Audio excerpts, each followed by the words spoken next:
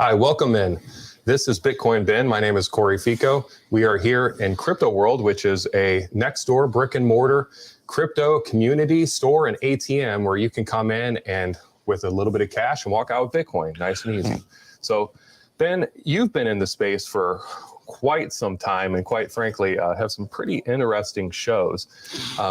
I am very much looking forward to getting a little bit of your background, but for a reference, before I hand this over to you, we're going to be bantering back and forth on whether or not Bitcoin to the moon or Bitcoin to the floor. So you're going to play the role of the bull. I'm going to play the role of the bear. Okay. And I'm going to do it in a way where I am that person. So for anybody watching, if this gets clipped up later, I don't actually think it's all a sham or going to the floor. Just wanted to specify. Now, before we do that, Ben, why don't you tell me a little bit about how you got into Bitcoin and why you believe it's so powerful? Well, first off, hang on 1 second. I got to have coffee. Thank you so much. As I actually do on my show every day, is I'm an ex-truck driver. Now, that's a little misleading because I'm not your average truck driver. I've always been an entrepreneur, and truck driving was actually kind of a relaxing environment between entrepreneurial adventures. So my passion is freedom, currency, entrepreneurism, and I've always loved, growing things. Yeah. And once I realized exactly what Bitcoin was, it was clear where it was going to go. It's literally programmed to gain value. It's like when you send an email. If it's programmed right, if you got the right email and you have all that, it's going to go exactly to the right place. Well, the code of actual Bitcoin is programmed to increase in value. So the idea of actually being like a pro crypto and actually being like a bear or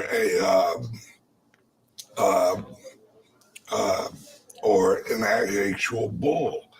If you are a bear against Bitcoin, you're actually trying to argue against technological gravity.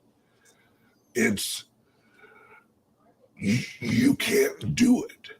It's like temporarily, you may be able to jump up for like a second and defy gravity for a second, but the code of gravity will pull you back down, just like the code of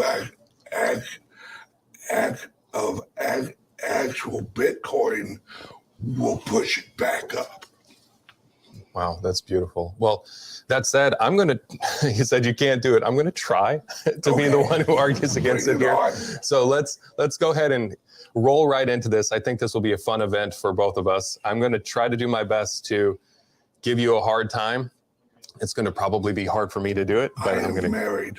I live in hard times. I'm married there. I feel you. So my wife is wonderful. I love you. But my wife is at home. We're going to, just to play the role here, I'm going to not be Corey. I'll be Tim, let's just say. So I'm meeting you for the first time, Ben, and I don't believe that Bitcoin is going to go anywhere. In fact, I think that the entire thing is a ruse, and I think that anybody who is getting into it is foolish. Now, that said, I am at least curious enough to have a conversation with you, though. So what kind of set the groundwork? So, Ben, I've been hearing about this Bitcoin thing, and I see you talking about it all the time, but I don't, why are you doing it? Like, what's the whole point of this? It just seems like another way to shuffle money out into something else, and it's just another way to aggregate wealth. Well, it is, I completely agree with you that it is another way. It's a new way. And just like we've evolved away from like coins that were gold and silver in the early days, we evolved in like paper money. Then we had personal checks. Then we had credit cards. This is the next advancement in human currency other than centralized currencies. We've always lived in an environment of centralized currency with the European banks, the actual like Federal Reserve, which are strictly manipulated through the creation of currency. So if our currency got too high, they'd print more, which would devalue our currency over time. Now, Bitcoin is a decentralized global digital currency, which means it cannot be manipulated for long periods of time by any one entity or groups of entities. So your currency in the future will actually be under your control as an asset and not manipulated at the creation source of the currency. Well, and that sounds good. However, why would any country want that? And also, too, would they allow it? And if it's been working this way for so long, why change it? Well, it hasn't been working. That's the whole issue, is the money that say like my grandfather or even my dad earned in 80 or like 1975 when he was actually making 180 bucks a week. Well, that $180 has lost value. So even his retirement that he saved for has actually been devalued away through the printing press of the Federal Reserve. So it hasn't been working. We've lived in a very bad monetary system. It's just the only one we know, so we don't recognize just how bad it is. But how would this actually replace that? I don't understand. Very easily, because it switches us from an inflationary currency into a deflationary currency, which means the longer you hold your actual Bitcoin, it gains value as usage grows and as time and the code progress.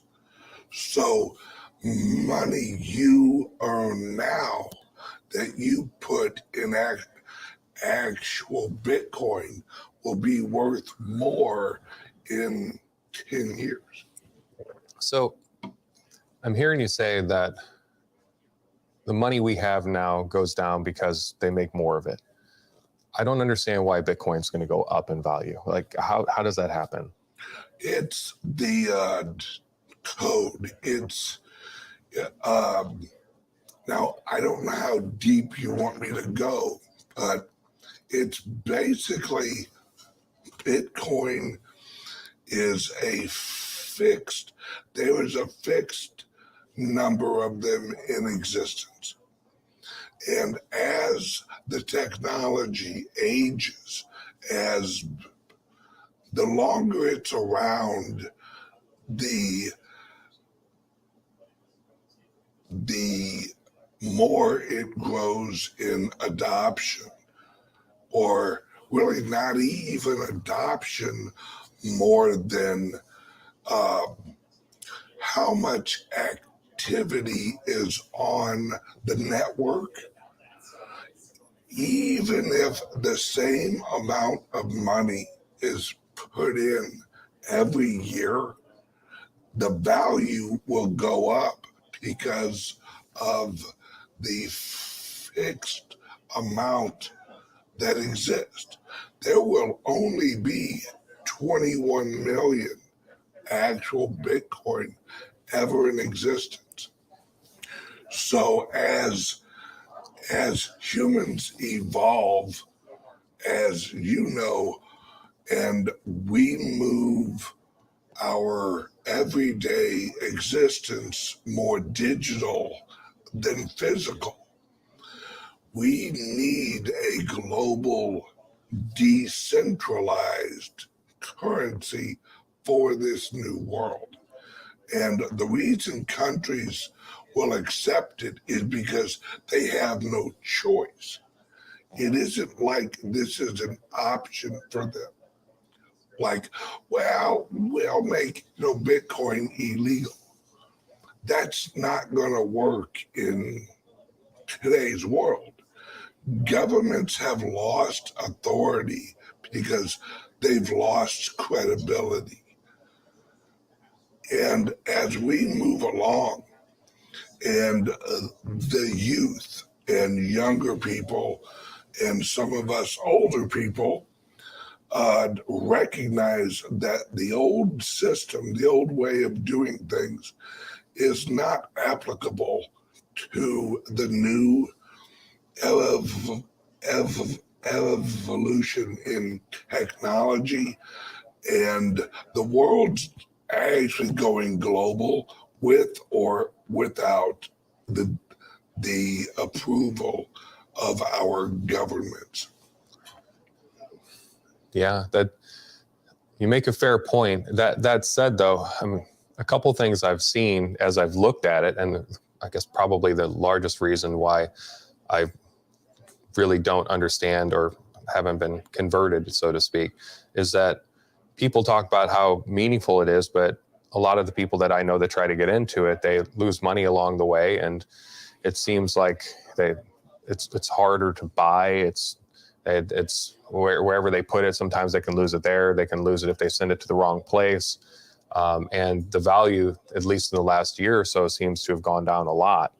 So to that point, it's hard for me to see how Bitcoin's going to go up in value over the long term. Well, if you want to see how it's actually gone up in value, you look at a longer timeline. The technology is only 12 or 13 years old. It went from less than a penny up to $63,000. And then we've actually dropped back down. Well, everyone who understands digital technology understands there are waves of adoption where you have hype and it goes up. Then that hype, especially in this environment, we have governments that are actively working to try and drop the price of cryptocurrencies. They're using media, they're using futures contracts. They're basically trying to sabotage it long enough so they can use our technology and try and launch their own, not cryptocurrencies, but digital currencies, and try and introduce those as this is the new normal. Well, that's not going to work. There's too many people who know that the Federal Reserve, the EIB,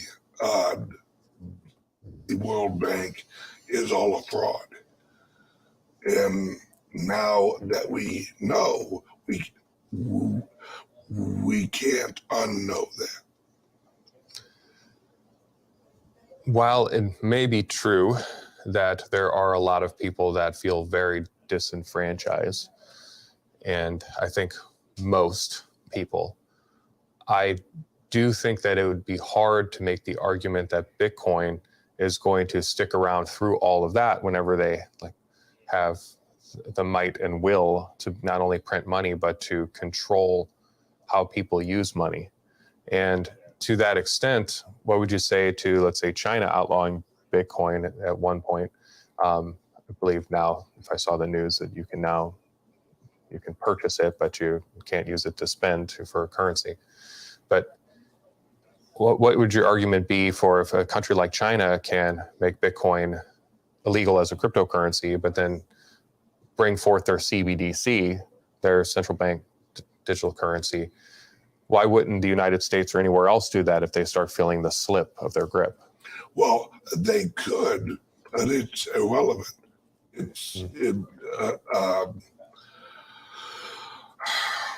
The advantage of the actual Bitcoin is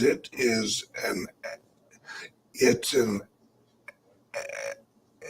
a technological elephant that keeps growing.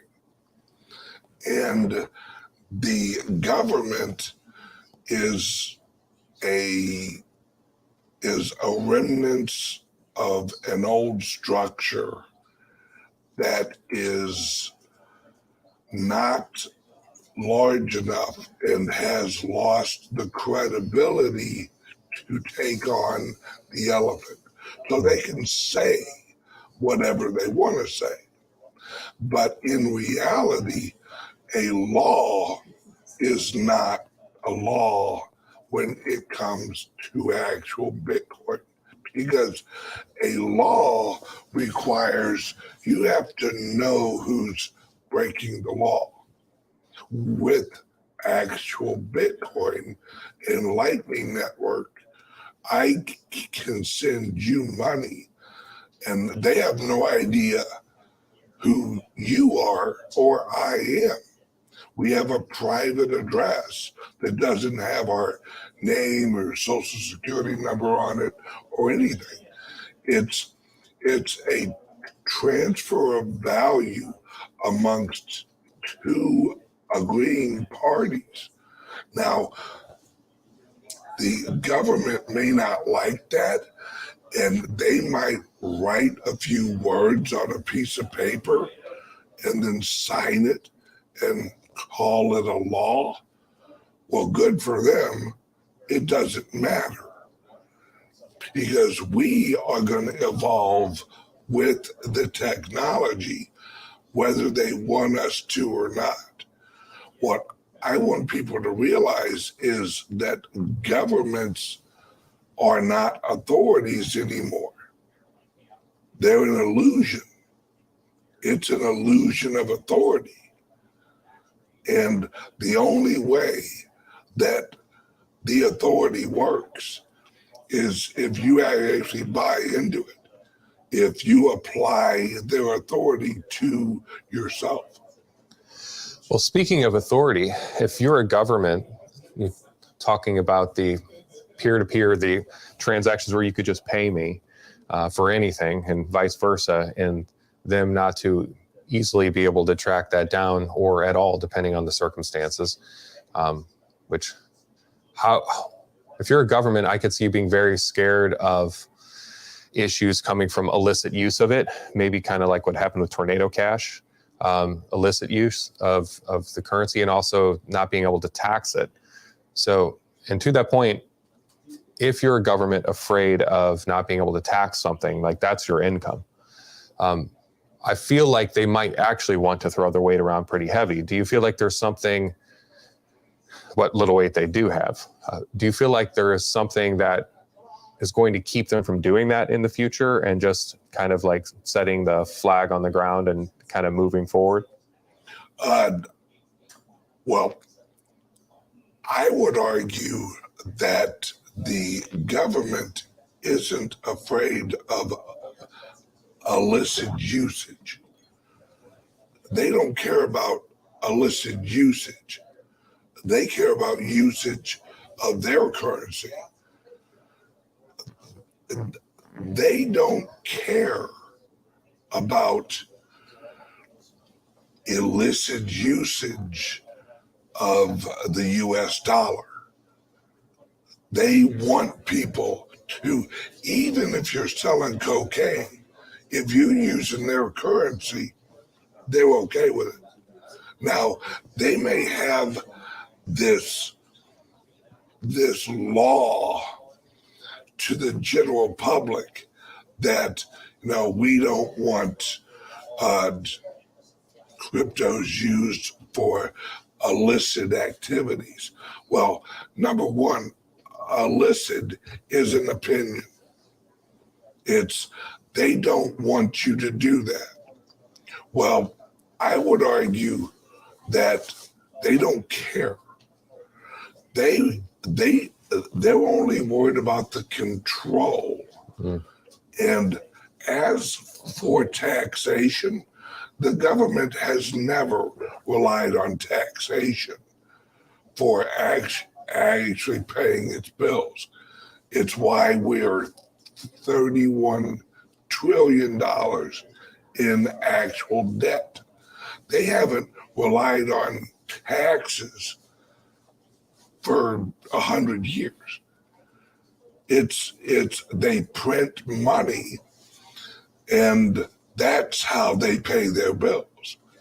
They print money at the Federal Reserve. The Federal Reserve gives it to the government. The government goes out and goes shopping. And then the American people have a national debt, which is absolutely insane, because in order to have a legal debt, you have to have signed a document accepting that legal debt. And I don't know about you, but I've never signed a loan commitment with the Federal Reserve. If all that's true, Which it is, then what is the government going to do at that point in time with all of that debt? nothing. They're going to basically, and what's going on right now, they're transitioning away from the Federal Reserve controlling our dollars into the Treasury controlling our dollars again. What's going to happen is the Federal Reserve and the global banking system as a whole will be, and that's what we're living through right now, they're going to be the sacrificial lamb into the Great Reset. And so all of that debt will actually go away when the Federal Reserve is closed. So just wipe the debt clean and move forward. Yep. A lot of that debt is bondholders and people that have purchased the debt, and not only from other countries but from our country? What happens to them?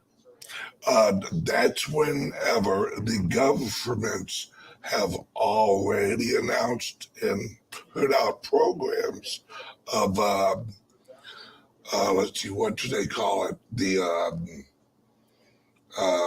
minimum income, or they have a term for it. It's where they basically pay you a check from the government every year that will handle your rents or whatever like that. And, Yeah, it's UBI. Yeah. Universal Basic Income. Yep. And that is basic because what they're moving, the Great Reset, is just a great illusion again. They're going to have a mass media campaign in, I'd say, the next year and a half, explaining how the system is unorganized. We don't know where all of the derivatives are at. We don't know who owns what house. We don't know all of the loans. Now, they'll probably blame it on a hack or in Russia or some, horrible entity has done this to us. It just wasn't the government, it wasn't us. It was the boogeyman over here, and they'll collapse the system and then reboot it.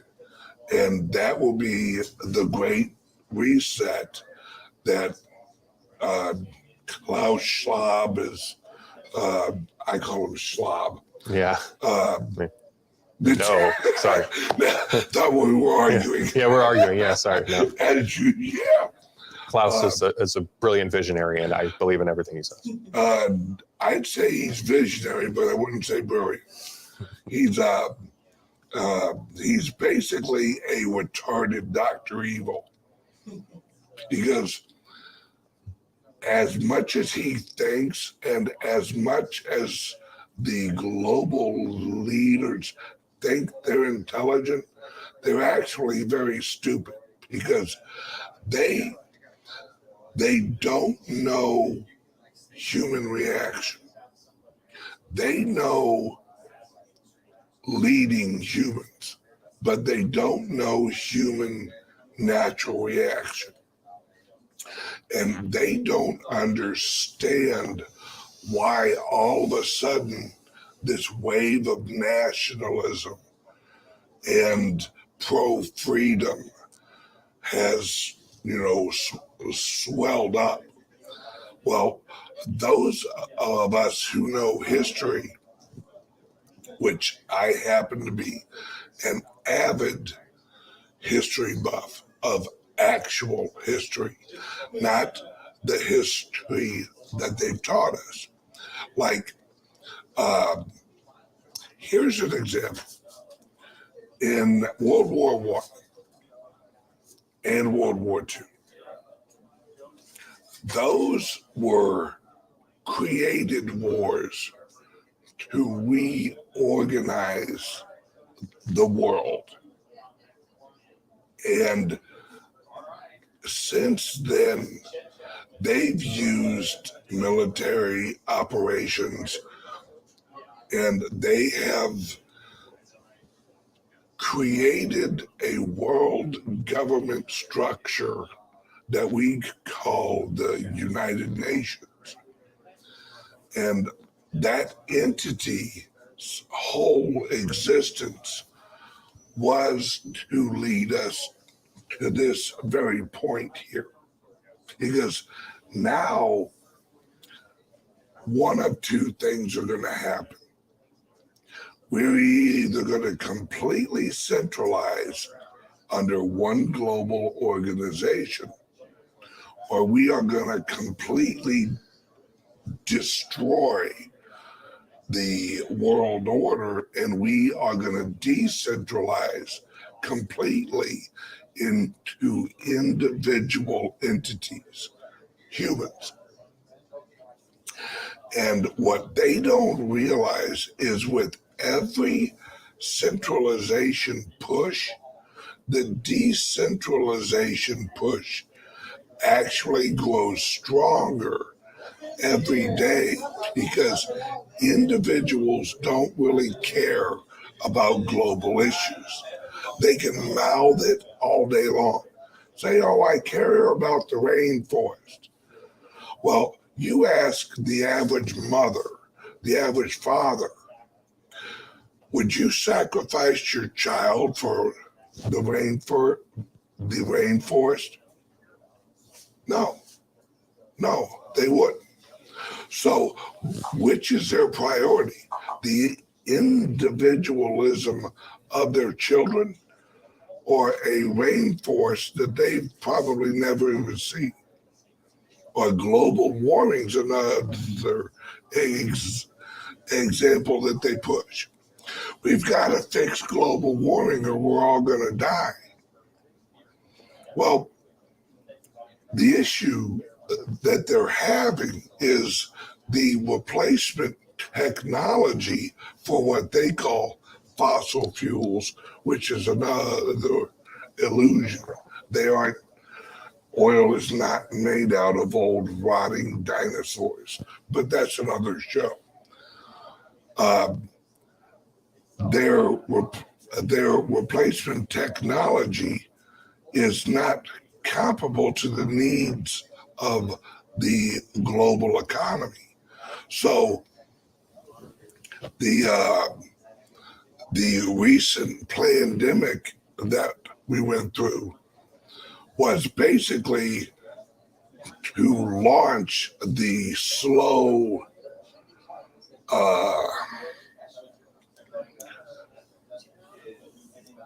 slowing down of the global economy. They don't want to collapse, but they have to slow it down in chunks. And the first wave was the pandemic. That basically broke the just-in-time global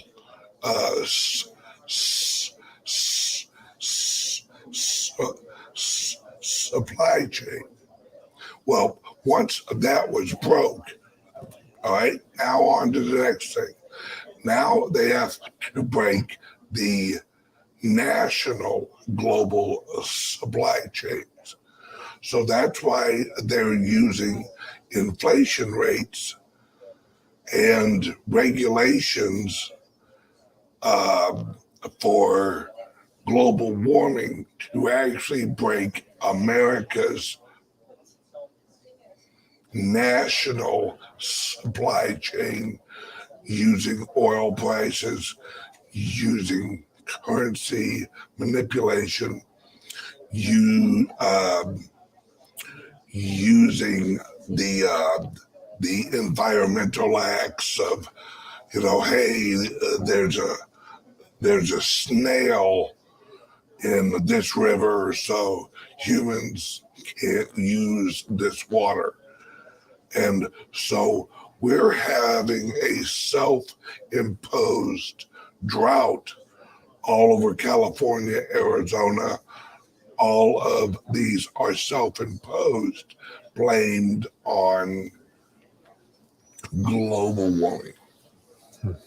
So it sounds to me, based off of from what I'm hearing, Tim, from what I'm hearing, is that you feel that there is a change in the way things have been controlled, and that a controlled descent to restructure everything is part of the agenda, and that Bitcoin allows us to hang on to something during that transition? Yes. It isn't about the value in US dollars anymore. We're past that. if you're looking at the dollar value of Bitcoin, it's the equivalent of looking at the dollar value of a lifeboat as the Titanic goes down. Like, well, we're on the Titanic. This thing's beautiful. This is a rich boat. Why would I want to get on that little wooden boat over there? But the Titanic's going down, flooding with water. It's about to crest and sink. And you're arguing that the lifeboat that's not sinking isn't as pretty as the boat you're on right now that's about to be at the bottom of the ocean. So if your argument is, well, the Bitcoin boat isn't as pretty right now, well, that may or may not be true. It's really how long have you been on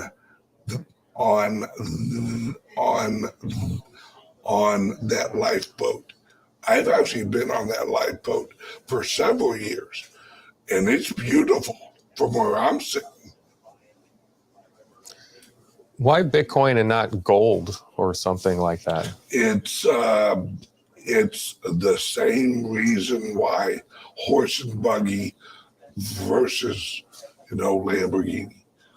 It's quicker. It's global. It's decentralized.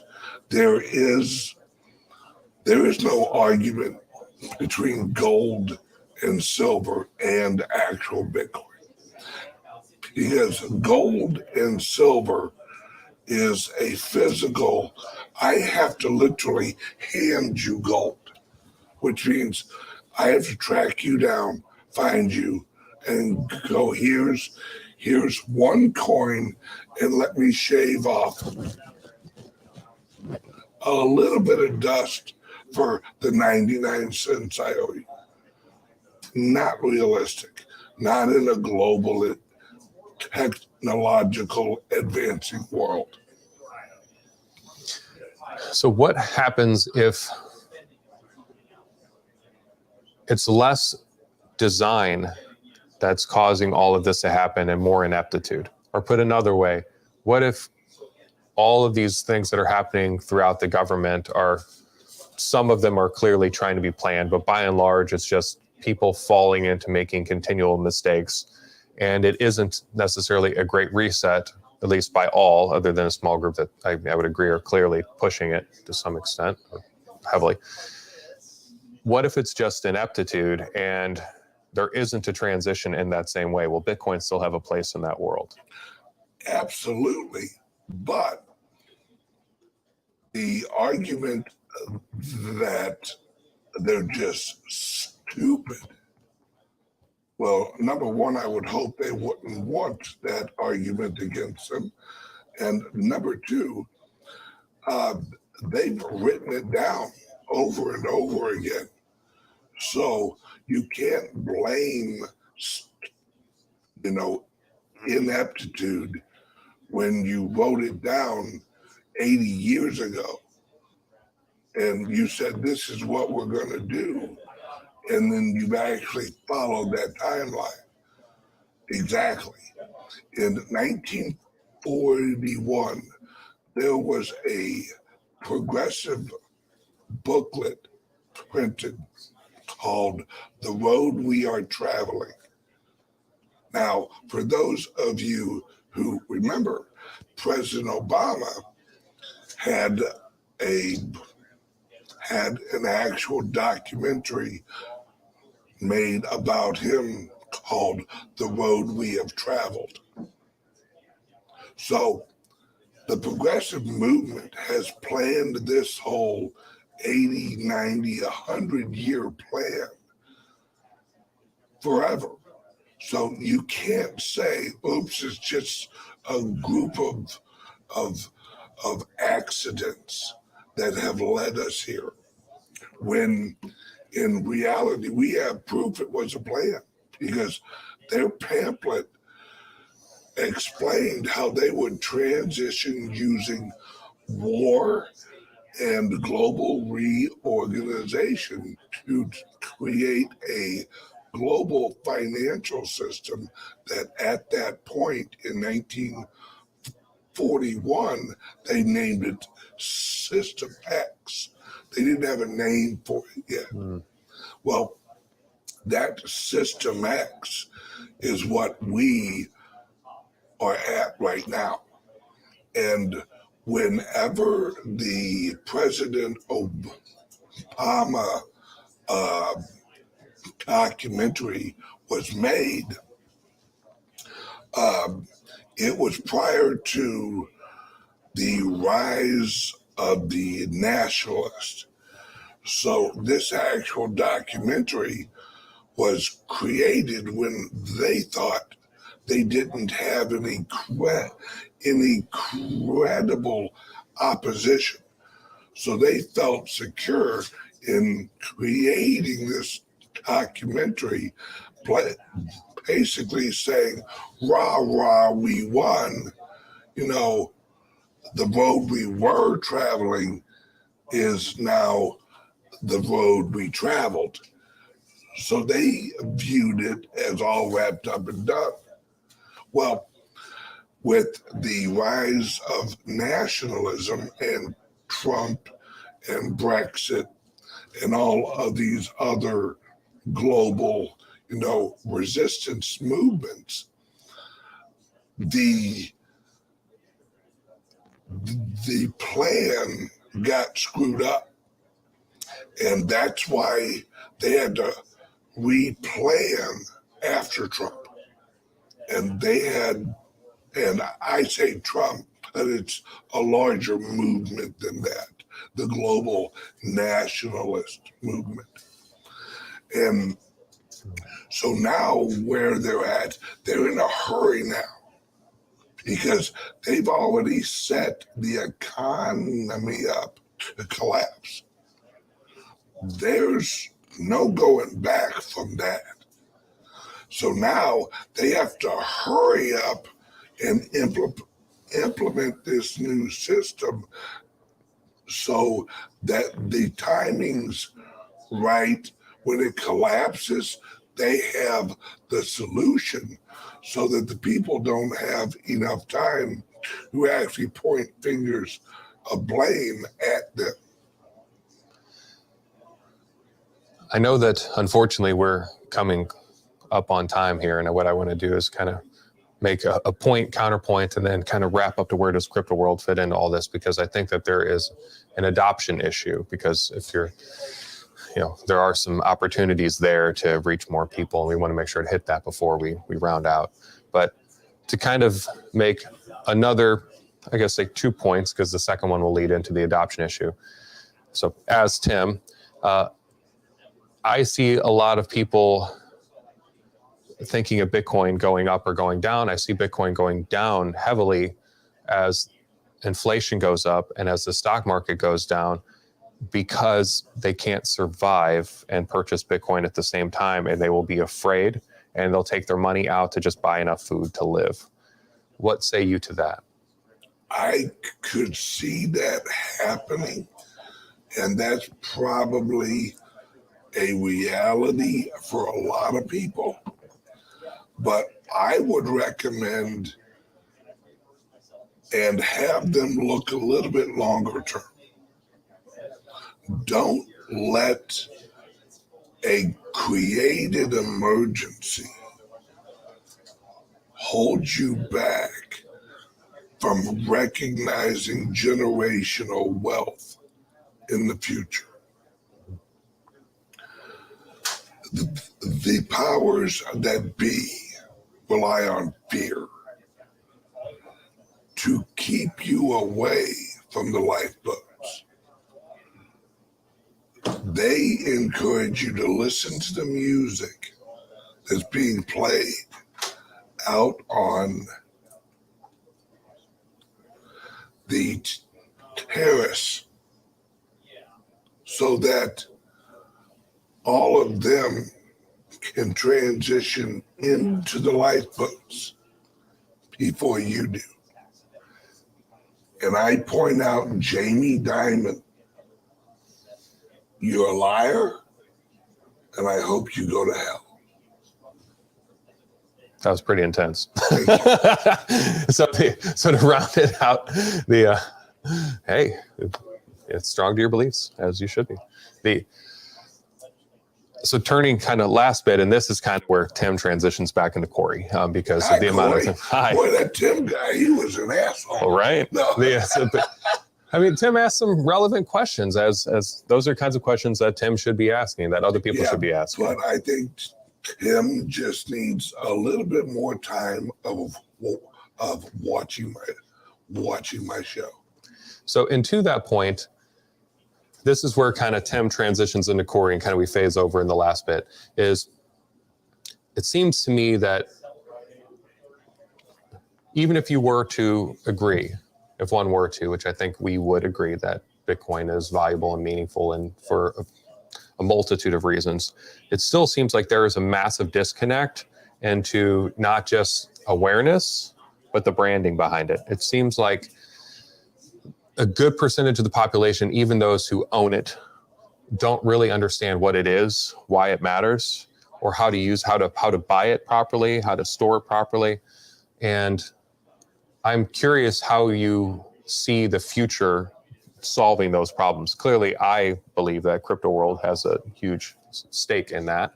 But that said, what do you say to all that? Like, how do you think that looks? Crypto world is going to be looked back on as the equivalent of Henry Ford's garage. And it's going to outgrow massively anything, any entity, any brick and mortar, any, let's say something like a bank. It's going to outgrow that by just magnitudes, because they are, and I don't know if I can say this, so I'll say it anyway. They're actually going to franchise, and when they do, and they show the profitability of the technology, the mining, the education, the use case of actual Bitcoin, as that grows, it's going to avalanche into just a 2 or 3 year growth spurt that is going to make crypto world the entrepreneurial gold mine of franchises. I tend to believe that too, and I am happy to be here having this conversation with you and to be talking about this now, because for so many of us it feels like we're late to the party, but quite frankly, as we know, you're not. Like, if you're listening to this now, you're listening to this a year from now, hopefully still 3-4 years from now, it hasn't gotten to the point in time where it's not too late, and I suspect it won't. There's still time to walk into a local crypto world and to say, hey, I've got some cash, I'd rather have Bitcoin. This is your lifeboat right there. And you need to get in and figure out who else is in the lifeboat and what the lifeboat has to offer. Yeah. Because as the Titanic goes down, the lifeboats must get bigger, because more and more people will be leaving the old system looking for an answer. And crypto world is that lifeboat You have to do it. It's just when you will do it. And you're not late to the party. You're not late to the party. The party's just getting going. But this is a party that you have to attend, because the other choice is the party on the Titanic at the bottom of the ocean. Wow. I couldn't think of a more powerful way to end this particular session. By the way, my God, Ben, that amazing. Oh, thank you. Make sure to join us back here. We'll be at 11 o'clock Central Time. We're going to be with Bobby Lee, founder of Ballet Wallets, and also brother of Charlie Lee, founder of Litecoin. And if you share this vision like we share this vision, that Bitcoin is powerful, it is the lifeboat, and that you want to see crypto world expand into your territory, and you want to see this reach as many people as possible, make sure to go onto our WeFunder. You can actually invest right now, and you can do small amounts, large amounts. Of course, reach out if you are interested in having a crypto world in your location as well too. And of course, if you want to do something smaller, you don't feel like investing, you can always come to our Patreon. That every little bit helps. It helps to engage with communities and have different community events. And of course, subscribe and share. And one more thing. Yeah. For every crypto world that is opened, I will show up and I will do a live show at your grand opening. Hey, that's worth it alone. Exactly. Yeah, that was awesome, Ben. Thank you. Hey, no problem.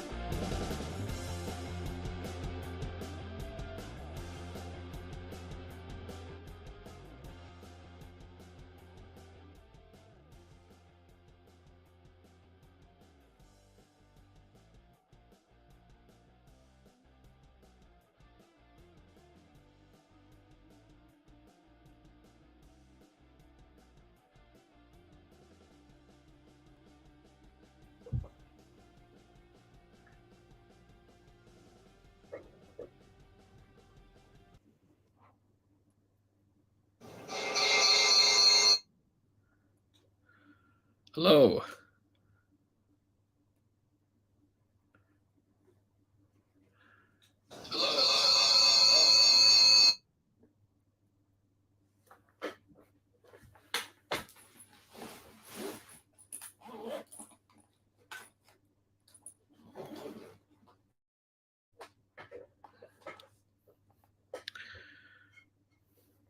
Hi. I don't think I can hear you.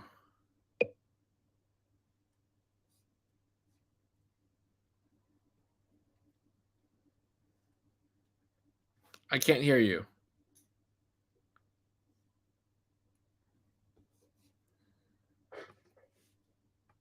I'll be right back. I'm going to go get an earpiece.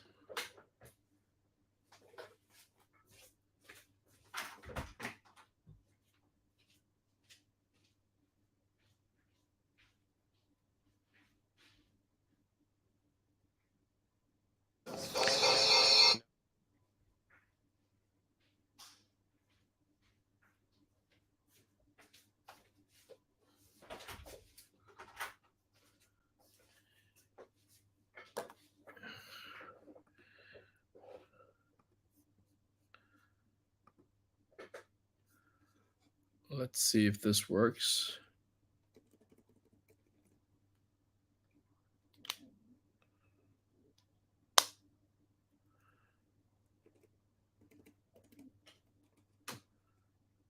I still can't hear you, but I'm online.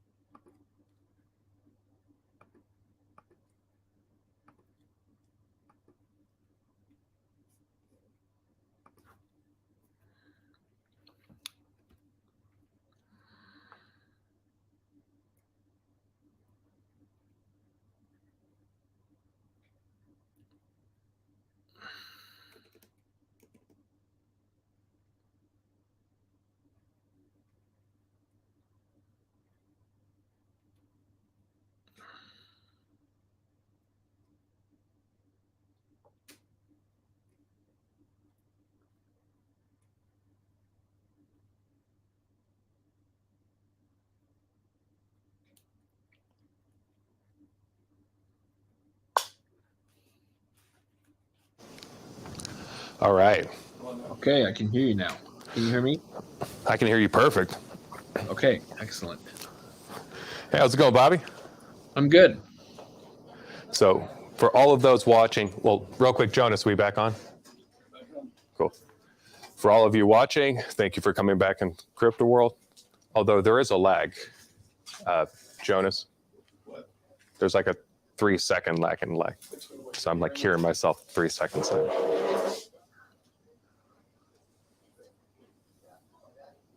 Sorry for the technical difficulties there, Bobby. No worries. Let's see if I can mute just myself.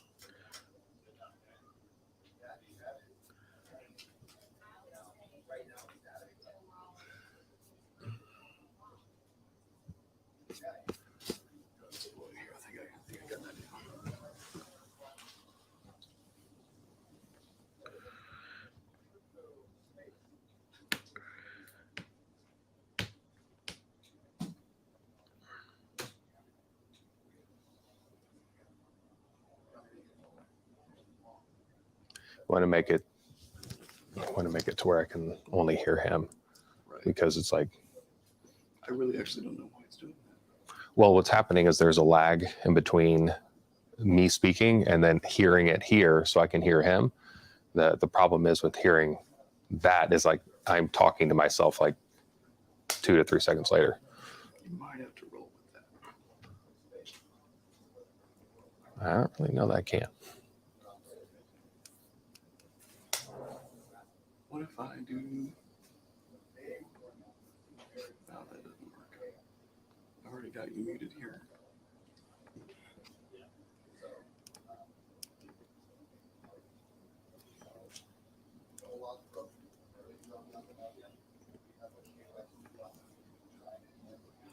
Shoot, man, I really don't know. Let's see here. So we've got the input here.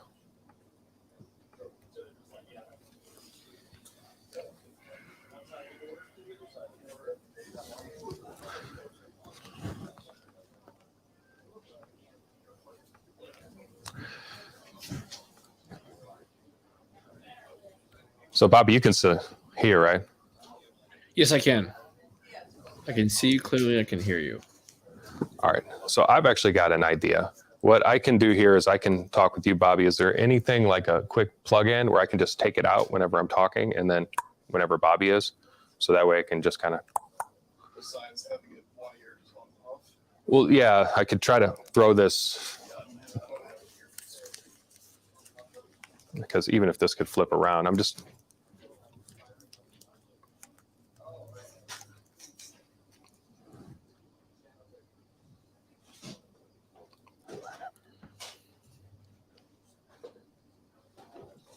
Does anybody else have a pair of like auxiliary headphones?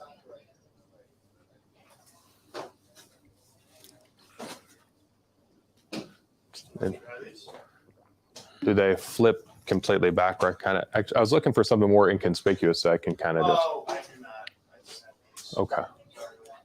You want to ask them out there, Paul?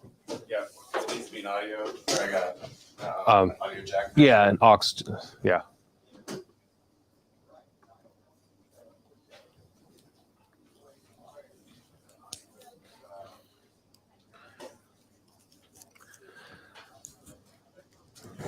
Well, never a dull day, huh, Bobby? Hearing yourself on a 3-second delay is not the worst of things. Oh, looks like we got something.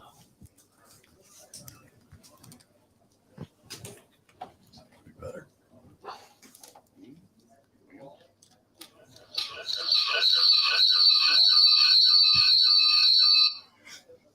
Yeah. Oh, no, it's fine. Let's see here. You didn't actually have to stop unraveling them. I was just kind of looking. As well as I could, so. Yeah, they can all hear you just fine. It's just you don't want to say you. It's not your. Well, I just can't. It's so like loud in my ear, like me. I can't talk over the top of myself. So.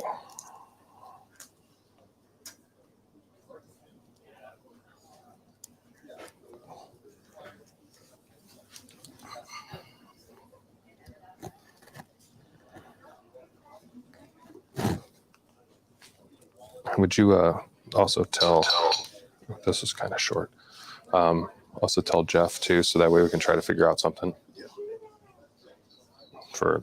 We've got Brandon coming in next, but then after that, we'll be back on virtual.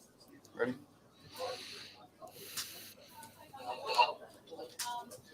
Okay. One last bit.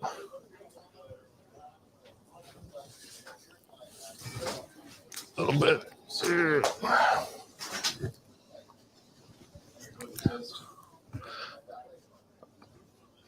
Bobby, you can still hear me? Yes, I can. Cool. All right. Well, here we are. Thanks for coming in.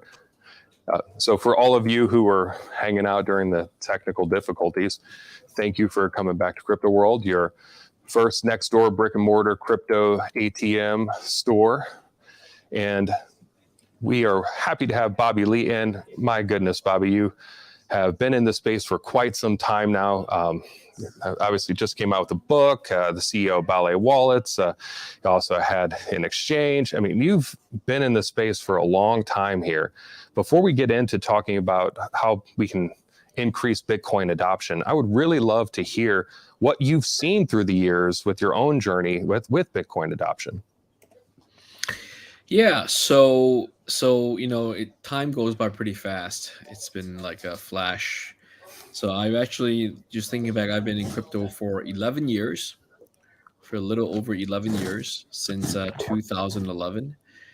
And professionally, I've been in crypto for 9 years. That's I started dedicating my career into Bitcoin crypto in early 2013. So coming up 10 years in about 6 Wow. months. So that's when I co-founded the very first Bitcoin exchange in China. It was called BTC China. I ran that for about 5 years, and then I got acquired, sold it, took a year off, and then I started a new company called Ballet, and that was started in early 2019. And we've been running that for the last 3.5 years, and we make hardware cold storage wallets that are very easy to use for mass adoption. So I guess yes, exactly. You have that, and you have my book, Promise of Bitcoin. Very much, very excited. I just finished doing the voiceover recording of it for the audiobook earlier this year. So it's available in hardcover as an ebook for Kindles, also in audiobook format, all available on Amazon. Promise of Bitcoin is actually a Wall Street Journal bestseller, so it's done quite well in the market. Now, back to your question about what I've seen change. Obviously, the biggest changes back then, 10, 12 years ago, it was just a Bitcoin. It was just a Bitcoin industry, right? For a good 3 to 5 years, it was just known as a Bitcoin industry. And obviously, with the advent of tokens and other coins and launching all of these other coins, we now call it the crypto industry. And then in the last year or so, there's been a further movement calling it sort of Web3, right? So the name has sort of been a moving target. Of course, in between there was the marketing of the blockchain aspect, blockchain technologies, blockchain industry. So it was Bitcoin industry, maybe it was blockchain industry, it was crypto industry, and now it's a Web3 industry. So the high level name has moved around a little bit, but fundamentally, it's still new. It's very young, right? I feel like compared to the internet days, we're probably in the mid or near late 90s. It hasn't really peaked out, gone onto everyone's radar yet. So even though the market caps and the crypto circulation has gone up into the tens and hundreds of millions of people worldwide, but we really haven't broken a billion people. We really haven't broken several billion.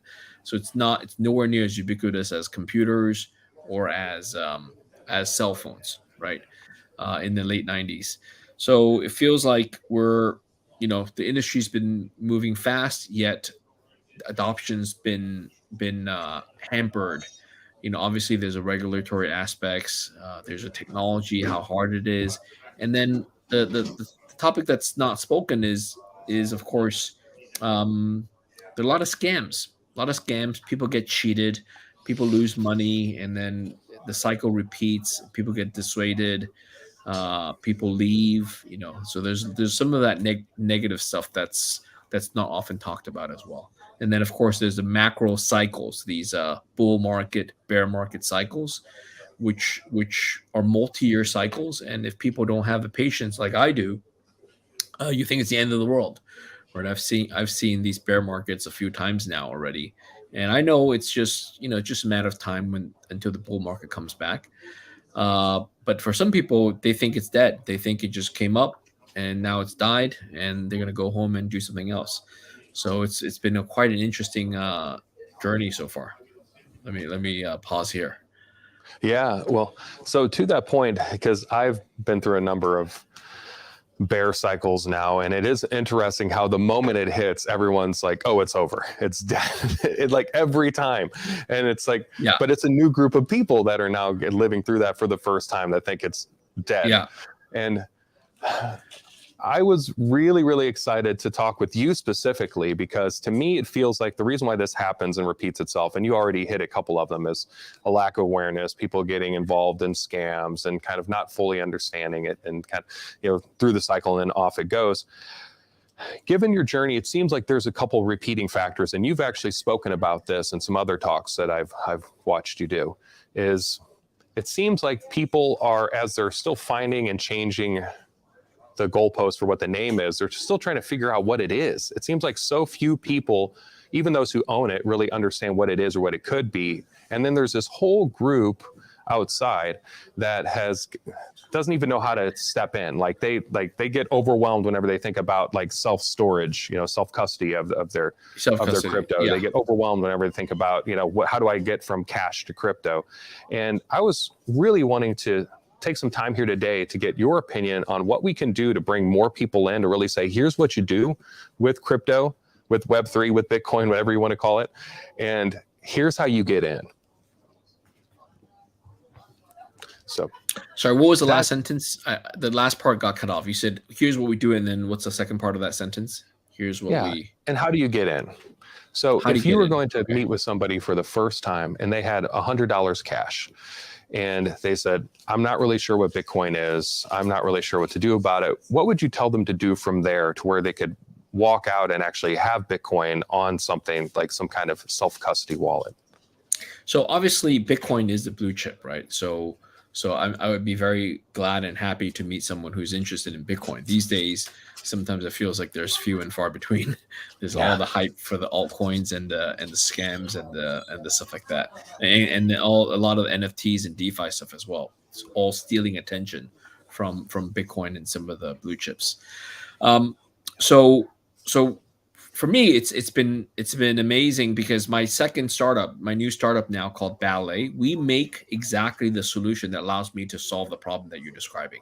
So I don't know whether that was a teed up question or not, but with the Ballet wallet, this is a self-custody wallet. What you have there is the stainless steel version, and then I have also a gold edition. And I'll show, this is just a pretty version. It sells for slightly more expensive. But the idea is that if someone comes to me, and I meet people all the time, by the way, I meet people, acquaintances for lunch, dinner, coffees.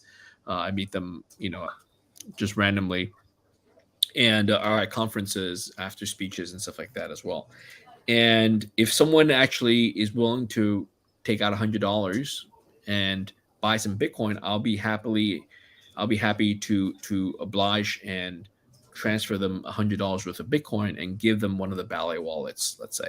And I could do it in a matter of minutes, right? Because this is the world's only wallet that requires no setup. Literally, one of the stories is I met Bruce Willis on an airplane, and I was able to load up Ballet wallets and give it to his 2 young daughters for Christmas. That was, I think, year 2019, the year we launched the wallets. So if I were meeting a stranger or a friend, acquaintance, or a high school friend, right, I could load up $100 onto the wallet from my own wallet, whether it's a Ballet wallet or a Ledger Trezor or Software wallet, and then transfer it on chain. And then by handing it over to them, they will now have physical custody and full and exclusive control of the private keys. And this is the definition of self-custody, right? So this is one of the key tenets of Ballet, is to provide self-custody storage at a very, very easy to use interface.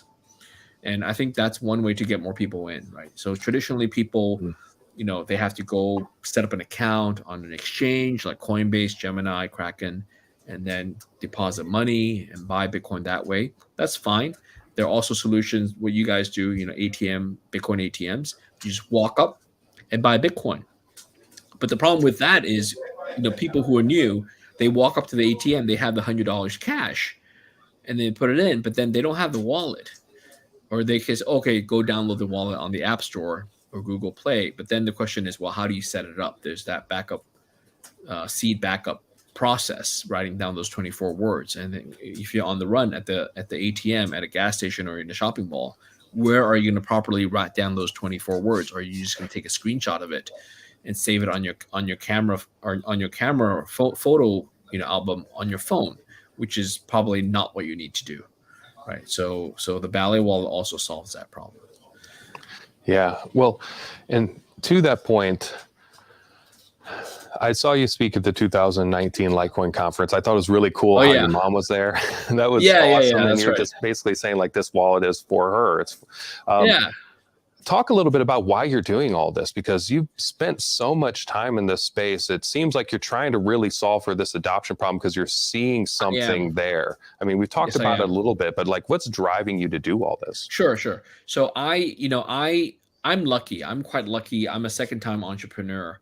And, when as a first-time entrepreneur, we're all very hungry, trying to do what's best for the industry, for the company.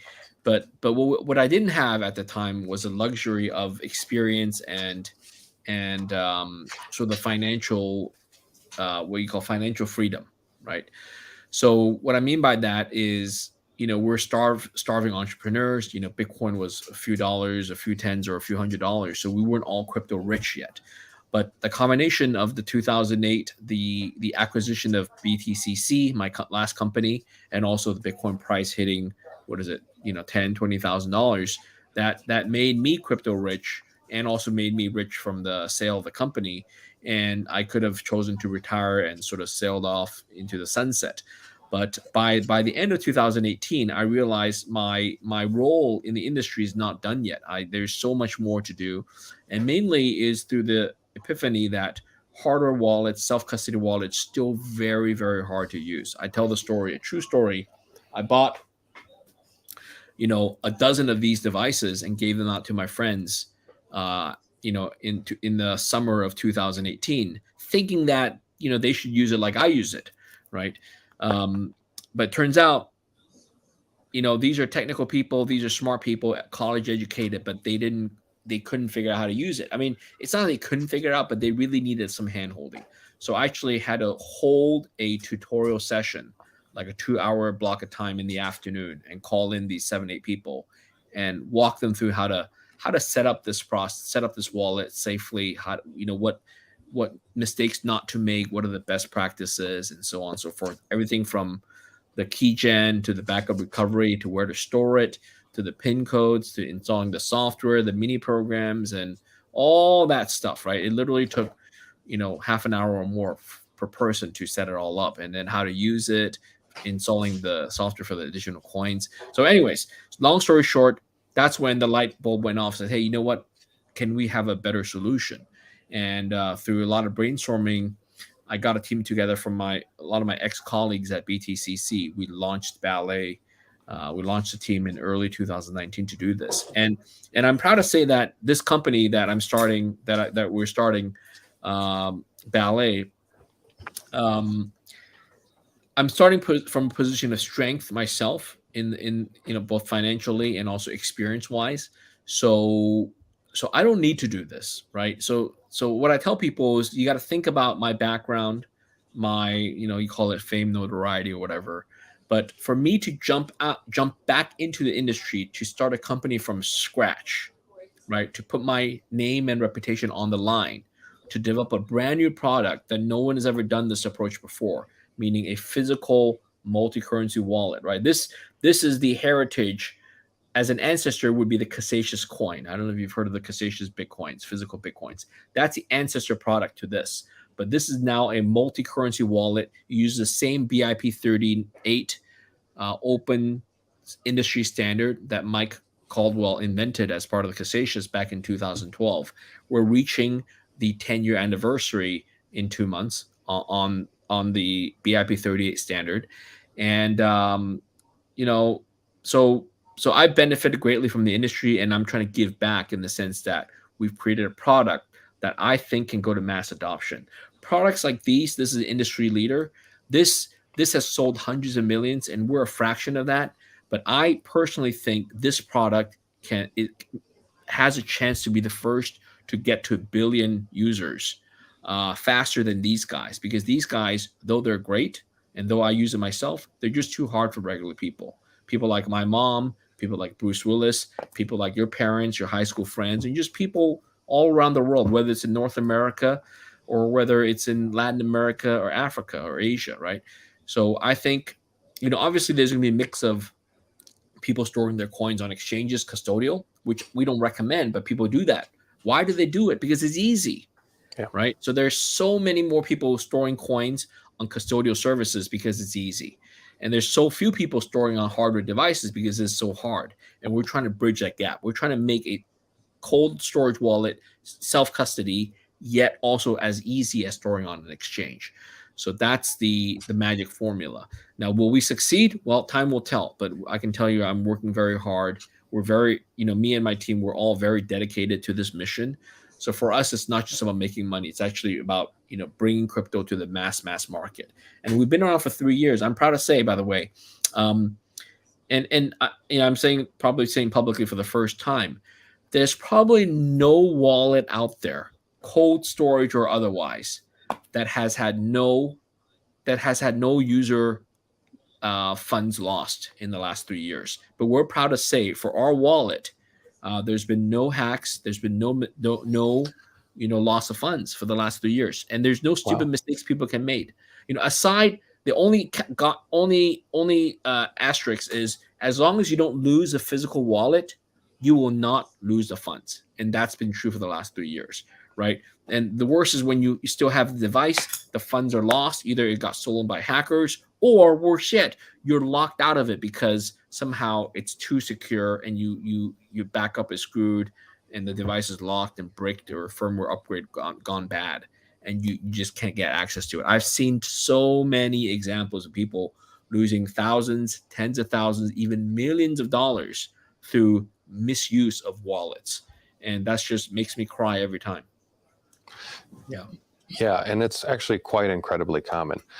So Yeah, I mean, for those who aren't familiar you've with seen it me, I yourself, would right? summarize myself as a Web3 impactivist. And part of that comes in with really reaching people that have the most need for crypto, those who don't have access to banks, those who are unbankable, those who have meaningful problems that they're trying to solve in a Web3 type of system. And that sounds all well and dandy, but having interacted with those people in live time, it is very hard for them to try to go through this process without losing some significant amount of money that they don't have. So it's hard for them. And then you started, on the exchange side, but it's hard for them to go into a place where they can safely purchase something. And then, of course, if they do that, hopefully they're not purchasing something that's a rug pull, which you mentioned earlier, kind of some half-baked cake or something. But then it goes from there. Let's say that they are purchasing something that it matters, that's meaningful, that isn't a rug pull. Well, who's going to hold it? And at the end of the day, we're seeing that a lot now. Whenever you don't have the custody, and then there's some kind of bridge attack or something, like think Axie Infinity or whatever. Yeah, like, so many examples. Yeah. I'll let you finish. Go ahead.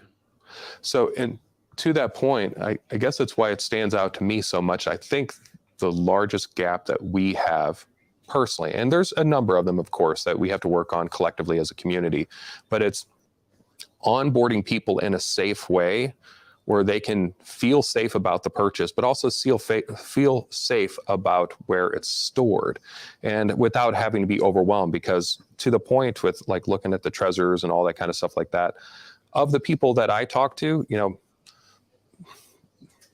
out of 30,000 of them, probably 100 of them would be able to figure out that on their own. And then, probably another couple thousand could figure it out with help. But there's thousands that would just never get to that point. And I feel like if we're going to get to where people can actually adopt it, they require something like this. Now, so to that end, I guess, where do you see Ballet going? You mentioned, of course, getting to the point where there's, many millions of people, 1 billion people holding the Ballet wallet. But what do you hope the outcome will be from all this?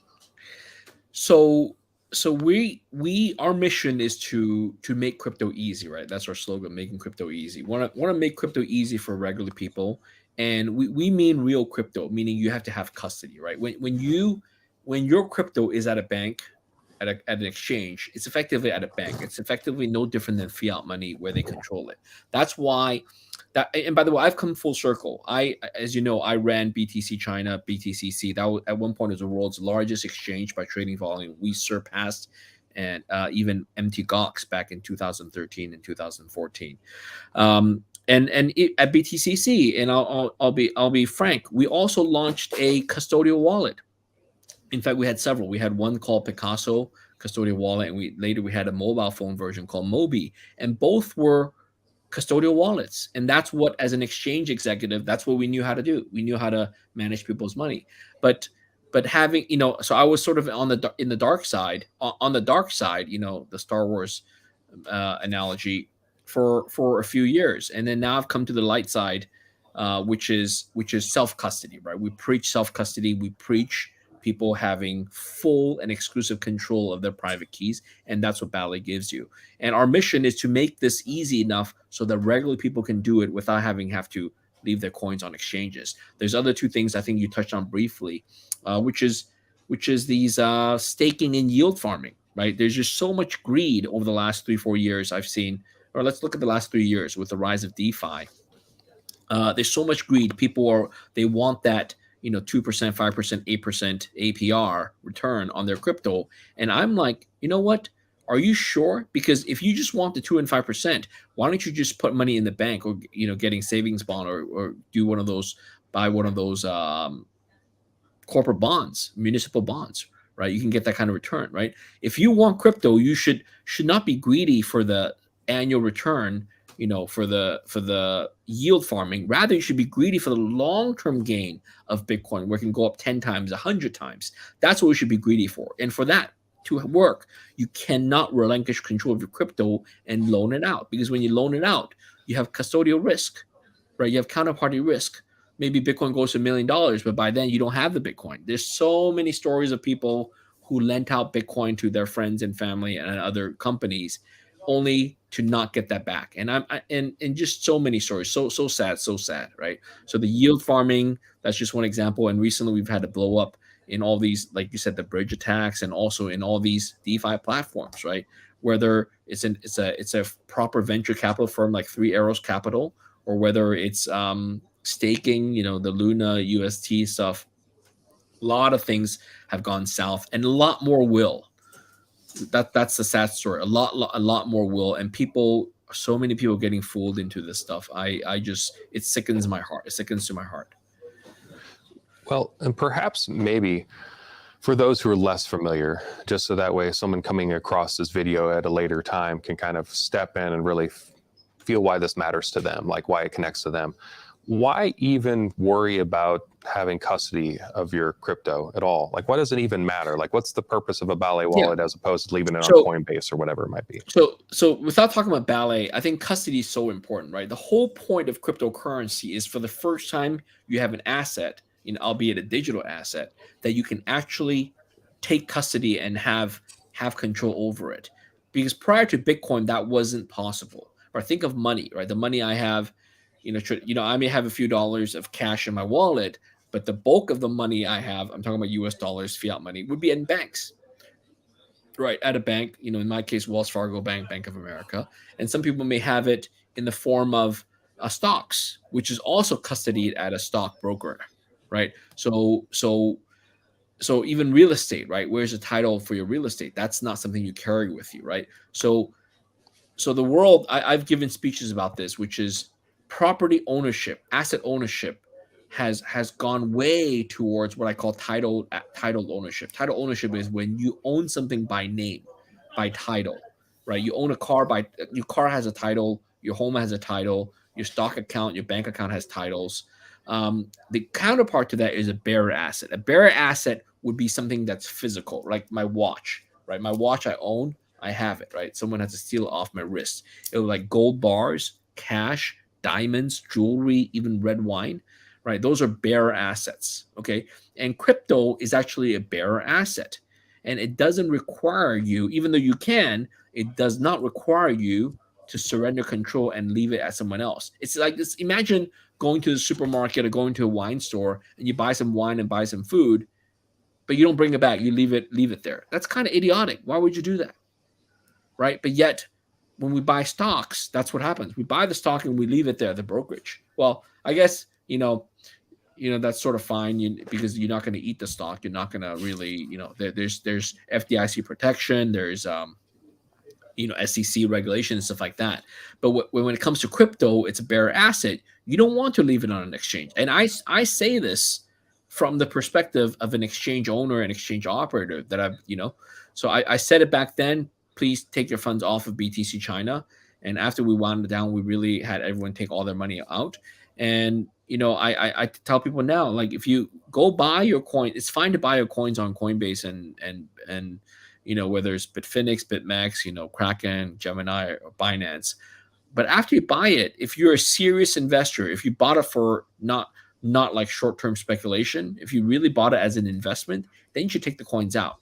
And the way to do it is put it on a cold storage wallet. Don't leave it on your phone in MetaMask or TP Wallet, Token Pocket, or one of those softer wallets, because that's just asking for trouble. Yeah. Speaking of asking for trouble,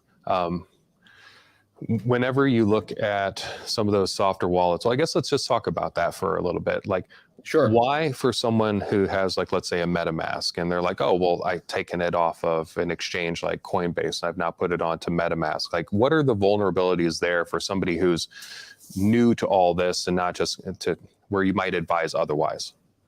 Well, so MetaMask and other similar hot wallets are software that runs either on your phone or on your laptop computer at home, right? So, or I guess they might even have some for iPads or whatever. But the point is, it's a piece of software that holds a private keys, and it's on the device. So a few things. If the device gets stolen, then you lose access to it, right? And furthermore, if it gets stolen, someone hacks into it, then they can get access to your coins. So that's a huge vector of attack. Secondly, if the device doesn't get stolen, but it actually breaks or malfunctions, gets run over by a car, you drop it, and it's a dead device, then you can't get the data off of it. It's just completely dead, right? There's no data recovery, or if you get lucky with the recovery, then fine. If you don't, then you could lose a lot of money. So it all hinges on the backing up of the what do we call the seed recovery phrase. And these are either 12 or 24 words that are very critical. And the reality is no one does their backup properly, right? I have years and years of crypto experience. I have decent operational security, but I can't talk about how I back up my seed recovery words. And I'm sure you do too. But for 1 billion people, how many are going to do it properly, right? It's going to be less than 0.1% who are going to do it properly, right? The rest of the 99%, some will just screw up. I see people who these companies, they provide a small piece of paper, you write down 24 words. And I see these are real friends of mine where they leave that sheet of paper in the same box with the device itself in the box in the drawer. And I'm like, dude, that's like the worst thing that you could do. If you're going to do this, you shouldn't be in crypto, right? So people don't know how to back it up properly, don't know what to do. And the worst thing is people using these software wallets on the phone. They just take a screenshot of the 24 words and they tuck it away in their photo album. And that is just asking for disaster, because hackers can get into iCloud accounts, get into Google Play backup accounts, whatever. And then they browse through the photos and they do OCR and they pull out your words and your crypto's gone. I recently heard a friend who used a Token Pocket. And this is a real story, right? And he lost over $2 million of USDT. Just overnight, it was gone. And he had no idea. I'm like, dude, your backup was compromised, right? Either that or you install some fishy Token Pocket upgrade, So there's a lot of phishing scams and all that stuff. So it's just hot wallet. You're just asking for trouble. Like, please don't do it. And unfortunately, this is a whole education process. That's why, Crypto World, I'm very supportive of what you guys are doing. It does take a long time to educate people. It's not easy. That's why I wrote a book. Right. That's why I wrote a book. That's why people like you are doing the education thing. And that's what we do too, right? I preach this, at all the talks I give at conferences, really educate yourself. There's something called achievable security, meaning that crypto, when it comes to cryptocurrency security, it's not the absolute security. What matters is the relative level of security that is achievable by the user. So some users are more capable. They can achieve a higher level of security, and they would be qualified to use these kinds of devices. Whereas other people who are less capable, and it's not about college degrees or not. It's more about just having the ability to learn these stuff, right? I don't know if am I still on with you guys? Yeah, you're breaking up a little bit there, but yeah, you're there. It's loading. But anyways, if you can hear me, achievable security is the notion of the security achievable users. So you mentioned a lot of things and talking about the Can't level of see- the user and see not your having to screen. do with education or, it just kind of the way that their brain is wired essentially to kind of process those kinds of assuming I'm on, I tasks might as well and how not much waste time they have. dead air. So I'm looking at some. Hello. Oh, go ahead. Yeah, for Your some voice reason is you're coming back breaking up slowly. there. I Okay, didn't mean to talk see over your you. video now. Okay. You good?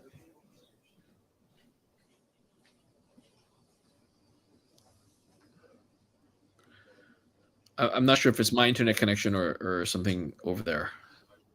I'm not sure. Let me check. Jonas, does it look like our internet connection is good? It seems like I'm moving around okay over there. Our internet connection's good. Okay, we're good. It's good on our side. Hello. Yeah. Bobby, you want to chat him? Okay. All right. Let him know he's good. So let me stop here and let you jump in with questions or comments.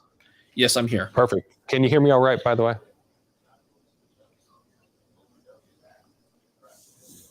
Here, let me. Can you hear me, Bobby? Yes, I can hear you.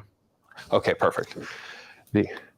So all of this, Yes, I can. as you well know, and It's a you've little choppy, but spoken I can. about it, can sound very overwhelming. Like just even the topic that we're having, the conversation, it seems like a lot for somebody trying to get into the space. If someone was feeling overwhelmed, to try to close out for the last little bit of time that we have, if someone was feeling overwhelmed, but they knew that they wanted to get into Bitcoin, what would you tell them?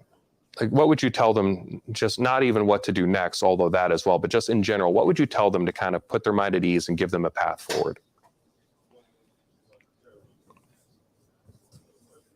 What was the first part of the question? If someone were Feeling overwhelmed. well, If someone, yeah, So- if someone were feeling yeah, overwhelmed. so for someone new to the industry, yeah, I wrote this book with a very strong purpose, which is this is an introduction to Bitcoin, and you know, obviously a broader topic would be cryptocurrency,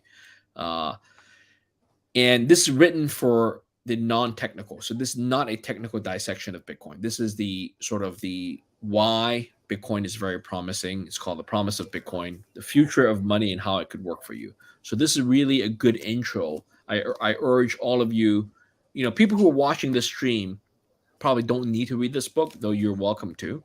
But this book would be great for your friends and family, for your loved ones, for your spouse and boyfriends and girlfriends, you know, or even for your children to sort of get up to speed on what is Bitcoin, what's this crypto revolution, why is this Web3 thing, right?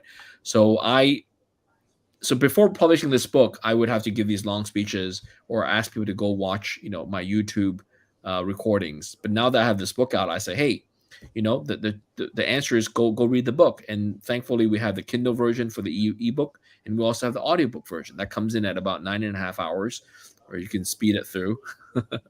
So this is my answer. So as an author, I now have the benefit of telling people, pointing them, go get this book. So I give these books out at conferences, but otherwise it's about $30 MSRP, you know, on Amazon. You can get it for like 20 some bucks, yeah. But essentially, back to the question, to a little bit more meat to the question is buy some crypto, buy some Bitcoin, and start playing with it. Obviously, we'd love it if you buy a Bally wallet and load Bitcoin on here. But even if you don't use Bally wallet, download your wallet. You know, for small amounts of money, use a hot wallet, right? Buy it on exchange, move it to your wallet, start sending some transactions back and forth. You know, buy some things online, pay for coffee, you know, and get a feel of what it means for cryptocurrency. You know, sending transactions, signing a transaction, sending it, confirming for it to confirm on the blockchain, seeing it on a block explorer. What does it mean for a transaction to have gone through? So all of that is just amazing, right? Like it really is amazing. So I learn more about it every year, even as a so-called expert. There are new things about Bitcoin and cryptocurrency that amaze me year by year. Yeah. So last question, then unfortunately, we're out of time. I wish we had more Yeah. time with you, Bobby. I could go on and on. The last question is, in your mind, why does crypto matter? Like, why does any of this matter? Why does good. you own it, I own it, anybody owns it? Yeah, it's very important because it comes down to a concept that is a non-crypto concept, what I call freedom and liberty. Okay, so I'm a proud American, a U.S. citizen. I'm a dual citizen with Hong Kong as well, but I'm more proud to be an American. You know, my parents immigrated to the U.S. in the 1990s, and I came along as well. I'm grateful for the education system and all that. But what's more important is in America, the notion of government and country is serviced by the people, right? The government is for the people, by the people. It's really this notion of the ideals, the democratic ideals, right? Freedom, liberty, pursuit of happiness. Why is crypto involved? Well, because money is the ultimate form of identity and individual, right? If I don't have, like, what is money? Money in the end is a fruit the fruits of my labor, right? And anyone who has money, small or large amount, is because they've worked to earn it, right? And the money can be in the form of physical US dollars, cash, it could be form of gold, or it could be form of IOUs, right? So any form of money credit is because of we worked hard, whether it's mowing the lawn, babysitting, or writing a software program, right? So money is the fruits of our labor, and that is what in our sort of democratic capitalistic society, that's if that's not mine, then I don't have the freedom. In other words, if I have to relinquish control of my money to someone else, then I might as well be a slave, right? What's the definition of a slave? I'm working for free for someone else. So if I don't get the output, the money that I've worked, if my money is controlled by someone else, where they decide how I spend it, where they decide if I can spend it, where they decide who I can transfer to and who I'm not allowed to transfer to, right? Then that's just a dead end. That's just leading society down a death spiral, right? Recently, I went to Macau and I pulled out ATM card and I stuck it in the ATM to get some cash, and it was expired, right? And of course, yes, we know ATM cards expire, but as a crypto person, I looked at that. I was like, dude, this is crazy. My money that I deposited into this trusted bank, right, issued me an ATM card that's expired, and because of COVID, I didn't get it renewed and stuff like that. So I couldn't get my money out, right? And then I plugged into one of my other ATM cards from one of my banks in China and try to get money out, and then they wouldn't let me either because China has some regulation where if you get money out from a Chinese bank in Macau, you have to do KYC, you have to have a national ID, and I don't have a Chinese national ID, so I couldn't do it. So even though I had money in my Chinese bank, I couldn't get that money out from the ATM in Macau because I don't have a Chinese ID. Wow. So that's two strikes. And you know what happened? I had lunch with a good friend, and we were talking about Bitcoin, and he wanted to buy some Bitcoin. I'm like, yeah, great. He had cash. He's one of those cash guys. He carries a lot of cash. And I'm like, awesome. I told him the story. I couldn't get money out of the ATMs, both with my HSBC card and with my Bank of China card. So finally, he just handed me some cash, and I sent him some Bitcoin. I gave him a Ballet wallet, put some Bitcoins on here, and here you go, and done.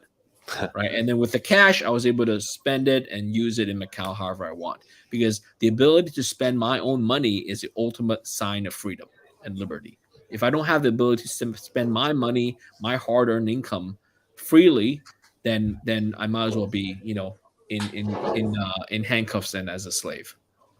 Yeah. So that's why it matters. That's why it matters. Well, on that note, Bobby, I couldn't think of a more powerful way to end this discussion. And I agree with you. Clearly, we agree with you wholly. That's at Crypto World here. We want to give that power, that freedom back to people. And we understand that it starts by people needing to be able to walk in with cash and be able to walk out with Bitcoin, perhaps on a Ballet wallet or something else, but to be able to step into this in a safe way. And so for those of you who are tuning in now, make sure to come back and join us. We're going to be having a conversation with Brendan Laban. We're going to be talking about the game theory of mining. Also, too, if you are passionate about what we're doing and bringing crypto adoption to Joe and Jane, every person, and really wanting to bring it forth with that education and that safe space, then you can go to our WeFunder and you can actually invest. Or you can go on our Patreon and maybe support one of our community dinners. And of course, if you like this, make sure to subscribe and save. So, Bobby, let me squeeze in 10 seconds. Can I squeeze in 10 seconds to answer one of the questions? Yes, please. So quickly, people are asking if Ballet wallets have a fiat on-ramp. So what we do is, as a company, currently we don't touch fiat. We have fiat. We touch fiat. We sell this for fiat. We don't touch crypto at this point. So we do partner with 3 vendors that allow you to buy Bitcoin. So through the app, through the mobile app, you download Ballet Crypto, you scan it, and you can interface with the card itself. And then it allows you to use the fiat on-ramp through credit cards and ACH and Apple Pay to buy crypto, whether it's Bitcoin, Ethereum, Dogecoin, whatever, Zcash, Litecoin. And the 3 vendors are, I think, Simplex, MoonPay, and Wire. So we have partnerships with them. It's all built into our mobile app. And then through that partnership, you can buy crypto directly. And by the cool thing is, after you buy the crypto, it just, boom, gets sent to the card, and you have a loaded card with crypto on it. It feels really awesome. So that's the answer. Yeah, and I'm actually glad that you answered that in the chat. I can't quite see it from here. I'm glad that you brought it up. And one thing to add that I probably should have said earlier is I want to thank you, Bobby, for sponsoring this event. So Yeah. you got, yeah, it's fantastic. You're up here. Okay, good, And good, good. yeah, maybe just right out of the shot. Yeah, the Ballard logo But is so huge, it's floating above. yes, it's above all of them. Yeah. But yeah, we greatly appreciate it. The 50 ballet wallets that we're going to be giving Okay. out to Excellent. people who are watching and people who are coming. So thanks again, Bobby. Hope you have a Okay. fantastic day. Okay, take care. You guys have a great day. Bye-bye.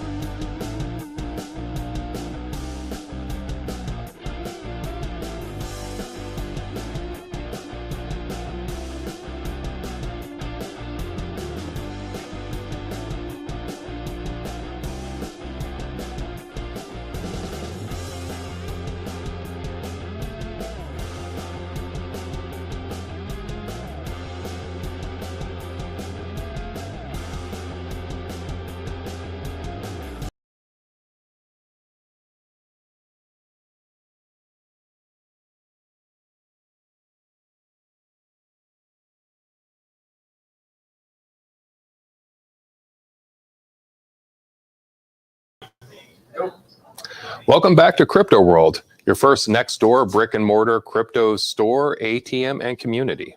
I'm here with Brendan Lieben, and I am super excited to talk with you about, well, a pretty relevant topic here, which is, the game theory and mining. Now with Ethereum moving over to being proof of stake from proof of work, it's going to be really interesting to kind of see what does that mean for the community and where do we go from here? Absolutely. There's already been a lot of projects out there that have moved to proof of stake, lots of layer twos, but I think Ethereum moving from proof of work over to proof of stake is one of the first projects to actually do so in such like a massive manner. Yeah. Well, so to kind of back up just a little bit before we do, I would love for people to get a little bit of awareness about you, kind of how you came into this and also why you're here talking about this topic now. So where did your journey begin? Sure. Well, I actually got into Bitcoin in around 2011. At the time, my friend was mining it on his computer, so you could still do GPU mining. And he told me, well, hey, I just got a brand new GPU by running my computer all day. I was like, oh, this is a really neat thing. So let me get in on that. And then in 2014, I was in college, and some of my roommates, they started selling pre-built mining rigs. And so they were sending them out to their customers, and their customers were having a little bit of trouble getting them set up. And they said, why don't you just run these things for us? So they got their own mining hosting business going there. This was out of Rolla at the time in Missouri.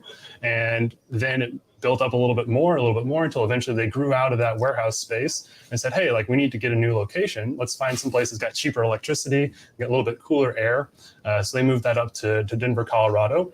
And I joined them my background is a mechanical and aerospace engineer. So I was working with them on electrical distribution, heat flow, cooling, and stuff like that. And they ended up becoming one of the largest resellers of mining equipment here in the United States. And a lot of the original Antminers I remember were coming in. And this was before they even had anything like S1 or S2. This was the Antminer. So that was my first entry into like the actual mining business. Before then, I knew kind of like, oh, this is like generally how it works, but I didn't actually know like the protocols and stuff. And in working with those people, I got to really understand like what drives them, like what makes people like get into crypto, what are they really looking for out of this. So I went back, finished up my degree at college, started working for Boeing for a little bit, but then Ethereum launched. And I had a bit of an inroad on Ethereum because one of the guys I've been working with was also a network developer for the Ethereum Foundation. So he got me into Ethereum really early. I said, okay, this is a really cool like next step. This is a great evolution in the technology. And so I got deep into like teaching myself how to do development work, taught myself the basics of web design, getting application development going. JavaScript is great for this. I would recommend that anyone who's learning how to program on their own, go to JavaScript because it does everything. It's not the best programming language out there, I'll admit that, but it does do everything. And so I realized that though there was a real lack of people that were taking advantage of this. Bitcoin had been out at this point for 8 years. Ethereum had all of this potential behind it, and no one was really taking advantage of it. So being kind of a more or less like one of the experts in the region, I ended up doing a consulting business. And so that grew and grew and grew. And so that's where I am today, is now I do a little bit of engineering consulting, but also over the years, I've realized that there's protocols and stuff that there's just various patterns that are always being done. You always need to have some sort of like they call them canary nodes. So the thing that, before you go out and send everything to the internet, you don't want to expose your miners to the internet. So you put a canary node out there. So if someone attacks it, it goes down. And like a canary in the coal mine, if it goes down, you're under attack but the rest of it is safe. So like patterns like that have emerged and they're always being performed. So, I started up my company called Notaros to kind of take advantage of the fact that these are emergent patterns that everyone needs to use and then sell those solutions specifically. We've also developed our own layer 1 protocol to address some of the compliance and regulatory issues. So there's a big push for like decentralization. There's a big push for a lot of the, kind of anti-state sort of operations. But on the flip side, there's still like governments and stuff. They still want to take advantage of this technology. They still want to understand like how can they benefit from blockchain, and they want to do all of that without cryptocurrency. So we provide them solutions to do that. We provide solutions for businesses and teams that are just like getting started, as well as we've worked with enterprises and just have learned a whole bunch of different ways that you can apply this technology beyond the scope of pure cryptocurrency into like supply chain, into machine learning, data science, stuff like that. So it's been quite the experience, quite the ride coming up and seeing just how the industry has evolved from just this little niche community on a forum up to like where it is now in a global industry. Yeah, it is wild too how fast it's happened. Like like what you just described, by the way, it's wild how far you've gone in that short a period of time. But it's like 2011, 2022. It's like 11 years. It's like right.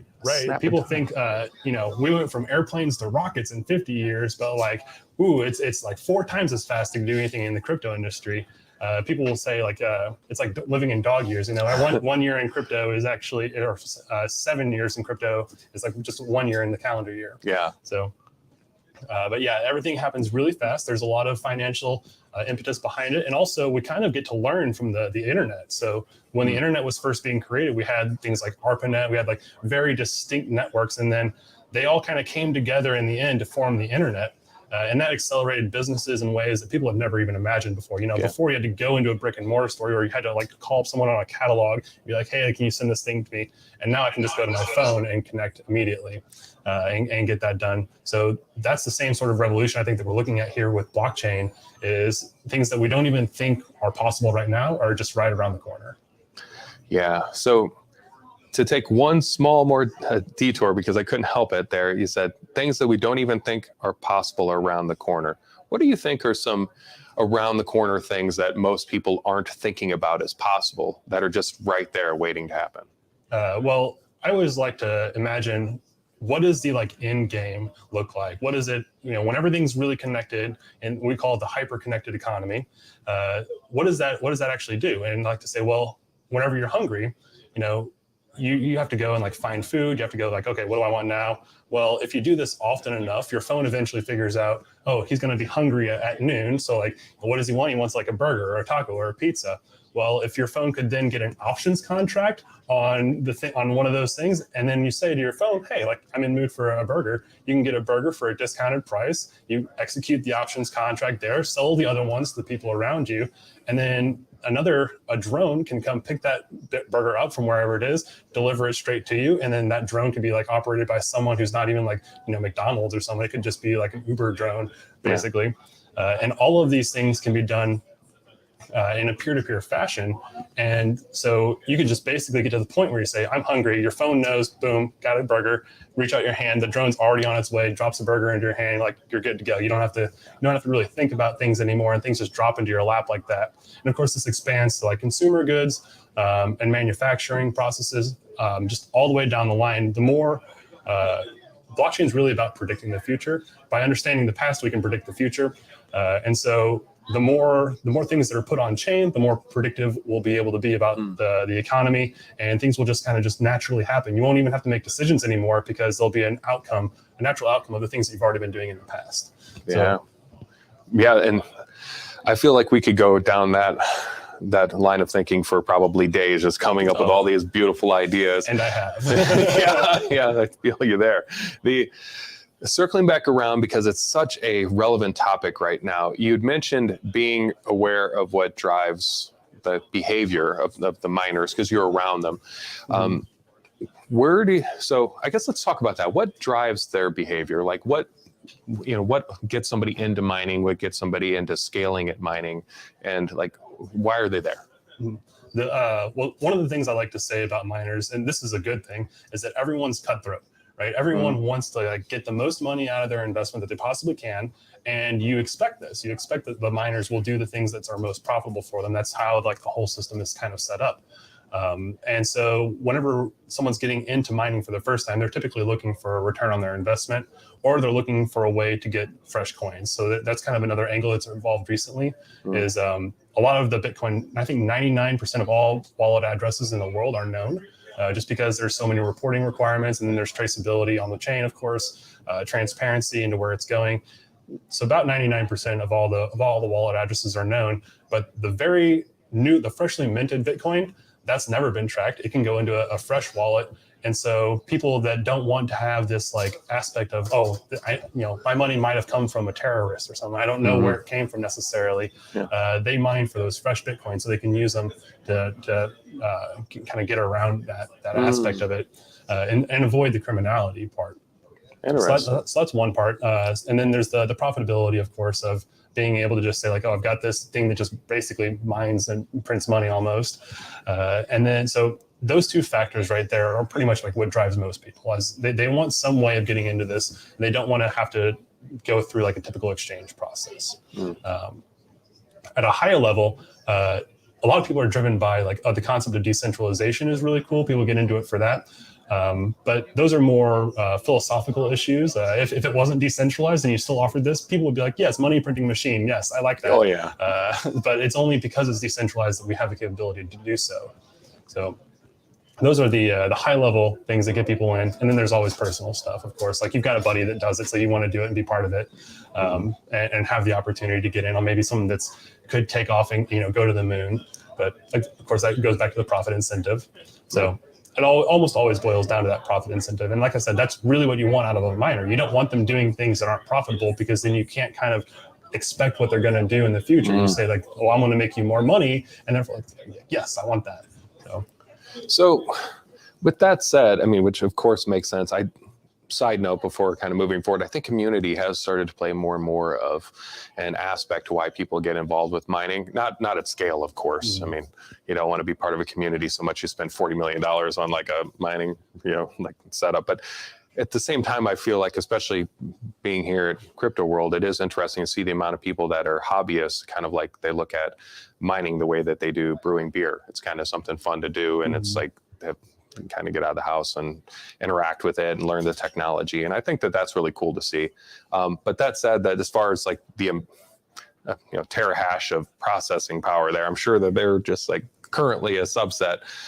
With Ethereum moving over to proof of stake, what do you think that means overall for the entire industry, for these miners? Like, what are you thinking if you're them? What are you doing? Where are you going? Mhm.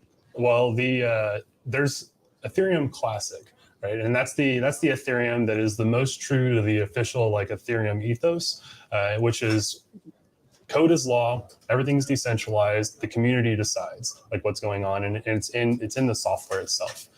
Ethereum as it is today is kind of has diverged from that because of the DAO hack, which we can get into later on. It's a very complex subject that not a lot of people remember. That was kind of early in, I think, 2017 about 2017 timeframe that happened. But I think that what will happen now is that people will say, okay, well, we've got all these GPU miners and Ethereum Classics sitting here, and they're still on proof of work. Let's just move all of our mining over to Ethereum Classic and boost that chain up, because it's the same thing. It's the exact same protocols. Everything is just working the exact same way, and they have this opportunity to make a little bit more money, recoup their investment on it. But the big downside of the proof of stake moving over is that you actually lose security on this. Because whenever you're mining with proof of work, you have to develop the manufacturing capability to produce the chips. You actually have to distribute the chips. You have to sell them. You have to put them into miners. There's a whole process in the real world that has to go on in order for you to get enough hash rate to even think about attacking the Bitcoin network. Whereas if you just have like a few $1 billion, you could take over a proof of stake network. You could potentially start, really manipulating things that are going on in there. A few $1 billion might not attack Ethereum very well, but certainly we know companies exist today that are trillions of dollars in net worth, and there are billionaires out there who could very easily drop, the whole market cap basically on an altcoin. So proof of stake itself has this capacity to very quickly, without any signal in the real world, just be taken over by a malicious actor. And so I think that's like the real downside to where Ethereum's been moving. Is before you had to wait for NVIDIA or AMD to whoever to like produce the GPUs to like get the mining capability out there. And if you saw that, hey, there's no GPUs on the market, where are they? They're all going to this one guy. Well, he's probably going to be the one that's attacking the network. So like let's reorganize in a way that will prevent that from happening. And we don't get that transparency with proof of stake. We don't get to see, where is this all going? It ends up being like the people who have the most money, people who are already in control of the financial systems. Those are the people who are going to end up in control of these proof of stake networks. And I think that's the real dichotomy that we see here. It's no longer one CPU, one vote. It's more like $1, one vote. And we've seen how that works in society these days. I think it's funny you say that, because I actually think of, and not direct parallel, but similar, is proof of stake is kind of the system that we have now. It's like if those with the money make the rules, set the laws, kind of determine how things go. I mean, so it seems like moving back over to that system creates its own set of problems. But I don't want to oversimplify, because I think that there's you don't want to connect those two things together too much. But at the same time, it seems pretty similar. Right. And so, that said, what do you think this means overall for miners? Like, kind of what's happening with Ethereum? Do you feel like this is kind of a ripple effect to other platforms to go over to proof of stake? Do you think that this is kind of the movement? What do you think that does to the mining industry? Yeah, I think Bitcoin's here to stay. There's already proof of stake style Bitcoin offshoots and stuff, but like I said, they don't benefit from the proof of work security aspect that we've got. And so as things move to proof of stake, I think if something big happens, if we see like a big failure, people will say, okay, proof of stake isn't secure. But I don't think that we'll actually see that, because it's still like a marginal possibility, but it's on the same order. It's like 5 sigma instead of 6 sigma, basically. And so I think that we'll see a lot of people move to proof of stake. I think we'll see a lot of people trying to figure out, well, how do we make this democratic? How do we keep people who are like, super uber wealthy people from taking over from the small fry, the people who are actually like trying to be, get it decentralized. If everyone is like devoted to one person or like a small group of people, that's not decentralization. Right? And then so you lose some of the like, really core philosophy of what makes blockchain and DLT in general like powerful. So I think we have like a couple of years now before people like have really tested the waters and seen like, okay, this worked for a major network, it's worked for these other networks, it seems to be secure, let's continue moving on. And then as it becomes more and more powerful, more and more adopted, they'll get more stake on it, and it could eventually surpass like where we see the current stock markets at. But in the same way, a lot of people don't know this, the derivatives market is about 100 times larger than the stock market, to the tunes of like, potentially quadrillions of dollars in the future, because you just don't know. And there's all these, it's basically they're printing money in that way. But that's a very chaotic system, right? So if one derivative starts to go down, people dump that, goes down to the other derivatives, they dump that.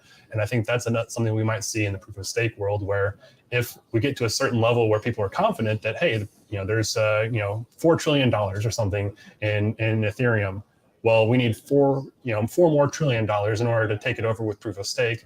But suddenly someone has a derivatives contract, and the price of gold drops and the price of silver, and the whole economy goes into recession. Suddenly you're at 800,000 or $800 million on the market cap for Ethereum. You've just lost 75% of your security on that. So that would be a huge attack vector, and that's where people would consolidate and say like, okay, I'm now going to take most of the market and it's going to come into me.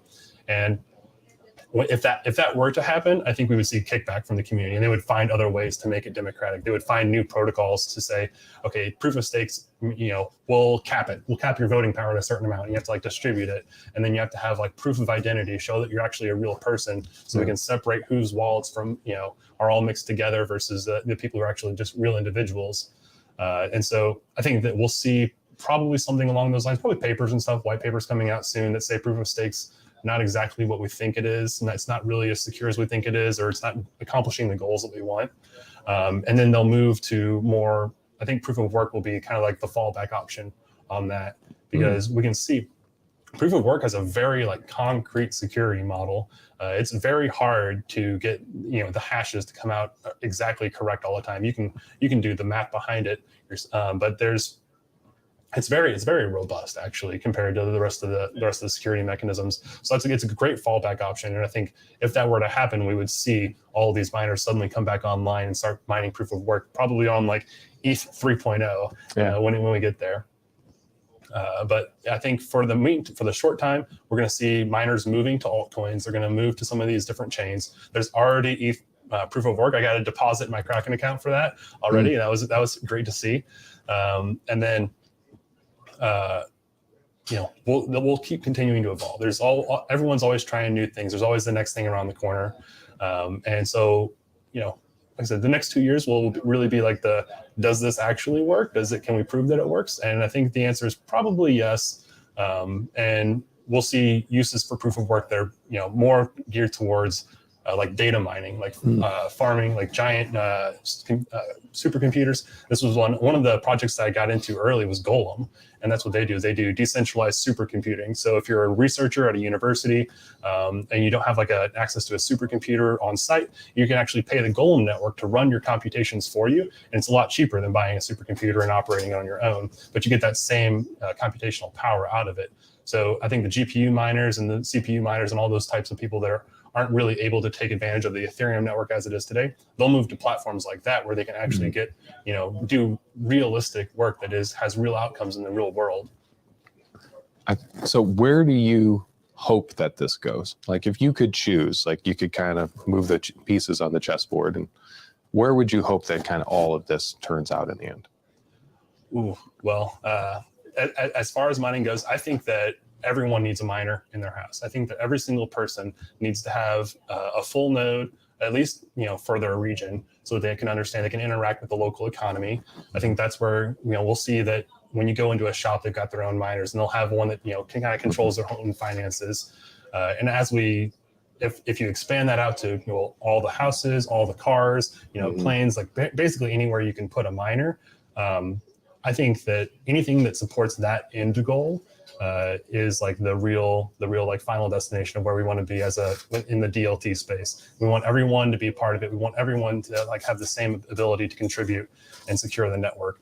And so that's where I would like it to get. That's where I really like it to go is to the point where even on your phone you can do your mining to a degree, and just give everyone that access. Because what we haven't seen yet is the the banking the unbanked that was promised to us. Yeah. There's a lot of stuff going on in Africa right now, and various other impoverished areas where we're currently trying to get them the ability to run with crypto, but they're not able to interact with like the real world market in the same way, because the real world market still uses dollars.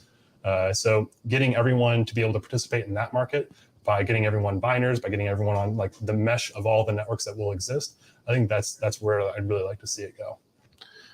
What do you think is holding that back?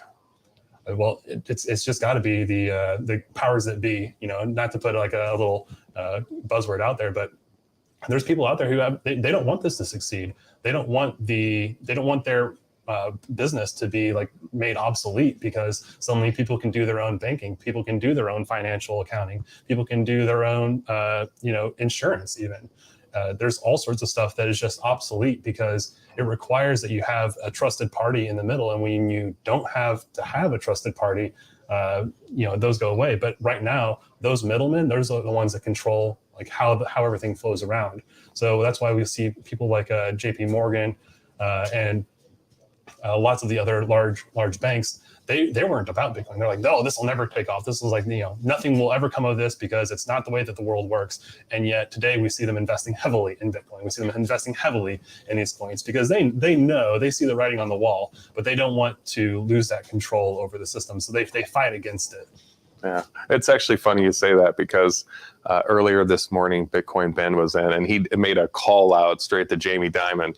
And it's like, I was like, all right, that's pretty intense. I mean, but to that point, though, you kind of make a hard stance that it's like you're against it, like heavily against it. And then all of a sudden, like a very short period of time later, like it's found that you've been kind of stockpiling this stuff. And it's like, one could argue that you adapted and you learned, and then therefore you stepped into space. The other argument could be that maybe you were buying your time so that way you could kind of control the way for which you bought in, or kind of how much of it was working to your favor. It's tough to say which it is, maybe some combination of both, but in that way, we find ourselves in a very interesting place. What do you think happens in the next few months? Because clearly we're given the economy and a current downturn with crypto, but kind of downturn with everything, right? And people, the spare cash that they have that's now non-existent, or they're worried about whether or not they're going to be able to use it for food and whatnot, as they should be. But because of that, a lot less has been flowing into crypto, and people have been getting scared and pulling out, which is understandable. The same thing happened with stocks. What do you think between the market and Ethereum moving over to proof of stake? What do you think that means for the next few months, if you had to guess? Well, I think that we'll see a lot of PC gamers suddenly love the really low GPU prices that they're going to get. Right? Yeah. So because you have to operate these GPUs on electricity, it costs you money to run them. It costs you money to run any sort of Bitcoin miner too.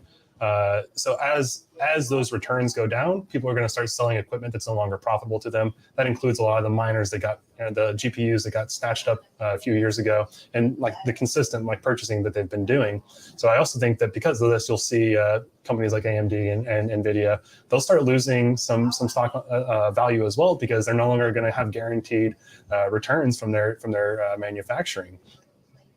And so I think that's going to be like the biggest thing we see is just GPU prices are going to be suddenly reasonable again. Yeah. But long term, I think in terms of like how the market itself is going to react, it's really hard to say. Ethereum didn't functionally change. They say that gas prices are going to be the same. We're still going to have the same scalability problems. Layer 2s are going to function the exact same way they've always been functioning. So it's kind of like we're in this weird transition phase where people are like, we're going to definitely change what's going on, but I don't know if it's going to negatively impact the market, positively impact the market. I do know that we're still in the very early adoption phase of this technology. There's still 80% of people have never even touched a Bitcoin wallet or even any sort of crypto. Very few people understand the technology behind it or why this thing works the way that it does. And a lot of people have misconceptions about it. And there's been, a lot of FUD and various other types of misinformation that's been just sent out by Bank of America and JP Morgan, Morgan Stanley, them those types of people, because they don't want it to succeed. They want to toss it out there like, hey, like this isn't an investment vehicle. It's going to make you returns. And to be fair, like that's not really the purpose of Bitcoin. The purpose of Bitcoin is to be a transactional mechanism. So like move value around and prove that like you got your IOU over here and gave it to someone else. So the value of that IOU may change, it may increase, it may decrease, but you're still going to get something out of it at the end. But really, so in the next few months, really depends on like how the stock market goes, because that's where we're going to see the biggest movements happen. You can almost, it used to be divorced from the stock market to a degree, but I remember in like 2018, you could just watch the stock market change, and if crypto started dumping, you could wait 3 days and the stock market would start dumping as well, because that's the investors taking their money out. They're trying to get cash assets because they see what's coming ahead, and crypto just operates on a much faster time scale. So if the economy starts to improve and we start to see recovery, we'll see a lot more investment. We'll see a lot more liquidity, cash flow going into not only just stocks, but also crypto. But then also you have to play, okay, well, we've got interest rates rising. So free money is no longer free anymore. We can't get loans. We can't do huge investments. And so it's going to be less volatile, I think. And if any of the conflicts around the world really start to flare up in a way, I think that's probably going to be the thing that causes the most upset in the market, because that causes fear. People want to get into like real solid securities at that point, your precious metals and stuff like that, where they can go, and if the dollar crashes or if any of like the other markets crash, they still have something physical. But then after that, if the market were to crash, that's when crypto will take off. That's whenever it will finally become like everyone will need this. Everyone will need like something that isn't really controlled by the world governments. They can't like just turn off the faucet basically anymore. Everyone will have access to it, and they'll move into crypto and they'll start using it for their day-to-day transactions, and that will just drive the prices way up.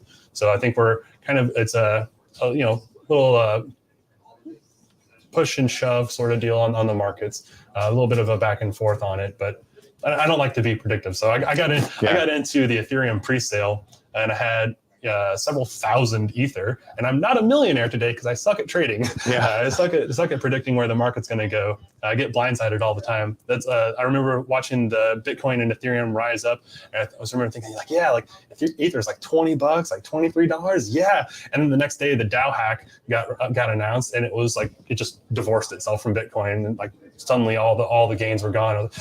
I probably should have like taken my profits whenever I could, but if wait 4 more years and it's up at $4,000 at that point. So it's always going to be a long-term play. All of these cryptos where people are consistently adopting it, they're consistently adding value to the ecosystem, building applications on top of it.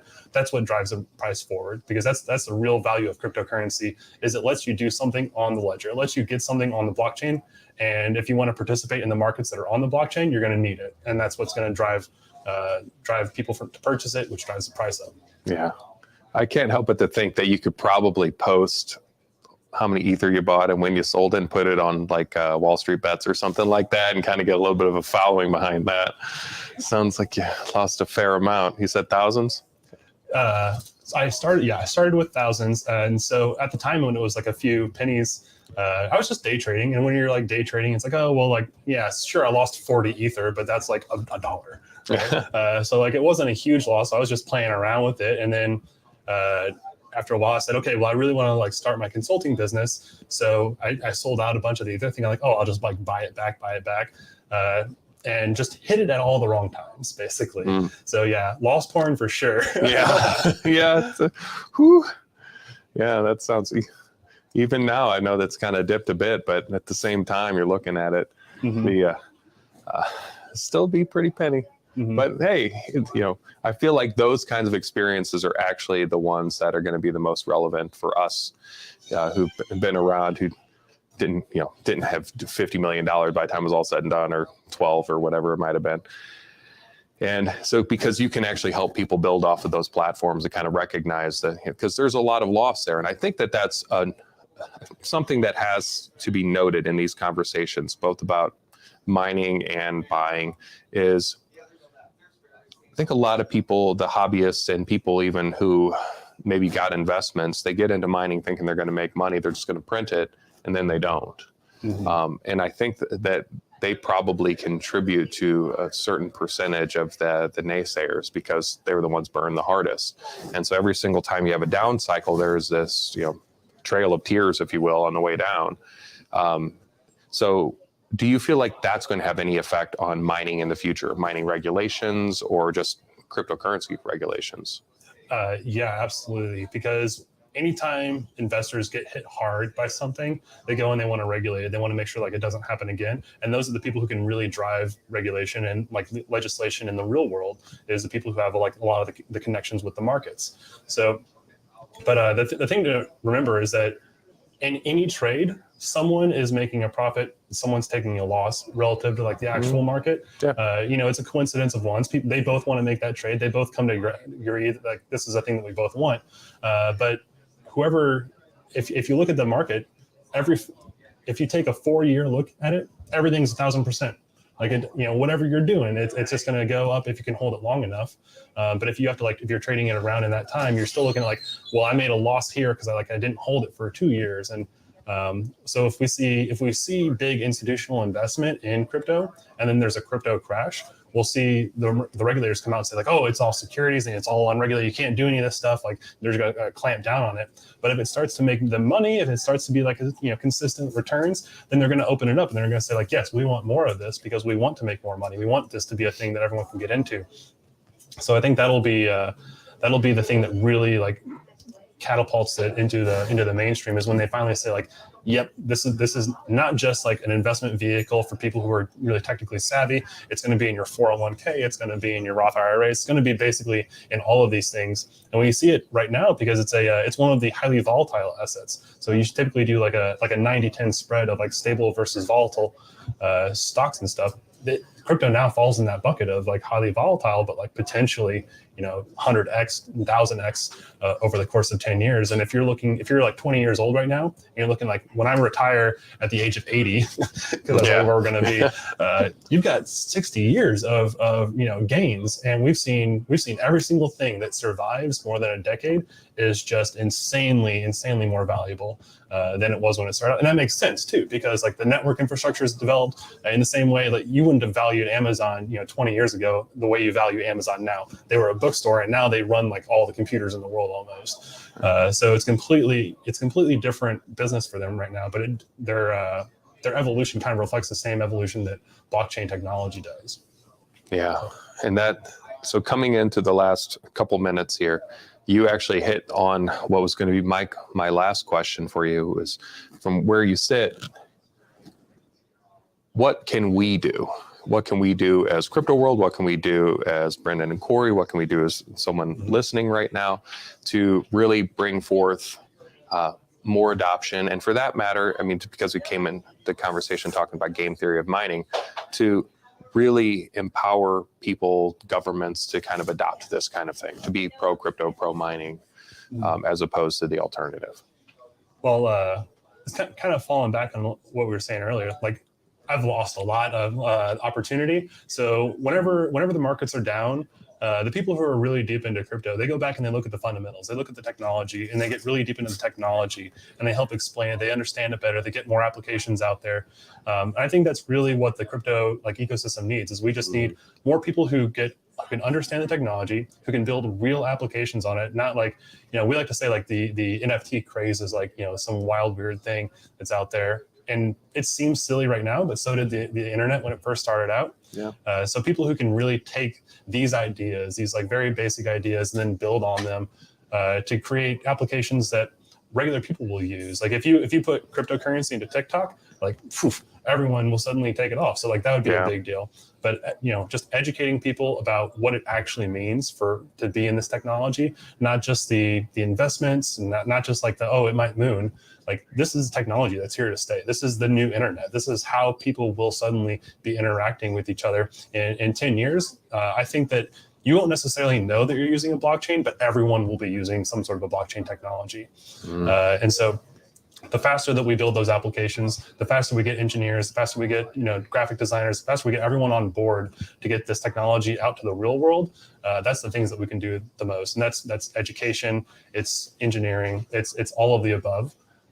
And we just have to be cognizant of the fact that when we say these highly technical things, Mhm. people don't always take them the right way. So sometimes it takes 3 or 4 times to like get the point across, and we don't want to have to get terribly complicated with it, because again, most people will never ever see the technology. You don't know like how the quartz crystals in your phone work. You don't necessarily need to know what protocol your blockchain is using or like how any of that stuff works. You just need to know that whenever I press this button, a drone will come and drop a burger in my hand. Right? I mean, that does sound delightful. So I want to say thank you for coming on in, Brennan. It was absolutely Thank you. spectacular.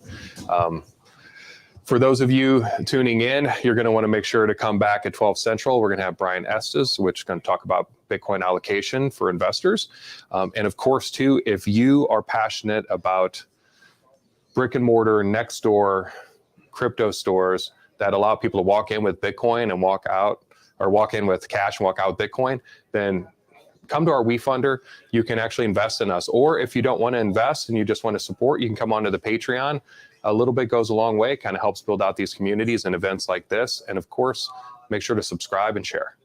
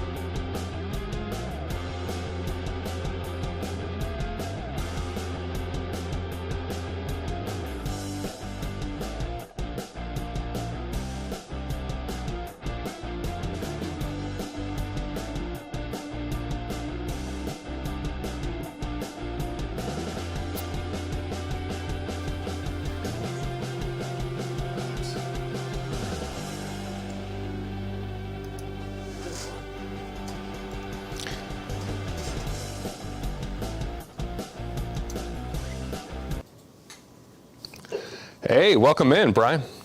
Hey, how are you doing? Not too shabby. Hang on just Okay. a second. Be back. Apologize. We're getting a little bit of feedback on these headphones. Okay. Might have about a second or two of technical difficulties. Is there any way to turn me off through the feed, I guess? Or we could plug back in again like we did with Bobby Lee. And just kind of drop it down. I guess we're gonna have to. Okay.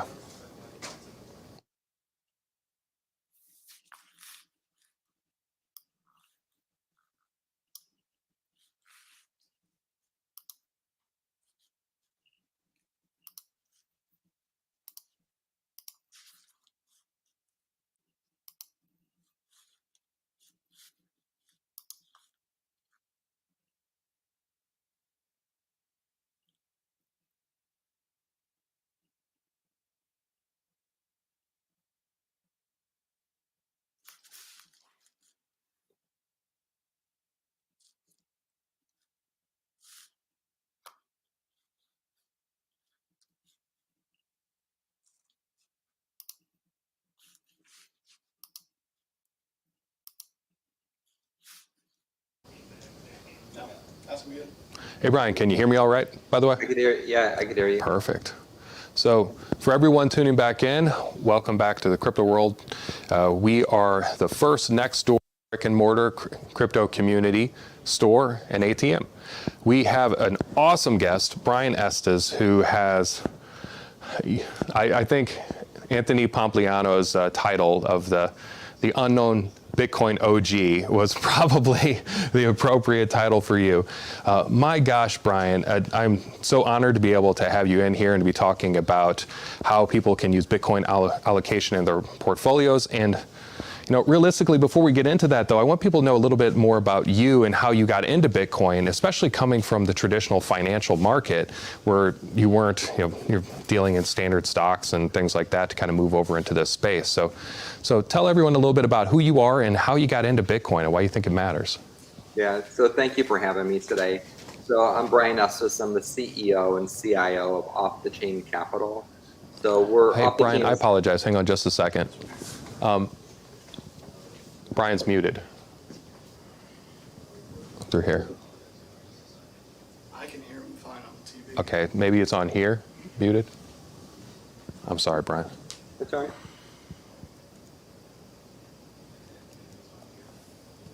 Can you hear me now? I can't.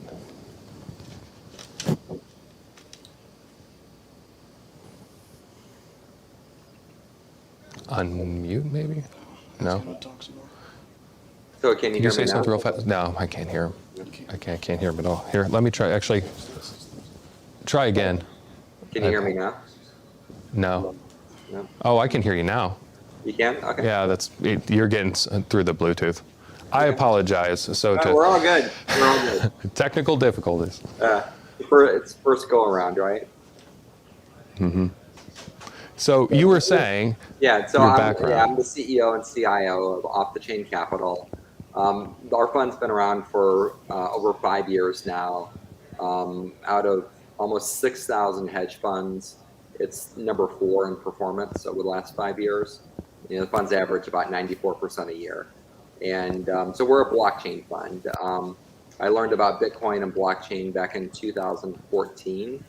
I saw Cameron and Tyler Winklevoss on CNBC when Bitcoin was $100, and that's how I got introduced to it. I thought it was a total scam when I saw them talking about it, but I was curious and I dove into it, learned about it, and about 6 months later I started buying Bitcoin. So. yeah, you've got a pretty interesting story with the Coinbase, not to go too far off the topic here, but with trying to get into Coinbase and then also too figuring out a very creative way, which I think ultimately in the long run created a much more successful model for the hedge fund, is how you could get into a Bitcoin in a more meaningful way. So if you could I'd love to hear the story about how you actually found yourself into getting Coinbase stock and also how you found yourself getting Bitcoin, not off of the exchanges like everyone else has, but at a discount. Right. So with Coinbase, so this is back in 2014. Coinbase had just launched. They were raising money for their A round, and I networked my way to Brian Armstrong, who was the CEO, and I asked him if I could participate in the A round. I thought it was a good idea. I come from traditional finance. I was an investment broker with a company called A.G. Edwards and Sons in St. Louis. I was a senior vice president there, and I understand that business model very, very well. Just the brokerage, side of the industry, and basically that's all Coinbase was doing was, converting dollars into Bitcoin and taking a commission to do that. And so I tried getting in the A round. Brian wouldn't let me, and he had a very good reason. He said, first he goes, "Who are you?" And I'm like, "I'm Brian Estes." He goes, "How can you help us?" And I was like, "I really can. I could, invest money." He's like, "We're oversubscribed. We have enough investors, and we're only allowing people in who could actually help build the company." And so, being new to blockchain and, coming from traditional finance, that kind of excluded me. And then they were raising money for the B round. And I tried getting in the B round, and I wasn't allowed to invest in that either in 2015. And so what I did was I started cold calling and networking my way to some of the employees at Coinbase and seeing if they needed liquidity. Like, your company just got marked up to a $400 million valuation. Do you need some liquidity to go buy a car, go buy a house, get married, have a baby, whatever the circumstance was. And I ended up connecting with the first employee at Coinbase and ended up buying some Coinbase stock from 4 employees at Coinbase. Out of, at the time, I think there were less than 20 employees. So that's how I got into into Coinbase back in 2015. I ended up being a paid advisor to the company too. I helped develop the user interface, and the rest is history, I guess. Yeah. Well, it's things like that, I think, that are relevant whenever you're kind of asking yourself, how in the world have you performed so well over these years, especially whenever crypto can kind of go up and it can go down, depending on where you're at, kind of the entry point and the exit point, if you exit. But, one might ask yourself, how have you done so well investing in the blockchain space? And now, would you say that it's kind of outside of the box thinking like that, or would you say that there's some other kind of model that you've used? I know, of course, you're a big fan of Benjamin Graham and kind of the value investing model, but how do you do that? Like, how have you gotten that level of success? Yeah, so we're a value manager, so we're looking for ways to get exposure to blockchain assets at a discount to what we think they're worth, and that discount between what we're buying them for and what we think they're worth, that's a margin of safety in the portfolio. And so you mentioned Bitcoin earlier. We don't just buy Bitcoin on the spot market. What we do is we find these weird ways to get Bitcoin at a discount. One of the ways we do that is we buy Bitcoin out of bankruptcy courts. So we're one of the largest buyers in the world of Mt. Gox bankruptcy claims. So Mt. Gox was the largest custodian of Bitcoin back in 2014. The company got hacked. A Russian hacker stole 850,000 Bitcoin out of Mt. Gox, and the company had to file for bankruptcy. It's a Japanese company. The Japanese bankruptcy trustee was actually able to recover 141,000 of the 850,000 Bitcoin. So if you had 1 Bitcoin at Mt. Gox being custodied for you, you're due your proportional amount back, which is 0.1785 Bitcoin. And so these people that have these claims on Mt. Gox, and Mt. Gox is still going through their bankruptcy 8 years later, we buy those claims from people, and we buy them at a discount to what the Bitcoin is worth. And that gives us, our ability over the last 5 years of doing this is that we have about an 80% discount on buying Bitcoin that way versus buying it on the spot market. And then all we have to do is wait for the Japanese trustee to finalize the bankruptcy and distribute out the Bitcoin. The bankruptcy was certified in November of last year, and the Bitcoin's going to be distributed out early part of next year. And then so we'll actually take possession of that Bitcoin. Well, and that brings me full circle to the topic here is why Bitcoin? Like, why would someone want to put Bitcoin into their portfolio? What drew you to feel like that was an asset at all, but nevertheless to be able to find it undervalued, but to find value in it? Mm-hmm. So when I first learned about Bitcoin, I just thought it was cool technology. And the reason I say that is back in the early 80s, back in 1982, 1984, I started coding. And my first computer was a Sinclair 20 computer. And you actually had to hook up a cassette recorder to it to download your program after you coded it. And this is before there were hard drives. And so I've been coding for a long time. I used to write software for the Air Force when I was in high school. And I just knew, I understood how our banking system is built on this archaic software, COBOL, Fortran, Pascal. And the software, was developed back in the 1950s and 60s. And blockchain technology, blockchain software, I just understood from day one that it was going to replace the legacy technology that we've been using in the financial system over the last 50 years. And that's what's going on. So, when the internet was started, and we'll cover this in the class, when the internet was started, back in, we commercialized the internet in 92. There wasn't a native token or a native piece of software for us to transfer value through the internet. And so what we had to do is we had to build the internet on top of the current banking and credit card system. And that's not the way it was supposed to be built. Yeah. No one could figure out how to create that software that allowed a peer-to-peer transfer of value through the internet, like we do today. When you send email, you're sending data person to person through the internet. But before blockchain, you couldn't do that. And so what we're doing today, what Andreessen Horowitz, Polychain Capital, Paradigm, all these venture firms that are out there, they're helping finance the companies that are rebuilding the internet. And we're taking it off of the banking and the credit card system, which was the wrong way to do it 30 years ago. And we're rebuilding the internet and putting it on blockchain technology. And it's going to take 20 years to do that. But eventually we'll have a peer-to-peer system for value through the internet, just like we have a peer-to-peer system of data and information through the internet today.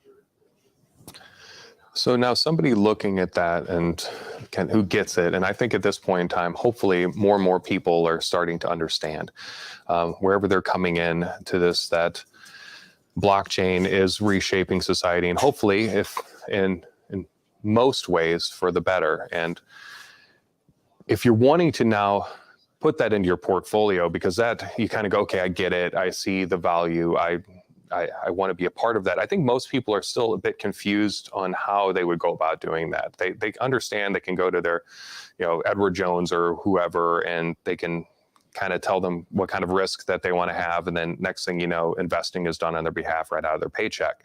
But I don't really think that most people even have any idea how they would start doing that in a meaningful way with Bitcoin or any other blockchain asset. Yeah, it's funny you bring up Edward Jones. I met with the executive at Edward Jones back in 2014 and 2015 to introduce them to the idea of Bitcoin. And they're a very conservative firm. Even today, they don't allow their customers to invest in Bitcoin. So there are other ways to invest in Bitcoin. You could, if you have PayPal, you have a PayPal account, you could buy Bitcoin through PayPal, Venmo, the Square Cash app. If you use a brokerage firm like Fidelity or Charles Schwab, you can invest in Bitcoin there through the Grayscale Bitcoin Trust or the Osprey Bitcoin Trust, which are easy ways to get access to Bitcoin. But the traditional brokerage firms like Edward Jones, Merrill Lynch, Stifel Nicholas, Wells Fargo Advisors, because of the FINRA rules that are out there, they tend to stay away from talking about or recommending Bitcoin to their clients.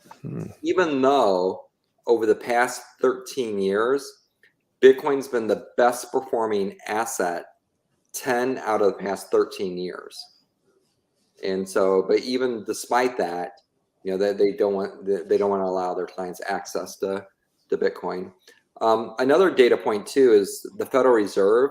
So the Federal Reserve Bank of St. Louis put out a white paper in January of 2018. So, almost 5 years ago. And in the white paper from the Federal Reserve, it says that Bitcoin will emerge as an emerging or interesting technology and diversification tool for investment portfolios. And that's one of the reasons you want to add Bitcoin to your investment portfolio, is because what the Federal Reserve said almost 5 years ago. The reason they said it would be a good diversification tool is because it's a non-correlated asset. Bitcoin's valued as a network. It's not valued as a stock or a bond or real estate or gold. And so because it's valued as using what's called Metcalfe's law, or the way you value networks, networks are valued differently than traditional asset classes. And when you add this non-correlated asset to your investment portfolio, it increases what's called the Sharpe ratio, or what's called the risk-adjusted return to your portfolio. So the more Bitcoin you add to your portfolio, the more return you get for each unit of risk that you're taking. And if you're a fiduciary, that's what you want. You want to add investments to your portfolio that increases the risk-adjusted return, or the Sharpe ratio. So you mentioned FINRA earlier. Do you feel like that's the major reason why that's not widely adopted across the board for all of these investment portfolios, or is there other factors as well too? Yeah, I think it comes from the top down. It comes from the U.S. government, the SEC, down to FINRA. Yeah, even the SEC won't provide any clear guidance on whether or not Bitcoin and other crypto assets, or commodities or securities, and so they're and if they don't provide the guidance and the framework around regulation around this industry, it's hard for big institutional investors and regulated banks and regulated brokerage firms to take the reputational risk to allow their clients to invest in it. Eventually, the regulatory agencies like the SEC, the FTC, and other regulatory entities with the U.S. government, eventually they will put up the provide good regulations around this. And once they do, you'll see more traditional investment firms like Edward Jones and Merrill Lynch offer Bitcoin to their investors. But by that time, it's going to be too late to invest. All the opportunity will have already been eaten up. And so now's the time you want to invest, is when there's still some gray area around this investment, this asset class. I see. So if someone were wanting to start this journey, let's say with off the chain, what does that process typically look like? Let's assume for someone listening that they don't know much about Bitcoin other than they have seen some things. They feel like they do want to diversify and kind of take something that can multiply itself with, and understand the risk there, and they're willing to invest in the gray area. Kind of like, what does that process look like for you? Like, how would you kind of from start to finish take somebody like that and then get them to the other side? And then kind of what are their expectations, or are there any through the years? Okay, so I just need, so we have a compliance department, so I need to throw out the disclaimer. So, what I'm talking about today, it's not, I'm not giving investment advice. We're registered with the SEC as an investment advisor. So, like I said, what the information I'm going to provide is not investment advice. You need to seek your own, outside counsel to help, make a determination whether or not this is an appropriate investment for you. But off the chain, we're not a Bitcoin fund. So we own no direct Bitcoin. So our goal of the fund is to outperform Bitcoin and do it with less volatility.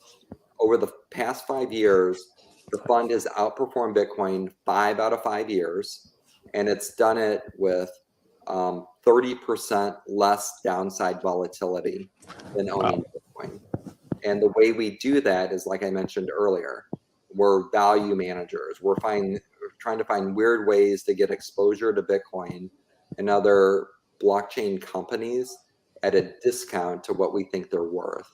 And so with our fund specifically, there's some because we're registered with the SEC, there are some restrictions on who can invest. So you have to be a qualified purchaser to invest in our fund. So what that means is a qualified purchaser has to have liquid net assets of liquid net investable assets of $5 million or more to qualify to invest in our fund. And then the other barrier to investing in our fund is that we have $1 million minimum for investors coming into the fund.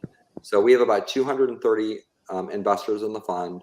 I'm the largest investor in the fund, my personal capital, and so we're all eating our own cooking here. Our our other management team, we're all invested in the fund too. So but does that answer your question? Is that what you're looking for? Yeah, it does. So someone coming in, they would get exposure to Bitcoin, and so that way they can benefit from the rise of it, but in a way that is 30% less risk, because you're getting access to creative ways to so basically projects, companies, it sounds like rights. So you're purchasing things or allowing them to kind of through this pool that aren't exactly Bitcoin, but basically are attached to the growth of Bitcoin. Is that accurate? They're sensitive to the growth of Bitcoin. Yeah, and so when you say risk, I like to use the term volatility. So we're 30% less volatile on the downside. So what that means, when Bitcoin goes down, our fund's not going down as much as Bitcoin. And when Bitcoin goes up, we're capturing almost all the upside when Bitcoin goes up. And so the way we're able to do that is, like I said, we buy Bitcoin through bankruptcy courts. And so we actually don't own Bitcoin. We own a bankruptcy claim that has Bitcoin in it. And then we invest in private equity and blockchain companies. So for example, the second largest crypto exchange in the US is Kraken. We own about 1.2 million shares of Kraken in our fund. We own, and the other criteria that we have with the fund too is that we only invest in companies that are profitable. So we're filtering out the unprofitable companies because we don't want to take failure risk in the portfolio. So if our companies are profitable and they have little or no debt, then it's very unlikely that they'll go bankrupt. And so we've seen that over the last 4 months. There's been a lot of bankruptcies in the blockchain space with the downturn, and all of our companies are performing very, very strongly.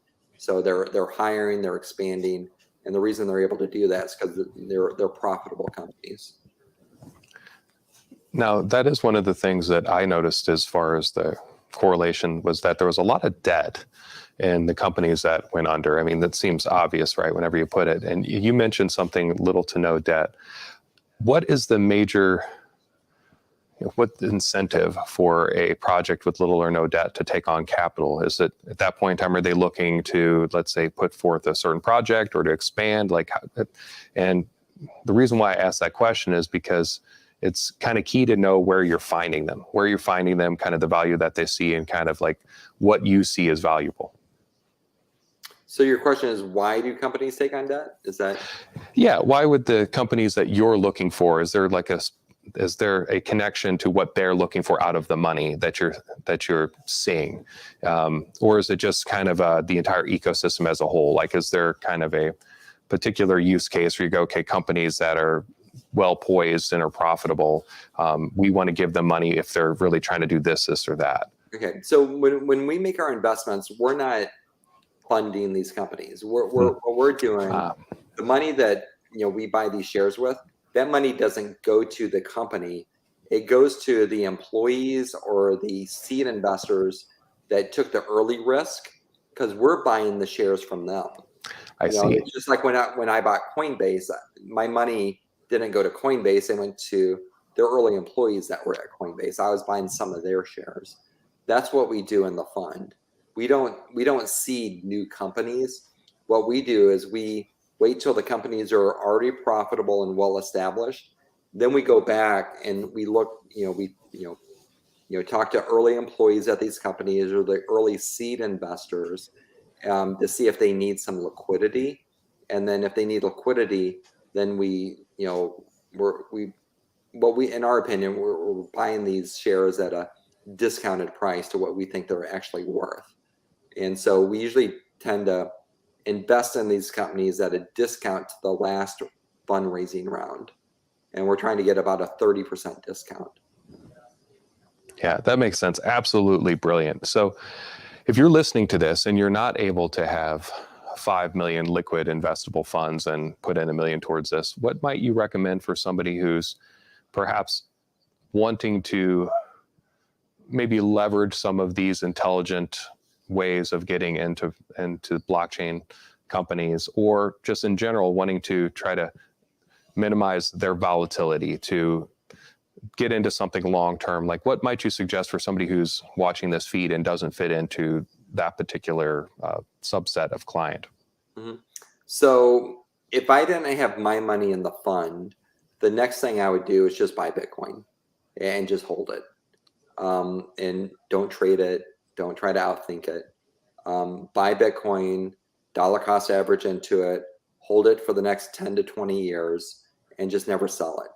Unless you need it to, pay for something, you want to buy something. That would be the second choice. The third choice would be, you may want to take a look at like an index fund in the blockchain space. So the two biggest ones out there are the Bitwise 10 index, which is BITW. It's a stock that you can invest in. So the BITW stock owns 10 crypto assets on there based on market cap. And then there's the Grayscale Digital Large Cap Fund, and that symbol is it's GDCL, I think, or DLC, sorry. And both of those give you exposure not only to Bitcoin, but to some of the other cryptocurrencies that are out there. Which do you feel is the best long-term, kind of most maybe tax advantageous way, or from a risk or security kind of way to get into something like that? If you had to pick one of them, do you think that just buying Bitcoin and kind of holding it? I know that kind of this story I heard of yours where you kind of were advised to just buy Bitcoin from one of the early Coinbase employees and kind of went the other route, although you seemed to be doing all right for yourself. So, it worked out well, but that would have done well too, clearly. Do you tend to have a recommendation for kind of long-term if somebody is really just trying to maximize every bit? Is there like ways that you can package it up to minimize like taxes so you can kind of like turn it into capital gains, or like how might you go about that? Yeah, so we as humans, we try to overthink things. And I made that mistake 8 years ago. So I'll just, build on what you just mentioned. So it wasn't Coinbase, it was Andreessen Horowitz. So I was with one of the partners at Andreessen Horowitz back in 2014 when I was trying to get into Coinbase because they were the lead investor and I thought maybe they could help me get in. And one of the partners asked me, like, why do you want to invest in Coinbase? Just buy Bitcoin. And coming from traditional finance, it's like, well, I want to invest in Coinbase because that's how you create wealth. You invest in companies. And they're like, no, you're thinking about it all wrong. They're like, we, the partners here, we're just buying Bitcoin. The reason we have to invest in Coinbase at Andreessen is that we're a venture firm. we can't, at the time, they couldn't buy Bitcoin for their investors. They had to, invest in companies. And looking back over the last 8 years, they were 100% right. The investment in Bitcoin that I made back in 2014 and 15 outperformed the investment in Coinbase. And if you look over all my investments and over most other equity investments in the blockchain space, it's better just to own Bitcoin than own equity in these blockchain companies, unless you're getting them at a very steep discount like we do. So what I would recommend for people, and I know it sounds very simplistic, but just buy Bitcoin, hold it for the next 10 to 20 years, and that's all you have to do. And if you don't sell your Bitcoin, you don't have to pay taxes on it. So it grows tax deferred until you sell it. So it's like a tax deferred savings account. And I know it sounds like too simple to be true, but looking back over my experience over the last 8 years, I would have more money and more time if I would have just put all my money into Bitcoin and just left it alone. Wow. So that said, that come full circle here, because the title of our talk is Bitcoin Allocation for Investors. So if you're an investor coming into this space, you seem to kind of introduce, I think, a topic that a lot of traditional investors, they're kind of used to investing in companies because they're investing in that value. Like, what do you think the investor journey is going to look like over the course of the next 5 years? Because you mentioned that there's a point where it might be too late whenever it's in every fund where you're just kind of getting involved in these things. What do you think the next 5 years are going to look like for investors? And what would they look like if you could choose? Like, if you could kind of shape everything, the rules of like the moves, what would that look like? Okay, there will be a few other dominant blockchains that will emerge. So the way I look at the ecosystem right now is that Bitcoin is the only true use case for blockchain technology today. So think about when the internet started. Email was the dominant use case when the internet started. And then we got other things on top of that. We ended up with Google and eBay and Netflix and Uber and all these other applications on top of that. We're still very early in blockchain technology. Bitcoin is the only true proven use case right now. And the use case is as a digital version of gold, or what will eventually become the primary monetary layer of the world. It's going to be the settlement layer of the world. And the reason it will become that is that it's decentralized, governments can't control it, and we as humans will opt into that system, that parallel system that's being built today. Okay. There will be other blockchain technologies that will develop over the next 5 to 10 years. And they will work along with Bitcoin. But there'll only be a handful of them. So in my opinion, and other people have different opinions, but in my opinion, you want to own Bitcoin today. And then as these other blockchains prove themselves to be sustainable, to be, to gather people in the network and become large enough, then you want to invest in those. But it's too early to know which one those will be. And so out of the 10,000 blockchains that are out there today, I would say 99.9% of those are going to zero over the next 5 to 10 years. There'll be Bitcoin, and there's going to be a handful of other ones that will survive. And it's just too early to know what the other ones are yet. So I'd really love to hear kind of which ones, if you had to guess, you think, like, what the ingredients would be for the ones that would succeed, if you have a take on that. But before we do that, you mentioned that Bitcoin will become the settlement layer.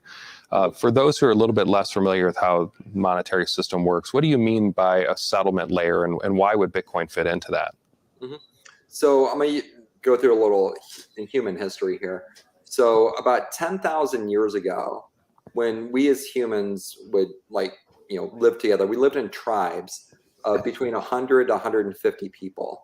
And whatever the scarce commodity was in that local area, that's what the default was that we would store our value in or we used as money. So for some communities, it was stones, others it was salt or glass beads like in Africa. And so that was 10,000 years ago. And then about 3,500 years ago, we started to use gold as our primary monetary layer. And the reason humans switched from salt and stones and beads to gold is because when a local community would travel, let's say 20 or 30 miles to another community, and they would want to do commerce or trade together, if one community was using salt and the other was using stones, there was too much friction in there. You couldn't you couldn't do commerce because the money wasn't the same. And then what happened is that we discovered gold, and we as humans defaulted into a gold and silver system because it was gold and silver are the two scarcest commodities on earth, gold being number one, silver being like number two. And so because they were durable, portable, divisible, we as humans, these are qualities of money that we desired. And so for the last 3,500 years, gold and silver was the primary monetary layer of the world. It was our settlement layer. And then what happened in 1971, President Nixon severed the tie between the convertibility of taking dollars and converting them into gold. And so since 1971, the countries around the world have been on what's called a fiat system. And fiat means by decree. So, the government issues money out, but it's not backed by gold and silver anymore. It's just backed by the full faith and credit of the government that issues out the money. The governments have an incentive to print more money over time, which we call inflation. And it's basically theft, because when we go out and we earn a living and we put in time and energy to create dollars, and then the Federal Reserve over the last 2.5 years has created 40% more dollars than were in existence before with no time or effort to do that. They basically just stole 40% of my time and 40% of my energy that I used to create the dollars I did before that. And so that's a form of theft. And so governments around the world keep printing more and more money, which is stealing our time, stealing our energy. And so in my opinion, what's going to happen is that we as humans will default back into a hard money or commodity-based money system again, because the fiat system is failing. We all see it failing right in front of our eyes. And as this fiat system fails, we will default back into a commodity system. And I don't think we're going back to gold and silver. I think we're going to go to the new commodity, which is Bitcoin. And that's why I say Bitcoin, in my opinion, will eventually become the settlement layer or the monetary layer of the world, just like gold and silver was for over 3,000 years. So I think it's a very compelling argument to say that there will need to be a settlement layer, especially considering the circumstances and the limited amount of paths forward. And I think that Bitcoin and perhaps maybe one or two others, it could provide opportunities to that. I think that makes a lot of sense. Now, the obvious question has to be asked is kind of, what do you think might be in the way of that? Like, what could keep that from happening? And what might we do, like those of us who are feel connected to that cause and feel like we are champions of Bitcoin? What can we do to kind of push that forward to maybe overcome those roadblocks or make sure that we don't get halted along that process? So I think the best thing that we could do as a community is, tell the truth. There's a lot of misinformation about Bitcoin that's out there that's just completely false. So one of the narratives that started being pushed a year ago was that Bitcoin was bad for the environment. It wasn't ESG compliant. It uses too much electricity. And if you actually look at the electrical use of the Bitcoin network, according to University of Cambridge and their most recent Bitcoin report, it shows that Bitcoin mining consumes 0.06% of the world's electricity, and that 58% of that it comes from renewable or green energy sources. And so even if you turn off the Bitcoin network, you're saving 0.06%. It's so small it has no meaningful effect or savings. And the fact that 58% of the electricity comes from renewables means that Bitcoin, the Bitcoin mining process, is the greenest energy industry in the world. There's no other industry that uses more renewables than the Bitcoin industry. And just to put it in comparison, in the United States, 20% of the electricity in the United States comes from renewables. But in the Bitcoin industry, it's 58% comes from renewables. So the Bitcoin industry is almost 3 times more greener than the average US consumer is. So we fight by telling the truth and getting the correct information out there.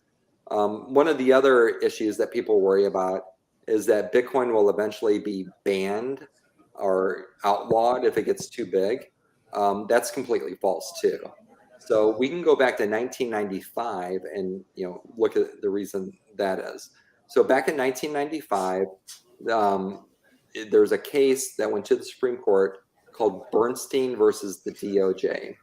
And so Bernstein wanted to export cryptographic software that he developed outside the US. The Department of Defense sued him, and based off of they're worried that it would damage the United States or it would be a national security issue if he exported this cryptographic software. That went all the way to the Supreme Court. The Supreme Court decided back in 1995 that cryptographic software, or any software, is language. And since it's language, it's protected speech under the First Amendment. You cannot outlaw computer software in the United States, according to the decision back in 1995. And all Bitcoin is, it's cryptographic computer software. That's all it is. It's nothing more than that. And so, Bitcoin in the United States cannot be outlawed. That case has already been decided, back in 1995, and there's precedent to, so that's not a concern either. Wow, I have to say, for whatever reason, I didn't actually know that. I feel like that's a very impressive bit of information that I think is relevant whenever you're thinking about the security of Bitcoin, at least in America. I mean, we see what China's done, but even still, even China's turning around with all that and now allowing it to be traded again, just not used as currency. So I think that's a very powerful argument against it getting regulated down to zero or being not able to be used. And previous point, anyone who thinks that Bitcoin is horrible for the environment hasn't. I mean, there's legitimate arguments for those kinds of for that, but at the same time, if you really dig in, you start seeing that, gosh, they're trying to figure out ways to use flaring and also energy that's getting wasted because it's not being used by the grid and all kinds of green and energy. I mean, realistically, I think the amount of creative energy use that's already being used and being investigated for use will be more meaningful for those who care about the environment in the future if they start adapting that to other industries. So I think it's powerful to make mention that Bitcoin's energy use isn't something that's harmful for the planet. Now, that said, I very quickly ran up on our time, and it's impressive how fast it went. Is there one last thing for somebody who's new to crypto, who's coming into crypto world, because we've got a brick and mortar crypto store, we're trying to help new people understand, become educated, walk in with cash, walk out with Bitcoin. Is there anything you'd say to them? Like if they're kind of watching this, maybe they're a bit overwhelmed by it all, maybe they're starting to get interested. Like what one thing might you say to somebody coming into the space who's new and watching this video for the first time? So one of the hardest things to get used to is the volatility. And so if you're coming in new to Bitcoin, just be prepared that the asset class is very volatile. And the reason it's volatile is because we as humans, we're trying to figure out what this is worth. And so that during that price discovery phase, it's just naturally going to be volatile. As more and more people around the world adopt Bitcoin as the monetary standard, then it becomes less volatile. So right now, the adoption rate, and this is from a survey at Motley Fool back in May, they surveyed 2,000 adults in the US, 56% of them owned Bitcoin. If you look around the world, it's around 1% of the world owns Bitcoin. And so it's a very, very small amount of people that own Bitcoin, worldwide. When there's 30% of the world, 50% of the world in the future that owns Bitcoin, it will be less volatile. But the price is going to be much higher than 2, right? Because there's a limited number of Bitcoin that could ever be created, which is 21 million. And as you have more and more people who want to own it, the prices on go up. And so it will be less volatile in the future. But that's the one thing you need to be prepared for is the volatility. And here's just a quick stat. 98% of the time, 98% of the days that you own Bitcoin, it's either flat or going down. Only about 2% of the days it actually contributes to your performance each year. And so, so almost all the time you own Bitcoin, you're uncomfortable owning it. There's only about 2% of the days that you're really happy about owning it. So just be prepared for that. Wow. I think that's another bit of information that I didn't know that I feel like kind of reinforces for those of us who have purchased Bitcoin and then hodled, so to speak. And no wonder it feels so uncomfortable sometimes because 98% of the time. All the time, except for 2% of the days. Wow. Well, that said, Brian, it's been an absolute pleasure. Thank you for coming on. For those of you who are tuned in, make sure to come back here shortly, about 10 minutes for Kevin Mirko. We're going to be talking about tokenized securities. And if you believe in the vision of bringing forth crypto adoption by having a safe space, walk in with cash and walk out with Bitcoin, and people that you can trust to help you through the process, then you can, of course, come to our WeFunder page and invest. If you just want to support but not invest, you can come on Patreon and throw in a few bucks and maybe help pay for some of the community events. And of course, if you like the videos, make sure to like, subscribe, and share. Thanks again, Brian. It's an absolute pleasure. Thank you for having me. Appreciate it. Oh, for sure.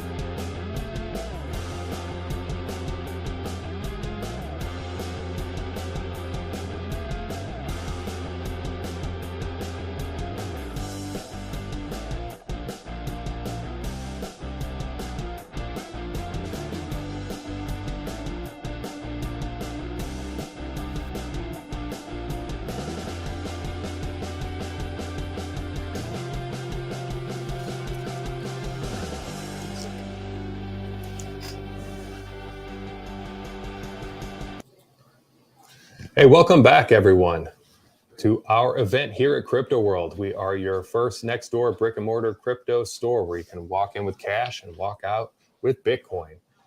We now have Kevin Mirko, the CEO of Coin Metro, on. Welcome in. Thank you. Thank you. I guess we do a quick mic check, make sure you can hear me, but thanks for the introduction. I can hear you. And also, too, for the first time all day, I can't hear myself, which is Amazing. actually amazing. Yeah. So we've been having a little bit of that in the background. So that's awesome. So super excited to have you in. So first and foremost, before we get into the topic, which is about tokenizing securities, what that is and what you've done with that, I'd really love for people to find out a little bit more about you, kind of how you found yourself in this space and what that journey looked like for you and kind of where you wanted to go. So that said, how'd you find yourself here? Great question. So yeah, let's start there. So again, thank you for inviting me, and congratulations to Crypto World. A big achievement today. So congratulations to you guys. So myself, I've been in fintech and just broader regulated finance for the better part of 2 decades. And my journey started through foreign exchange, so through currency trading. And I started out like most traders started out was discovering trading for the first time and losing. That's pretty much how I started out. Just again, that's pretty much how everybody starts out, I think. And then making my way through that journey to become an actual profitable trader, then trading basically on a desk, trading other people's money, managing funds, and eventually starting to manage client relationships, and then just launching my own regulated FX brokerage, which I ran as CEO and founder for roughly 10 years. And during that journey, crypto became more and more on my radar. It was personally on my radar way back in 2009. I was mining Bitcoin on an iMac when you could actually still mine Bitcoin. Well, I guess you could try to mine Bitcoin now on an iMac. You're not gonna get too far. But back then you could actually mine Bitcoin on an iMac. So, I was interested in Bitcoin from the early days. My interest in crypto grew. In fact, given a bit on this topic that we're talking about today, which is tokenized securities, when I read the Bitcoin white paper, the first thing I thought about was traditional capital markets and how this potentially could be something that could make them a bit more seamless. If you've ever tried to trade markets or even buy securities outside of, let's say, the US or any country where you may be sitting right now, that is never and has never been an easy process. Even now, even with all the technology we have, et cetera, settlement times can take days, weeks, and sometimes settlement fails. And so that was actually something that rang in my mind the minute I read that white paper way back in 2008. And so at the end of the day, I think crypto is just a natural extension of FX, of currency. And so that's what led me professionally into crypto. And I've always been a guy that's tried to fight for retail, meaning trying to fight for normal people inside of the financial ecosystem. Most of the financial ecosystem is not built to give everybody a fighting chance. And that Bitcoin white paper, aside from kind of, again, telling me that there was a way to actually make markets work better, it told me that there was a way to make markets work better for everyone. And that's why my journey started where it ended in FX, which was about building a platform and building an ecosystem that could help regular people access opportunities in the market. And that's what led me into crypto from a professional angle. And that's what kind of got me here today to chat with you about tokenized securities. Wow, it's quite a journey. And I have to say, coming from one world to the other world, what's the thing that you are most surprised about, like coming into crypto from traditional finance? And what's the one thing that you still feel like is lagging behind, that you're unimpressed with, that you're kind of waiting for it to come? Sure. I think one of the things that maybe didn't surprise me initially, but surprises me now, is that while we have a lot of different words and ways that we describe what we do in crypto, I mean, collectively, most of what we do inside of the crypto industry is actually done as well on the traditional side. And I'm speaking mostly about financial products. Not speaking about mining, obviously, nobody's mining US dollars or pounds or anything like that. But when we talk about just the financial aspects of crypto, whether it be DeFi, CeFi, whether we're talking about fast loans or whether we're talking about the latest and greatest DeFi app, at the end of the day, all that stuff happens in traditional finance. I think most people overlook that, and they think that most of what we're doing is nuanced. In fact, the biggest nuance is access. So the surprising thing to me is that what we're building is in many ways a mimic of what already exists. The big difference is that it's built in a way, or purposely built, so that more people can gain access, and that is a game changer. It may seem like a small thing, but that in and of itself is, I think, the game changer, and that's what continues to surprise me the most, I think, as I make my own journey through this market. And where I think we're still kind of lagging behind a bit, and maybe it's not even lagging behind, because I would throw traditional finance into the same boat. I think where finance in general lags behind, and crypto is now, I think, firmly a piece of the financial markets. You know, we still may not be a juggernaut in terms of size. We have a long way to go to compete in some aspects. It is now firmly a piece of the financial ecosystem. It's not going anywhere. I think we've proven that. That's a big step in the right direction for this industry. Everybody involved should pat themselves on the back. But where finance in general just still lags behind is, let's call it dynamic regulation. Regulation around the world, every country is basically different, even in harmonized ecosystems like the EU or the US. The US is state by state. Regulation can be vastly different. In the EU, country by country, it can be vastly different. While everybody's looking for the same goal, they seem to be going about it in many different and sometimes vastly different ways.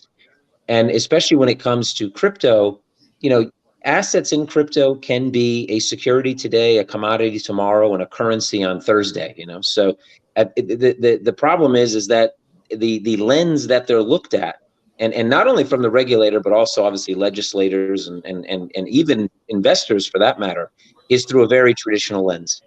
And so regulation never really worked in traditional finance, how I guess people thought it would on paper, and it definitely hasn't worked. What it was, I guess the expectation of how it was going to work is definitely not how it's played out in crypto either. So I think in general, that's where we're still seeing most friction is making sure that we have something a bit more dynamic that can actually grow with this market rather than hinder it. Yeah. So you said something about kind of bringing in people into this space to, obviously, where do you kind of hope all this goes? And this ties into the tokenized securities conversation and the topic that there isn't universal property rights even, and that in some places property rights are either non-existent or at the very minimum different from whenever you cross over an imaginary line from one place to another. Where are you hoping in your mind that crypto goes? Like, if you could wave a magic wand and were fortunately able to be a part of it in any way, what would you want the outcome to be?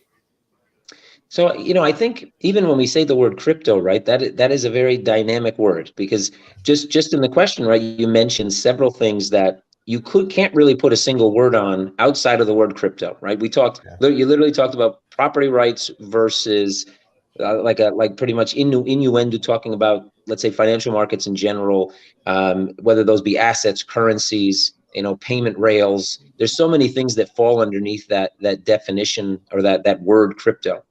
And I think for me, that's in one, that's amazing, because I can't think of a word in traditional finance besides something very vague like markets that potentially houses as much, really cool stuff that the word crypto does. Yeah. So what I expect out of all this, what I hope, is that the system we're building is absolutely not a complete copy of the system we already have. And so hopefully we learn from the mistakes that the traditional market currently, encapsulates. And one of the biggest mistakes is access. I've mentioned that already, but I think it's important to mention probably 10 more times in this interview, on these questions, because access is everything. The reason why, there's a wealth gap, the reason why, I shouldn't say a reason why there's a wealth gap, a reason why inequality exists in finance and the reason why many people's entire net worth sits in their home, while wealthy individuals are able to have their net worth spread out and basically hold much less risk in their portfolios because they're able to spread out, is because of access. And the traditional markets, we can debate whether it's on purpose whether it's just because the people with the money make the rules. You can debate on why it is.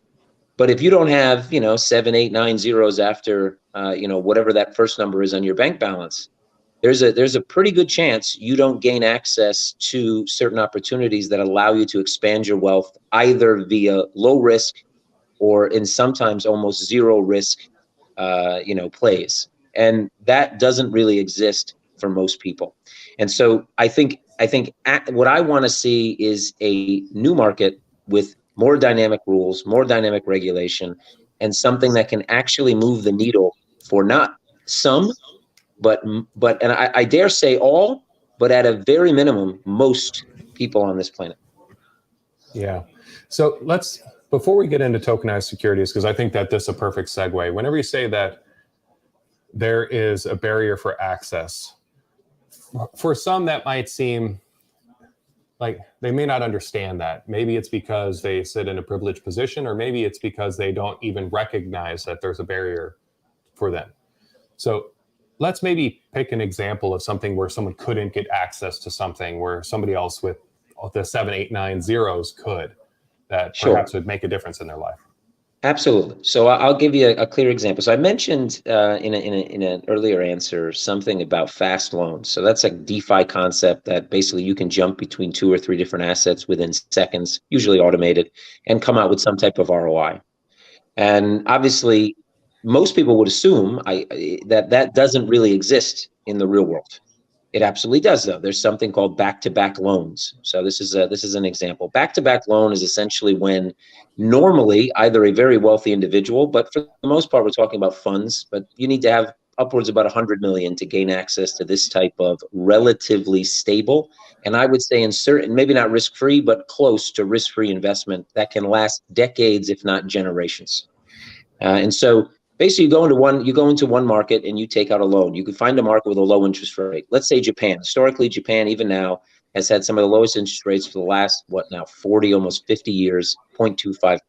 So you get yourself a loan in yen. And let's say that's for equivalent of 100 million, 200 million, even upwards of billions of US dollars or euros or pounds, equivalent value.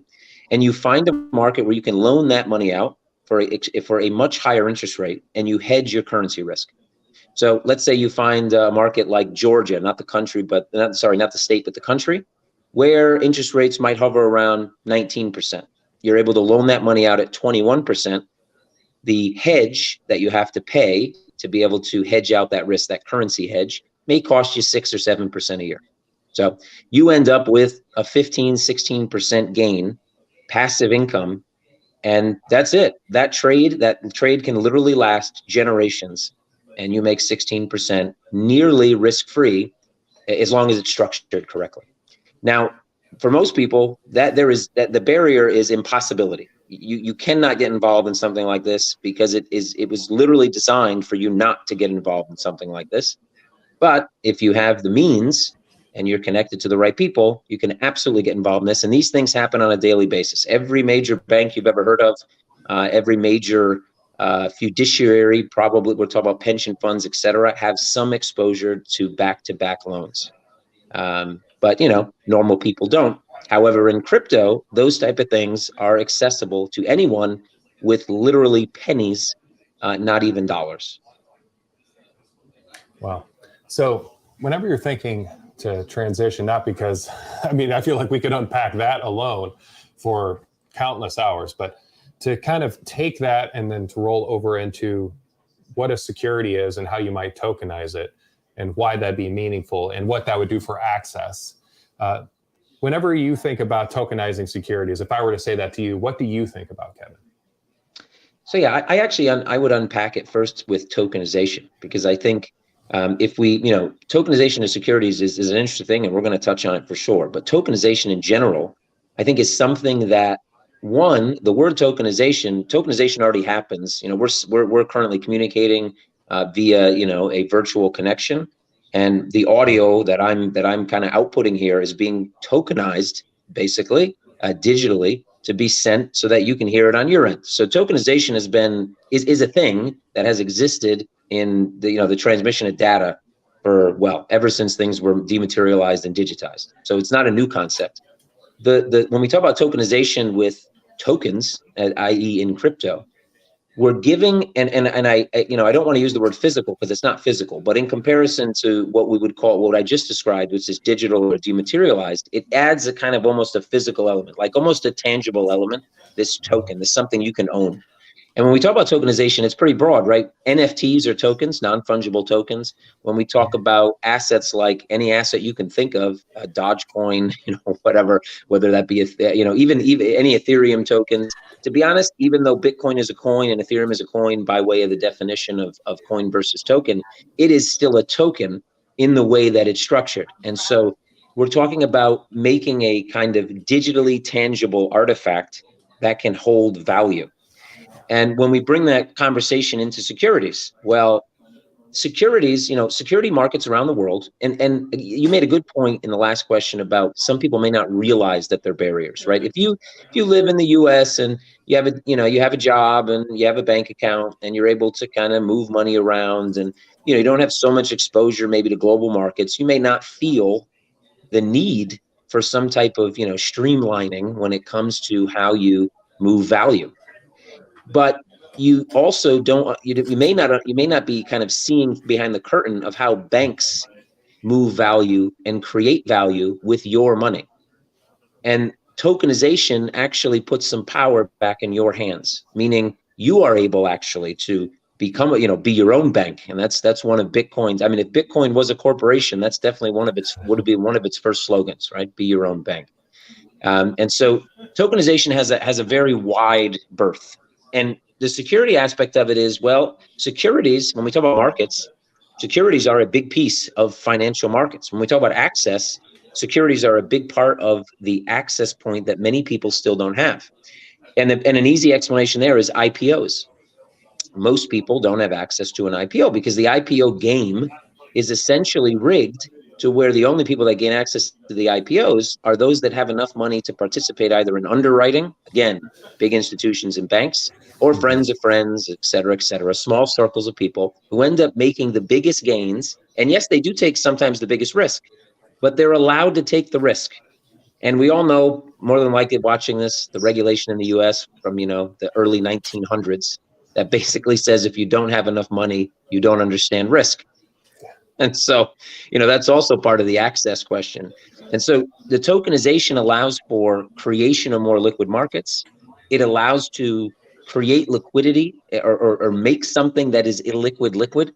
Real estate is an easy, is one easy way to see how that works. You may have a property that's owned by many, many owners, which even though the property market may be good at the time, if it's multiple owners, that creates illiquidity, because how do you, to sell a piece of a property unless all owners are selling, if there's 3 or 4 owners, makes that asset almost illiquid. But if it's tokenized and there's a market, well, it doesn't matter, right? It becomes a liquid asset again. So there's many aspects, but I think it ties in pretty uniquely into access, and property rights is another thing.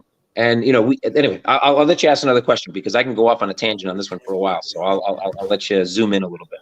Well, quite frankly, that's what we're here for, Kevin. So tangent away. And so to that point, so let's take something specific, excuse me, like real estate. How would tokenizing a piece of real estate increase access? So I think, especially in the time we currently live in, literally, when we're seeing, markedly high inflation, there's a lot of, I think a lot of people don't really have any foresight as to where and when this is going to end. Even, government officials, I think probably everybody remembers the comment of what inflation being transitory, which, made me kind of laugh and cry at the same time. But, the inflation's here to stay for a while.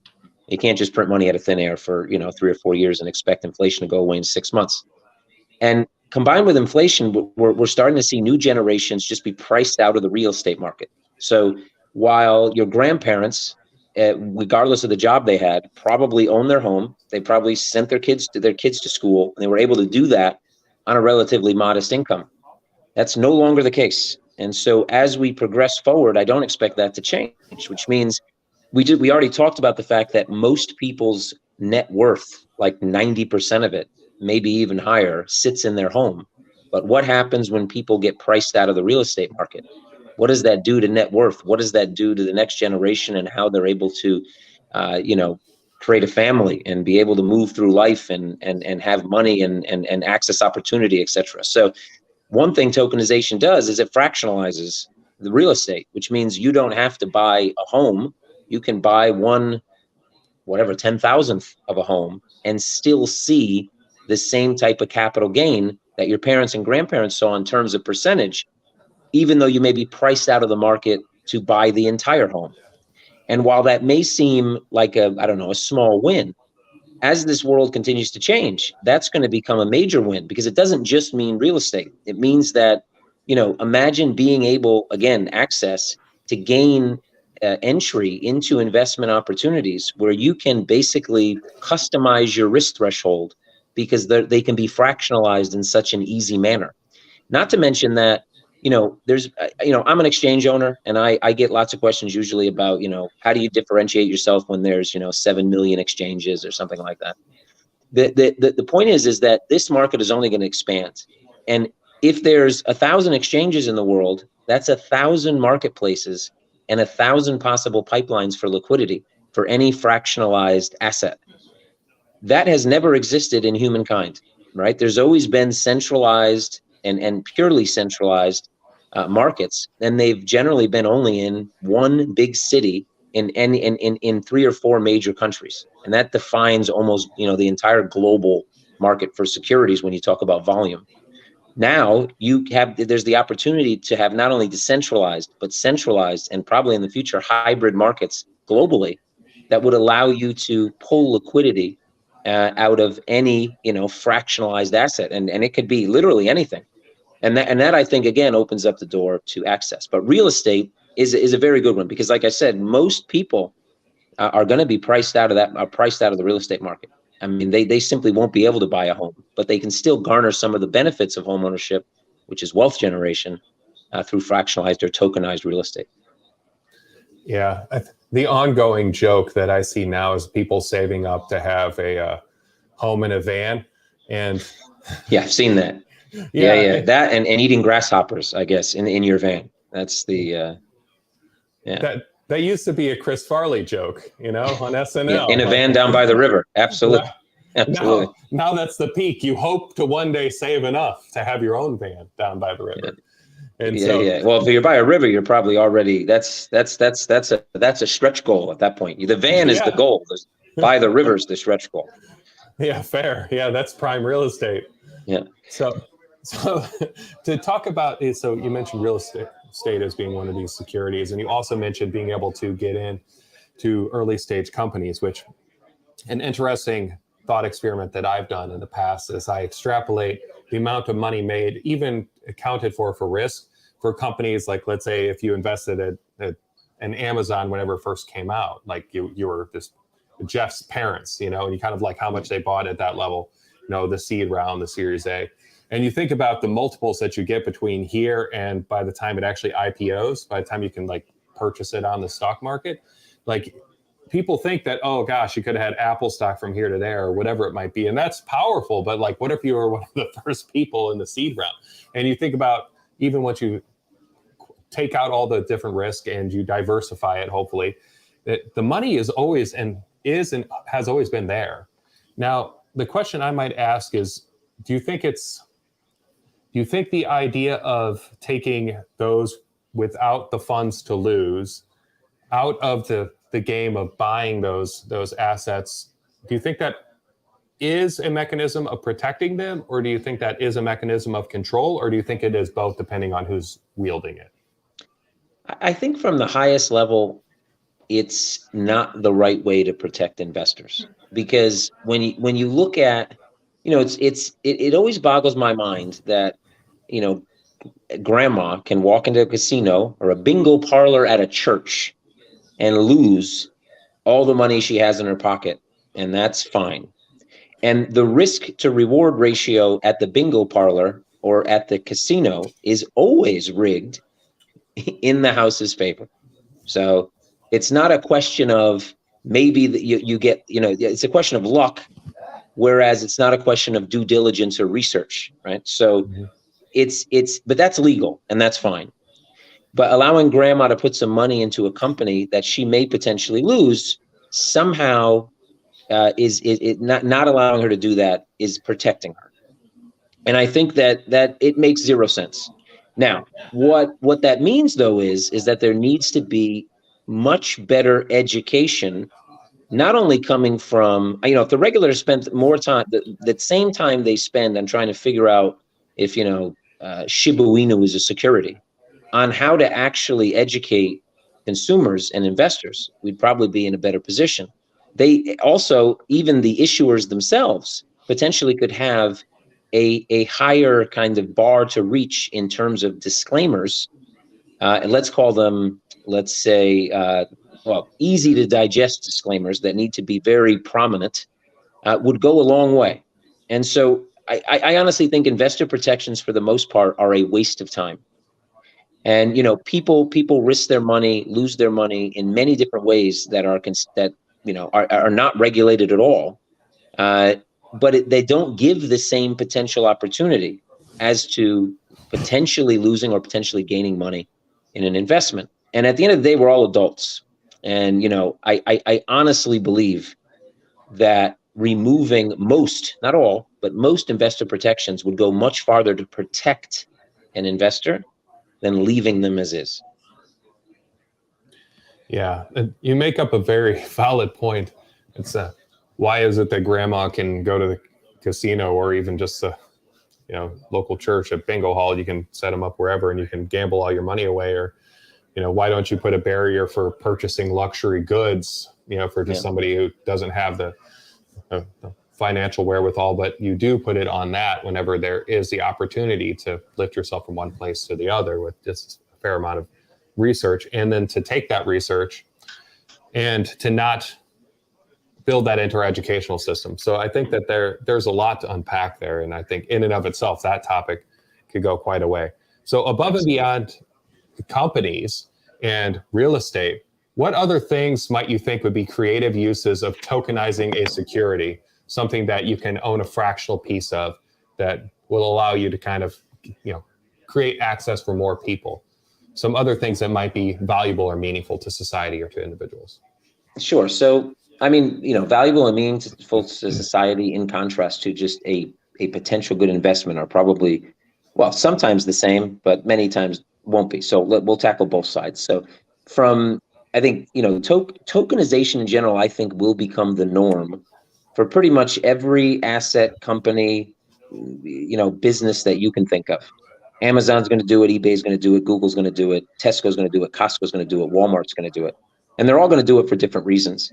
When it comes to securities or securitization in general, imagine anything that can potentially rise in value. That could be a baseball card. It could be a diamond. It could be, gold. It could be access to a portfolio of goods. You mentioned luxury goods, tokenized Hermes. Right now, it's kind of funny to say it in the current dynamics that we see the world in. But had you put your entire portfolio into luxury watches and handbags back in 2019, you would have outpaced every market, including crypto. And so, a Hermes bag can go for $150,000 and you might wait 3 years to get one, but they do not go down in value. Now, obviously, most people aren't going to spend $150,000 on a handbag, nor would I necessarily advise it, and then put it in a box, whatever, an air-conditioned room in their home. But if those things fractionalized can become quite interesting. They have outpaced literally every market in the last 3 years. It doesn't matter what market, you won't match certain watch brands. Obviously, still there's do your own due diligence, understand what brands and what timepieces and what bags, etc., hold the value. But that's what investing is at the end of the day. So literally anything, antique cars. I can go down. Anything you can possibly think of that you've seen. Everybody's probably seen a story on the internet or even on the news at night or wherever you may get your Twitter. Who knows where? That man sells X for Y, and people are like, oh my God, that somebody sold, whatever, a Nintendo game for 80K, or whatever. There's always some story like that in the news. All those things can potentially be fractionalized.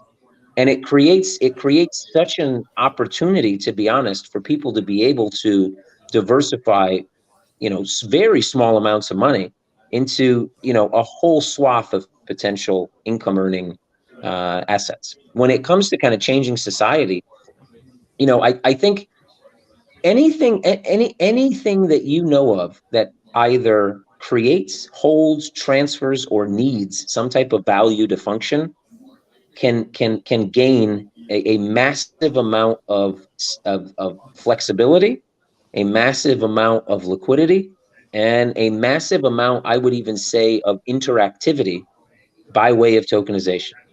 So it might not necessarily go down the security road, but when you think about charities, when you think about foundations, when you think about all these kind of great things that people do to move the needle in the world, feed the hungry, clothe the homeless, etc. All those things require money. All those things have logistics and require movement of value. And most people that give to those things are disconnected from what they're giving, right? They put the money in and they're disconnected.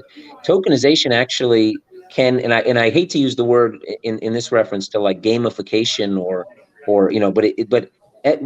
people get interested in things when they feel a connection, and tokenization provides kind of that tangibility in a sense that you stay connected to that value. Think of NFTs, right? People stay kind of connected to that value because they like the art, or they stay connected to that value because there's some utility behind that NFT. You can imagine a day where pretty much every kind of business you deal with on a daily basis provides you tokens, right? So you have your bank wallet or just a wallet on your phone, and not only do you have, let's say, Bitcoin in there, but you have like your American Express points that are tokenized. You have charity tokens that maybe you got from somewhere or you purchased because you want to give money to charity. You may have some tokenized baseball cards, whatever you have, they're all sitting in the same place. They can be instantly moved or transferred into real value, dollars, euros, pounds, whatever. And you can use those to effectuate change, buy a coffee, whatever. At the end of the day, I think it's about, even though we started very, with the Bitcoin white paper kind of started out very, very much about changing the world for the better. Then we went down this whole path, and we're still in that path of kind of almost trying to traditionalize crypto and blockchain and blockchain and finance to a certain extent. But we are going to get to a point where we really do see things actually change. And streamlining finance might not seem like it's going to, better the world as in like giving money to homeless, but that process creates a system by which all that other stuff becomes more possible, and also creates more liquidity to go to those great endeavors that people have around the world. So you said something that really I think is incredibly powerful to talk about. You talked about how you can put money into something, but you're still disconnected from it.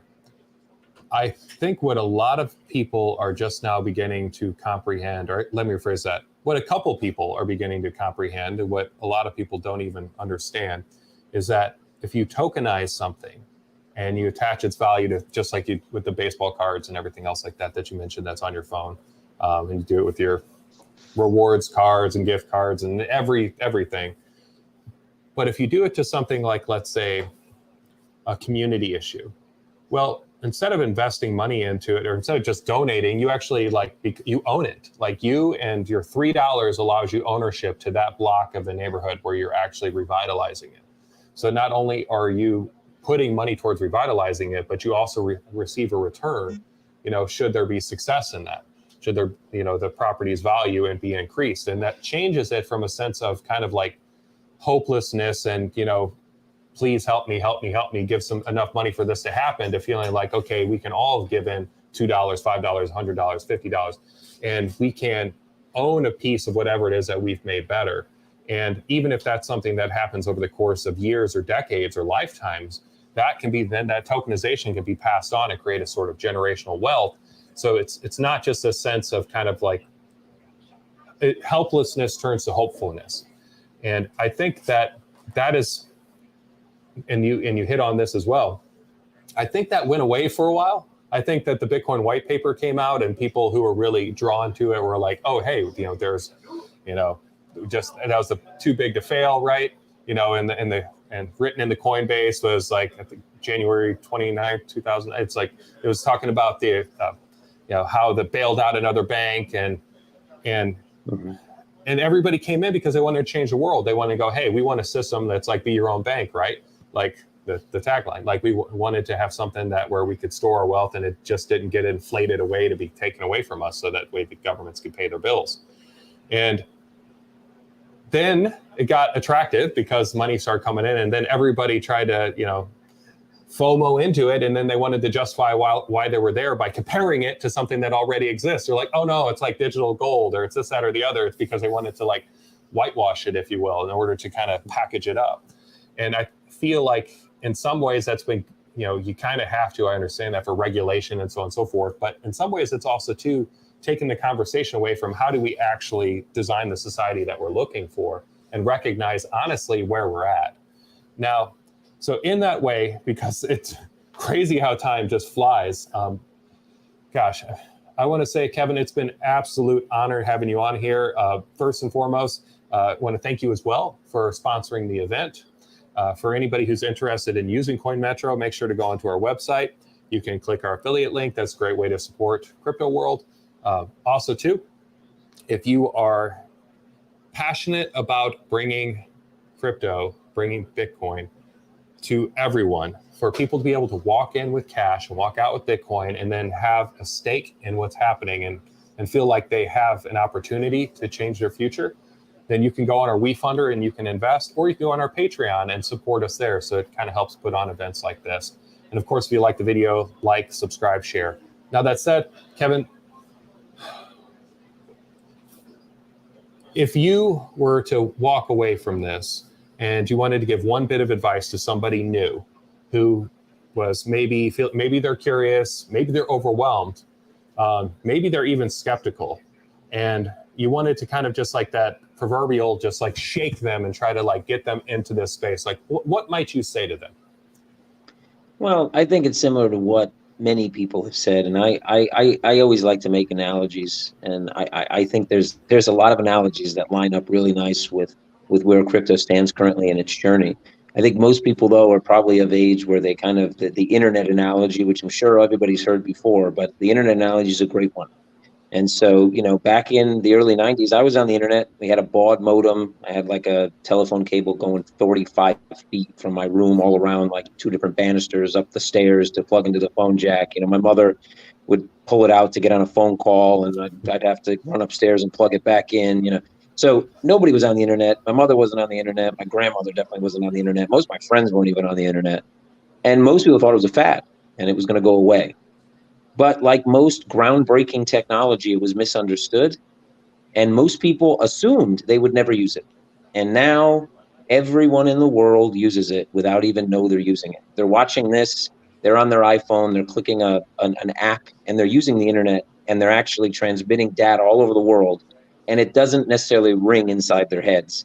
And, that's it. It changed the world. And crypto is exactly that.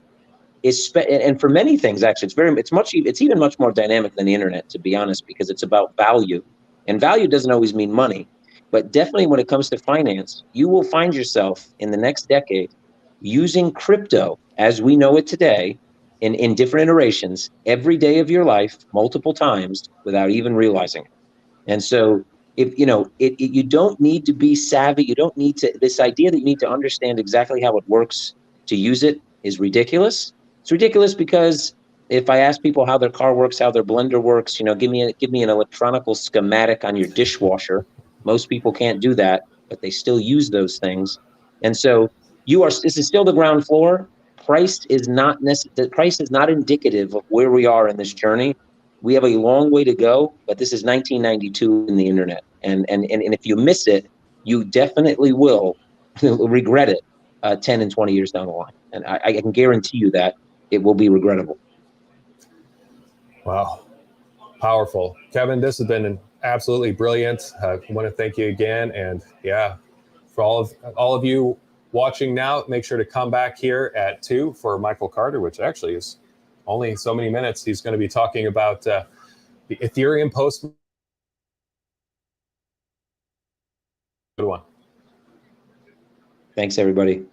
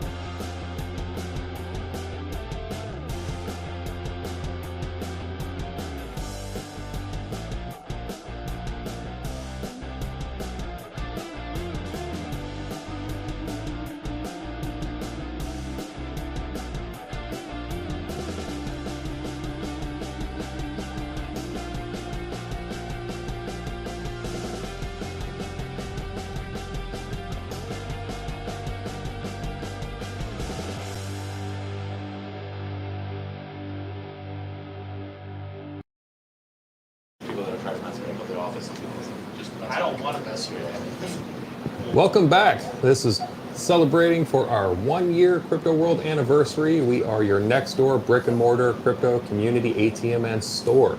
I am extremely excited to be bringing on our next guest. His name is Michael Carter. He's got the YouTube channel Bits Be Trippin'. If you haven't already seen it, he's going to be talking with you about, well, what Ethereum looks like post merge. Michael, come on back. Thank you, sir. Good day. Let's see if you guys can hear me. Good to go. We're in. This is interesting. So what I'm going to be doing today, guys, with you is kind of going through an ETH post merge now that we're almost a week out of the merge itself. And a lot has actually happened in the background. And anybody that has been tracking, if you're a GPU miner, you obviously know that that's impacted you in some way. Some of you have switched over to other networks.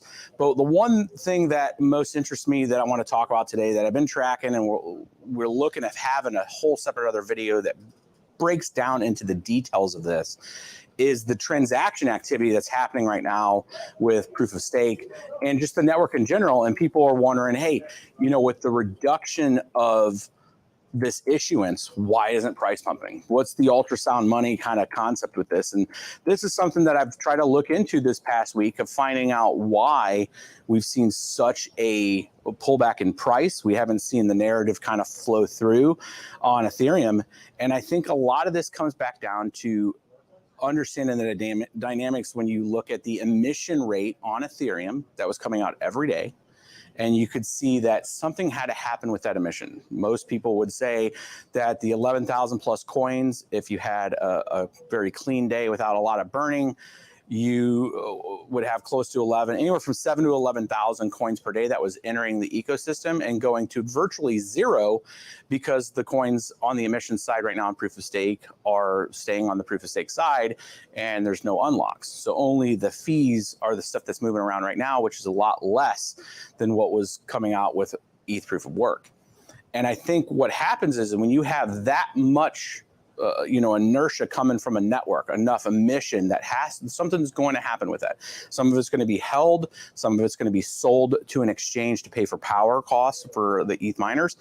And then what our plea as miners have told the Ethereum network was, we just didn't always sell those coins. We deployed them in this ecosystem. We bought NFTs with it.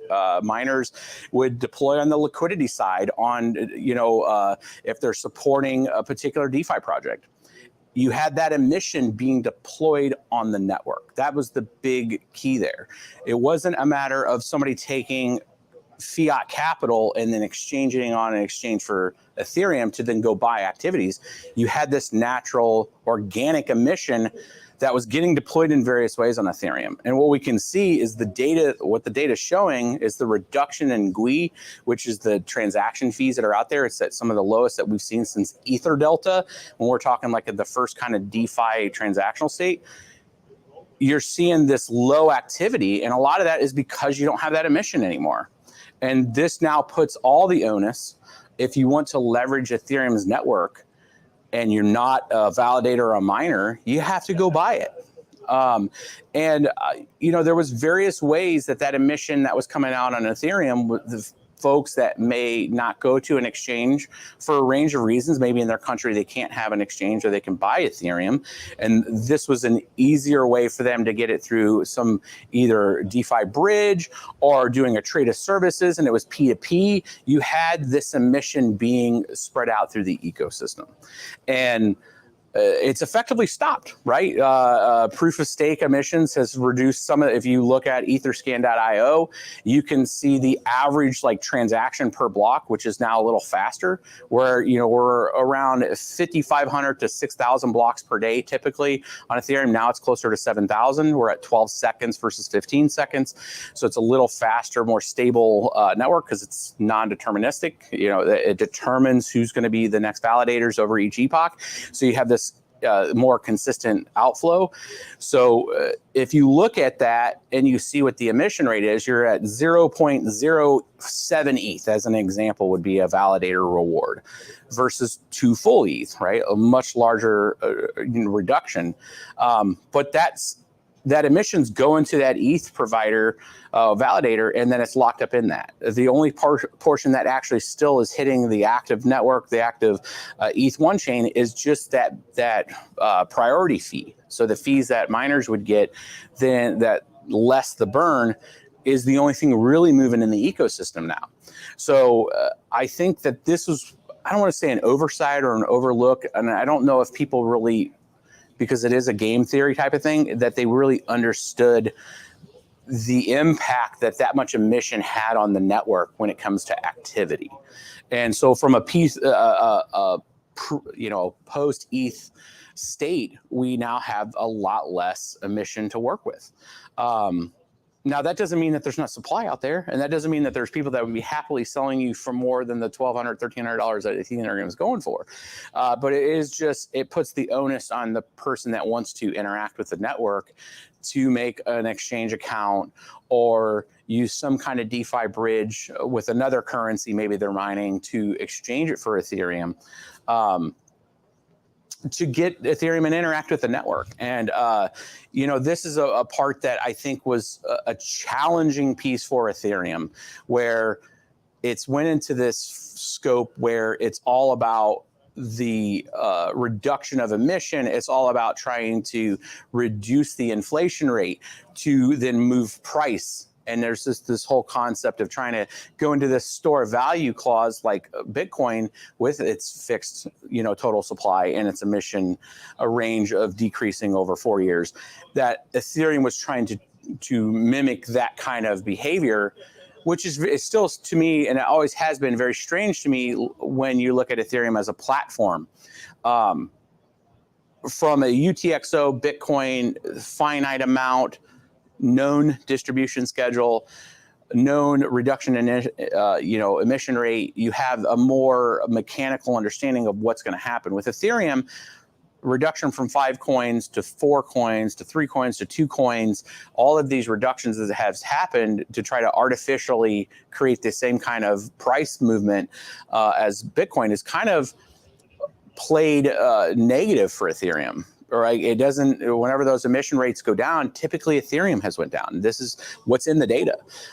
And while we're supportive of Ethereum, I've always been supportive of the concept of another alternative that is focused on development and providing services. One of the concerns was you cannot manipulate this concept that you're going to drive value to it by reducing the emission non-organically, where people don't know the rules and you change it kind of mid-flight. And I think we're seeing that play out. I think it's just the reality that is there, that you cannot force a price narrative. You have to lean into what's made Ethereum successful, which is features and services. This is arguably what's driven ETH's price, not the reduction in emission. It's always been like, there's, the concept of taking DeFi, of a lending platform. That sort of thing is one of the strongest initial growth for Ethereum when we see that big jump in price, the first price. You actually had utility and a purpose to bootstrap a lot of these other potential services and networks. When you look at Curve Finance, you look at MakerDAO, you look at these features that provide ability for lending and creating some sort of organic relationship on the finance world. And then you had all these other features come in for Ethereum that were related to storage of data and services when it came to NFTs, where you can now have art and you can have expression manifested on this this system, to where you have a system of record, you have royalties built in, you have this utility that people find valuable, right? And that's the growth that Ethereum has created. And we're seeing, I would almost argue that it's not even for debate. We're seeing it play out in real time. And until we see that activity get to a point to where you can have that transition from where that activity was coming from the emission side to where it's coming from the seller side of the currency, and that becomes the status quo. Maybe it's an on-ramp thing, maybe it's some other transitional state that another cryptocurrency that has success from its emission and its participation then has enough incentive to maybe convert that particular coin over to Ethereum, and you can get it in a more organic way than just going to an exchange and purchasing it, then we might see some kind of lift in it. But it makes, when Ethereum starts to try to compete with the concept of like Bitcoin, I think it kind of falls on its face, because it's like, I wouldn't hold my Ethereum under that. I've never looked at Ethereum as like a Bitcoin store of value. I've looked at it like, what can I do with my Ethereum?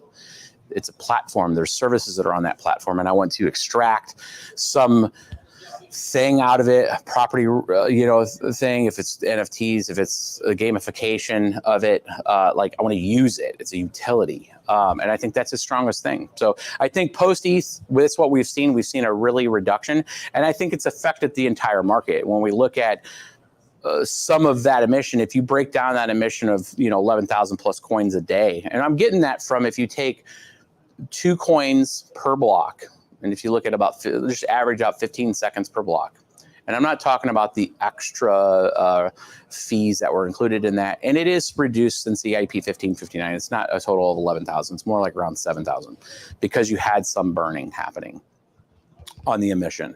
When you look at that much ETH entering the ecosystem, you see this natural use case where people will look for other things to do with it. We're seeing other tokens that are affected by this, because some of those tokens were the benefactors of some of that ETH emission, because people would trade their ETH at whatever base price for another token, right? They would use other, bridges to switch that. And sometimes it would be in an exchange. If you're a miner and you're taking your earned emission and you're converting it to another token, maybe on an exchange or on a DeFi exchange, you had this extra liquidity that was being put into the system, and it was creating a demand side for these other tokens. So effectively what Ethereum has done is, I think, indirectly kind of starved off some of that activity because of the emission. And this analysis that I'm making first came from our team when we were looking at what were the actual effects of EIP 1559 when you start having burning happening, where emission blocks on a reward, maybe sometimes 14, 15 ETH per block, and it was creating a lot of additional ETH, because you'd have the emission of 2 ETH plus maybe 7 to 10 Ethereum on a block. You would have the miners receive a lot more ETH, and then they were doing different things with it, right? So that emission was getting spent out to invest in other tokens, push DeFi up. When you had EIP 1559 come out, you had a significant reduction in that emission. And what happened? What's happened since EIP 1559? That was August of last year, right? You had a $49, almost $5,000 ETH price ahead of it. Ironically, lots of fees, and it was not the best network to use. I would tell you that right now. Everybody knew that I don't want to pay $800 to make a transaction, right? The transaction fees was not the idea, right?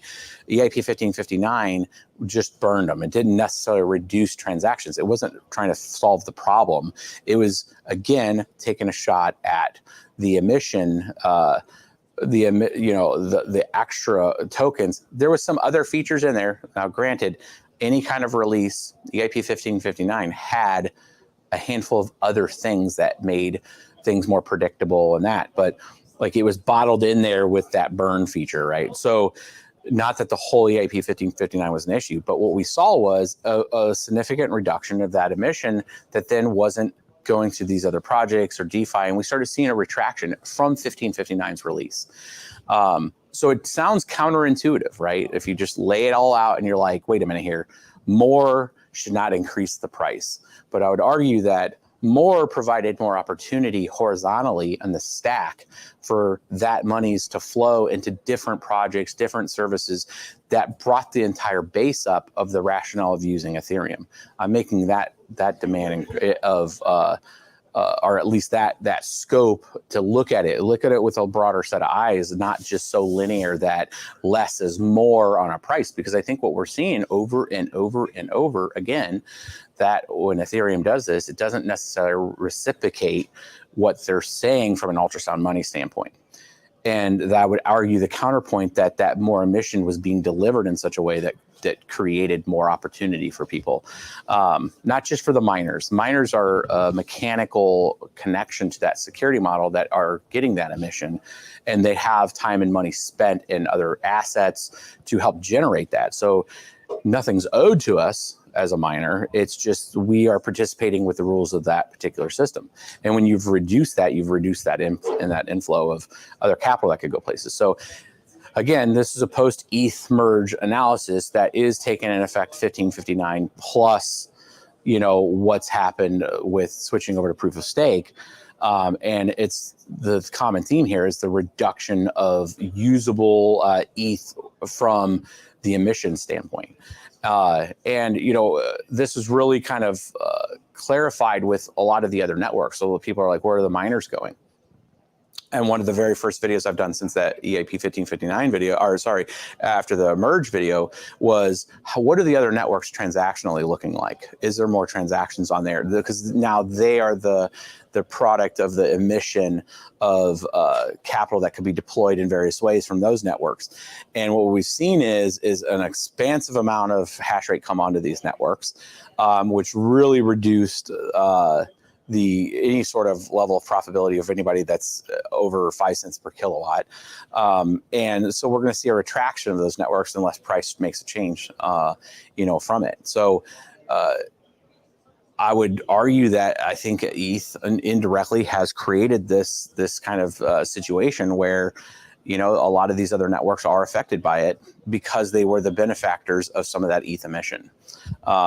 So, as we see, does any other networks provide value or opportunity like Ethereum's did? And that's part of what that exploratory, steps forward, moving forward are from us.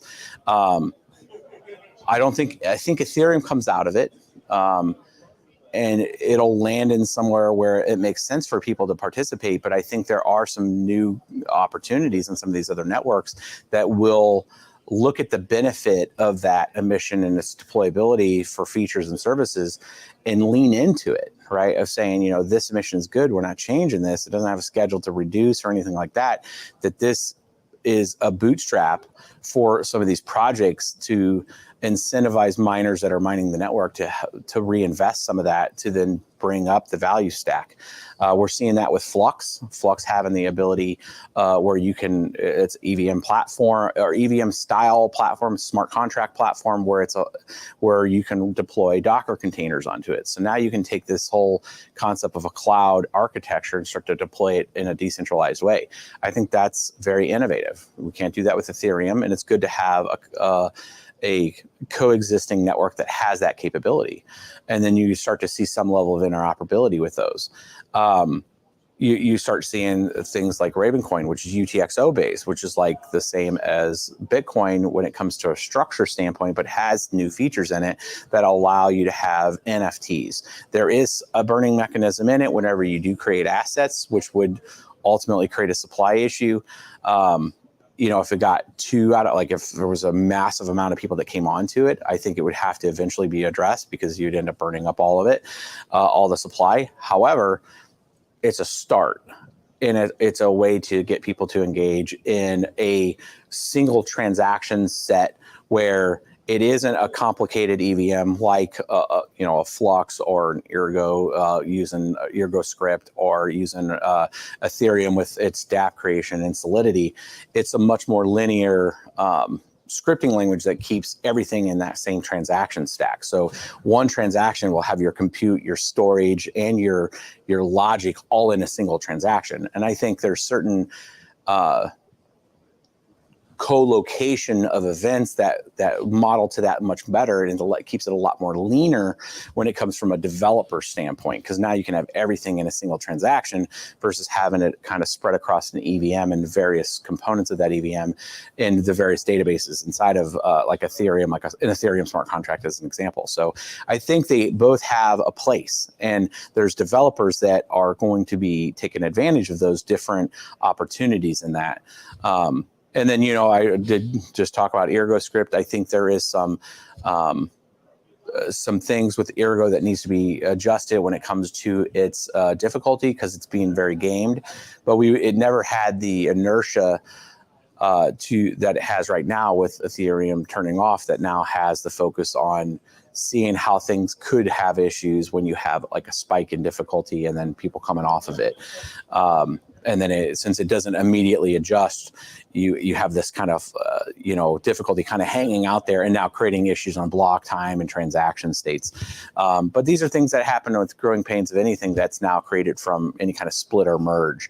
We've seen this with Bitcoin Cash. When Bitcoin and Bitcoin Cash happened in August of 2017, is you had effectively, not a rebase of difficulty, 1,024 blocks, you had a difficulty adjustment. Well, if all the hash rate comes off of one of those UTXO networks like Bitcoin Cash, it sat there and it had long block times.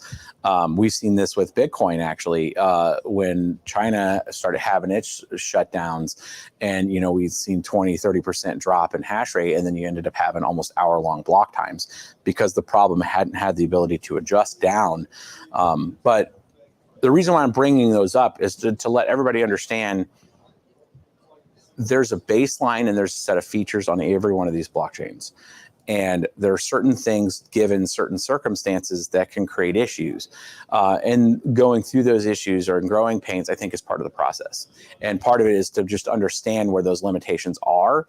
And then people start to understand like how they can interact or build on top of it. Because I think the key point of all this post-ETH merge is, how does everybody move forward from an application stack standpoint? How are they going to develop and incentivize people to partake as part of that chain? And I think ETH has questions to ask right now because its transaction set is just not very much activity. And I think it was a missed understanding of like how big of an impact that emission was to the network. And I think we're seeing it in real time.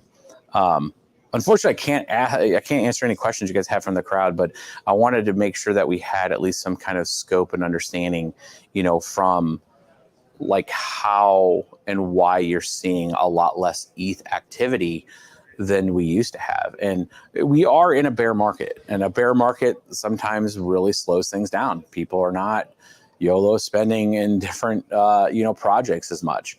And so there's a lot less fiat capital coming in. We see that with a price reduction as that demand subsides some. This is the time that developers kind of lean in and start building and creating new features. We've seen this in the last cycle when we start talking 2016, we had the 2016, 2017 push, started seeing that the possibilities of what the markets could provide. We saw a lot of exchanges shutting down and they couldn't handle the traffic. And then out of that 2017 pop, we saw development and building and essentially what was considered the long crypto bear market, right? The crypto winter, as it were. And from 2018 through 2020, remember I cite it quite often, March of 2020 was like a bottom period. Like that was the floor, right? We were $3,000 Bitcoin. We were at $86 Ethereum price. Almost everything plummeted because of COVID with the regular market. Everything was very correlated. And then we came out of that, but we came out of it because there was a set of features. There was DeFi really leaned in from an Ethereum standpoint when we had the ability for the liquidity pools and all of these different smart contract functionalities that weren't available before that had been being built over that bear market. We're now in a building period. So it comes down, what is the next cycle in this building period? You're seeing a lot of advancements in the metaverse space, right? You're going to see virtual property being sold and marketed. You're seeing a lot more interaction from a commercial, the commercial capitalistic society stuff. So you're talking large name brands, if it's Anheuser-Busch, if it's, Nike, some of these other folks that are building on the platforms. People get caught up when you see a brand like that become part of it. But what you have to understand is, those brands are investing dollars to understand what is the utility, what can they be, not just a marketing tool, can they build something on it? That means that they're funding a development team. That means that you're seeing a transitional state to more and more developers being able to build on these networks. That's a critical piece and component to it. So you want to make sure that you have, the opportunity for folks and brands to become part of that, right? So having that kind of activity is critical to any kind of bear market, because these companies have the budgets to build during that. So if you're out there and you're a developer and you're trying to look into the space and you work for a company, see if they have a plan when it comes to working on some of these things. So, and there's other networks out there to look at. And I think over the next few months, we'll see that on the GPU mining front, where there's a huge amount of us GPU miners out there partaking in these opportunities on these new networks, and seeing what can we do with it, right? We're going to be covering that on the Flux standpoint and Ergo and on Ravencoin. I've left Ethereum Classic out of this a lot just because of it has everything to gain from Ethereum moving to proof of stake, but it really has to lean into the development side of it and see some projects move over to it. It does not have that kind of inertia that I believe Flux and Ravencoin and Ergo have from a community standpoint. And it's mainly because a lot of the ASICs are moving over there, which reduces the amount of people that are going to be interacting with that chain. It's just landed with a few larger entities that are going to be really controlling most of the hash rate. So does ETC at some point in its time have a fork?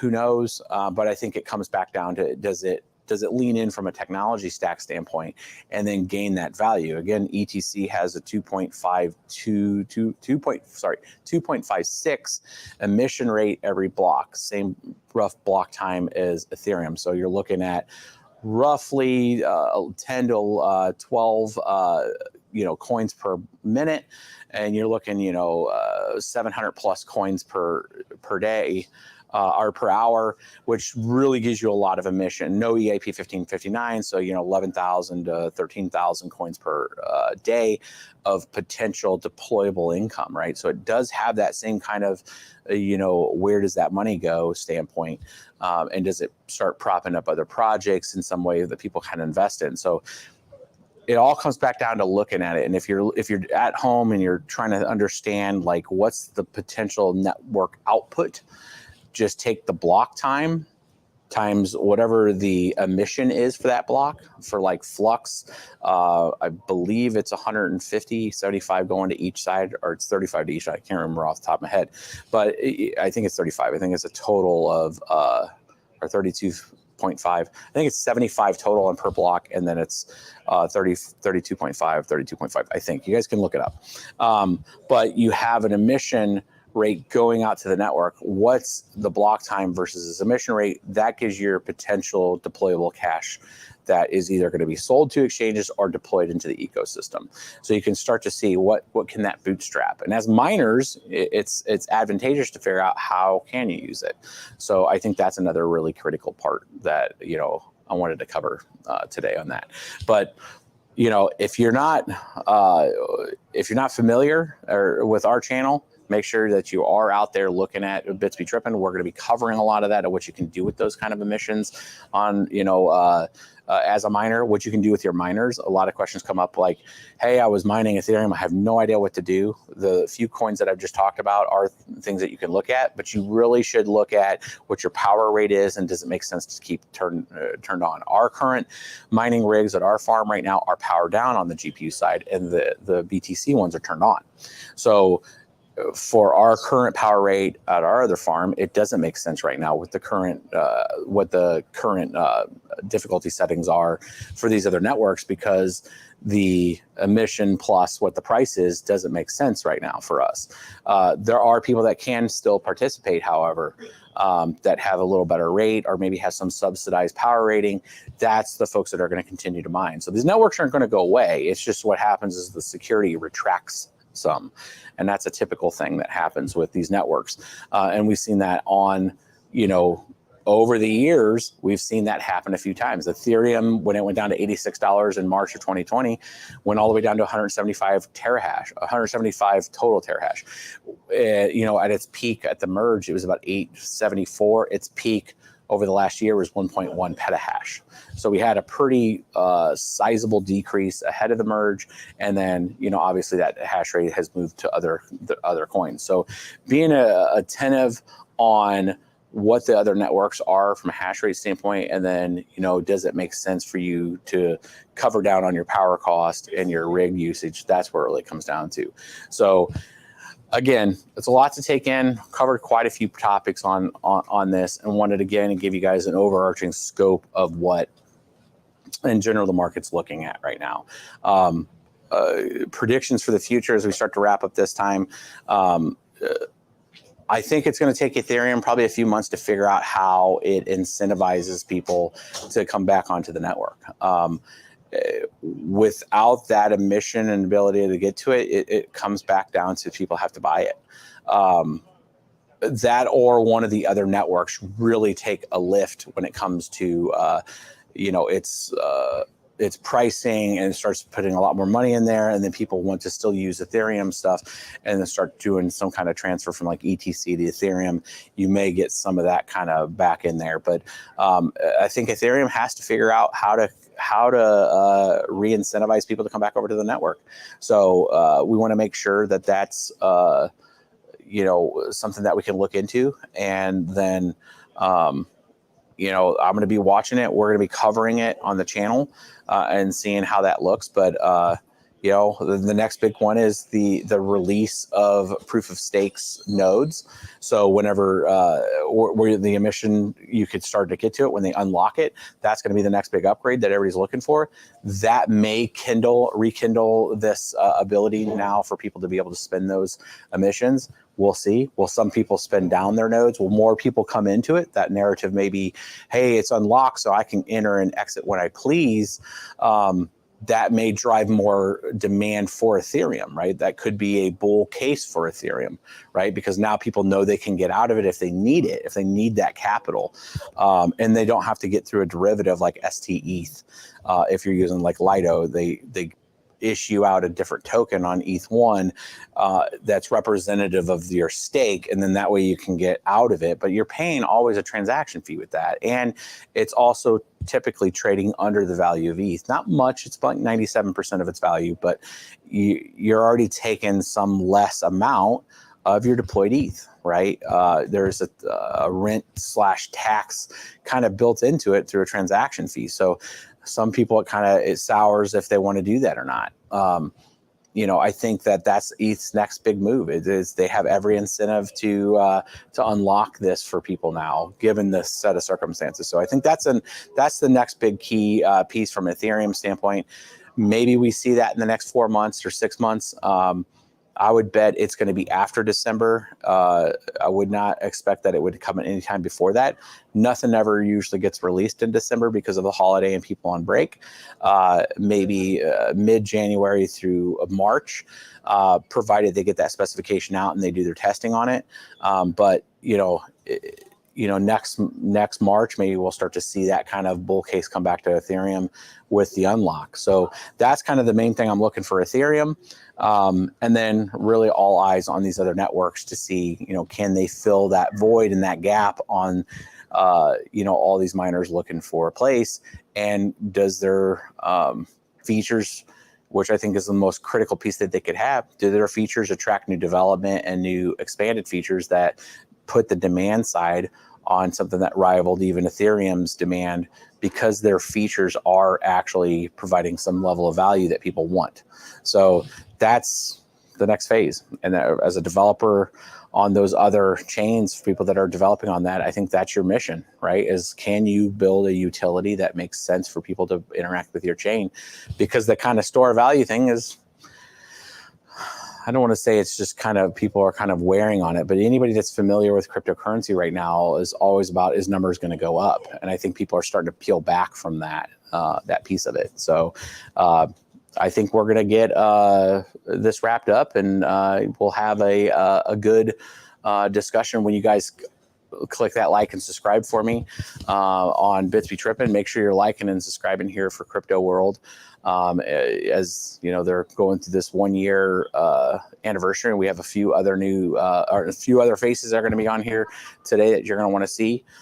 So hope you guys catch up with us here and follow up. We'll get Jonas in here to kind of pull us out here and see who's next. I want to give them time to get our next speaker up here, which is Natalie Brunell. And I believe she's going to be remote, but make sure you guys are staying tuned for that. And we'll get you guys back here in a little bit. All right. Let's thanks, guys, for liking and subscribing and sharing. Make sure you do that.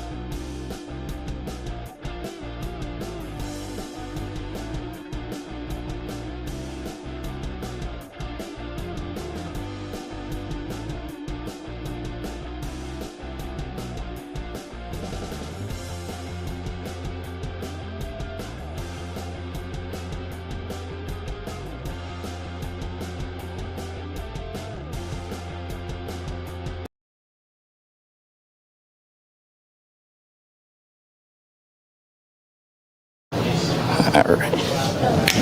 Welcome back, guys, to Crypto World's 1-year anniversary. I am the Crypto Sherpa filling in for a little bit as we wait for Natalie Brunelli, who should be on next, who will talk about Bitcoin and inflation. So we look forward to that. But who am I? I am the Crypto Sherpa.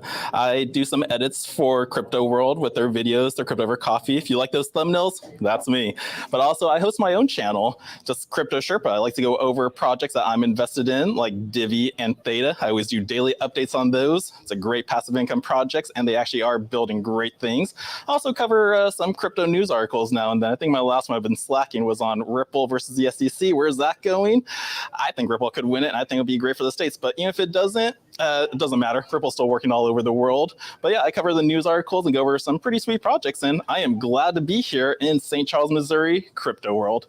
But yeah, so Divi project. Why do I go videos over that? I love it. It's crypto made easy. They have so much stuff in works for them right now. Partnership deals going on in Dubai.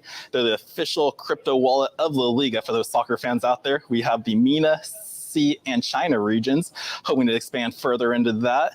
Also, big things happening in Dubai. Our CEO, Nick Saponaro, is in talks with a lot of big people out there. And like when you do deals in Dubai, you just, they have to be in person, handshake. They do it old school, but that's also where the money's flowing if you pay attention. So very stoked on Divi. We just got a new roadmap looking into Loyalty 2.0, where we're in bids with an airline company who wants to use those reward systems. NFT 2.0 down the road, which is going to have liquidity into NFTs, which is pretty crazy. And just more projects going on with there. And then my other videos I like to make on Theta Network. Why am I so bullish on them? They're all about sharing a broadband. Like Web3 and the metaverse cannot be built with the broadband system we got now. And Theta is definitely solving that issue. So love it. You got Theta, T-Fuel, you can stake them through a Guardian node or an Edge node. So I love both these projects because you can make a passive income on it. But yeah, Theta, we're coming into another hard fork. And what are we getting? We're getting Mainnet 4.0, which is going to introduce subchains for entrepreneurs, but the entertainment industry to build onto the Theta network, who want to build like the next YouTube, the next Twitch. Like you're going to be using Theta for that. So that's what this next mainnet. We have a hard fork coming on September 29th for Theta, which will allow wrap Theta and staking via smart contracts. So lots of stuff being in works. The last biggest thing Theta had was using their Theta Pass technology. We're using NFTs as a ticketing platform. They tested it out in the Philippines for the American Idol. I think they call that Idol Philippines. It was pretty cool. You buy the NFT on the Theta Drop website, and then you take that NFT to the show, and then that was your ticket. So it's crazy where this technology can go.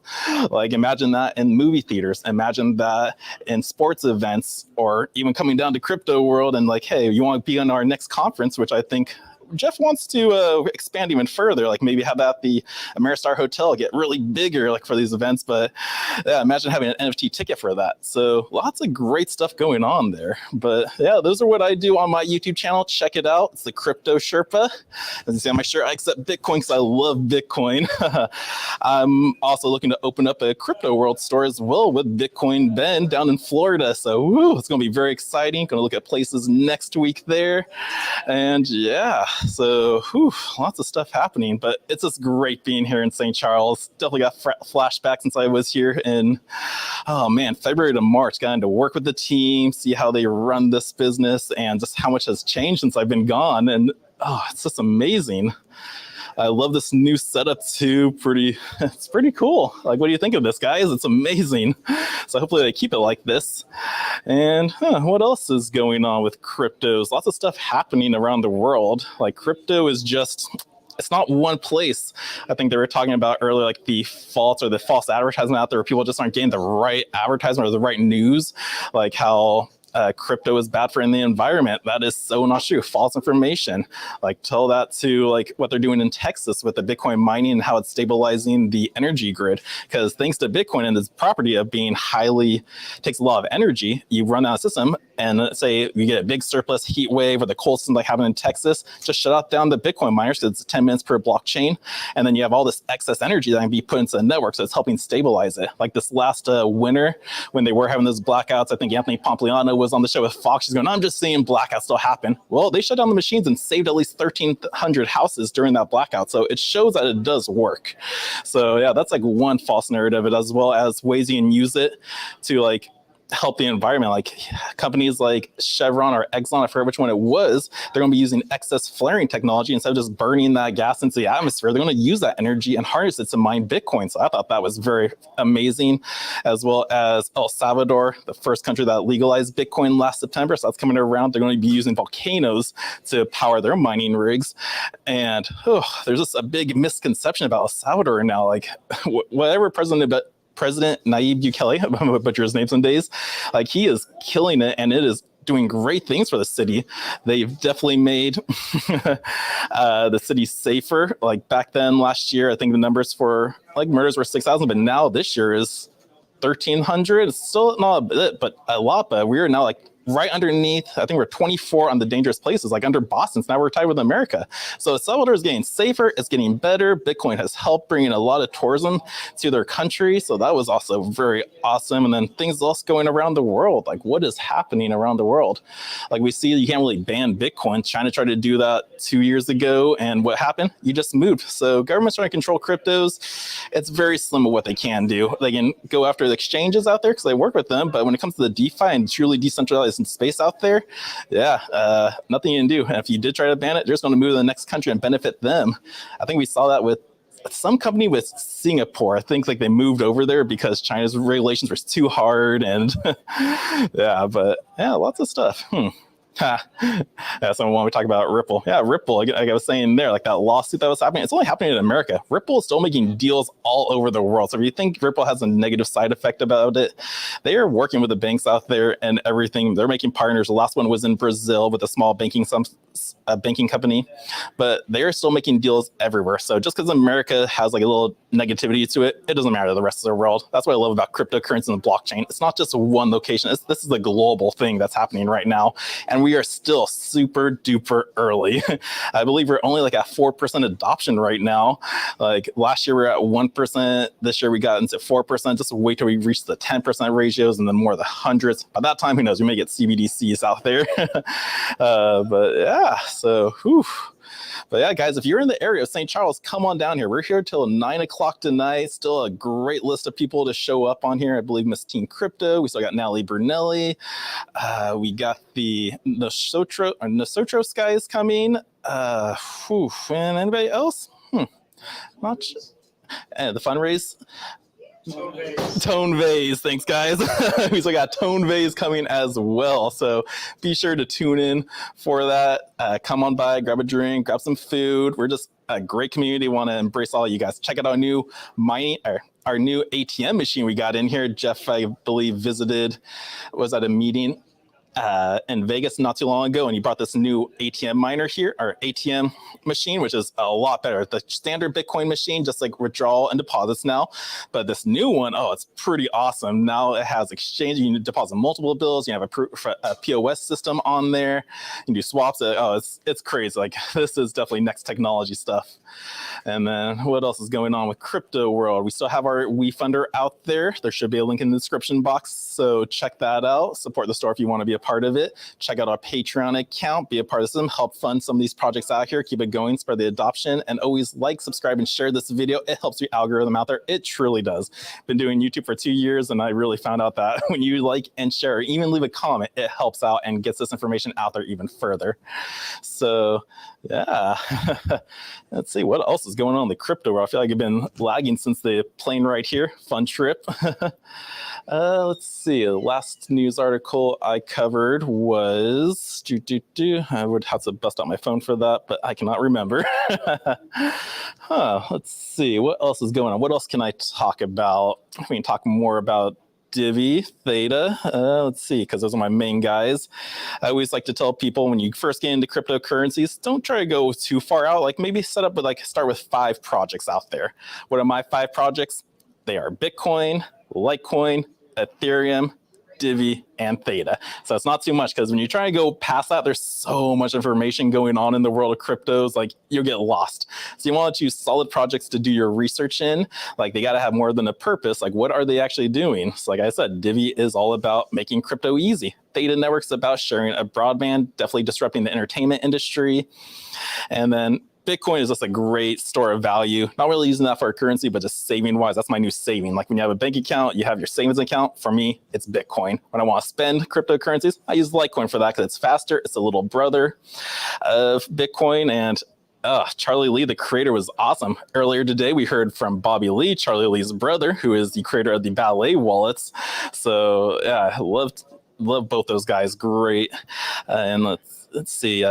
But yeah, so guys, it was great. But guys, thank you so much for having me on. I'm glad I got to be here for a few minutes. I didn't do any channels, but check out the Crypto Sherpas channel for those daily updates on crypto news. And also, again, follow, like, and subscribe Crypto World. So thank you guys so much for watching, and until next time.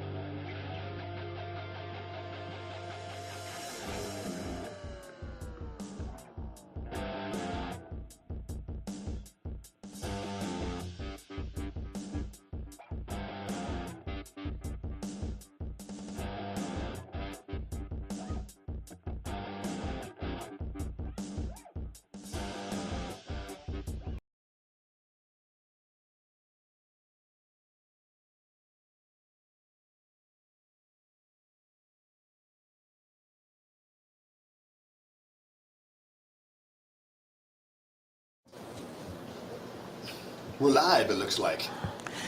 Hello, so Jeff Wade here, CEO and founder of Crypto World.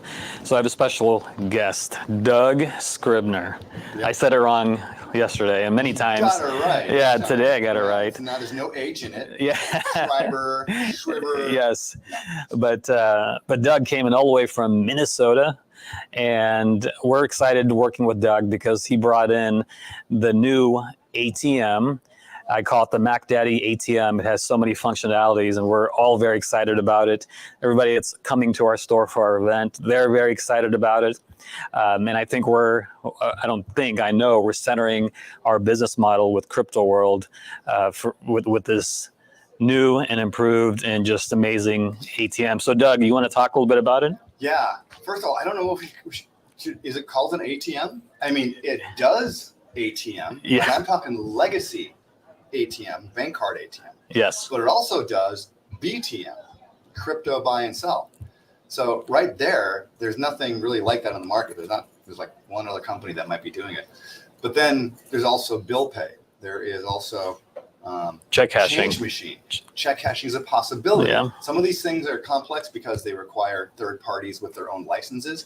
But basically, it's a multi-use kiosk. So it's like an iPhone as far as in a kiosk that does BTM, With cash in, cash out. Yes. Yep, and so therefore, you just like your iPhone, you can get new apps. New apps can be developed on top of it.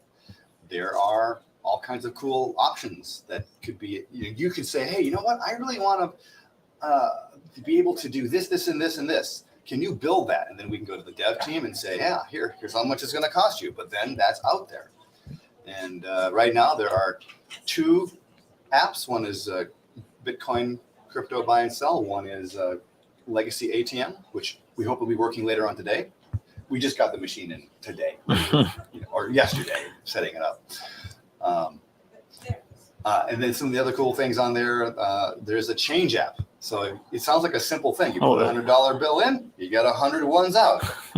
But What kind of industry would that be good for, Doug?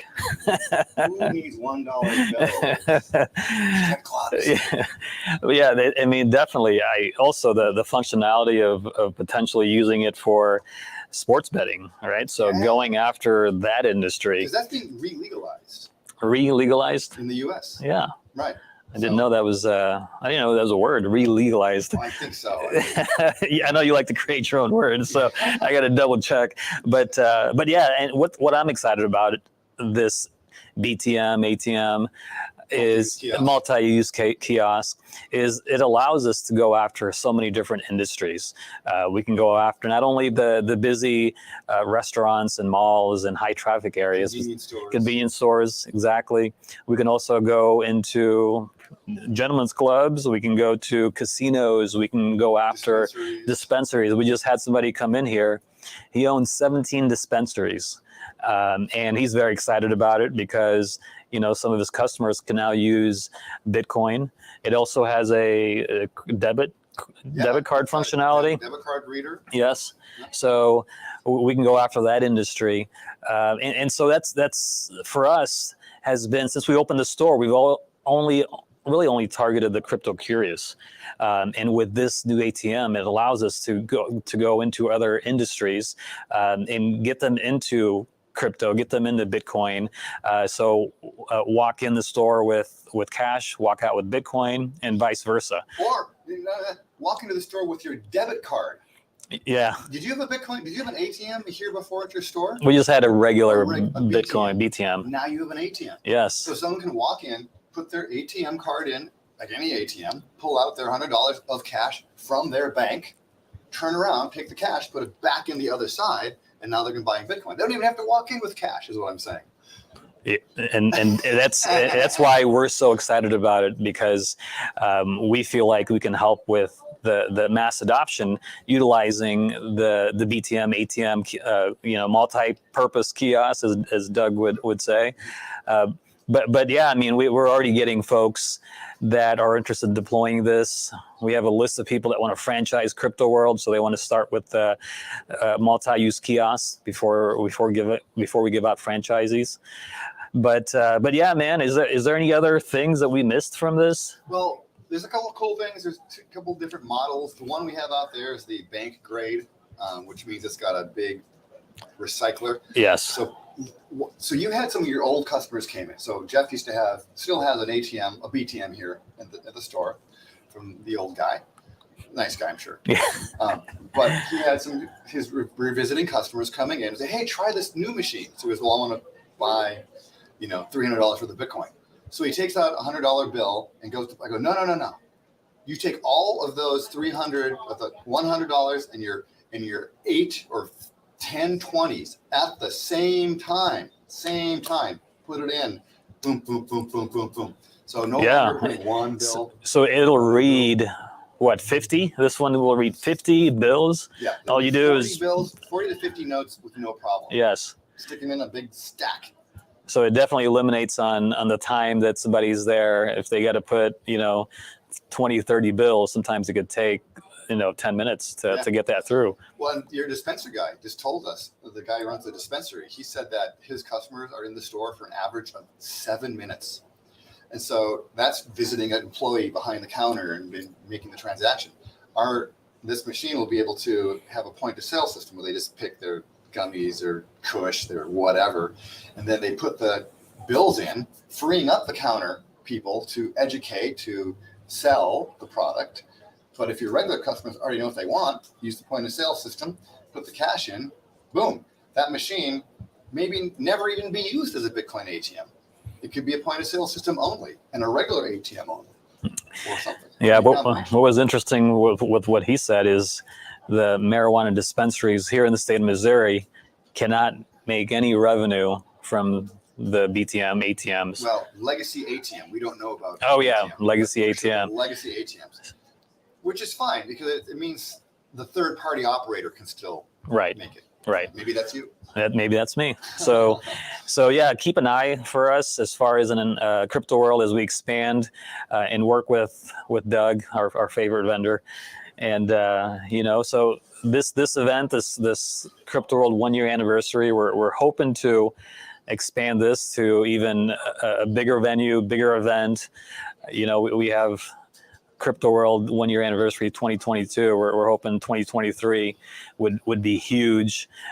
Next year, I think we're going to do it at the casino, not the one you're staying at, but a different one down the street that's got a huge conference area. By the way, I would like to say I was here for the grand opening, but I just remembered I was here the day before. Yeah, well, you were the very first one to let you in. Yeah, he drove all the way from Miami with his Tesla All the way to Minneapolis. Yeah, to check out our store. So luckily, it was on the way. You would have done it even if it wasn't on the way. Yeah. But Doug, man, if you guys want to help support Crypto World, we do have a Patreon page. We also started a WeFunder page to be able to expand our operations. So if you want to be a part of, the BTM, ATM, multi-purpose kiosk business, and you want to help support us, go to our WeFunder page. It's on our website, shopcryptoworld.com. In Crypto World. Yes. It's not like donations; they're investing in it. Yeah. So our WeFunder basically set up to where you can invest in Crypto World, and it's not like GoFundMe where you're just donating money. You actually would get a part of equity of Crypto World as we scale, as we grow. And so that's what we're excited about, and we need your help to be able to do that. But now I can feel comfortable saying that Crypto World can be something that's duplicatable and generates revenue primarily through the Bitcoin ATM business, the multi-purpose kiosk business, and so forth. But thank you, Doug, for speaking with us. Thank you for coming down here. We look forward to working with you as we expand this. Cool, man. Cool.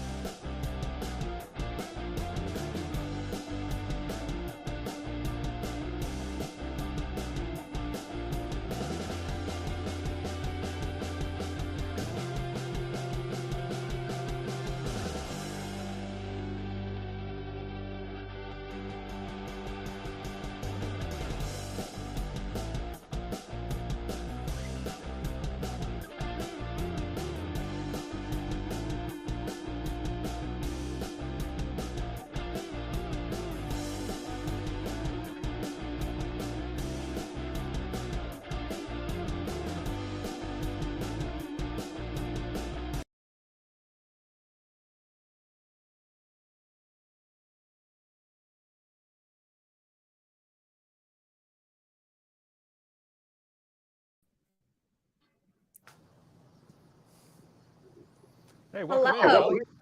Hey there. Yeah, and for everyone tuning in, welcome back to our one-year Crypto World event. We're happy to be around a year in, making sure to bring crypto adoption to the community. So for those who are unfamiliar, we are the first next door brick and mortar crypto community store and ATM. Natalie, I am very much looking forward to our conversation about inflation and Bitcoin. Hi, thank you so much for having me. I love St. Louis, so big shout out to that town. Yeah, I like St. Louis too. So I find it quite fitting that we were talking about, okay, what kind of topic really fits Natalie? And we happened to pick Bitcoin versus inflation. And then I think maybe an hour or two later, I saw you on Fox News talking about inflation and of course, Bitcoin. I was like, well, that seemed appropriate. Yeah, I mean, obviously it's on everyone's mind right now. Right now with the inflation at 8.2%, which is the official CPI that they give us, but they cook the books with that. It's such a manipulated figure anyway, and it's really crushing people. It's sad to see. I think that the people that it hits the hardest are the working class, the savers, the people who really need to be able to have money for discretionary spending, and they're getting hit at the grocery store, they're getting hit at the gas station, they're getting hit in their 401ks. So it's really sad to see. But inflation's not really new. It's something that I kind of alluded to when I was on the shows yesterday. Inflation is something that has been happening for decades now, at least on a monetary policy level with quantitative easing, which has expanded credit, and a lot of that has flowed to assets. So people who are wealthy, they tend to hold assets, and they've really benefited from inflation over the last several years and decades. They own homes that have gone up in value. They have stocks that have exploded in terms of price and valuation, and it doesn't really match the earnings and the bones of the company. So what that leads to is more and more wealth concentration. And I think that when that happens, people get frustrated because the future is uncertain. Their economic security is in jeopardy. And then I think this is why we have so much polarization and division, because people are looking for a place to blame or a savior in terms of a politician. And the truth is we need to fix the money. We need to fix the money. Yeah, amen. So speaking of fixing the money, I find sometimes it makes sense to go back a couple steps to just simplify something, because sometimes people come into these conversations, they feel like they're completely overwhelmed. They're just too far in and they're having trouble with these concepts about aggregation of wealth and all these, like why inflation aggregates power. Let's start off with, what is inflation really? Like, what is it and where does it come from? Well, actually, the technical definition of inflation is the expansion of the money supply. We equate it with prices going up, but it's actually because our money, there's more of it. And so it's more money chasing fewer and fewer goods, because most things in the world are not abundant. And we have this sort of infinite supply of money as they print more and more of it, and creates bubbles, because once the money doesn't go to everybody equally, right? This is what we refer to as the Cantillon effect. The money goes to the people closest to the monetary spigot first, which are the big banks, the really credit-worthy individuals and large institutions. And then it tends to pool at the top. It doesn't really trickle down. It goes into assets like stocks and real estate.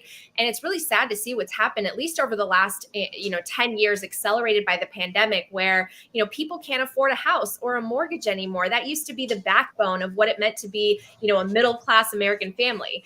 And now it's harder and harder. Millennials are graduating racked with student loan debt, and their jobs, the wages have not kept up with the pace of inflation. So they feel like they can't catch up in order to acquire these assets. And now when that bubble is sort of starting to pop as they raise interest rates, I think what we're seeing is really the underlying weakness in our economy, because you can't prop up an economy on easy money and artificially low interest rates forever. At some point, the hens come home to roost, and you start to see the fallout, because there were misallocations, malinvestments that need to wash out when interest rates are rising, especially with so much debt in the system. Yeah. So talking about the debt in the system, I think that's a critical part of inflation. How do we get here? Is this by accident or on purpose? Well, it's sort of by design.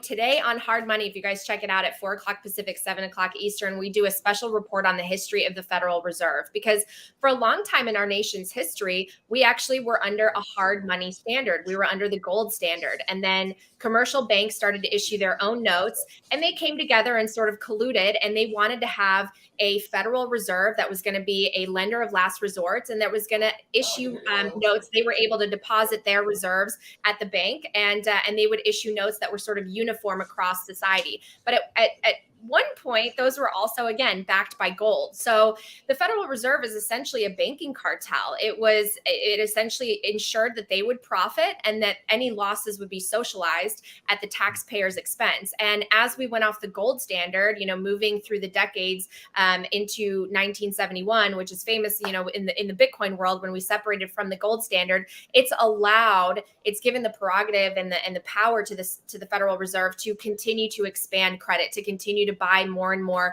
government debt. And so now we have 137% debt to GDP as we try to raise interest rates. And if we continue down this path, we are basically going to have to pay more in interest payments as far as a budget line item than Social Security. That's what we're getting to right now in terms of our debt situation. And it wasn't always like this. When the Federal Reserve was created, it was actually prohibited from buying government bonds, and it didn't have this desire to kind of manipulate the markets in the way that it does today. So it's really sad to see how this is, I think, happened as the result of both human greed, but also, politicians getting involved and meddling in the economy is never a good thing. I think it leads to more benefits for the few at the expense of everybody else. And I don't want to see a world like that. I want one based on merit, based on value, based on fairness, based on math. And that's what I see Bitcoin creating. So would you say then, and there's so many things that I could talk about in just that one statement, would you say then that the politicians having their finger on the money is where it all kind of unraveled? Mm-hmm. Yeah, I think that when you marry money with the state, this is what the core problem is. Very few people have all the power, and everyone else is, left fighting for scraps, essentially. I've been so struck by some of the statistics I've read, even just in the last year, that 2/3 of the wealth in the US is held by 5% of the people. And there are about a handful of people that control more than 50% of the wealth. Of that wealth. So, everyone else is fighting for the rest of that share of the pie. And it's no wonder that people feel frustrated, because you look to your future and it's that idea of low time preference, high time preference. There's so much uncertainty because your dollars are increasingly worth less and less. They're printing more and more. And then when they try to raise interest rates, everyone who, actually matters in society, who's voting these people in, they suffer. They can't go to the grocery store and afford to feed their family anymore, even though they're working hard. They're working longer and harder for money that's worth less. That's the road to serfdom, that these Austrian economists have talked about. I don't think that that's a fair system. It should be based on value and merit. And we don't have capitalism anymore. Like, in my opinion, if you have capitalism, then you have risk that's rewarded, but also punished. And here we have a system where risk is bailed out by the taxpayer. And so the system really never cleanses itself. It's why these sort of busts are painful, because the bigger the boom, the bigger the bust. And then we never really allow the bust. So the bubble just gets bigger and bigger and bigger. And it's not going to be sustainable. The more that they try to raise interest rates, something is inherently going to crack too much, and they're going to need to step in and print again. And so we're just on this spiral. It's like this debt spiral that keeps going and going. It makes us more and more reliant on credit. And that's just losing the dollar status in terms of the national, the global national reserve currency. We're not going to have that anymore, because China and Russia are already saying, no, you guys print too much money. You go far into debt. We're going to get rid of US treasuries in our reserves. We're going to replace it with gold. We're going to create central bank digital currencies. And so the way that this game theory plays out is not good for the US, unless I think the US embraces hard money again. And the best form of hard money is Bitcoin.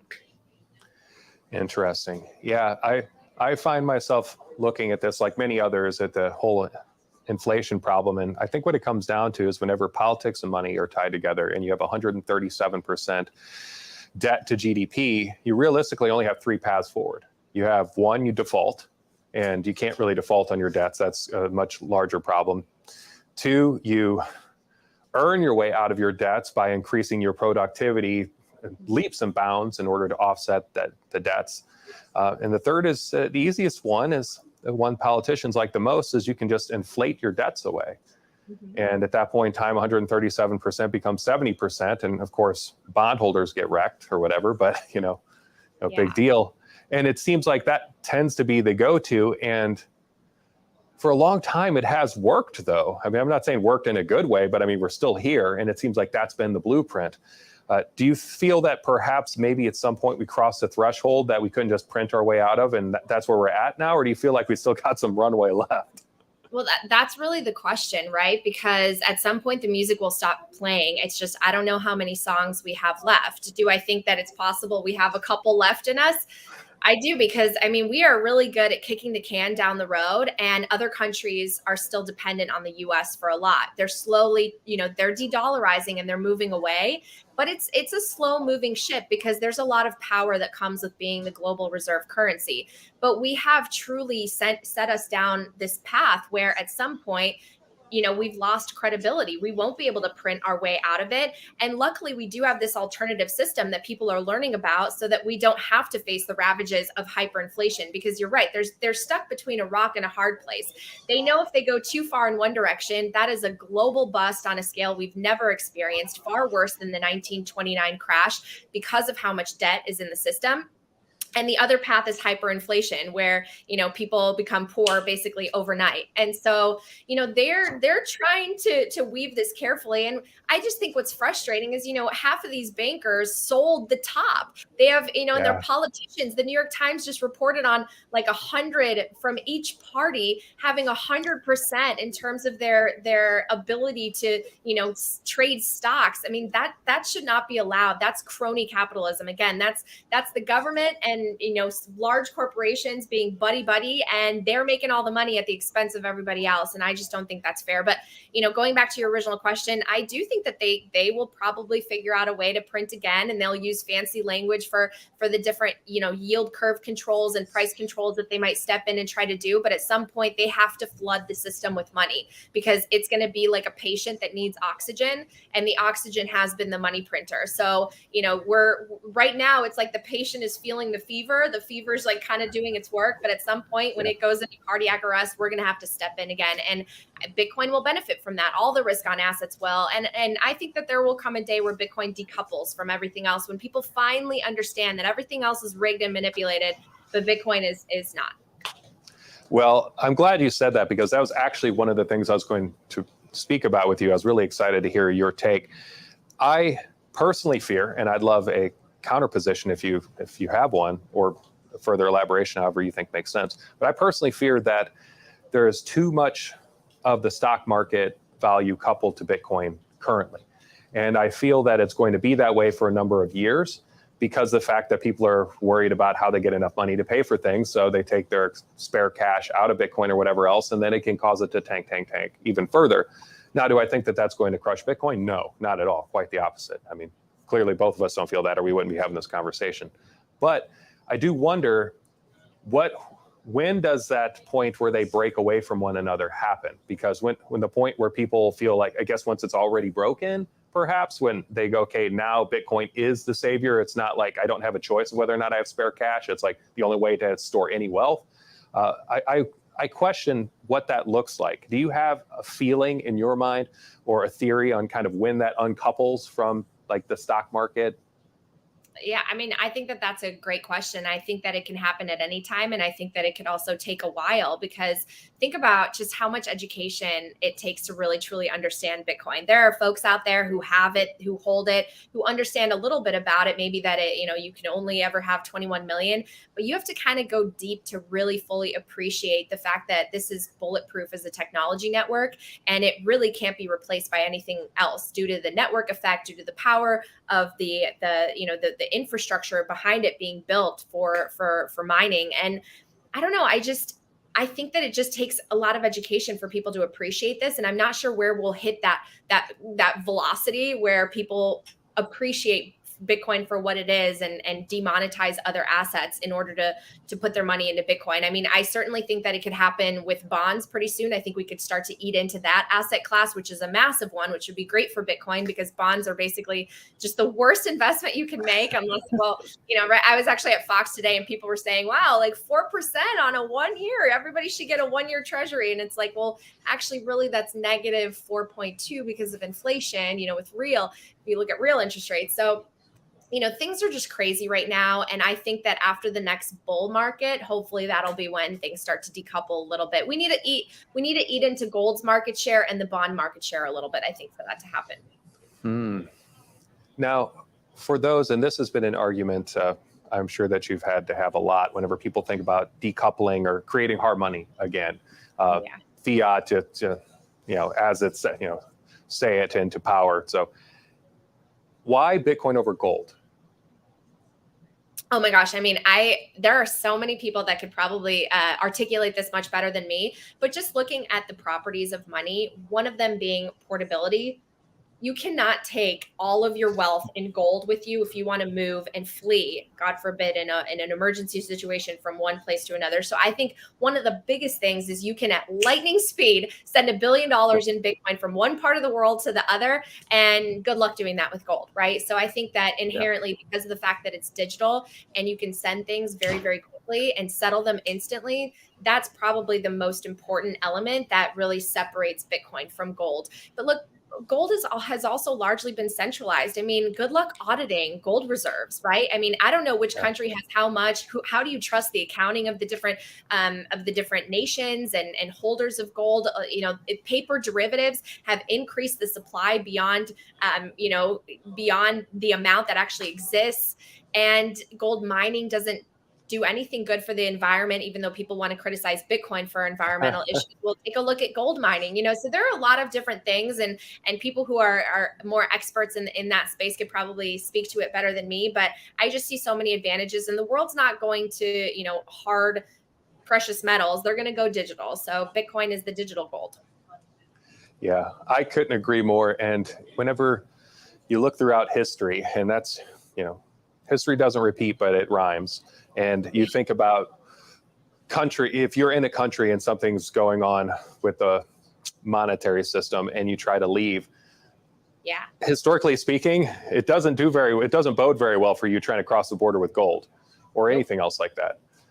And I feel like that does help a lot in this position that we're at to try to transition power over. But to talk about that for a second. So we've talked about inflation and we've kind of transitioned a little bit into Bitcoin.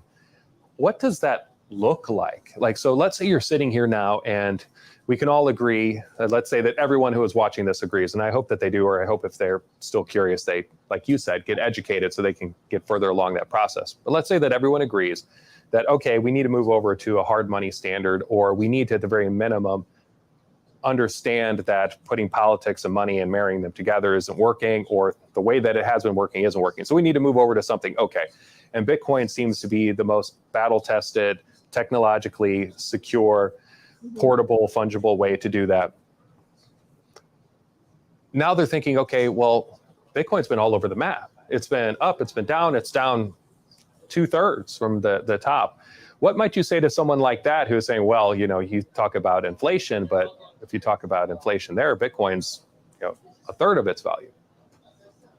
Yeah, I mean, I think that Bitcoin is going to continue to be volatile because we're seeing monetization happen in real time, which, you know, gold went through this process about 1,000 years ago. And first it starts as sort of a speculative asset, then it turns into a store of value, then a medium of exchange, then a unit of account. That stuff does not happen overnight.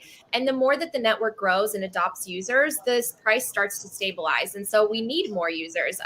But if you look at the rate of technology adoption, that sort of S curve that people talk about, we are moving in that direction faster than the internet back in the 90s. So the internet reached 1 billion users in about 7 years. We're expected to reach 1 billion users by 2025 in 4 years, basically accounting for the same time and measuring points. And so I think that, you know, people should be really bullish on it in the long run in terms of, hey, this is something that I'm going to save for, not to look at for next week or next year. This is money that I know I don't need to touch to purchase something for 4, 5, 10 years out. This is truly the idea of returning to saving for a rainy day, because we borrow against all of our sunny days. That's something that Saifedean wrote about in one of his books. And I remember thinking that really resonated with me, because we really don't save for a rainy day anymore. We borrow against all of our sunny days. So I just think that, making people feel a little bit more comfortable with the short-term volatility and helping them zoom out, because the performance has spoken for itself. So when you talk about inflation, again, what time horizon are you looking at? Because if you think about since the pandemic started, well, Bitcoin has outperformed. Bitcoin is still a great inflation hedge. And if you zoom out even further, Bitcoin has outperformed everything, all the stock indices and all the major stocks. So I think that Bitcoin's performance really speaks for itself, and it has been a great inflation hedge. The problem is, again, it has been correlated. It's sort of this risk-on asset that benefits from a weak dollar and stimulus, which we've had the entire time. I mean, Bitcoin was born into a QE environment. So if we, take that lifeblood away from it, it's definitely going to suffer in the short term, but it's not dying. It's not going to zero. And as soon as the money printer revs up again and education spreads and people see the inherent value and utility, it's going to grow, and it'll eventually, in my opinion, decouple in a very meaningful way. And at that point, being that it's scarce, the price that it could reach, who knows? Because what will the currencies be worth? What will it be denominated in? So I really do think that there's significance in one Bitcoin equals one Bitcoin, because I don't know what the US dollar is going to be worth in 10 years. So that's a really interesting concept that has been, people talk about price all the time. And I think that they're thinking about it as understandably from an investment standpoint, get X amount of return. But when Bitcoin uncouples, tell me a little bit more about the concept of who knows what it can go to, because I feel like that's something to unravel a little bit more, to kind of just talk about for somebody who's trying to go, okay, well, why is a Bitcoin worth 30,000 or 20,000 or 60,000? Yeah, we're denominating it with the US dollars, which are quickly inflating. This is the whole concept behind hyper Bitcoinization. And if you ever see those memes online of infinity divided by 21 million, if this does eat into asset classes like gold, which is 10 trillion, or bonds, which are hundreds of trillions of dollars, then how much could one be worth in US dollars? But again, if they keep inflating the money supply, which they might need to if we come to a point of a liquidity crisis and a crash, I don't know what the dollar is going to be worth. So I like to think of a world someday, and this is not anytime soon. So don't say that I predicted it for 2023 or 2025. This is, I think, probably decades away, but I do envision a world, and I hope for a world where we are transacting in Bitcoin and in Satoshis. And Satoshis are more similar to what the dollars are, and then Bitcoin, especially on the chain, is probably one Bitcoin's probably not going to be moved very frequently because of its value. And why not? Why shouldn't we envision that type of world? I love when Jeff Booth tweets about the fact that, we're sitting here kind of fighting amongst ourselves. Why don't we work on building the kind of world we want to see? This is a world that would be more fair, more inclusive, and provide more opportunity for everyone. Because at the end of the day, Bitcoin's not going to magically create a more egalitarian society, but it should be one based on opportunity and supply and demand and real interest rates. It should be based on reality and truth, as opposed to right now it's rigged and manipulated because very few people have control of the money and the power. And so in the world that I envision with Bitcoin, you would have to provide value, and that value would be rewarded or punished based on, the society and the economy that we live in. And it wouldn't be based on whether you're close to the money printer. And so I do believe that will actually bring about a more fair and prosperous society. I want to be judged by what I bring to the table, and not because I work for a certain institution or my family is, in Washington, D.C. I don't think that's fair. I think Washington needs to be held accountable. I think politicians should be held accountable. We should have smaller government. We should have people have more power. And I will fight for that world. That's why I do what I do. I believe in it. Even if some people think that's naive, I think that, it's worth fighting for, because we are at a place of such friction and tension, and we are at the end of this incredible debt cycle, and empires rise and they fall. And I don't want to see a world of CBDCs and our freedoms removed from us and nations battling with one another with kinetic energy. I want to see a world where we realign ourselves through technology in a peaceful way, and maybe, try to like cooperate again and try to plan for the future and save and I don't know, think in the long run, which I don't think a lot of people are able to do anymore. Wow, that was beautiful. So Yeah, that was truly beautiful. So for those of us who are in the space, it feels like that's kind of the general way that we talk to each other and the things that we think about and we say. And I feel like there are a number of politicians who, so to back up just a tad, I believe that people are inherently good. Most people. I'm not naive enough to say everyone is, but I think that people want to do good if they can.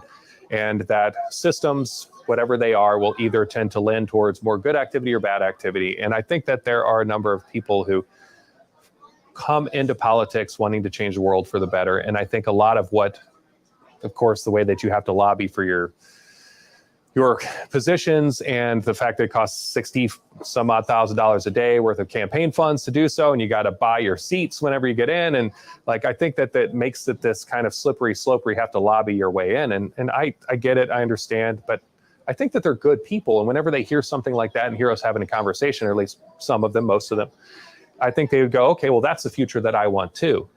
Now, to that end, sitting here now, how would we go about that? Like what, I know that's a much more complicated question and one hard to put you on the spot for, but like if you're listening to this as a politician and you're thinking, you know what, Natalie, I agree with you. What do you do? Like, where do you go from here to try to take the US with 137% debt to GDP and to try to transition them over to a Bitcoin standard? Like, what would that look like? Yeah, well, I mean, this is why I think that we need to elect people who understand Bitcoin and economics in general, because everything that you mentioned at the beginning of your question, it's about incentives. We have a really broken incentive system as a result of our current monetary system that incentivizes short-term thinking and politicians basically only being concerned with getting reelected. Again, no accountability, and then they make the decisions for everyone else. And we've seen just so many problems balloon from government intervention. And so I agree with you that most people are well-intentioned, but if the incentives are aligned to basically lead them down a path that will cause destruction at large, then they're probably going to go down that path not knowingly, right? And at the end of the day, I think so many people just think about themselves and their immediate families and communities. They're not thinking about the world at large on a day-to-day basis, which to me, Bitcoin is that. Bitcoin is this like macro, large, big picture, hey, let's fix it by digging right into the root of the problem, which is money. And so I think that, you know, if I were talking to a politician, I would first want to make sure that they understand economics, basic economics with supply and demand, and why artificially low interest rates actually cause more and more problems, because you can't just pay for everything with IOUs. That runs out at some point, especially because now other countries are creating their own currencies and trying to get off the dollar system. So I would make sure that they understand economics. I would make sure that they understand Bitcoin. And I would say that we should try to not only allocate, you know, part of our reserves to Bitcoin, but if they're going to print money, it should go to production. It should go to infrastructure. It should go to things that, you know, benefit the most amount of people, as opposed to the people at the top in the capital markets, which just inflate assets. So I think, like, if you're going to, you know, at least as a bridge to get to the other side for Bitcoin, if you're going to print more money, it should go to something that is productive for society and not to the elites, which is the current system of money printing. So that was brilliant. So to unpack that, one, we want to make sure to actually have educated lawmakers. Yeah. And two, whenever we do print money, we actually want to make sure that it's building something that's actually going to yield value back, because otherwise, you're just at that point in time, you're creating debts. It's kind of like the simplistic idea of, if you have a company and you take out a loan, well, you have to yield more in returns than the expense of the loan plus interest, and then some, plus all your risk. I don't feel like the government necessarily has worked that way in some time. And then finally, you mentioned kind of take a portion of the Bitcoin, a percentage of our wealth, and put it into Bitcoin. Yeah. Like if you were going to advise the U.S. government to put a percentage of, you know, U.S. dollars into Bitcoin, what percentage would you tell them to purchase? Oh gosh, the federal government, right? Well, I mean, we have no money, we're insolvent, so we'd have to print money to buy Bitcoin. So hell, you know, try to buy as much. Yeah. You know, I think that it is I think that it is something that's going to be in more and more national reserves. I think it's going to be a global reserve asset. So I think that the more that the U.S. could get their hands on would be very strategic, because we don't want countries that are adversaries to potentially do that before us. And I think that there is a threat, seeing countries like Russia basically say, hey, we might accept Bitcoin for oil payments. Well, Yeah. how are we going to pay if we don't have any? And a lot of people, again, still don't understand it. So I think we just need to get we need to get off zero, so to speak. I know that the U.S. actually they have some Bitcoin from civil forfeitures, but they won't reveal how much. I don't know if you knew that, but every FOIA request has been denied by the federal government to reveal actually how much Bitcoin we hold. But I just think the government needs to hold more. That being said, I want people to hold Bitcoin. I want the government to be smaller and get out of our way so that companies and entrepreneurs and people can produce and create value and take risk and invest in their society and in their communities. So I want the government to get the hell out of the way. We have way too big of a government. It's ballooned far too much over the last few decades, and it's caused a lot of these problems. So we need to remove their power. We need to remove the Federal Reserve. We need to remove some of the, the institutions that have just flooded the system with too much regulation and prevented business from thriving. And I think that will actually do more than even buying Bitcoin as a federal government. Fair. Now, what would be your sales pitch to them? And this would be a hard question, because for those in power who don't want to let it go, or for those who don't feel like that transition would be a good one for them, is there a positive spin you might give to them? Like if you were sitting at that seat going, okay, this is the point where we have to take our hands off the steering wheel and control where this entire country goes. Do you have anything you might say to those who are at the Federal Reserve and just kind of heard that comment, or the regulators who have been operating in a certain way for maybe decades? Maybe they've been in the same position in office for 10, 15, 20, 30 years, and they hear you say that. What would be your pitch to them to let go or to transition? Well, I would pose the question, imagine the alternative. Imagine if we continue down the path we're on, because it's not sustainable. And I think that everyone can agree, even if they don't have a deep understanding of economics. The current system that we are on, with the amount of debt that we have gone into and continue to need to finance through, our government's basically financed through deficits right now, it's not sustainable. And it ends in a very tragic way. It ends in either hyperinflation for your own citizens, or it ends in war, or it ends in a combination. And so, I would pose that question. How do you solve this unless there is an alternative system that is technologically revolutionary and bulletproof, and one that really allows people to regain their power to save for the future, and allows a country that has so many amazing qualities and so many brilliant people and companies, it allows them to thrive and foster into the future. So I would pose that is the question. What is the solution if not Bitcoin? Well put. Yeah, I like you want to see this, and I don't think that well, first off, I agree that all of us would say that it's not sustainable. And at some point in time, you just have to, speak truthfully. Although the moment that they do, it get kind of scary in the markets, I'm sure. And I recognize that they're thinking about that whenever they're making these decisions. But I don't think that the U.S. taking on a Bitcoin standard is at odds with a strong United States. And even if it doesn't have control through the US dollar, which it has wielded quite well for so many years, I think that it could be an innovation hub. And I think to that, one of the three different prongs, how we get out of our debt, I believe, and I'd be interested to hear your take, that there are a number of ways that we could potentially innovate our way on top of a Bitcoin standard or a platform or blockchain, and kind of leveraging these tools, be able to innovate our way out of our debt. Now, what's your take on that? Do you feel like it's kind of a larger discussion on being able to kind of build with all these different tools, or do you think the biggest thing with Bitcoin is that you kind of focus on becoming that hard money asset? Well, I think it's a little bit of both. I mean, we talked about it earlier. If you're going to spend money as a government, it should be on things that are productive to that society and to your constituents. And so Bitcoin is really creating a booming industry in different sectors.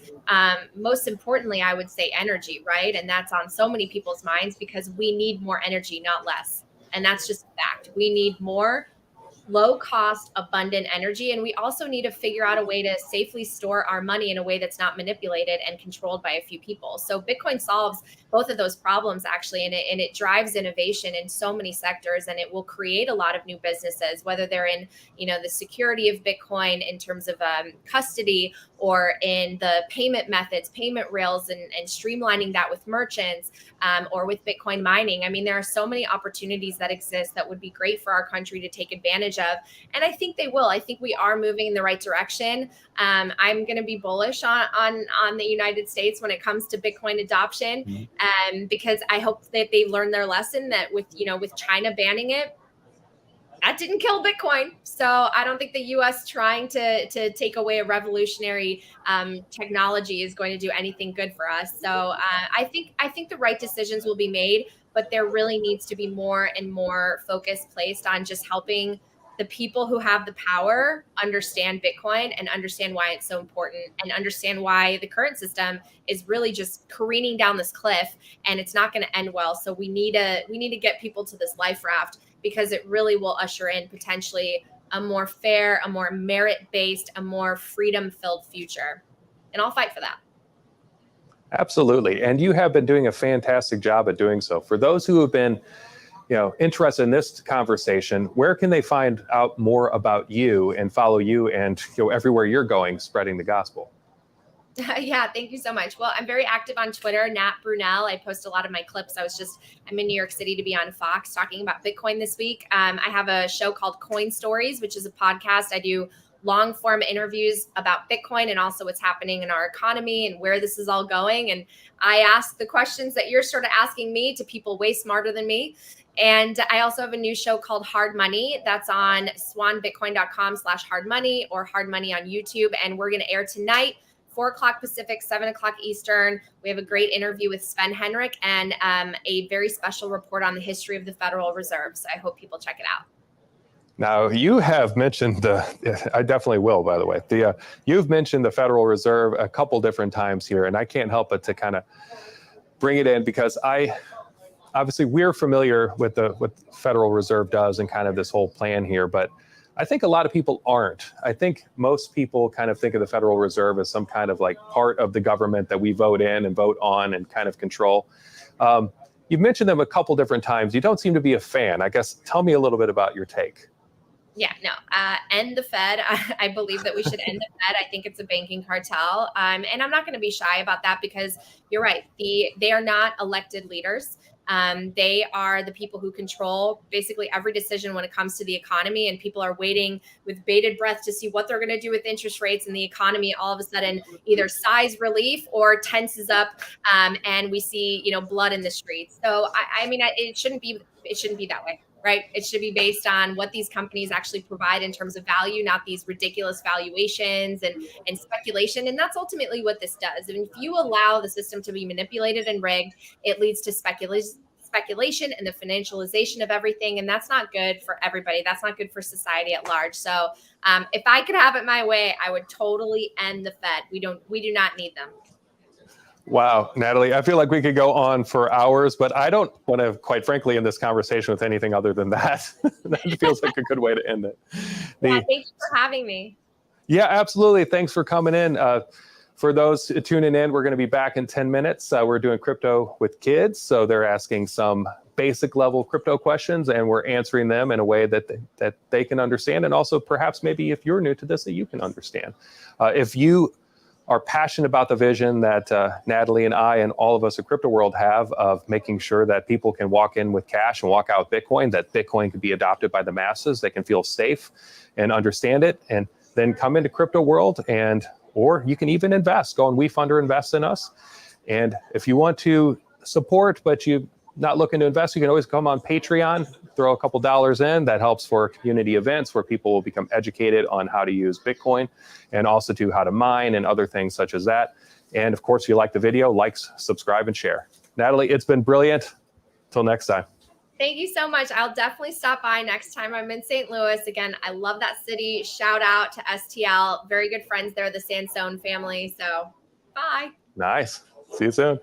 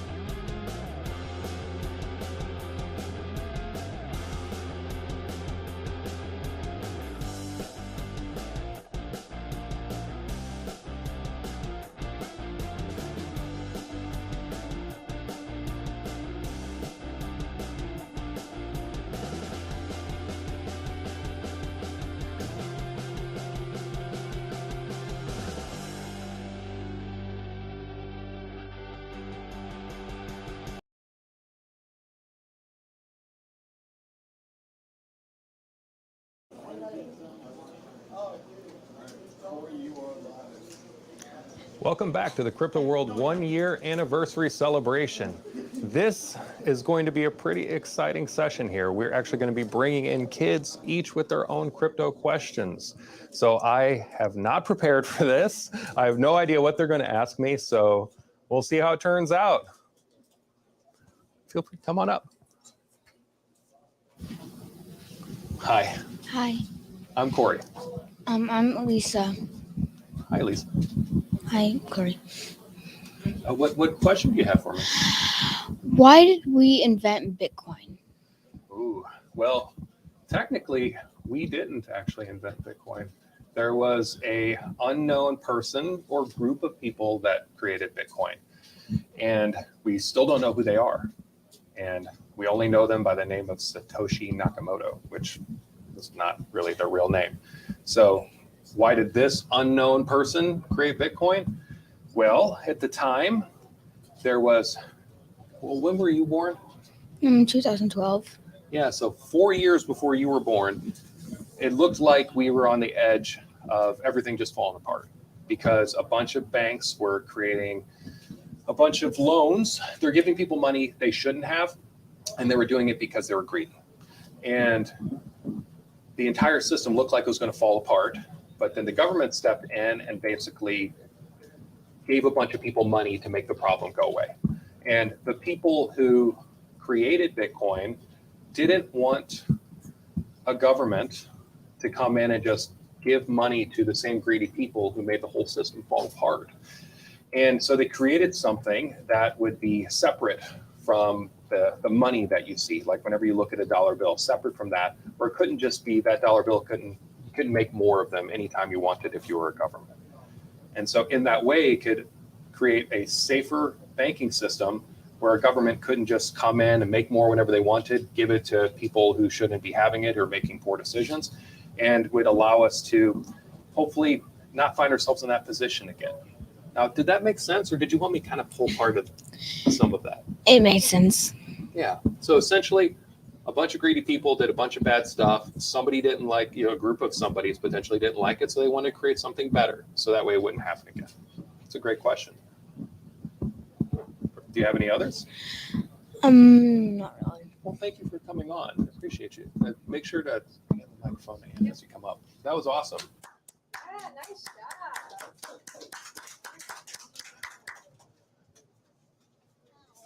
Hello. My question is, how can a kid get involved with Bitcoin? Oh gosh, it's easier than you think. Actually, you might need a little bit of parents' help, but not a lot.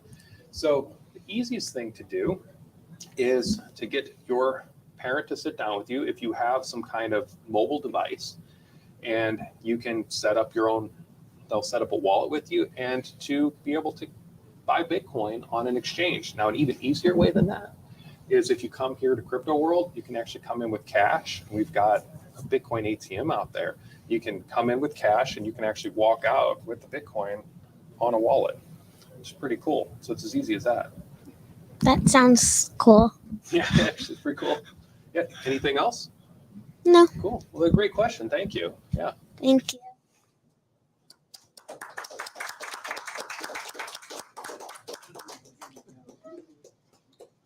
So, my question would be, with the way, Bitcoin's supposed to be a digital gold, and with the way the prices rise and fall so much with Bitcoin, what's the use of it if, if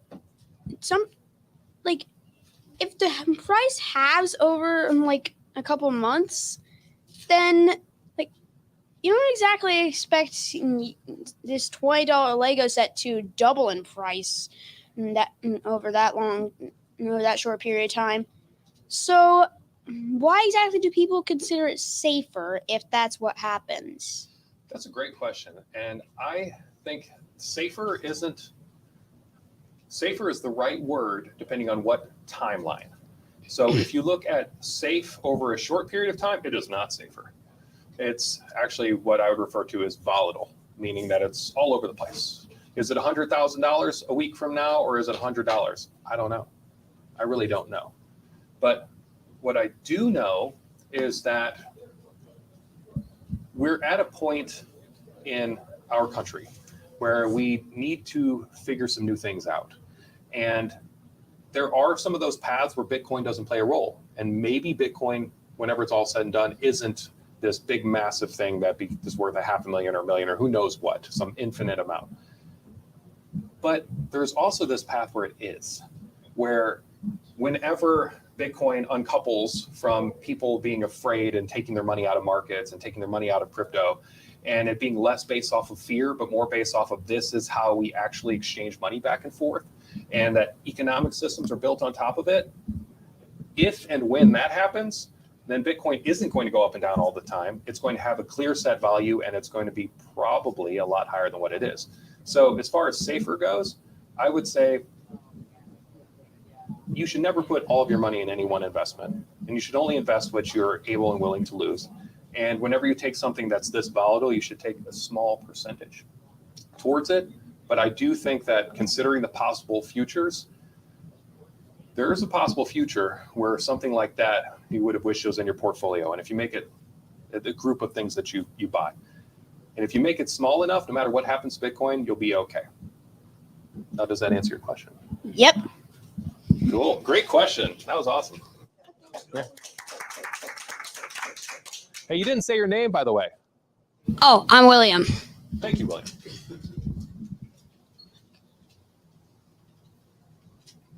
Hi.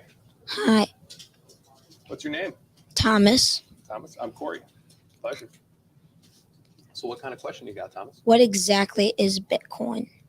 Ooh, what exactly is Bitcoin? Whew. All right, that's a deep one. I would say the simplest way to kind of say what it is it's a computer code. It's like a script running on the internet that nobody can stop and that millions of people help to make sure that it works. So kind of what that means a little bit more simply is that a bunch of computers are working together to make sure that the Bitcoin network allows you to transfer these little snippets of code, which are called Bitcoin, back and forth.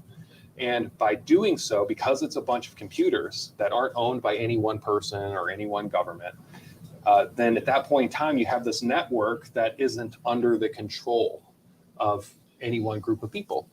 And the reason why that matters is because if you have this, what they call decentralized, meaning that doesn't have the same kind of central power. If you have this decentralized network, then you can start having a more secure banking system where you don't have to be reliant on trusting the person on the other side to be someone who you actually want to hold your money or not. Now, did that answer your question? Yes. Cool. Any others, Thomas? No. Cool. Well, that was good. That was an awesome question. Thank you.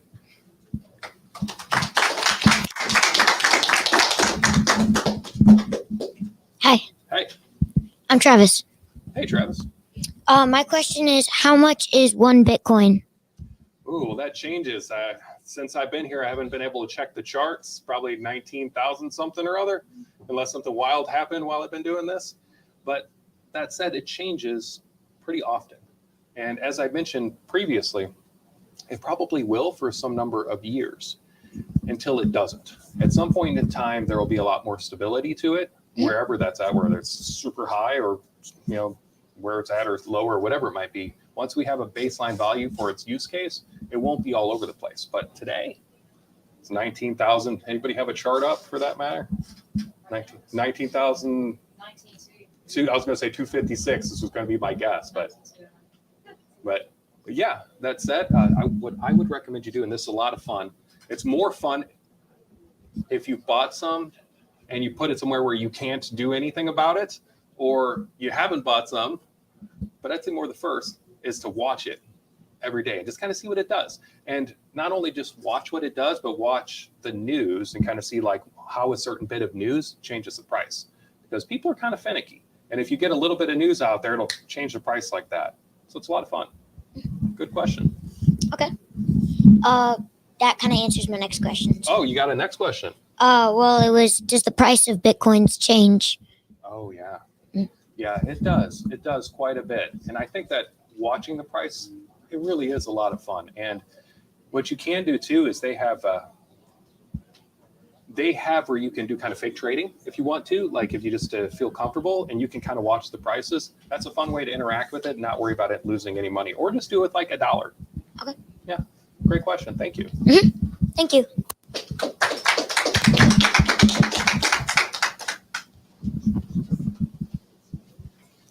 Hi, Hi. my name's Ethan. Pleasure, Ethan.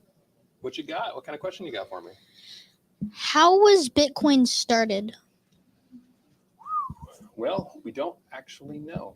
We do know that by the time it got into our awareness, there was a chat group. There was a number of people chatting back and forth about the development of Bitcoin, and they shared what they call a white paper, where it basically says, here's what we believe in, and here's what we want to do and why. And a number of people found that valuable, and they started to support it. Now, that said, what happened before that? We don't know. And that's where it gets interesting, is this whole Satoshi Nakamoto figure is, we don't know if it's a person or a group of people that kind of came and cooked this up for months in a secret bunker somewhere and then came onto the internet to kind of get feedback, or if it just started as someone like you. Like, you could just go on there and just start chatting about something how you want to change the world. And then people in the chat room start talking back and forth, and maybe you didn't want to be Ethan, you wanted to be Satoshi, or you make some kind of name up. And then next thing you know, you made up Bitcoin, and it became this big thing. So you never wanted to reveal yourself. Could have been as simple as that. Good question. Do you have any others? No, don't think so. Okay. Well, that was a good one. Thank you. Thank you.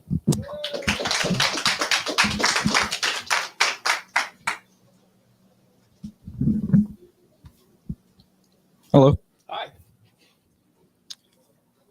my name is Isaac. Hello, Isaac. Hello. Where can you spend Bitcoin? Well, a lot of places these days. For many years, you really couldn't spend it very easily, and that's where the whole famous, super expensive, like multi-million-dollar pizza came from, is because there really wasn't a good way to spend Bitcoin. But now there's a lot of places, especially with BitPay, that will allow you to spend Bitcoin. And actually, even more, I actually have the Coinbase card. The Coinbase credit card it's like basically you can have different kinds of cryptocurrencies, Bitcoin, Ethereum, whatever it might be. And whenever you use your credit card, the person who you're using the credit card for has no idea it's crypto, because they're not getting crypto, they're getting fiat. But what happens is you're spending your Bitcoin out of that credit card. So you can have whatever you have on Coinbase, but then spend it anywhere that takes a credit card. Now, above and beyond that, there are places like that. If you might see the little like BitPay logos on things. Now that you start looking, there are places that'll actually, you can just pay in Bitcoin. Yeah. Could you real quick specify what BitPay is? So BitPay is just a platform. So it's basically, BitPay wanted to make it to where you could, at retail merchants, kind of like you would a credit card. It's just a company that made it to where you could pay with Bitcoin. And so there's also a number of other platforms now that, like, for instance, MetaMask has a really cool extension, and there's a number of others that do too, where you can actually get into different online retailers, and more of them are having to where one of the options that you have is to kind of like on Tesla, for instance, you can pay with Dogecoin. They're just making that an option where all you have to do is connect your digital wallet and you can pay right there. So a couple years ago, if you'd asked that question, I'd have said basically nowhere. But now, everywhere. If you've got a Coinbase card, anywhere that takes a credit card, you can pay in Bitcoin. Cool. Yeah, that's super cool. You got anything else? No. Yeah, that was brilliant. Thank you. Thank you. Yeah.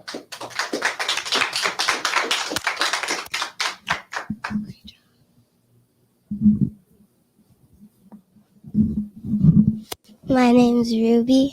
Ruby? Mhm. Hi, Ruby. Hi. Why are there so few girls in crypto? Oh, God, that's a good question. And all right. So I would say probably the hardest question to answer, but the one with the most meaningful answer. I have been a member of a number of different projects, and that conversation has come up a lot. And in fact, actually, one of the projects that I'm a part of focuses on inclusivity, which is a term for basically getting all different types of people involved. And we have a really amazing person. Her name is Maria. She actually focuses on the DEI, the diversity, equity, and inclusivity portion of that platform.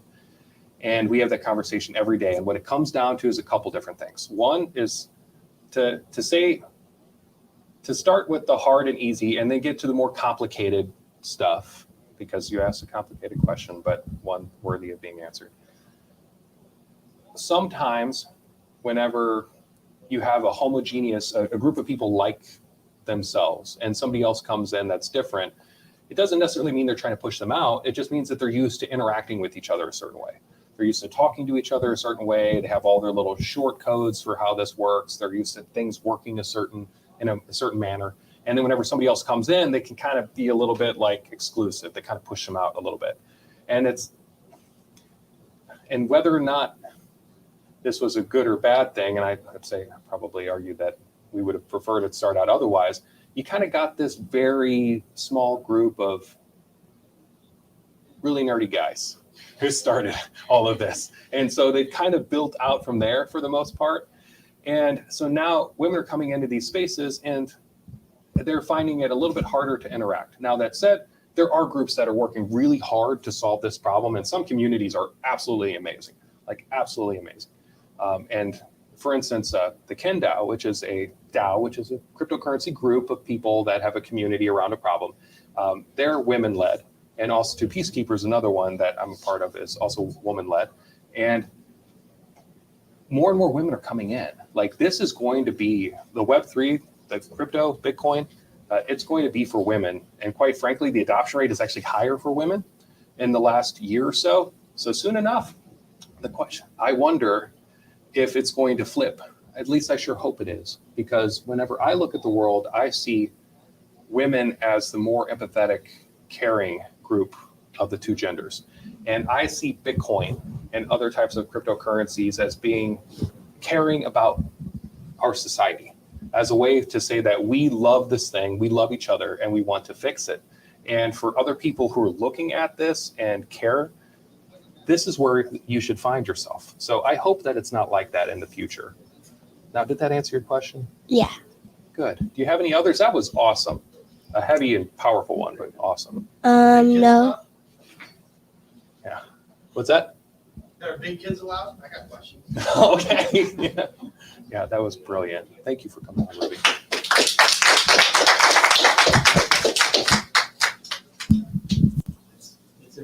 Yeah, thank you for joining us on this session here. It looks like we're going to be back at 5 o'clock for a political roundtable. Oh yeah, that's exciting. I'm excited to see that one. So for those of you who are passionate about the vision of bringing Bitcoin to everyone, and are passionate about somebody being able to walk into a next door brick and mortar, real world crypto store where you can have people that you feel safe around, you walk in with cash and walk out with Bitcoin, and you can actually support the cause by investing in us on our WeFunder, or you can go on Patreon, and every little bit helps. Of course, if you like the video, make sure to like, subscribe, and share. Thank you.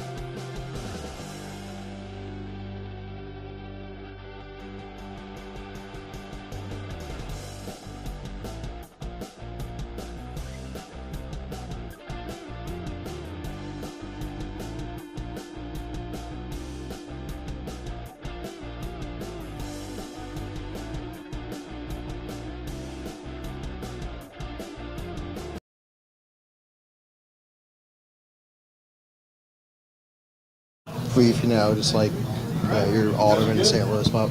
Sure. Hi guys, Ethan Thampe here, registered lobbyist in Missouri, work with Crypto World, and Jeff and Jonas and Gary and the group here. I've got with me Alderman Mike Grass from St. Louis and former Missouri State Representative Jeff Sean from Poplar Bluff. So, Mike, you're kind of a newly minted alderman. You've got an election in November. No. I just had an election. I just got in April to finish out a term, and then I'm going to have another election in March and then April of next year. And you're an attorney, and you've gotten, we've been talking about, kind of municipal adoption of Bitcoin and cryptocurrency and other blockchain applications that might benefit the city. But, I think we've talked about maybe you doing a public hearing in St. Louis on the topic. Yeah. So, hi, I'm Mike Ross. I'm an attorney, but I am also the newly elected alderman of the 28th ward in the city of St. Louis. So that is, Central West End area, Skinkard or Bolivar, Forest Park, parts of Wash U. So, basically, yeah, there's a lot going on with crypto. I think that there's a lot more policy that could be done on the federal level and on the state level. I think that there's less that can be done on the municipal level, but maybe on the municipal level, it's more of an opportunity for us to try to drive adoption, try to build skills for our residents and for our citizens to try to build kind of like a next century workforce with, this technology. Because, I think that's, maybe this all goes away, but if it doesn't, it really could be kind of the next money system, settlement system, next big technology if everything works. So if folks in St. Louis can have the skills to use this technology, I just think that gives us a leg up.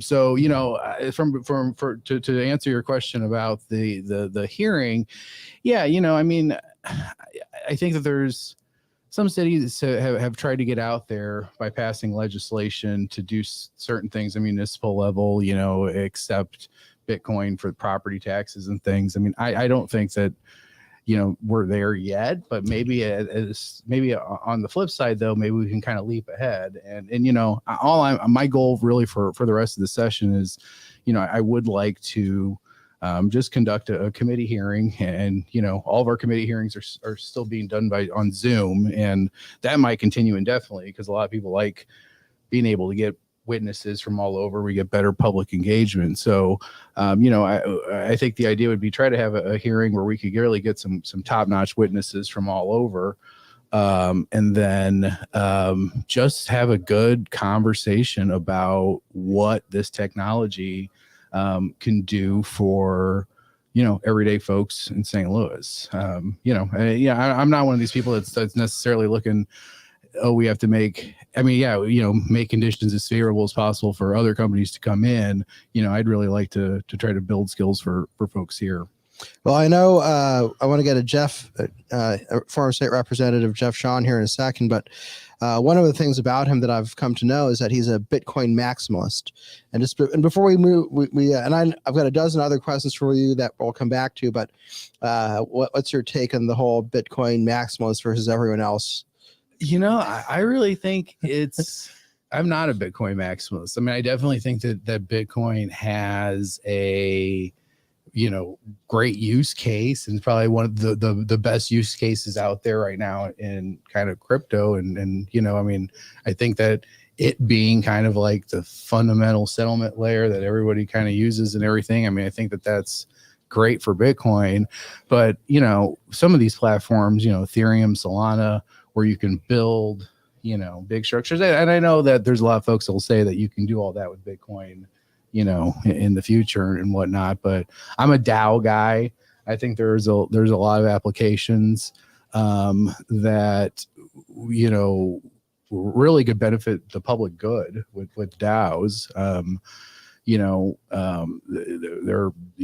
transparent, they're open and transparent, and these are things that we really try to value in governance. So I'm not a Bitcoin maximalist, but I certainly respect the opinion, and I would definitely say that and when it comes to payments, Bitcoin, and I do think the Lightning Network is where it's at. It's kind of like day-to-day transactions.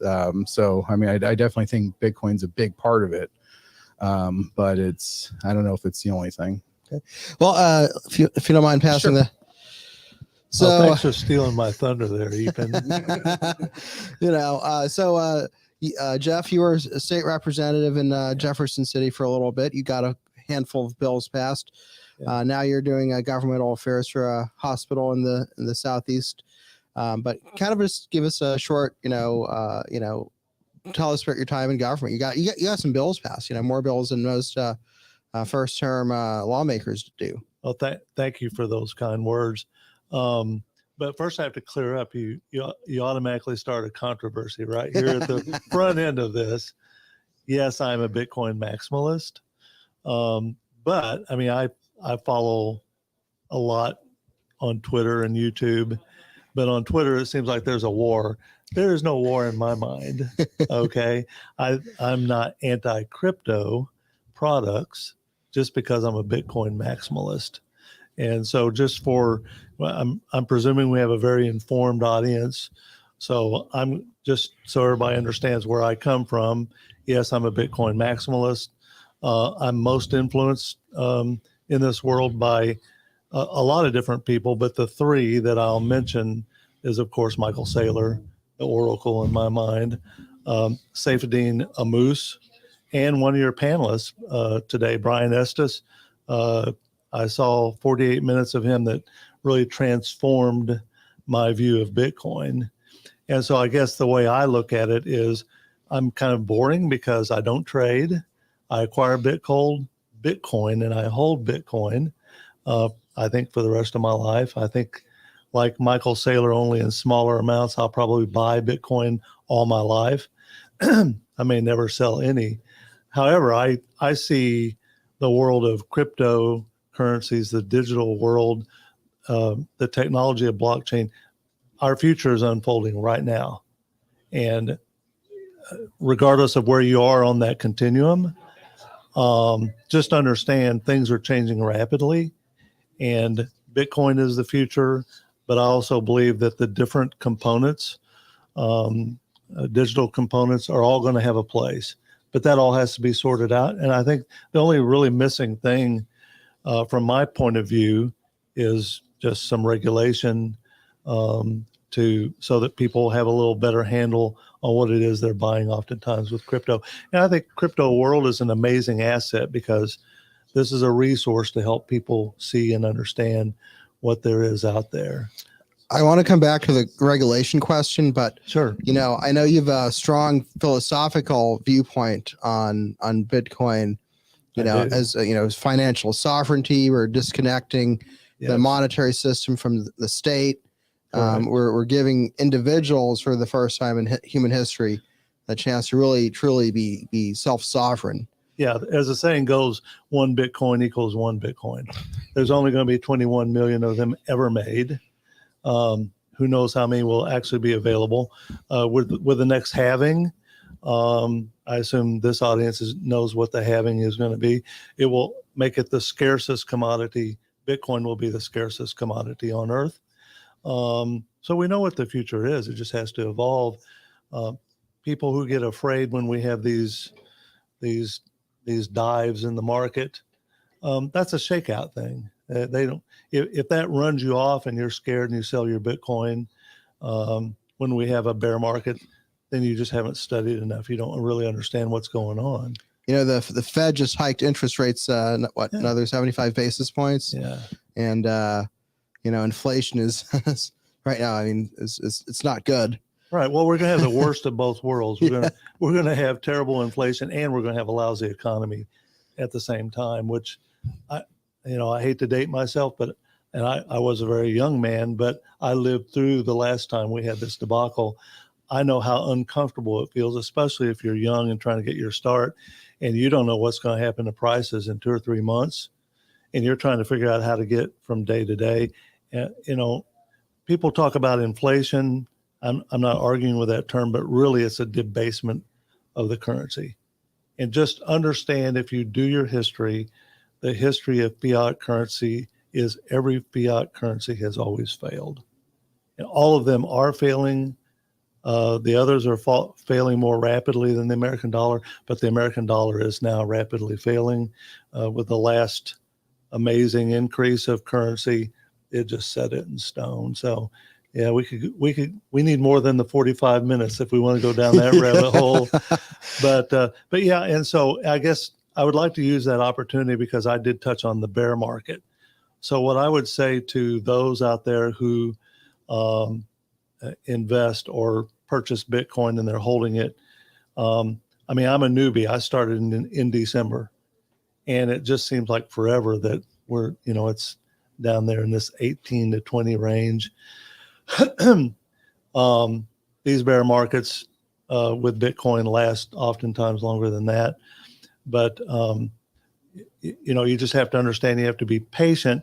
And to me, that's analogous to trying to change the government to solve regulation problems and to pave the way for all of the crypto world, not just Bitcoin, everything crypto. Please understand, when you have someone like Epan working on your behalf and people who work with government, that it is a very complex, on purpose process, which I've lived through and been through every iteration of it, even though I was only there one term, including going over to the Senate side and putting an amendment on a bill to get my legislation passed. It's very complex. You have to set up a chessboard. And Epan, you and I both know some legislators who have chased one piece of legislation for as long as 8 years, and then maybe they go to the Senate side and they're still chasing that legislation 9 and 10 years. So if you can get something passed quickly, that's like lightning in a bottle. It is a process. It's very complex. It can be done, but it takes commitment financially and a commitment in patience. Mm-hmm. Let's go back to Mike real quick.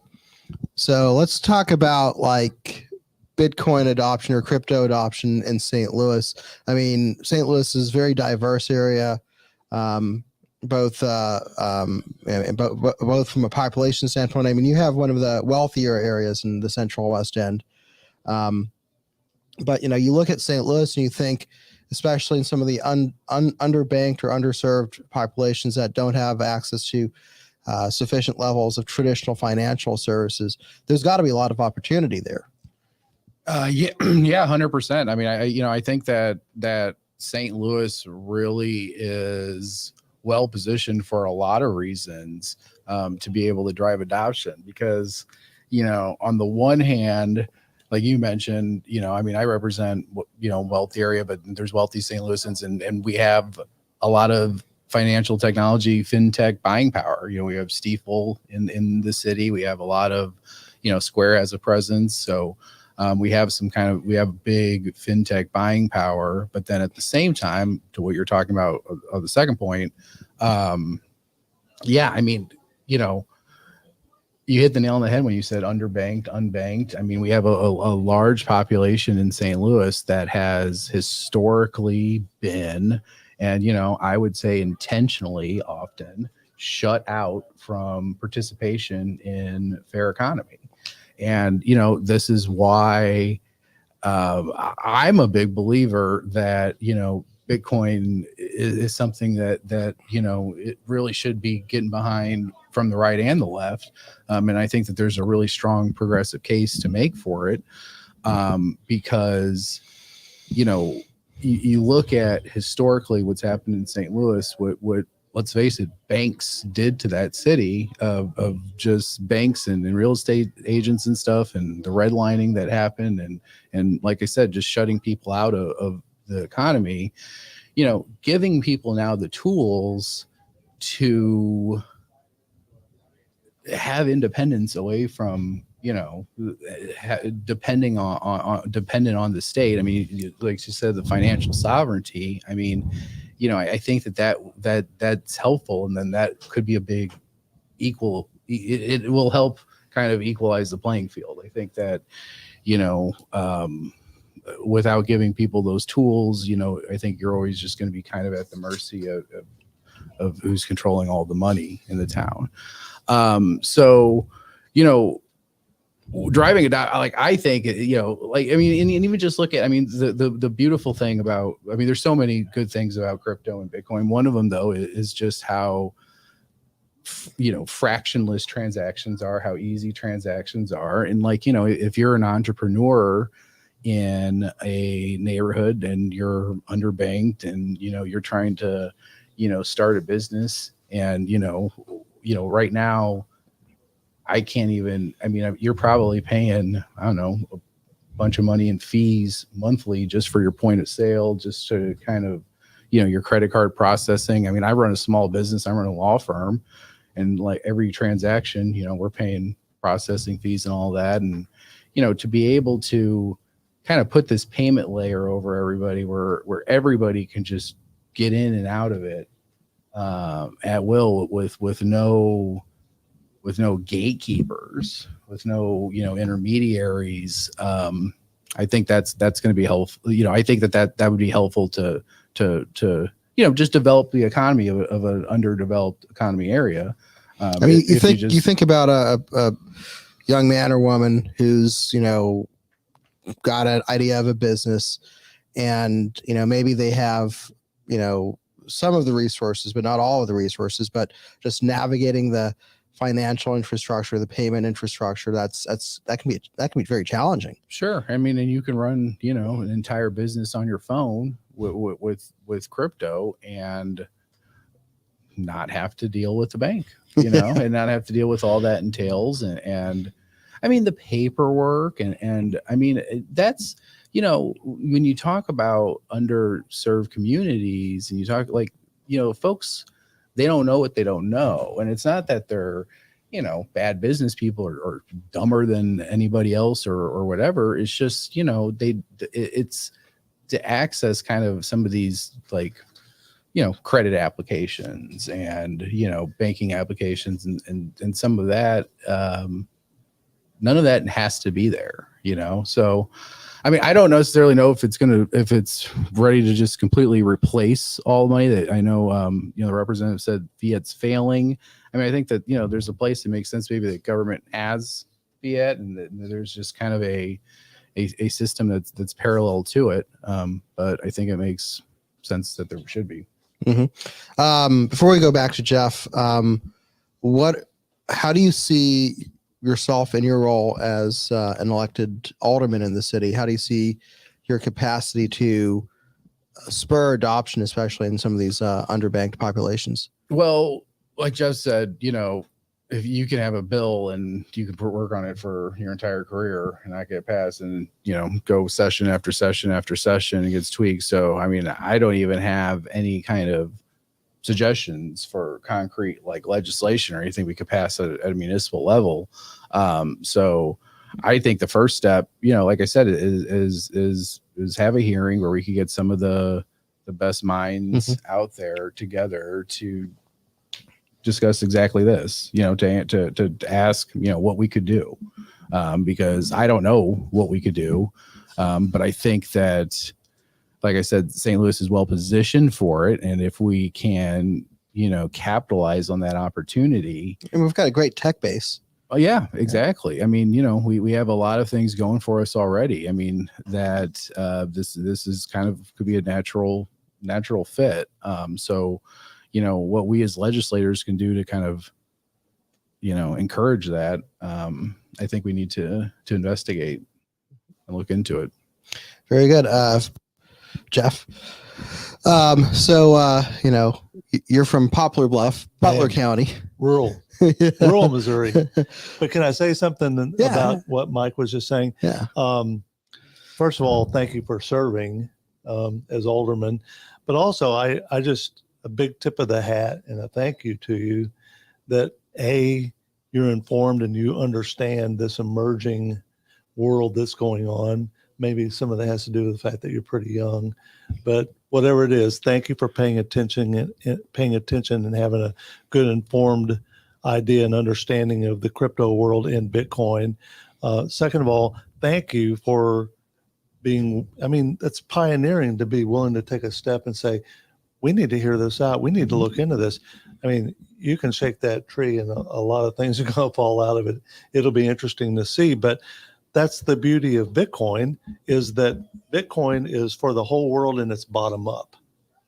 And so, you know, we can talk a lot about dealing with the state of Missouri, because I love Missouri. I love city of St. Louis, and I love rural Butler County.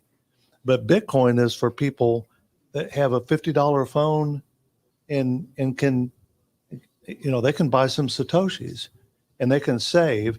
And when we're talking about the unbanked and underbanked, around the world, that's where a lot of the adoption is going on right now. A lot of the millionaires and billionaires are slow to this game. But guess what, guys? There's only going to be 21 million of those made. But it's interesting because I watch on Twitter. I see a lot on Twitter. I mean, I know the city of Miami has really embraced crypto. I just heard that Oregon will accept payment of taxes in Bitcoin. Wyoming too. Wyoming. And so there's an immense opportunity for St. Louis and for all Missourians to improve our prosperity by early adoption and participation. And man, if we can get the underbanked and unbanked in St. Louis, give them a means of getting into cryptocurrency, and I think in particular Bitcoin, and the city of St. Louis can help right its financial ship by involving itself in Bitcoin. It could be of immense value. Or think of entrepreneurship in, you know, the Ozarks down to the Boot Heel. I mean, you have 5 counties there where there's like a lot of poverty, right? And part of that is just the difficulty of accessing financial education and financial services. And you know, think about young man or woman growing up in Dunklin or Pemiscot, right? And you know, can you get a bank loan for an idea that you have? You know, potentially it's going to be very difficult. Yeah, I think these other products, which I know very little about, other than, you know, from 5,000 feet, but just the prospect of decentralized finance, of smart contracts, of being able to transact business extremely cheaply and very, very quickly anywhere and all over the world can only be good for Missouri, for all parts of Missouri, rural and city, and for prosperity for the whole world. In terms of it replacing or eliminating fiat, that may happen, probably not in my lifetime, but it, as the saying goes, you know, whatever the problem is, Bitcoin fixes it. Okay. And so in ways that we don't entirely understand, Bitcoin will force the big bankers, the purveyors of the fiat, at some point they will have to behave, and that will be good for the whole world. And I don't know. I'm not informed enough, and I'm not sure who is as to how that's going to happen, but it's going to happen. Let's go back to Mike real quick. So Mike, let's talk about some of the regulatory aspects of this issue. So, you know, what challenges, or like how can a good regulatory framework, and like look at Wyoming, for instance, how can that excuse me, spur adoption and generate, you know, more innovation? So I will be completely honest and say that I was following very closely all the regulatory stuff up until about the time I got nominated for alderman. And I've, you know, kind of getting my feet under me on that. I haven't been following it as closely lately. So I don't know, you know, if anybody has really been filing anything within the last few months, any states are doing anything, you know, different. But yeah, I mean, you know, the regulatory framework is kind of complicated. I mean, the federal government has a lot to do with this. Right. So, you know, there's only so much that we can kind of do state to state without the feds doing things. And, you know, and it needs to be regulated.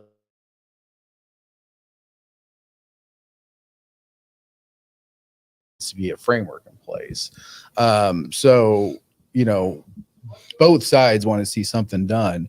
State to state, what you're seeing is one area that some states are adopting with the DAOs. And I'm assuming the audience knows what DAOs are, but it's pretty safe bet. Yeah. They're allowing DAOs to register as LLCs or not as LLCs, but they're allowing them to incorporate as an entity, through various Secretary of State's offices.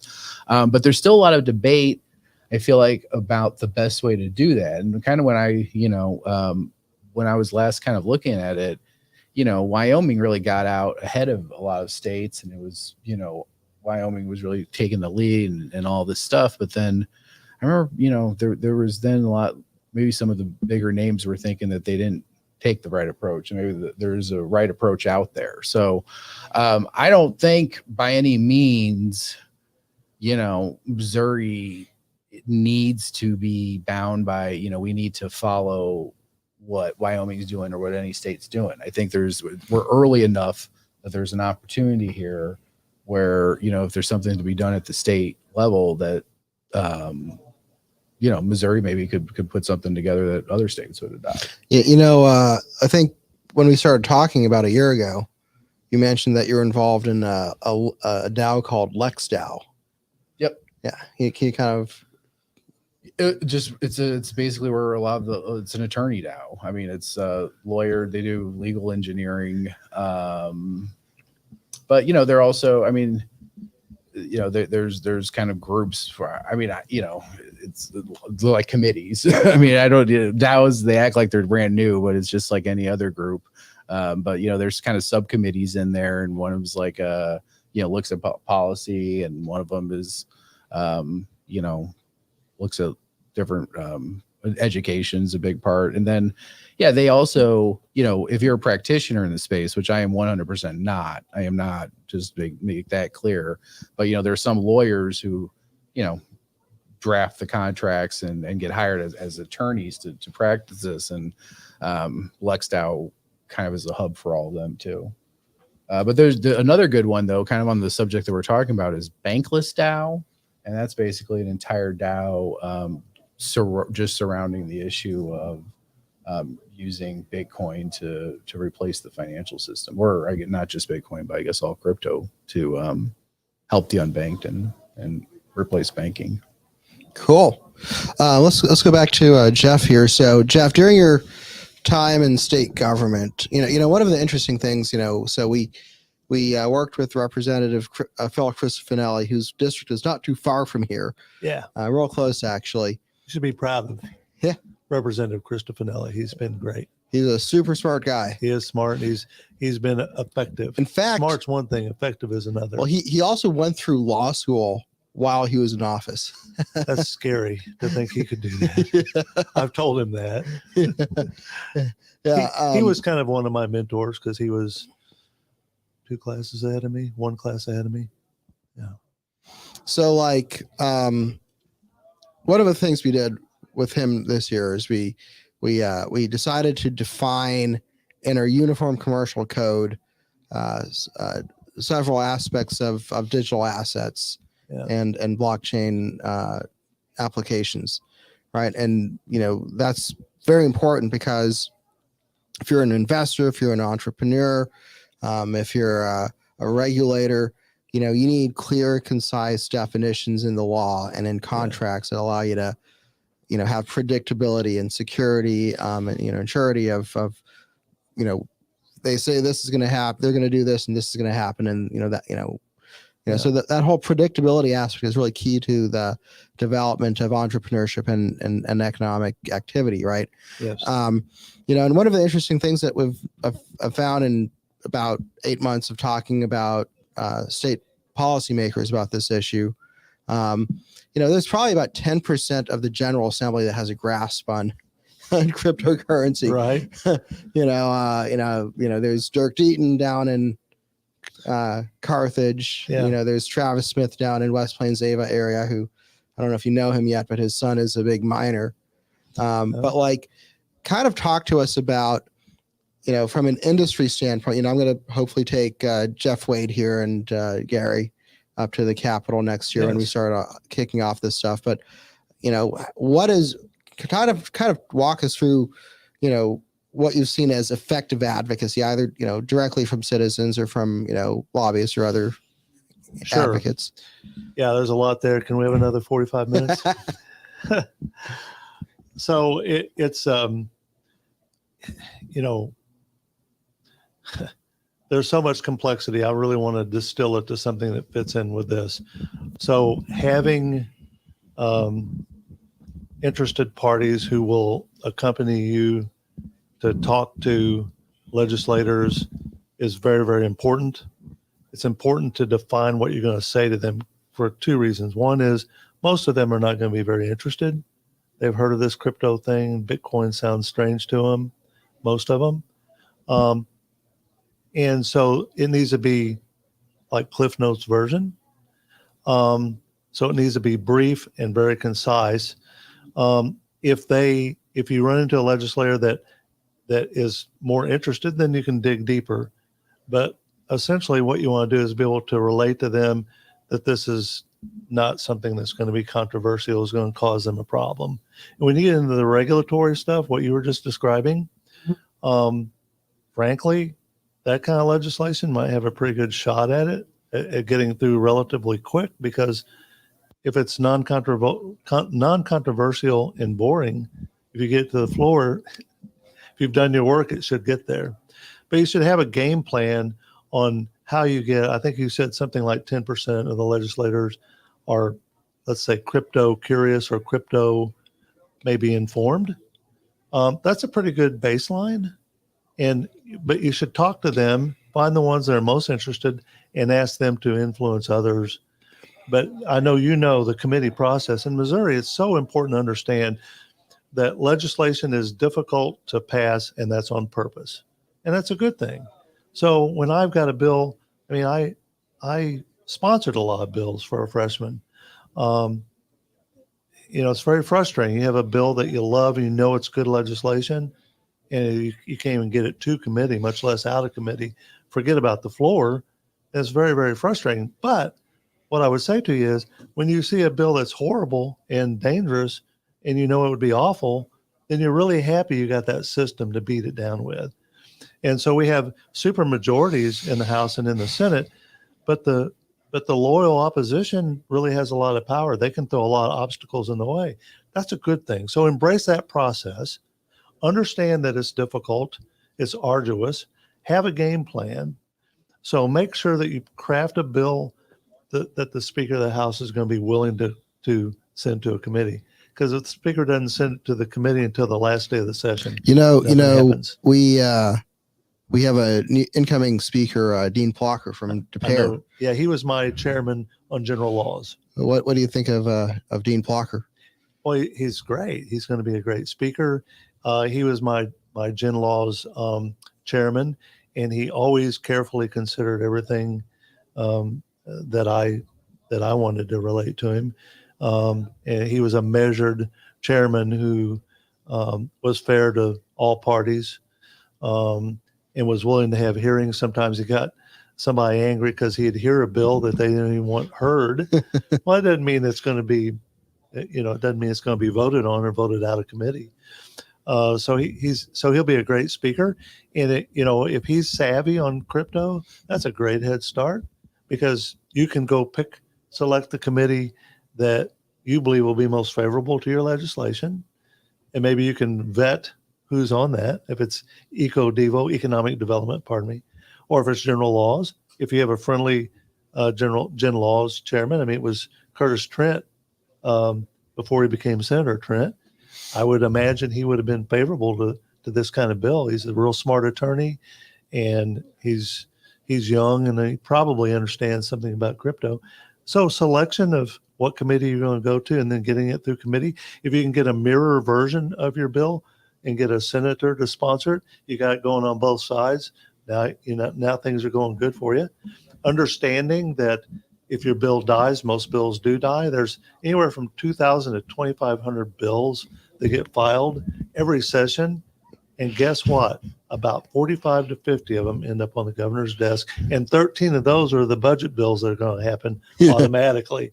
So, you know, TAFP, if you're a representative or a senator and you have a truly agreed and finally passed bill, you should stick your chest out. It's a big deal when that happens because not many bills get there.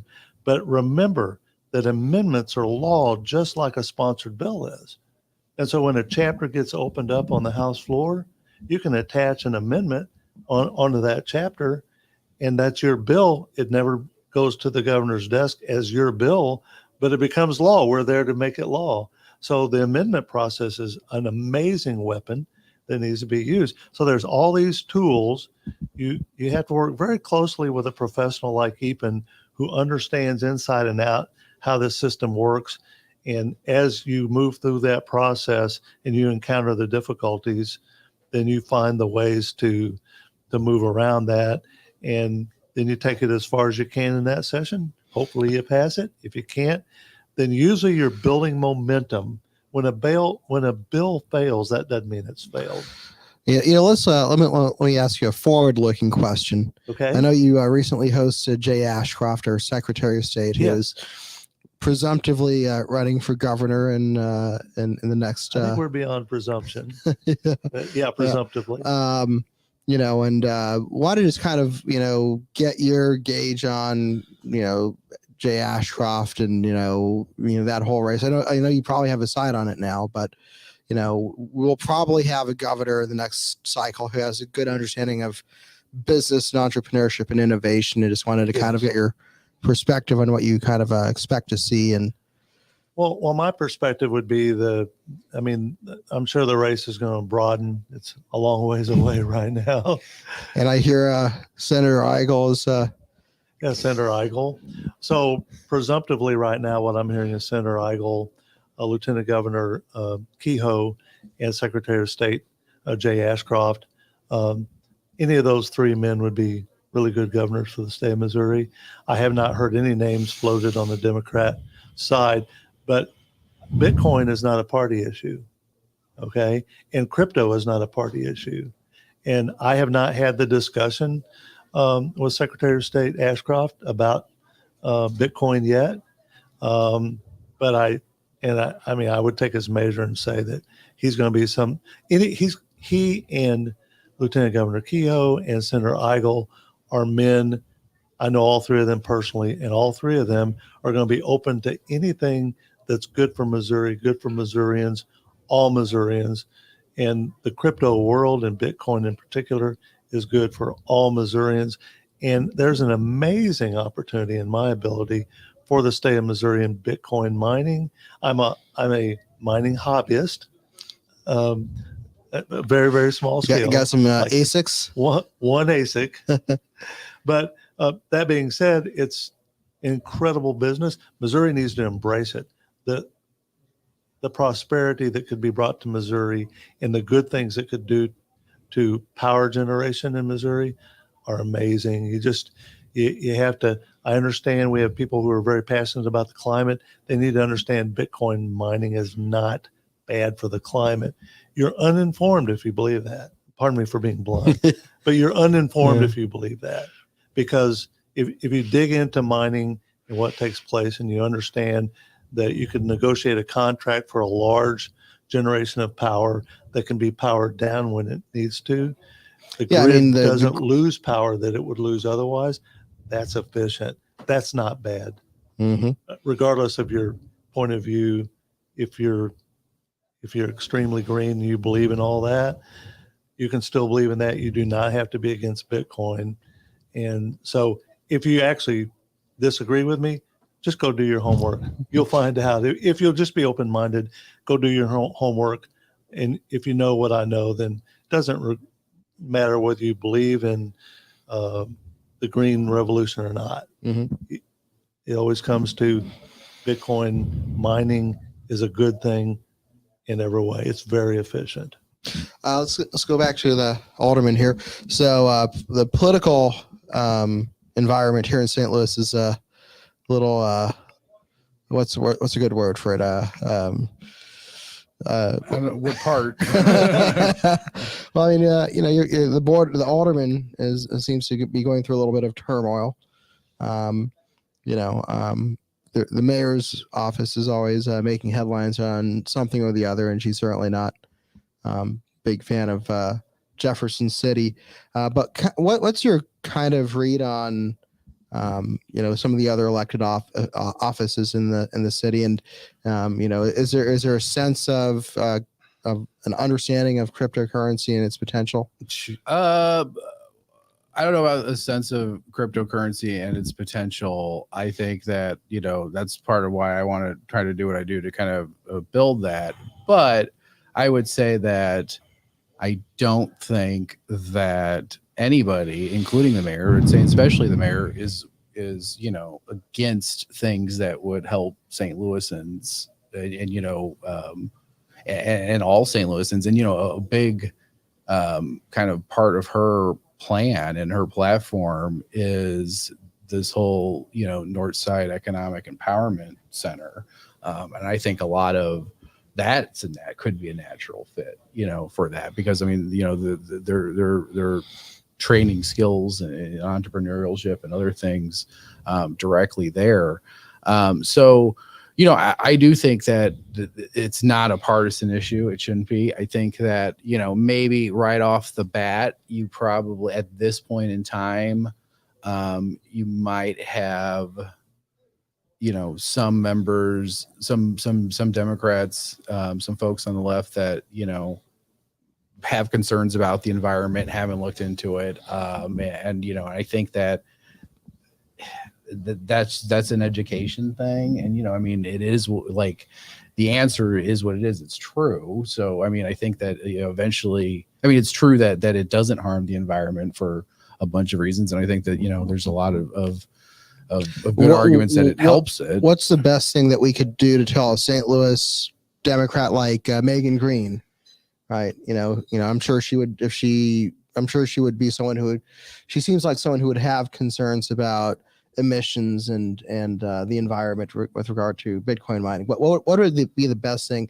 if she in fact did have those concerns? What would be the best thing to tell her? What kind of framing would you advise? Well, I mean, as far as the emissions, I think that there's different reasons why people may be against it, and I think that the emissions thing is kind of its own little box, because I mean, people are worried about that for its own thing. And that is kind of just do your research, kind of explain to people how that you're incentivizing renewable energies really with it. But the other, I mean, I think that a lot of people think it's a scam. And I think that there's a lot of people that think, oh, we just want to drive adoption so poor folks can give what little money they have to, greedy people that talk to them and fill their, minds up with get rich quick schemes. And I think that that's going to just kind of, take adoption, take conversations. Again, that's kind of why I want to have my hearing, where I just kind of, bring in some witnesses that can explain the stuff better than me about why it'd be helpful and why it wouldn't be harmful.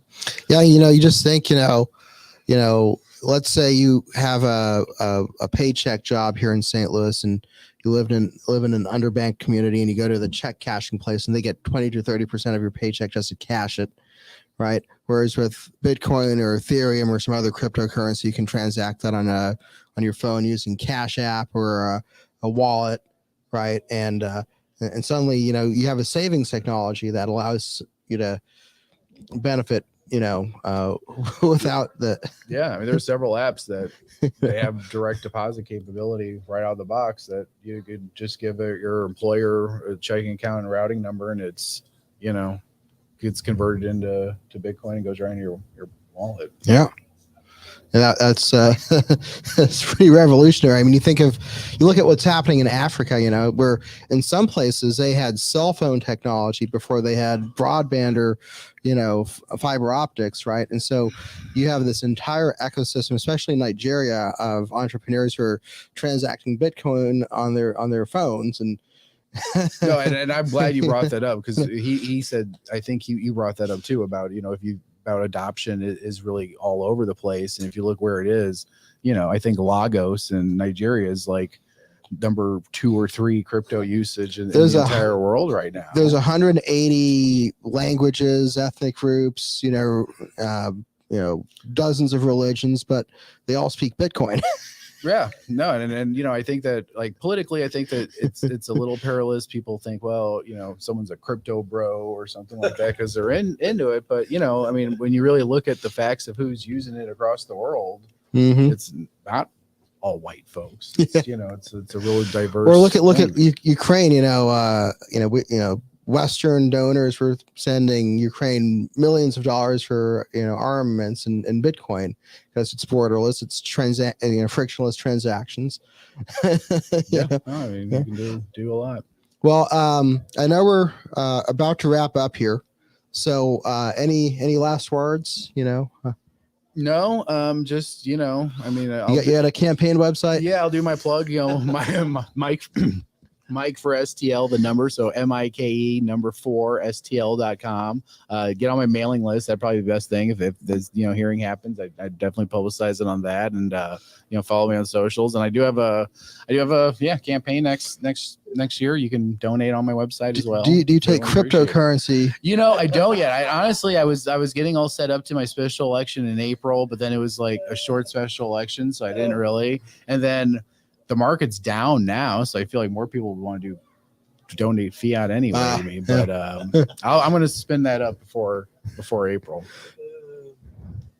So just last thoughts. Yeah. Bitcoin is the future, and what I love about Bitcoin is I tell people, you're going to buy Bitcoin. Everybody will buy Bitcoin. It's just, when do you buy it? I mean, when you acquire Bitcoin, if you acquire it now, then you're an early adopter. You're seeing the future, and you can have some prosperity from it. But we're going to reach a point where that's where people will go, because that's where they can save. They can not only spend, and they can have it, but they can have real money that doesn't inflate or doesn't debase. And so therefore, that's going to be a place where people are going to want to put their money, their store of value. So that would be, my thought is just understand that the whole world will have Bitcoin at some point. So thank you, Brian Estes, for helping me realize that. Well, thank you, Representative Sean and Alderman Gross.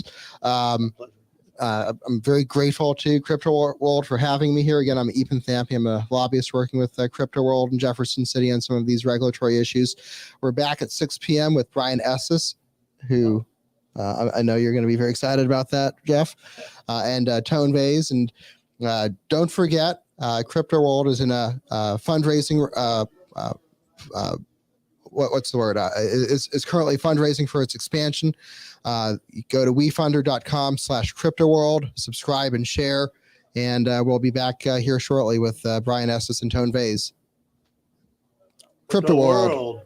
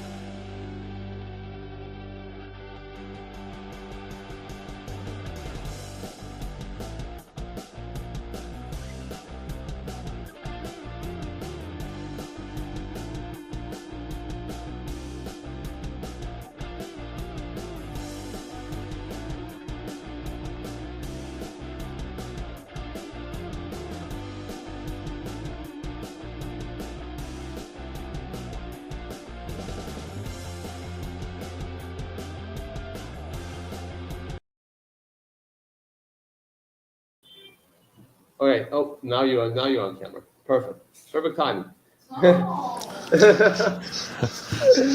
Hey guys, I was trying to time it when I come on backstage. Hey guys. Hey there.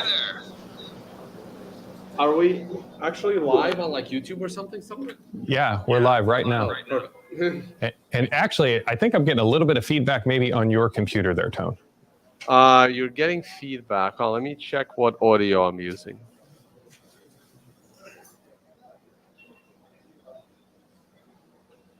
It just sounded like maybe I was a bit, I can't hear myself anymore. Okay, that's good. Yeah, it's just the mics. They kind of reset after. That's perfect. So for that, let's jump right in then. Oh, Brian, I see that you're on here too. Good to see you again. Looks like he might be getting set up as well too. So for everyone who's coming back in, welcome back to the Crypto World 1 year anniversary. We're proud to be your next door brick and mortar crypto community store and ATM. We've been having some fantastic guests on this day. It's been brilliant. I have been very much looking forward to this. And from what I understand, Tone, Brian, you two haven't met each other before, have you? No, we haven't. I don't think so, no. Oh, wow. So this is absolutely amazing. So, Brian, just because you were on a little bit earlier, I'd love to first off maybe introduce you to Tone. By Tone, maybe if you could tell the people watching a little bit about yourself. You've got an amazing backstory, and of course, to understand why you're into Bitcoin the way that you are, with kind of having immigrated in, not to kind of take any of your story away from you. But I'd really love for you to tell the world how you got here in your Bitcoin journey, and for that matter, also allow you to kind of introduce yourself to Brian, who I think you're going to absolutely love as well. And then, of course, Brian, you can do the same afterwards. Sure. Give me just 1 second. I want to turn my turn my desk a little bit here. Yeah, no worries. You look a lot like me. Like whenever I was having my interview with you earlier, Brian, like I was like, we're still messing with the mic check. I had this headphone in my ear that I had to take out every single time that I said something. But now we got all the kinks worked out, got a nice pair of headphones on, so life is good. But that said, you good on your side, Tony, or you need a little bit more time? I'm all set. Yeah, actually, I wasn't sure what you guys were doing. Like, I didn't even know it was going to be a live stream. I thought we were just going to, zoom into like the store. I thought this would be like a physical, like a physical event at Crypto World. There's Doug. I thought you guys were like hanging out, like I was at the grand opening of Crypto World, and I thought I was just gonna, say hi to the people that would be hanging out there in person. I actually had no idea it was gonna be like. Well, you are saying hi because there's a TV out towards the front. There's also a restaurant next door that's filled with a bunch of people too, that there's a TV playing. So you're saying hi to everyone right now. I guess maybe we need to get a camera on them so that way you can see them as well too. But yeah, here they're definitely looking at you. That said, if you have a limited amount of time, we can kind of catch up on a few things. And I'm sure Brian and I can roll with a spectacular conversation. I probably have about 20 minutes. Oh, yeah. So hopefully that's good. And so my story, I started working on Wall Street around 2006 and was there through the financial crisis in New York. Was at Bear Stearns at the time, and started paying attention to Bitcoin around 2013, 2014. I heard about it from like in 2010, 2011, but I just ignored it completely. But in 2013, I couldn't ignore it anymore after the Cyprus banking confiscation. So that's when Bitcoin became super interesting to me. And my journey kind of took off from there. Started writing articles for Cointelegraph, started doing some public speaking. I quit my job to be a trader, but also started doing a lot of traveling, public speaking. That was a lot of fun. So kept that going for a while, started my own YouTube channel to just talk about the markets, talk about Bitcoin news. And today I organize my own conferences because I've spoken at so many conferences and I just wanted to do it my way because I just wanted a Bitcoin conference. There weren't any. Most conferences just pitch a bunch of scams. So I wanted a Bitcoin conference, so I started that.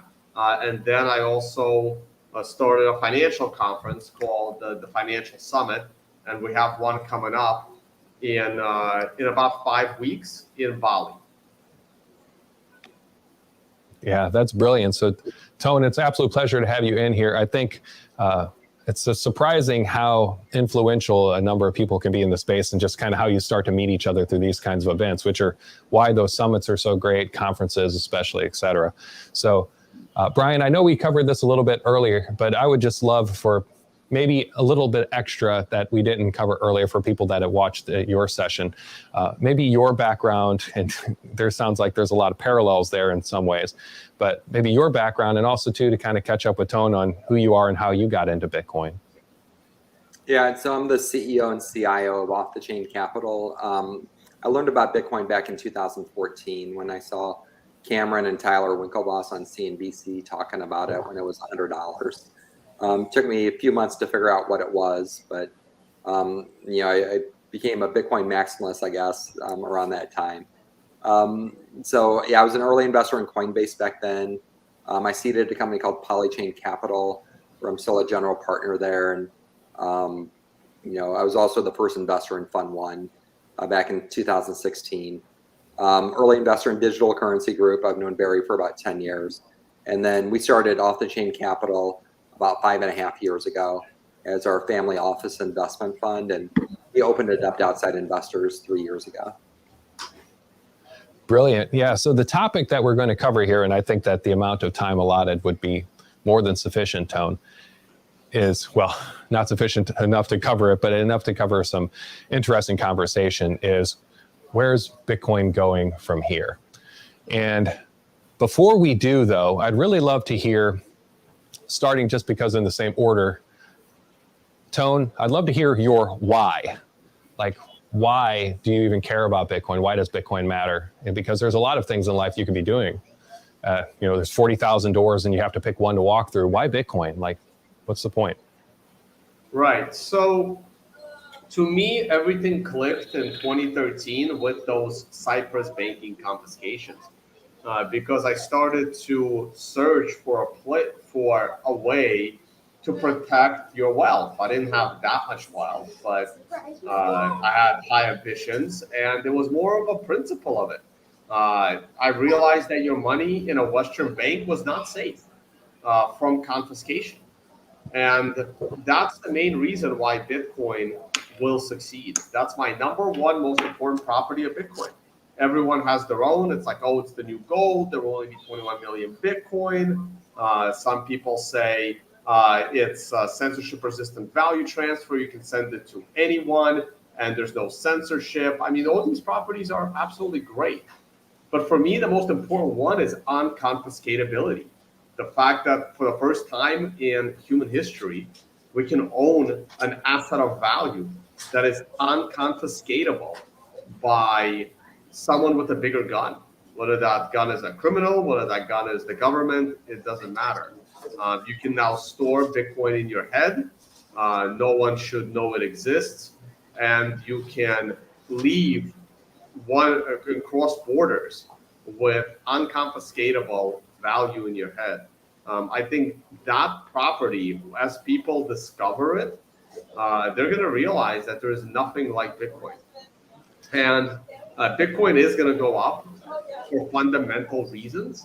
I use technical analysis to try and time the market, a little bit more short term. But on a long-term scale, this bear market has been with us since April of 2021. It's been a while, and it's going to end very, very soon. I do think that Bitcoin is going to find a bottom here at the end of the summer, early spring, and early fall. And going into the winter, we should start a new bull market, regardless of the global conditions, because there's only so much Bitcoin to go around. And another halving's coming, and another hype cycle's coming. And people are going to realize it soon. Yeah, I would agree with you.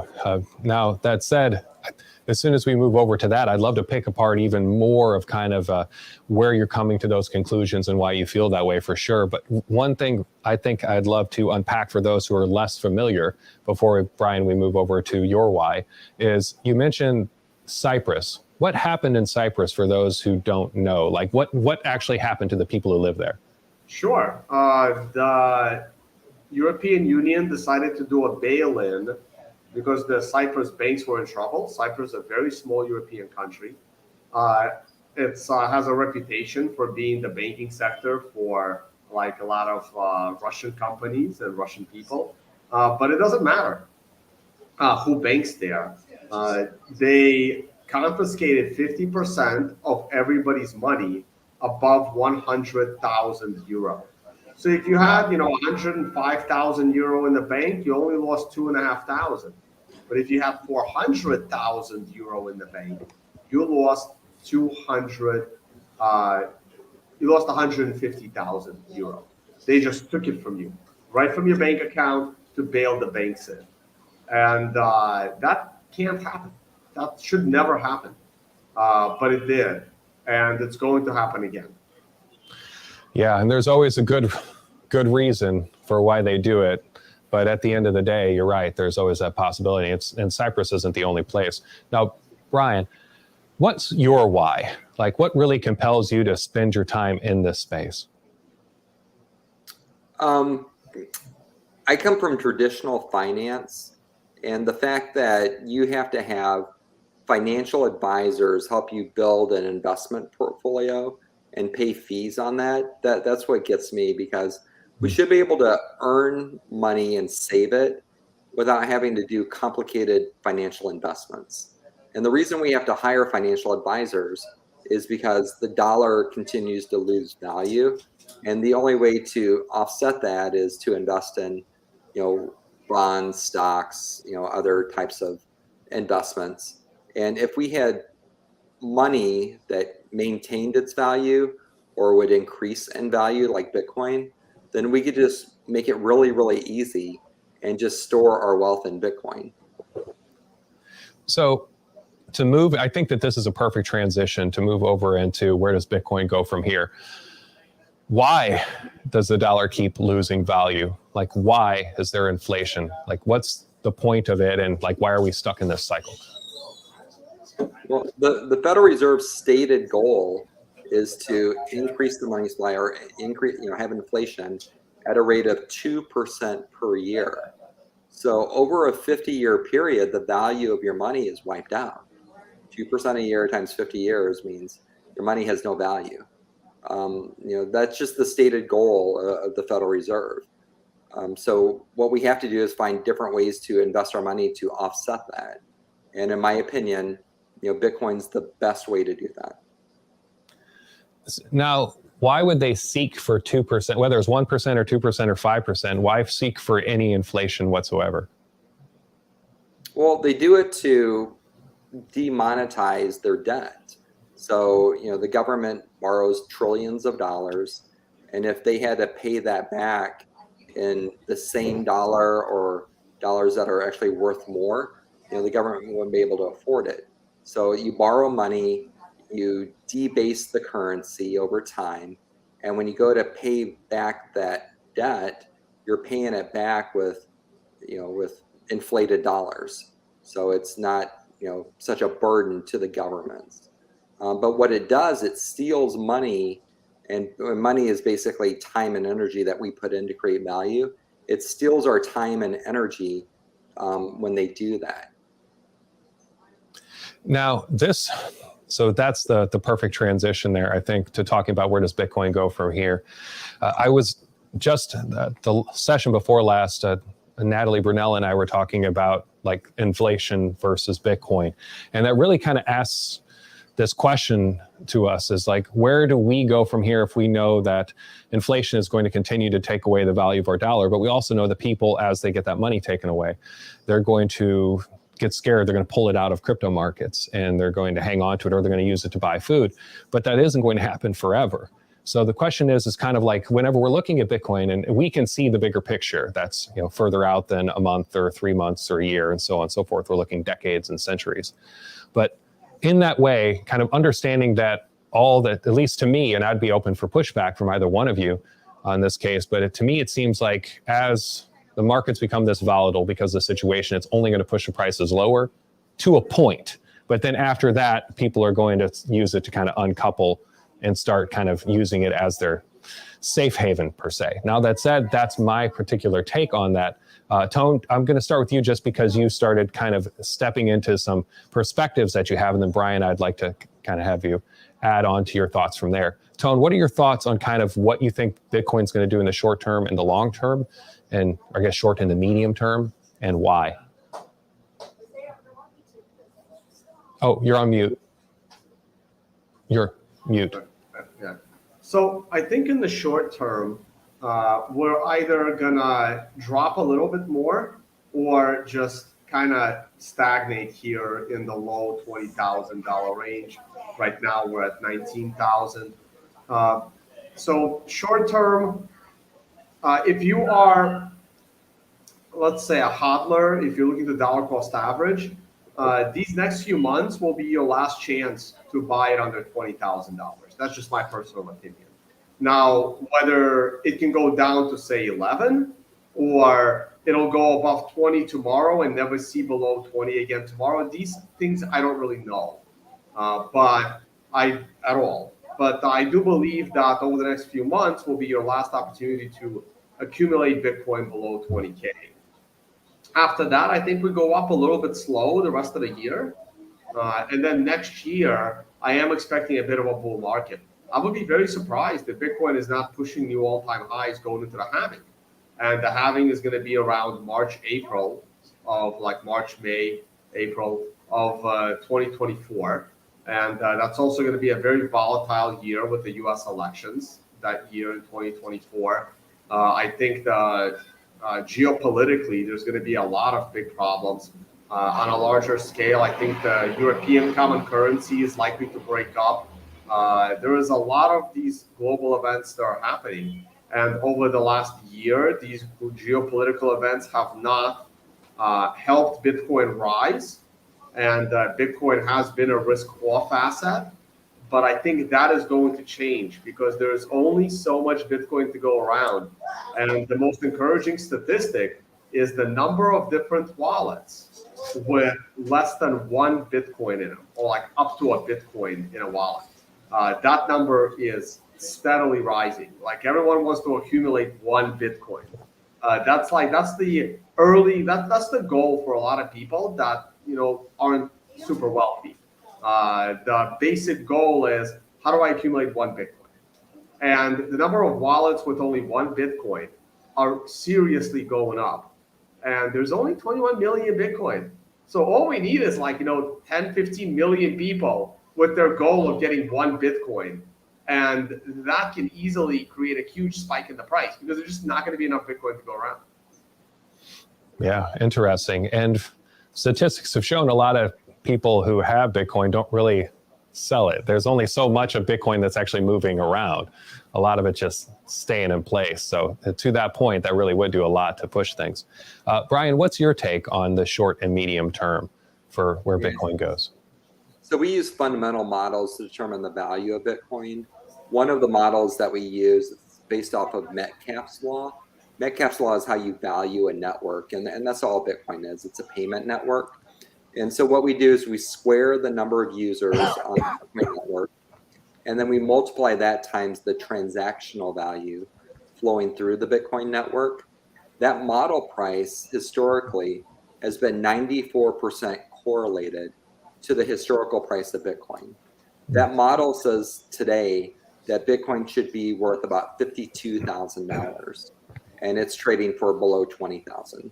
So that model, like I said, which is very, very accurate, and highly correlated, is saying Bitcoin is undervalued by about 60% today. Now, why do you think that is? I think a big issue is the ESG concerns that started to pop up a year ago. Governments and institutions around the world, they can't prevent people from owning Bitcoin. All they could do is try to convince people they don't want to own it. And one of the ways they're doing that is by tainting Bitcoin as something, early on it was like it's used for nefarious activity. You're associating yourself with criminals if you use Bitcoin. That's completely untrue, and the facts eventually came out to prove that. And now the new narrative is that Bitcoin's bad for the environment. It uses too much electricity, and you shouldn't be associated with it. And that's what's trying to convince people not to own Bitcoin today. But if you look at the facts from Cambridge University, the amount of electrical use that Bitcoin mining uses is 0.06%. And 58% of that comes from renewable energy sources. So it's one of the greenest industries in the world. Wow. So this is a third time now since we've been talking, Brian, where you mentioned something that I wasn't aware of or just hadn't thought of in that same framework. Is you're right, there was a narrative all about criminal activity with Bitcoin, but then it became disproven. And not only was it disproven, but they showed that the US dollar by percentage was used quite prolifically. So for nefarious activities. And then from there, that whole narrative just kind of seems to have disappeared. I didn't even kind of connect the dots there. And then now there's a new one on the ESG side of things. And that one, I think, quite frankly, has more teeth and power in it because it's something that becomes this complicated metric that people can't wrap their heads around. It's like, what's environmentally, sustainable, I think most people don't even understand how energy is created or stored or used. And so now you have a complicated thing of saying it's killing the environment and you're contributing to that. So I feel like it's from a PR perspective, from a branding perspective, they're doing a pretty good job of trying to keep it down. Now, to that point, they're doing a great job. I mean, Bitcoin doesn't have a PR department, right? So yeah, they are winning the PR wars, but like I said, eventually the facts and the truth come out and they speak for themselves. So as people educate themselves, they'll understand the facts. So Tone, I know with interacting with people as much as you do with the conferences and your financial summit, that you have the opportunity to see people go through this journey. And I know, Brian, so do you and yours as well. What would you say where are the concerns, the roadblocks that have been keeping them from getting into Bitcoin? Like the most difficult ones, and how do you get them over that? Like, how do you, whenever you're interacting with somebody, kind of like let them let go of environmental, let's just say? Mute again. Sorry.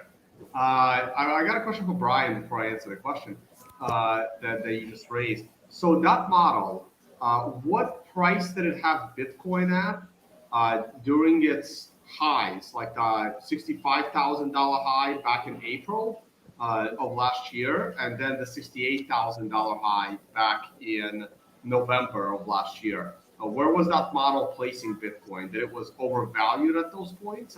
No, it was showing it was fairly valued. So back when Bitcoin was trading between 60 and 69,000 last summer, the model was saying that Bitcoin was worth, right around there, right around 65,000. So it was showing an accurate reading. But now there's a big divergence between the model price and the actual price of Bitcoin. But over the last, like I said, last year in 2021, the model and the price were very close together. And then if we look a little bit further back in 2019, the model was showing that Bitcoin was very undervalued back then too. And then they started to diverge in December of 17.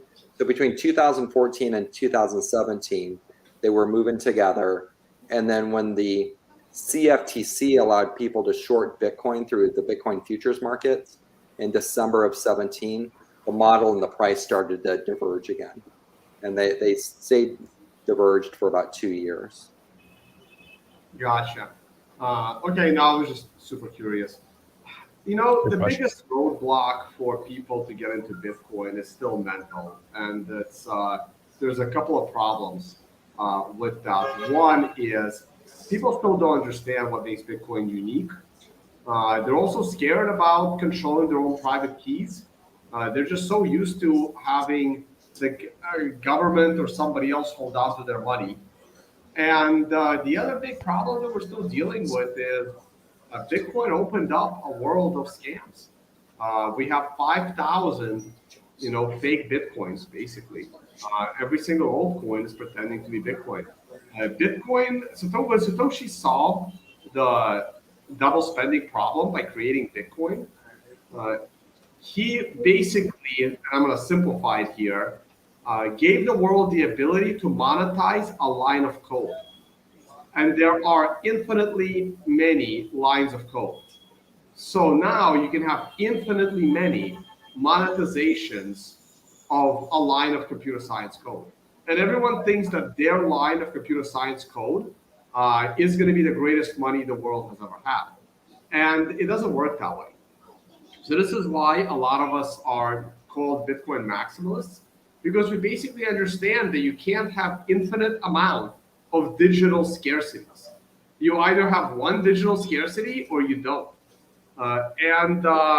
Anytime you try to explain some Bitcoin to somebody, the first thing they say is, well, what about this shitcoin that's worth 3 cents? Well, why can't I buy that? And it's one of these roadblocks that we just have to get through. People will get it eventually. You don't get it until you really, really need it. And I think people will start to understand real soon. Also, time. Time makes things so much easier. There's kids out there that started getting their very first allowance when they were like 6, 7 years old with Bitcoin.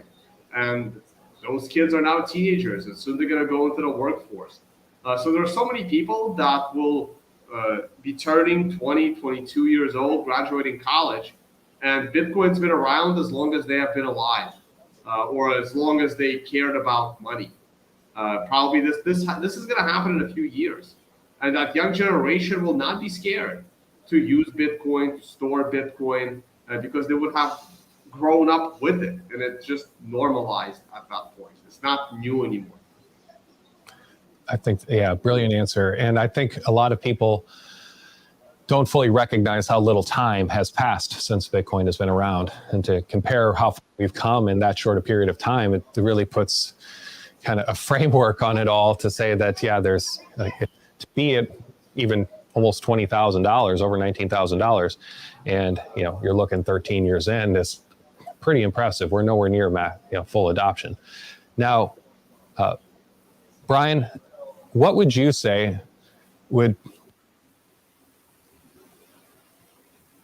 major event, positively or negatively, kind of change the trajectory? So your sound's cutting off. Can you? Yeah, you're cutting in and out. I thought it was my internet connection, but I don't think so. Okay. One more time. Hang on just a second. Am I cutting in and out now? Am I good? Very good. Very good. Should be Cool. good now. So, Brian, do you see any short to medium term events that can change the trajectory up or down of Bitcoin? Like if X happens, Y would be the outcome, and that'd either be good or bad. Like anything that we should be on the horizon for. Yeah, there's several events that are coming up. So one is that the accounting rules for corporations around Bitcoin are going to be changing in the first quarter of next year. So FASB, which is the Financial Accounting Standards Board, puts out what's called GAAP accounting rules, which are generally accepted accounting principles. FASB voted 7-0 to update the rules around Bitcoin. And so why that's important is that Bitcoin today is classified as an intangible asset for GAAP accounting. And so if you're a public corporation and you buy Bitcoin to put on your balance sheet and Bitcoin goes down, you mark it down and you could record the loss. But when it goes back up in value, you can't mark it up. You can never recoup that loss.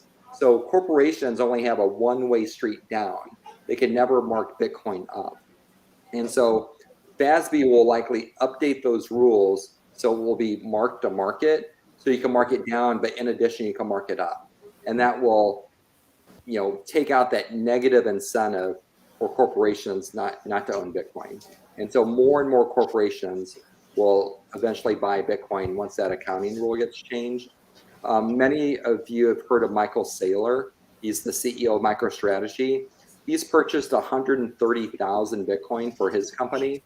I had dinner with him about a year ago, and a year ago he told me he had spoken to over 100 public company CEOs and CFOs, and from his estimation that there's going to be over $1 trillion of new money going into Bitcoin once that accounting rule gets changed. And that would just drive the price higher. So that's one of the things that's going to happen next year. A second thing that's going to happen is that Fidelity, which custodies $7 trillion of investable assets, they're getting ready to open up their retirement platforms to Bitcoin. And the rumor is that they're going to open up their retail platform so people can buy Bitcoin directly through Fidelity. Fidelity offers Bitcoin today to their institutional clients. So yeah, it's $1 million or above, but it sounds like they're about to open it up to retail clients also. Now, the obvious answer would be is $7 trillion, therefore a lot more money flow. But do you feel like there's any other PR or branding or any other kind of secondary reasons why having Fidelity open that up would bring the price of Bitcoin up? Yeah, I mean, Bitcoin or Fidelity has millions of account holders, and it takes the friction out of those account holders being able to buy Bitcoin. Another reduced friction thesis is that BlackRock, which manages $11 trillion, they announced a month ago they were launching a Bitcoin fund, a Bitcoin trust, and that's going to allow their institutional clients to invest in Bitcoin easily. And then they also teamed up with Coinbase with their what's called Aladdin platform.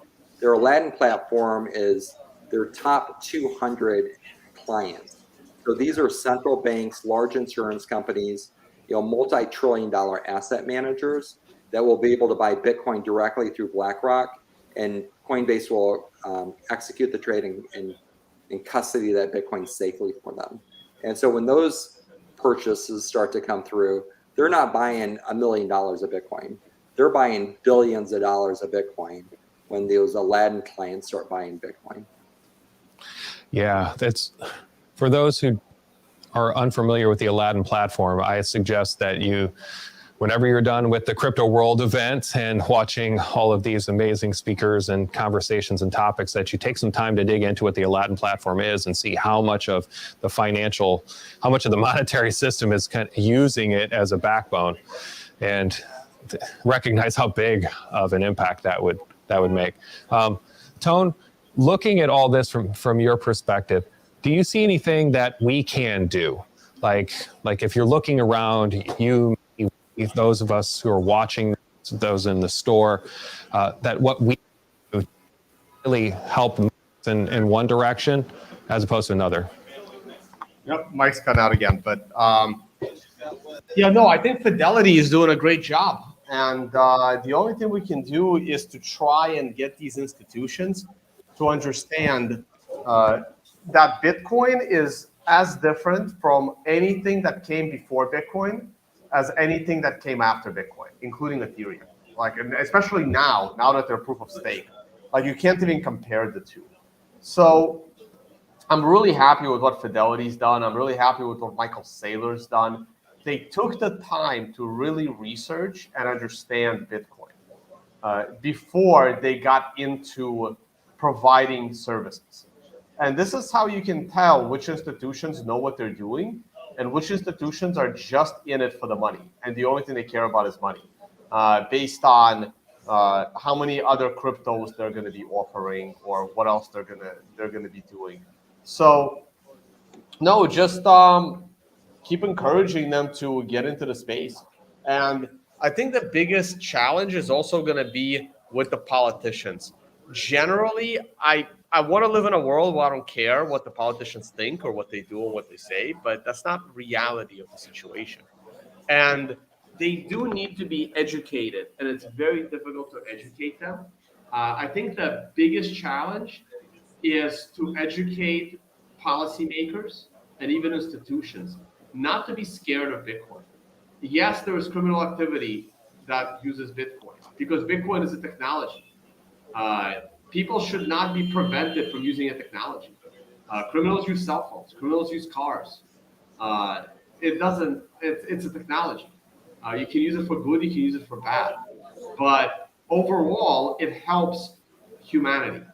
And that's the part that it needs to get through the brains of the politicians. Right now, Bitcoin is, as was stated earlier by Brian, is less than 1% of global energy use. And there were articles like 4 years ago, there were, 7 years ago, there were articles saying how Bitcoin is going to use up more than half the world's electricity by the end of last year, right? I mean, these ridiculous headlines were coming out. And right now, Bitcoin uses less than 1% of the world's electricity. And what I would love to get through the heads of politicians, that even if Bitcoin used 60% of all of the world's energy, it is still a good thing, because you can't put a price or amount of energy use on freedom. And ultimately, freedom will win. Freedom has always won. No superpower ever, not Rome, not ancient Greece, nobody has been able to hold the entire human population down. And it's not going to happen this time either. And freedom will win, and Bitcoin is that next driver of freedom, because there is no new world to discover. There's no more America to discover. We pretty much know what's on this planet. Unless all the ice melts in Antarctica, we don't have a new world to move to. And I know the global warming crowd thinks that's going to happen. Not going to happen, guys. So we're not losing that idea. And so the only way there will ever be another bastion of freedom like America has been for a few hundred years now is going to be with Bitcoin. And it's going to happen everywhere at the same time, and that's why it's happening very slowly. So the government just came out with a digital currency framework not too long ago, and it included them talking not only about Bitcoin favorably, but also to the CBDCs. Do you feel like that might kind of affect where Bitcoin goes in the next couple of years, or do you feel like no matter what happens with CBDCs, Bitcoin's going to stake its place? And I'd be interested for both of you to answer that. Well, let me answer this real quick because I do have to run. So after this answer, I do have to log off. So CBDCs, we already have CBDCs. The U.S. dollar probably is the currency with the most paper money floating around the world, and the U.S. dollar is still 98% a central bank digital currency. It's what it is. There was two reasons there's multiple reasons why the government want to eliminate cash. One of them is they think all of us are tax cheats, and cash is what's preventing them from creating a utopia. They want to set any kind of interest rate policy without having people having the ability to leave the banking system. And they don't want to ever have to do a bank run. There will not be a bank run if there's no cash. I mean, you can't go to the bank. Well, how are you going to withdraw the money? It's all digital now. And when they do that, they're going to monitor every transaction. They can cut off and censor every transaction. And they're going to want to cut the private banks out of the system. Like, the private banks are in their way. The government want complete central control. And in that world, Bitcoin becomes even more important and more popular. The faster the government gets rid of physical cash, the more people are going to flee into Bitcoin. So I think CBDCs are bad for the world unless the governments are making the CBDC with very clear statements that we will never censor your transaction and we will, stop inflating your money. And I don't see them doing that anytime soon. Like I said it like 8 years ago when I first joined the space, the best way the government can destroy Bitcoin is to eliminate all money laundering laws because they're unethical anyway, and stop printing so much money. Well, that's all they need to do and Bitcoin dies. But they've done the complete opposite of that the last 8 years.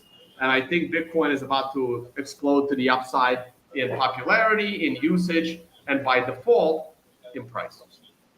Brilliant. Thank you, Tone. And we appreciate you coming in. It's absolutely fantastic. Thank you for joining us. Awesome. Thank you, guys. I'm sorry I got to run. I got to be at a dinner in 15 minutes. Thank God the restaurant's closed.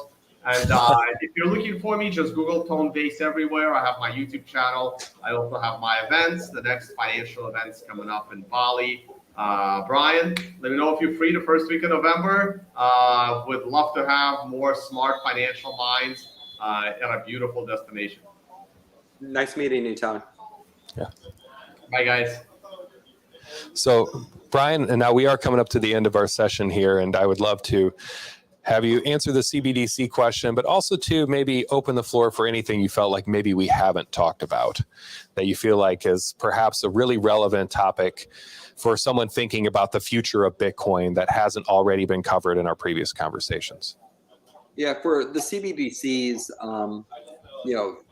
even if the government comes out with a official central bank digital currency offered by the Fed, it's going to have the same monetary policy as the US dollar. What makes Bitcoin different is that it's its monetary policy. So a CBDC and Bitcoin could use blockchain technology together, but because there are more US dollars being printed every year, that's different than having a limited supply of Bitcoin with a cap of 21 million. And so you could use blockchain technology for both of them, but they have different monetary policies. And the reason Bitcoin will have more value over time than a dollar is because it has a limited supply. So, just think about it. Would you rather own something with an unlimited supply or something with a limited supply? Which one is more valuable over time? It's the one with a limited supply that's more valuable over time. Yeah, absolutely. That's absolutely beautiful, Brian. So is there anything that we haven't talked about that you feel like to close this out? Because the last two sessions we've had together have been absolutely spectacular. A couple different things you brought to my attention that I hadn't previously framed before, and I'm happy that you did. So is there anything else maybe we might have missed that before we close this out and talk about our WeFunder and the Patreon that you'd like to bring up? Yeah, the only thing I'd like to mention is that if you're considering Bitcoin and you invest in Bitcoin, just do it with a long-term view. Don't try trading it. Don't try to outthink it. If you buy Bitcoin and hold it and don't sell it, it grows tax deferred. You don't have to pay the tax until you sell it. So buy it, hold it, and just plan on holding it for 10 to 20 years. Let the rest of the world catch up with where you're at today. And when 50% or greater of the world owns Bitcoin, then it's going to be around fully valued. And that's the best advice I can give people. To control the risk in your portfolio, you have to size it proportionally. If you want to take a small amount of risk, you put 1% of your portfolio in it. Even if the 1% goes to zero and Bitcoin goes to zero, it's not going to hurt you. You still have 99% of your net worth left. So, size it proportionally to your net worth, and that's how you control the risk, so you could sleep at night. Oh, that's, I think, solid advice there. So for those of you who are joining us online and here in store, make sure to come back at 7 o'clock. We're going to be meeting with Todd and Janet Gatewood. And of course, if you are passionate about bringing Bitcoin to everyone and you believe in a next door brick and mortar crypto community store and ATM where you can come in and comfortably bring $100 and walk out with Bitcoin, as simple as that, you can invest in us on WeFunder, come to our WeFunder, or you can support us on Patreon. And if you like the video, make sure to like, share, and subscribe. Brian, absolute pleasure, and look forward to our next talk. Thank you. You have a great day. You too. Yeah, bye.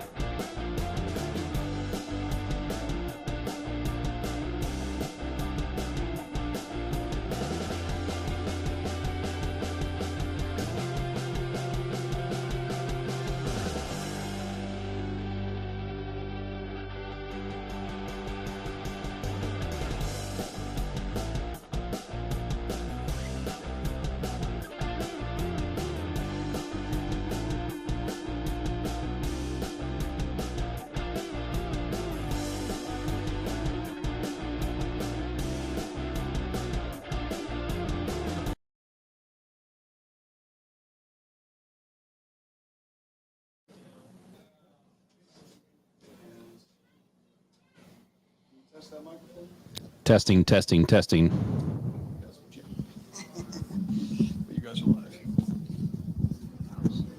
There's the picture, honey. Look. That's not pretty. Is your mic on now? Let me check. Oh. I believe it's on now.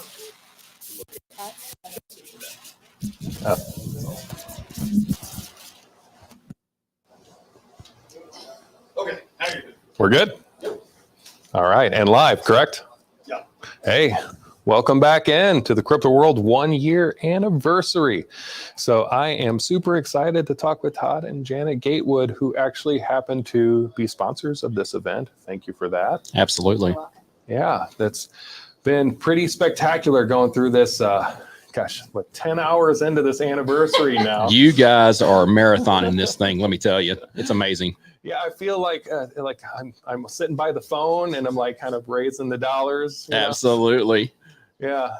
But yeah, it's been an amazing event. A lot of great people, and of course, coming around to this spot right now where we get a chance to talk about it. Like, what pulled you to come from Nashville up to St. Louis to spend time with us in our Crypto World store? Well, for us, it started back last year. We went to Bitcoin Bend conference down in Texas, Dallas, Fort Worth, and they were bringing up different projects. And Jeff and Jonas with Crypto World came up and said, hey, did the spill and everything, and they're going to be onboarding all this stuff and franchising all over the country and stuff. And we said, we want Nashville. And so we came up, signed it, did a letter of intent, and decided to do that. And here we are right now talking to you guys and just really, really enjoying it. And we just love the atmosphere, the energy, everything. It's amazing. There's nothing like it. We were excited about the concept, and there's a lot of potential with it, a lot of growth, and knowing that Nashville is such a huge market across the country for all kinds of things, that we know Bitcoin's huge there, and all cryptocurrency. And so we're excited because there's a huge educational point that's needed, and Crypto World can provide that along with other services. So, why not be at the beginning of it? Yeah, very cool. Very cool. So to back up even further then, because I would agree, yes, Nashville would be an amazing place to, of course, visit often, but also to have a Bitcoin educational platform, a crypto educational platform, and allow people to onboard into this space. Now, why did you two get into this space? Like, what drew you here to even think about crypto and Crypto World and kind of finding yourself here? Because I think, like all of us, I know a little bit of your backstory, but for those who don't, like all of us, you kind of came from somewhere else and you found yourself compelled to be here. I mean, what was that made you do that? Well, we started to see the economy kind of going in a different direction. We knew that things weren't the way they were supposed to be. And you kind of look for basically an escape route, like Ben was saying this morning, looking for a lifeboat to get off the Titanic.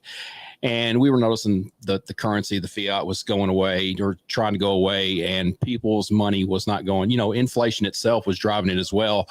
And we just looked at it and said, we've got to do something. And Janet, I left my job, give you, a little backstory here. I left my job in February. Janet, she's a realtor in Nashville, and went to that first conference in October and said, hey, we need to go, or, did that online, need to go to the conference itself and speak and listen to what they have to say. And the best thing we ever did, because it forced us to make a decision actually that weekend and do this and just get into the whole thing. We're novice. We're still novices. We're still learning. But, the best part about this whole thing is people, no matter where you're at, your knowledge, everything, they want to help. Everybody wants to help you no matter where you're at knowledge-wise. And that's what's beautiful about it, because it's not so cutthroat like you would think it would be. Everybody wants to help people to grow and immerse themselves in knowledge. And it's purely amazing. So I didn't know anything about it a year and a half ago. And we bought our first crypto coins in the spring of 21. Terrible coins, lost money. But we learned. But when Todd started listening in the summer and then brought me in, we really started taking a hard look at it. January was a huge turning point for me at this conference. We went to a weekend of just saturation of everything crypto, we got so excited. And speaking of currency, so I was listening to Michael Saylor last week, and fiat, when it was on the gold standard, had a half-life of 35 years. Fiat currency today, our dollar, has a half-life of 4 years. Bitcoin has a half-life of infinity. So you think about that for a minute. You're trying to figure out how to save for the future. How to, you think retirement, money's going, the dollar's losing value. You have to have appreciating assets. I deal with that every day with real estate. Appreciating assets in Nashville is a huge thing. And you think stocks and you think metals, but crypto and Bitcoin specifically, huge appreciating assets. And while they seem volatile, they're going to keep going up and going to keep going up. And we're excited about that. But so many people we know don't know anything about it, like we didn't. And so we try to educate. And that's one thing we're really excited about, is helping other people come into the space and help build their personal wealth and generational wealth. Now, you'd mentioned that so many people are unfamiliar, and your journey, like everyone, starts, recently, because it hasn't been around for that long. But where did your journey start? Like, was there like just an aha moment where you just saw something, you go, okay, we need to go and check out this conference, or, hey, what's this going on? Like, was there a moment, or was it just kind of this gradual buildup? Well, it was a friend that started texting Todd. It's like, what about this Bitcoin? And they just kind of started texting back and forth. And honestly, we had kind of believed some of the negative news reports, and we were afraid of it. And even when we invested, we were afraid of Bitcoin itself. That's how much we didn't know.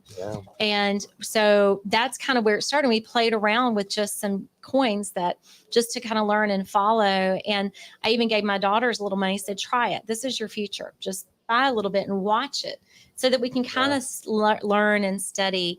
And then when you start listening to the trainings, the podcasts, the YouTubes, there's so much available.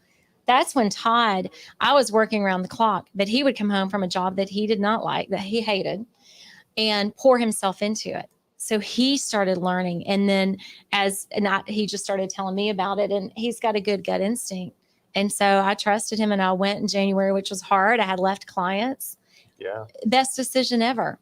And so we did make a change and brought him home so he could do it full time, work in the industry full time, while I continue to work in my industry, because crypto and real estate, that's coming. I lost a sale last year because no one could figure out how to do the crypto purchase that I could contact in Nashville, but it's coming.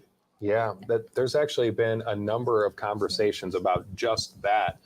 How do you do not only purchase in crypto, but collateralize the loans in crypto? It's a good question. We are going to be meeting with a title attorney when we get back. We've been trying to figure out how to do it on that side. One of the problems we think we're running into is in the legislation, is how it's all defined in the laws, and then title underwriting. So there's some complex components that I think will be worked out. So we're going to jump in and see if we can't have any influence in doing that. What would it take? We're going to be in Miami next week and try to connect with some people there. We know it's been done successfully in Miami and in a few states, but I just think we're a little bit behind with legislation and how they all perceive value with it, in as far as exchanging it or having a lien on it or property. So it's just, everyone hasn't caught up yet. The concept's there. So we're trying to figure out how to get it in place. I cannot tell you how much of a game changer that'd be for a lot of people, because you think about our existing mortgage system, it leaves a number of people out. But if they can get into crypto and then collateralize what they have and kind of build, and they can save in something that isn't going to lose value, have a 4-year half-life, then that changes how they can save. And also, too, for that matter, we talked about it a little bit earlier, but you can have these smart contracts where multiple people can purchase or collateralize one property. Yes. So and they can get in and out of it and then not be stuck. Like, if there's no way you could have like 10 owners of a house right now, like, unless you were doing it with something like Bitcoin. But you can do it with Bitcoin. But you can. And so I would have to say that I see the vision there of marrying the two together. I mean, that's absolutely massive. Now, so you'd mentioned that believing some of the, the negative press. Mm-hmm. What was, whenever you started your journey, the press that really kind of like stuck with you the hardest, the stuff that seemed the most believable, was the most painful, that you had to overcome?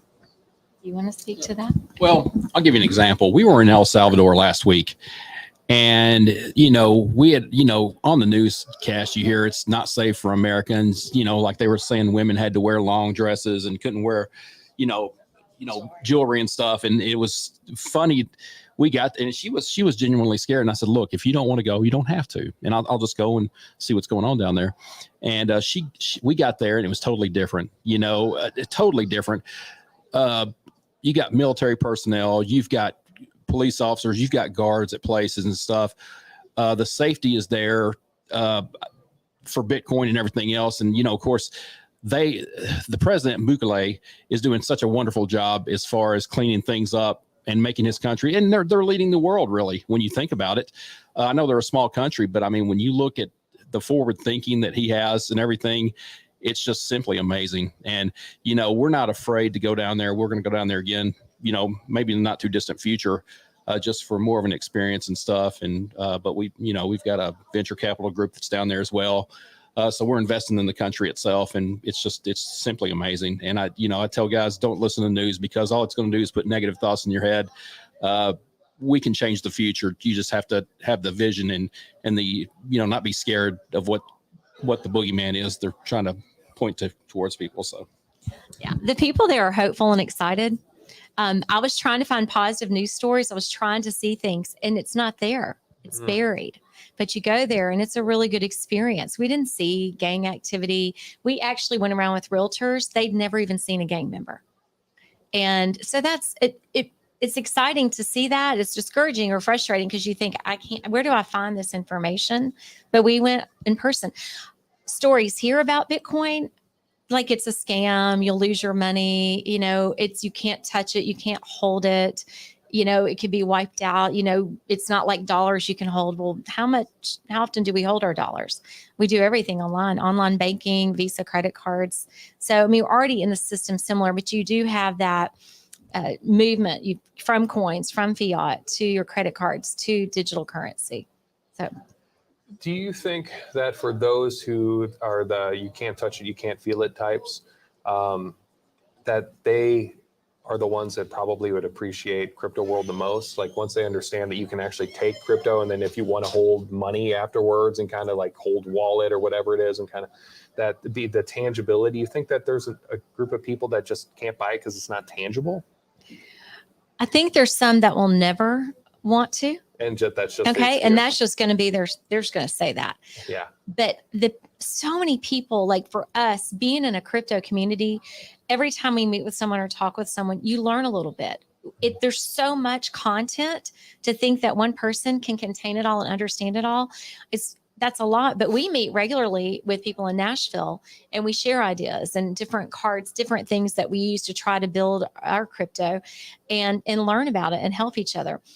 Coming to the store, it means a lot to talk to someone in person. Yeah. And you're talking about, like, there are a lot of people in the 50 plus age trying to figure out what to do with their assets because they see themselves losing assets in the markets, and they're just not sure. And they have a lot of money to place. But just to go online in some of these websites, you can't talk to someone. You can't really get a good answer. You don't know if you're sending it out and you'll never get it back. Yeah. But you come somewhere like a crypto world, you get to talk to someone in person, learn in person. It's a whole different experience. Yeah. The crypto ATM is going to be amazing because you can put your paycheck in there. You can crypto to dollars to crypto, anything like that. Yeah, I'd actually... I know there was a segment a little bit earlier, but so talk a little bit about that, because that's pretty cool for some. The crypto ATM? Yeah. We want a bunch of those. yeah, absolutely. He was showing us earlier. So it's an ATM machine, but it's also, there are Bitcoin ATMs. We've seen them in the malls in Nashville and places, gas stations, but this one does all of it. But not only does it, you can go in and put a $5 bill and buy Bitcoin and put it on your wallet. You have to scan your wallet that's on your mobile wallet. It's a QR code. And you can cash your check, turn your check into it. You can take Bitcoin, turn it into dollars. There's any number of features that it has. You can make change on it. You can put a $100 bill in and make change. So like we were thinking in like places where you need small change like that. Even downtown Nashville, party capital. They might need some ones. Ones, you said. Well, I don't know why I said that. It's the Bible Belt. So That's funny. Yeah. But truly, though, whenever you add those different bits of functionality, people can kind of, I think, safely, comfortably look at somebody, get into crypto, and be nurtured along that way. I think the adoption becomes much easier. And also, too, if Yeah. they can use it after the fact and kind of get into and out of and spend it, then it changes the entire game. And to that point, that's a very recent thing. Like, it hasn't really been like that. Like in the last 30 days. Right? And so whenever you started this whole journey, I know you came across Bitcoin Ben. I'd be curious to hear how you came across Ben. Well, we came across Bitcoin Ben. We had a friend of ours that's sells furniture, and we were actually looking for some bar stools and stuff. Our bar stools that we bought, we got from like a place called Dirt Cheap, $25 each or whatever. And, I know, sorry, but Yeah, they're dirt cheap. they were breaking down, and so we decided to go stop in and see him one Sunday. And it was during the pandemic. And he was just like, No, it was before. Well, it was You before- couldn't go out. well, no, it was actually during the pandemic, I think, wasn't it? Yeah, it was during the pandemic because he was tired of the mask and everything else. And he was talking about everything. He says, have you guys ever heard of X22 report? And it's X22. I was like, what is that? So we started listening to the X22 report, Dave, and Ben's big on Dave. And he always does like a Saturday report and stuff, like a highlight, a spotlight. And we listened. He said, Bitcoin Ben was going to be on that Saturday. So I said, Bitcoin Ben. I was like, well, what is that? So I decided to listen to it, and I started listening to Ben. He said he's a truck driver from St. Louis and stuff, and blue collar guy. I was like, you know what? I can relate to this guy. So I started listening to him. I said, Jay, you're not gonna believe this guy. I said, he is cool as heck. He's, truck driver from St. Louis and everything. And, has a speech impediment, makes fun of himself, which I do the same thing with myself. And, so I just laughed at it and said, this is cool.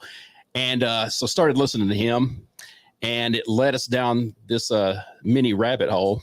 And, it's just amazing. We just love it. We love the people that's involved in all of this. You've got so many different types of demographics, people, you got everyday people to smart, ultra smart people, and everybody wants to grow this system.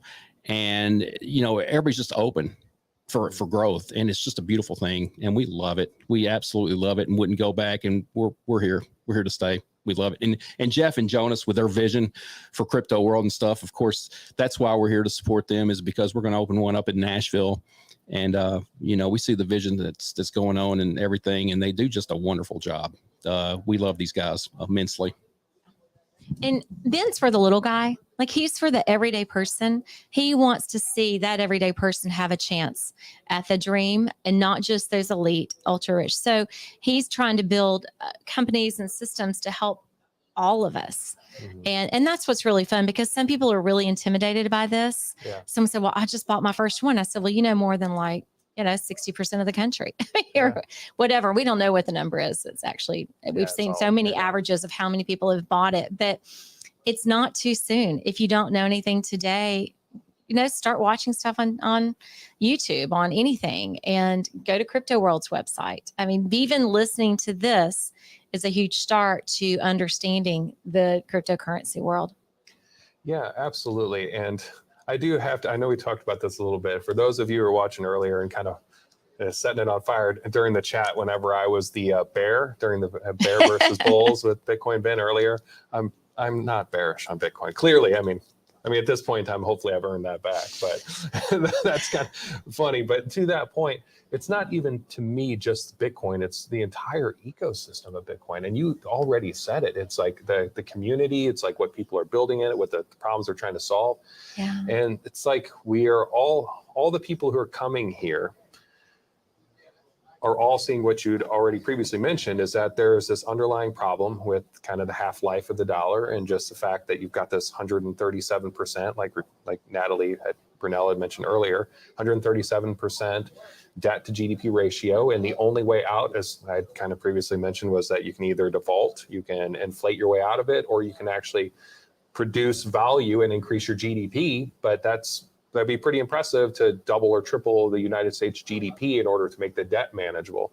And even still, even if you were to do that, whenever you have politics and finances married, even if you were to able to double or triple like the GDP, the people are not going to want to vote themselves in more taxes, and they're going to want to put in more programs. And I'm all for taking care of people, but whenever it's easy to just inflate the bill, like you just create more money and then pay for whatever programs you want, I don't even know if that's going to solve the problem. I mean, but Well, I think they need to look at El Salvador.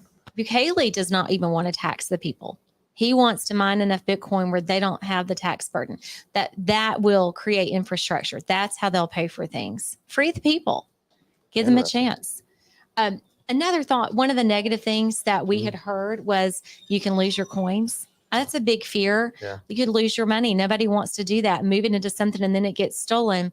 So one thing that we will educate at Crypto World that's really important, and this represents two of the companies here, are cold wallets, like the Ballet wallet and then the Calyx laptop, which is a crypto only laptop, which we have Ballet wallets and crypto only laptops, because you want to hold your keys. It's like having your own bank. So no one can take it from you. But we teach people how to protect it, because that's a huge fear of why they don't want to move assets into a wallet and think that it could just be taken. yeah. And we want to thank both of those sponsors as well, too. And Bobby Lee was on here earlier. For those of you who missed it, that was minus the technical difficulties at the very beginning. We got worked out the kinks, but a brilliant interview. Bobby is awesome. And of course, I think Ballet is a good product for people trying to get into the space. Just something simple. Yes, absolutely. So talking about the community, you had mentioned the community. We, of course, as have I, and we've kind of talked about it here. Whenever you envision the community in Nashville, what do you kind of hope that looks like? I hope it's an all-inclusive, which I think it will be.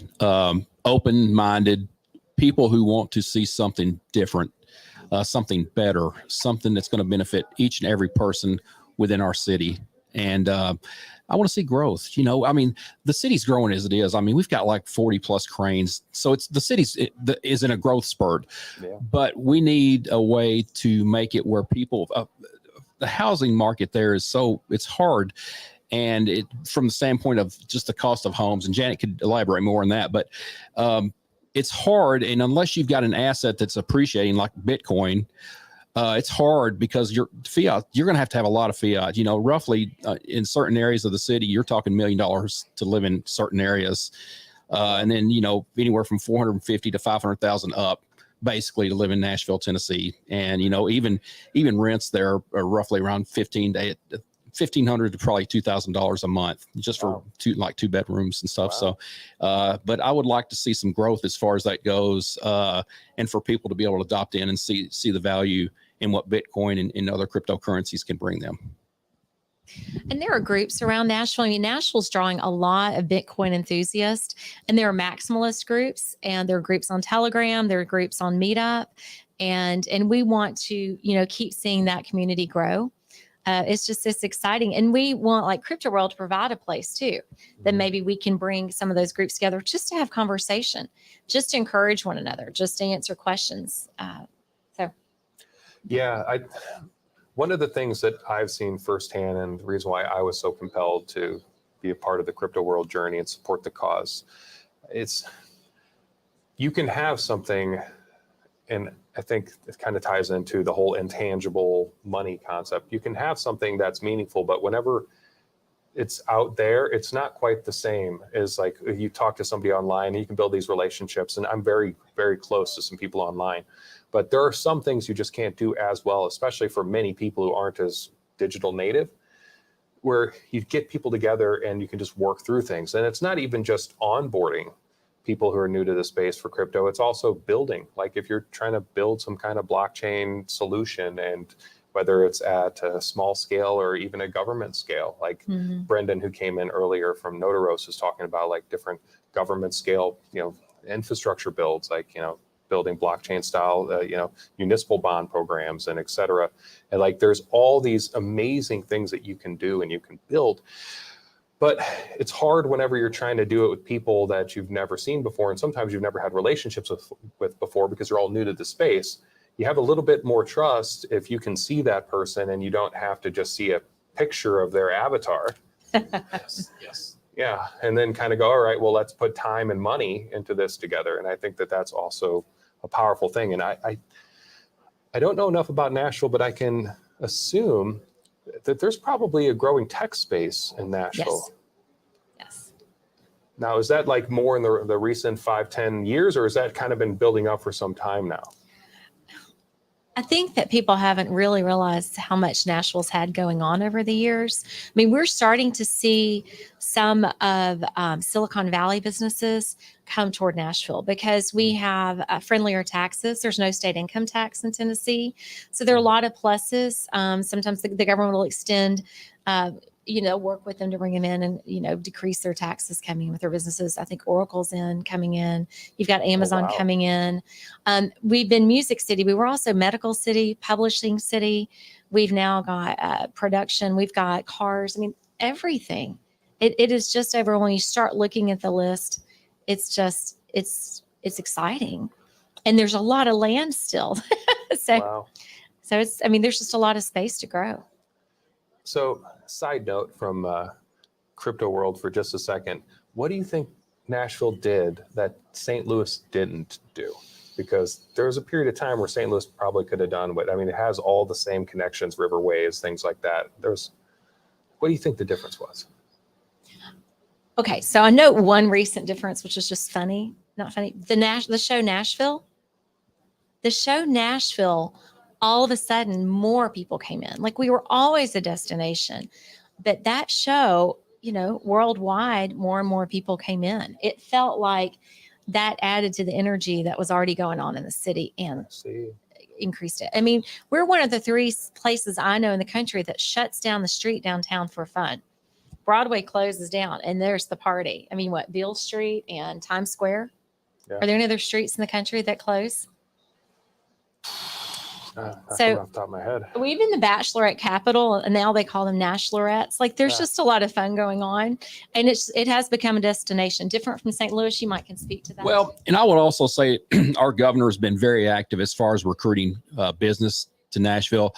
We've gotten like Nissan, Schneider Electric, different places like that, and of course it's all tax incentivized. And when you have a governor that's willing to go out there, reach out there and give tax incentives to these businesses. And a lot of them are coming from California naturally, which we've heard of the mass exodus from all the stuff in California coming to Texas, Florida, Tennessee, I think even North Carolina a little bit and stuff. So, when you've got a governor that works with these corporations and stuff to bring them in, that's funneling in, high quality jobs for people.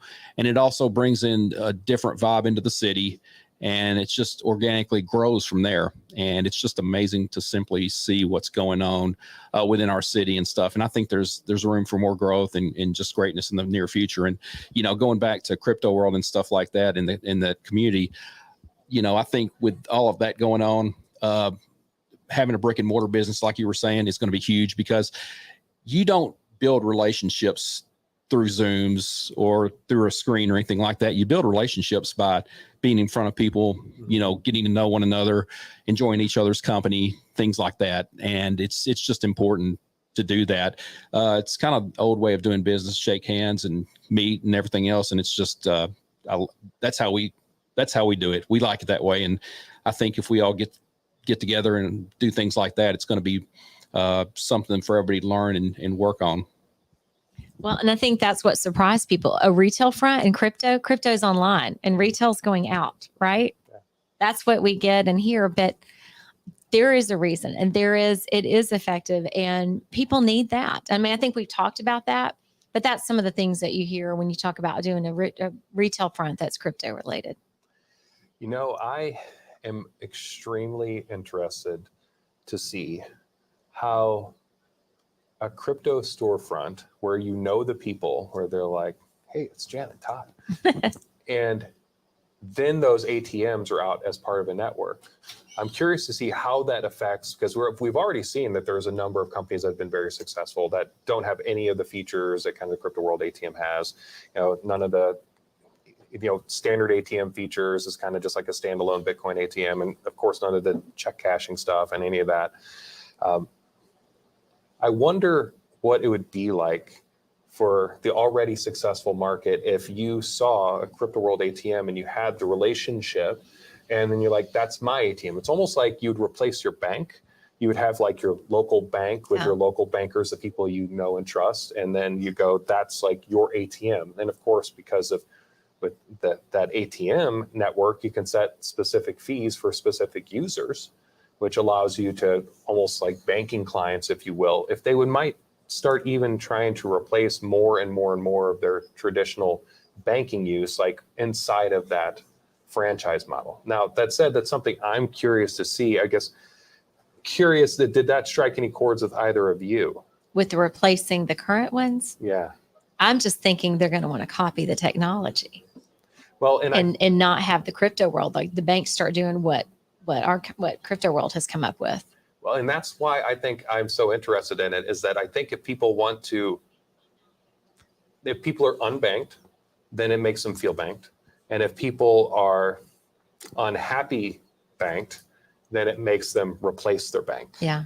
And so in that way, crypto world then has the opportunity to give what people had with the bank, that one last little bit, Yeah. and give them that to where they feel like they can now officially cut the cord.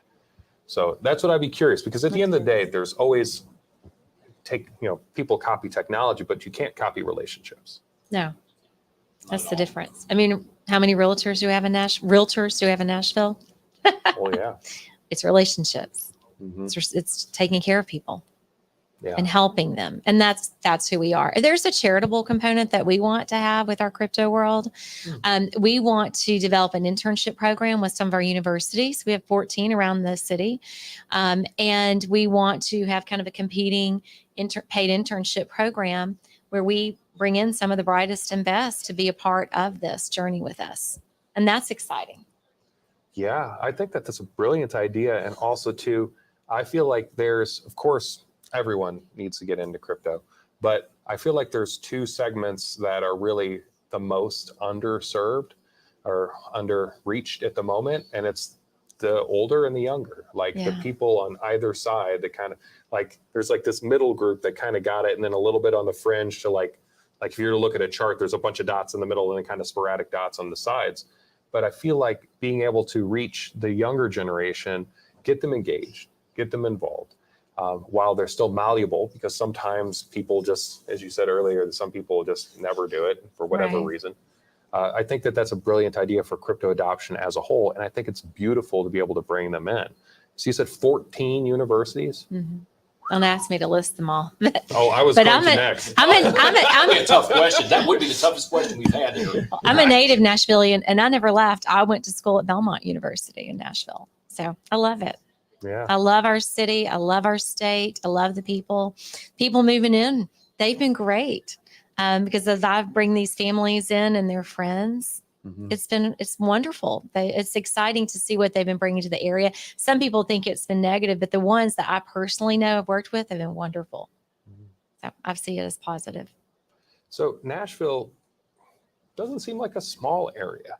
It almost feels to me, once again, maybe I'm just viewing it incorrectly, but it seems like Nashville's large enough that it almost might kind of need like a bit of a network to really kind of cover the whole city. In what sense? Like franchises. Oh, absolutely. Oh, we've already got plans for those.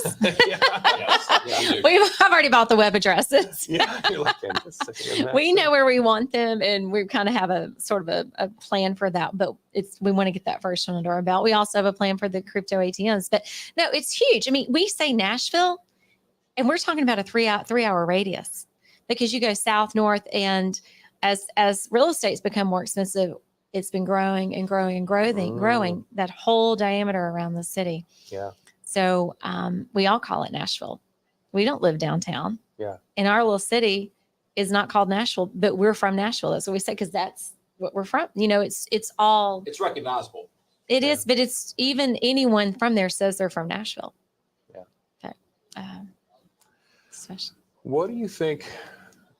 And especially coming into an interesting time. So we all know that over a long enough period of time, and for some of us, it's hard, no matter how bullish we are on Bitcoin, sometimes it's hard to not look at the page this close, right? And so in a long enough timeline, clearly there's you divide, I'm talking about, you divide Bitcoin by 21 million or by infinity at some point in time, because you just get to where, like, once it becomes a store of wealth, a potential replacement of currency, like, what's its value? Who knows? But in the moment, it can be hard not to watch the chart.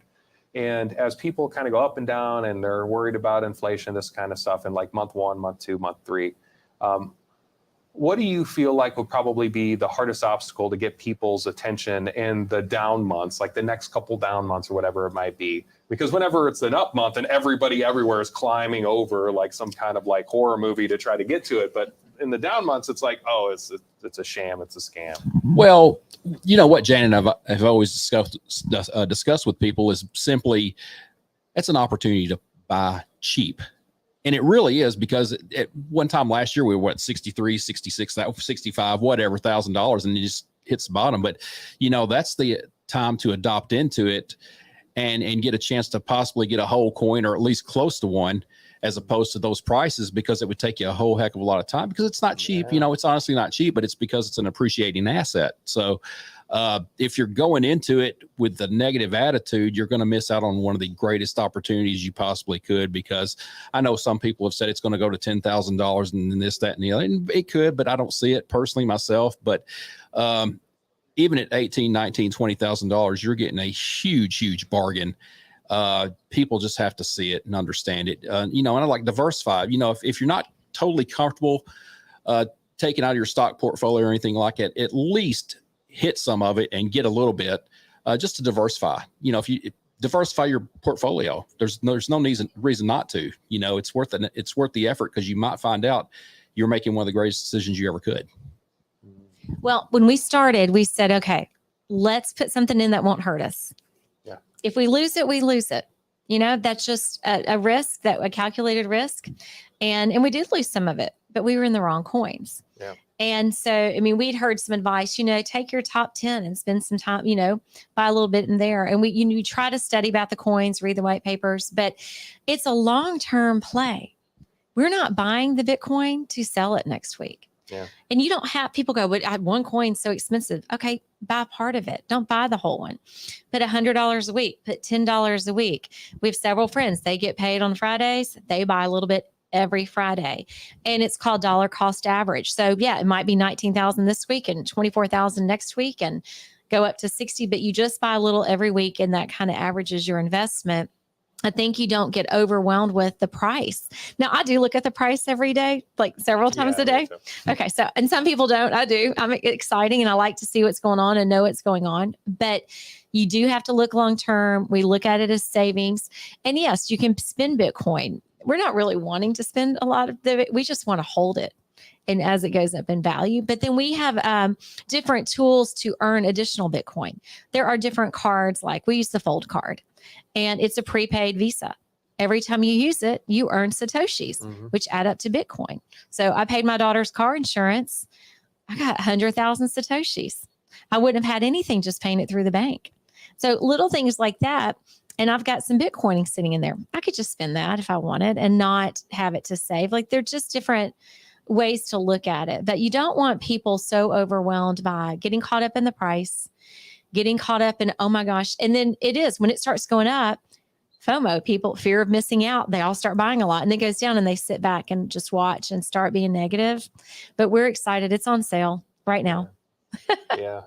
Well, our time has quickly come to an end. It's like that. Wow. So in closing, I would really love to hear what you might say to somebody who's, you know, sitting on the edge of their seat going, you know what, I would really love to have a Crypto World franchise or do something like this. Like what might you tell that person right now who's on the edge? Well, simply, I would just tell that person is to go with your dreams, go with your gut, which is what I've done with this. It's worth the investment. These guys are supportive. You're going into something that's going to be huge in the future. You just have to see it. And we believe in what Jeff and Jonas are doing here. We're amazed that we could not believe when we saw this project, what was going on. We were just stunned, to be honest with you. And do it. Just go for it, guys. Because let me tell you something, it's worth it. You will not regret it, because what you're going to do, you're going to provide a service of education, camaraderie, just everything. And it's amazing, guys. Do it. They could go to the Shop Crypto World website and reach out for more information if they do want to buy a franchise or have a franchise in their area. Yeah, so it's beautiful. Thank you. Yeah. That was awesome. So, for those of you tuning in, thanks again for joining us. As a reminder, if this vision compels you and you are above and beyond getting a franchise, you want to invest, you can go to our WeFunder, or you just want to support, maybe chip in a few bucks towards the next pizza at a community event, go to our Patreon. Of course, if you like the video, like, share, subscribe, and make sure to come back and join us here in about 14 minutes or so with Miss Teen Crypto. We're going to talk about women in Web3. Thank you. That was awesome. Thank you, man. Thank you.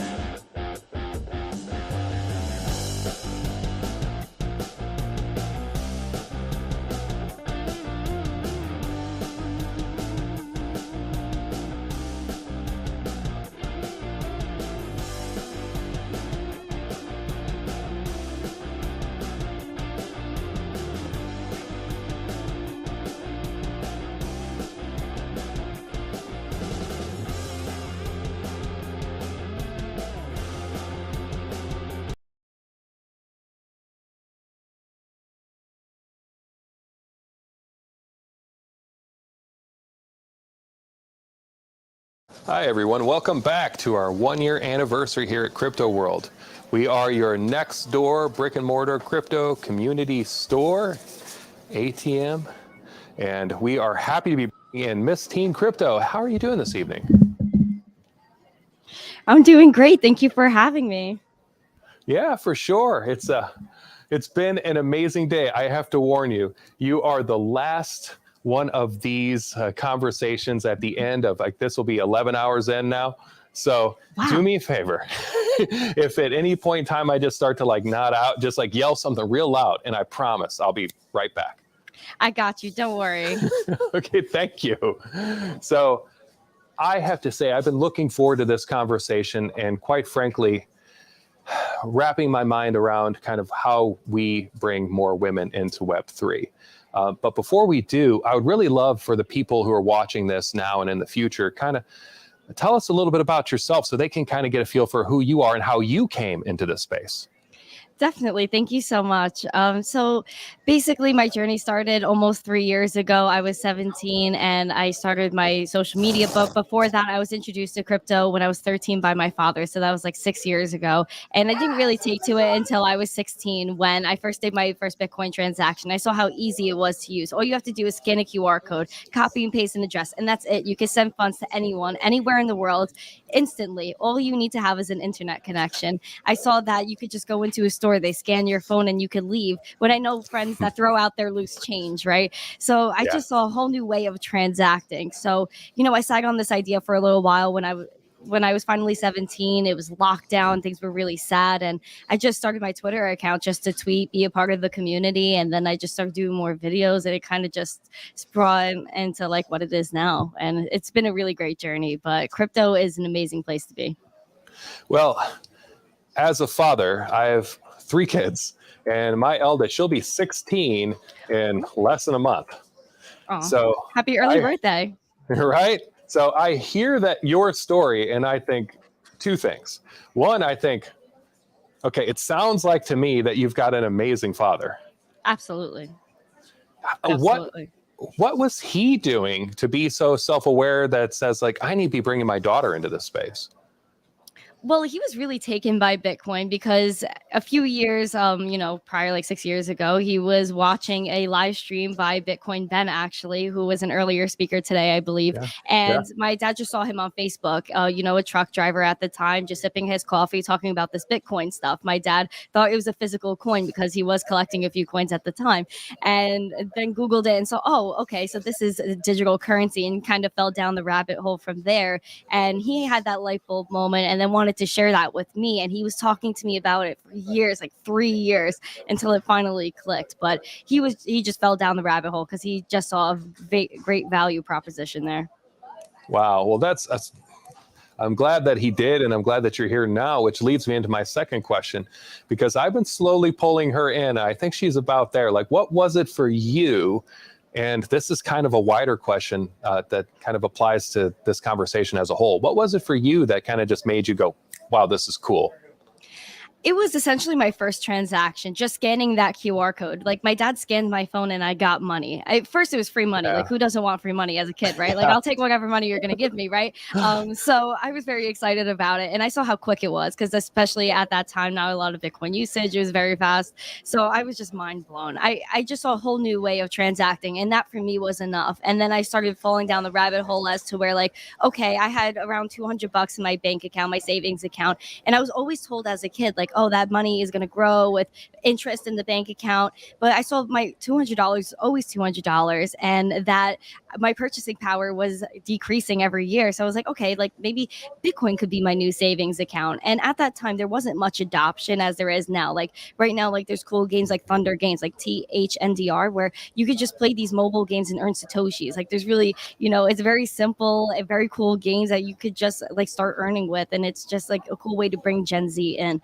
But I do think just like learning how to use it, just using it.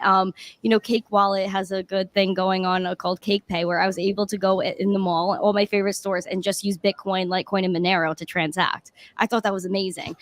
So I, just things like that, just being able to really use it. Yeah. So to summarize, give her some free money and then she'll be forced to kind of do something with it. Exactly. Yeah. I mean, like I was given a bunch of iTunes gift cards when I was younger, right? Like imagine if that was just like Bitcoin instead and I was just transacting online with that instead of like, these prepaid Visa cards or the iTunes gift cards, buying digital currencies with games. I'm sure she was doing that too. Like you gave her iTunes gift card, she's buying all these games on the App Store, buying in-game assets, currencies. Why not, move that over to the blockchain? Yeah. Yeah. I mean, it makes sense. It makes sense. So in talking to bringing people into the blockchain, I want to pose to you the question that was posed to me earlier whenever we had a student entrepreneur group come in. They were all 9 to 12 or so. Oh. And the last one that came in, her name was Ruby. She was 9. She asked me a question, why aren't there more women in crypto? And I would like to ask you that same question. Well, I'm not sure. I think we're just extremely early. I think a lot more women are in crypto now than there were when I got in. When I first got into crypto, when I first made my crypto Twitter account, like in April 2020, there were only a handful of women in crypto that I knew of. Now there's a bunch. Now there's whole women in Web3 spaces, women founded projects. So there's so many more women here now. And then I was at NFT NYC, I think it was June, and there were so many women there. Like there was actually a line at the women's restroom, which wasn't a problem for me, in early 2021 when I first started going to conferences. So there's a lot more women in crypto now. And I think we're just really early. A lot of girls are piling in now. A lot more women are interested in tech nowadays. And I think NFTs are really, and crypto are just a really easy segue for people to just meet each other, align with each other. There's so many, women I know that are like Bored Ape Yacht Club owners that go to all these, meetups. It's really great. We're just early. Yeah. And I also had mentioned the same to Ruby too, that I've seen a lot more growth in the last few years. Now, to kind of unpack that and to go further, you had mentioned a couple other, I guess, maybe reasons why.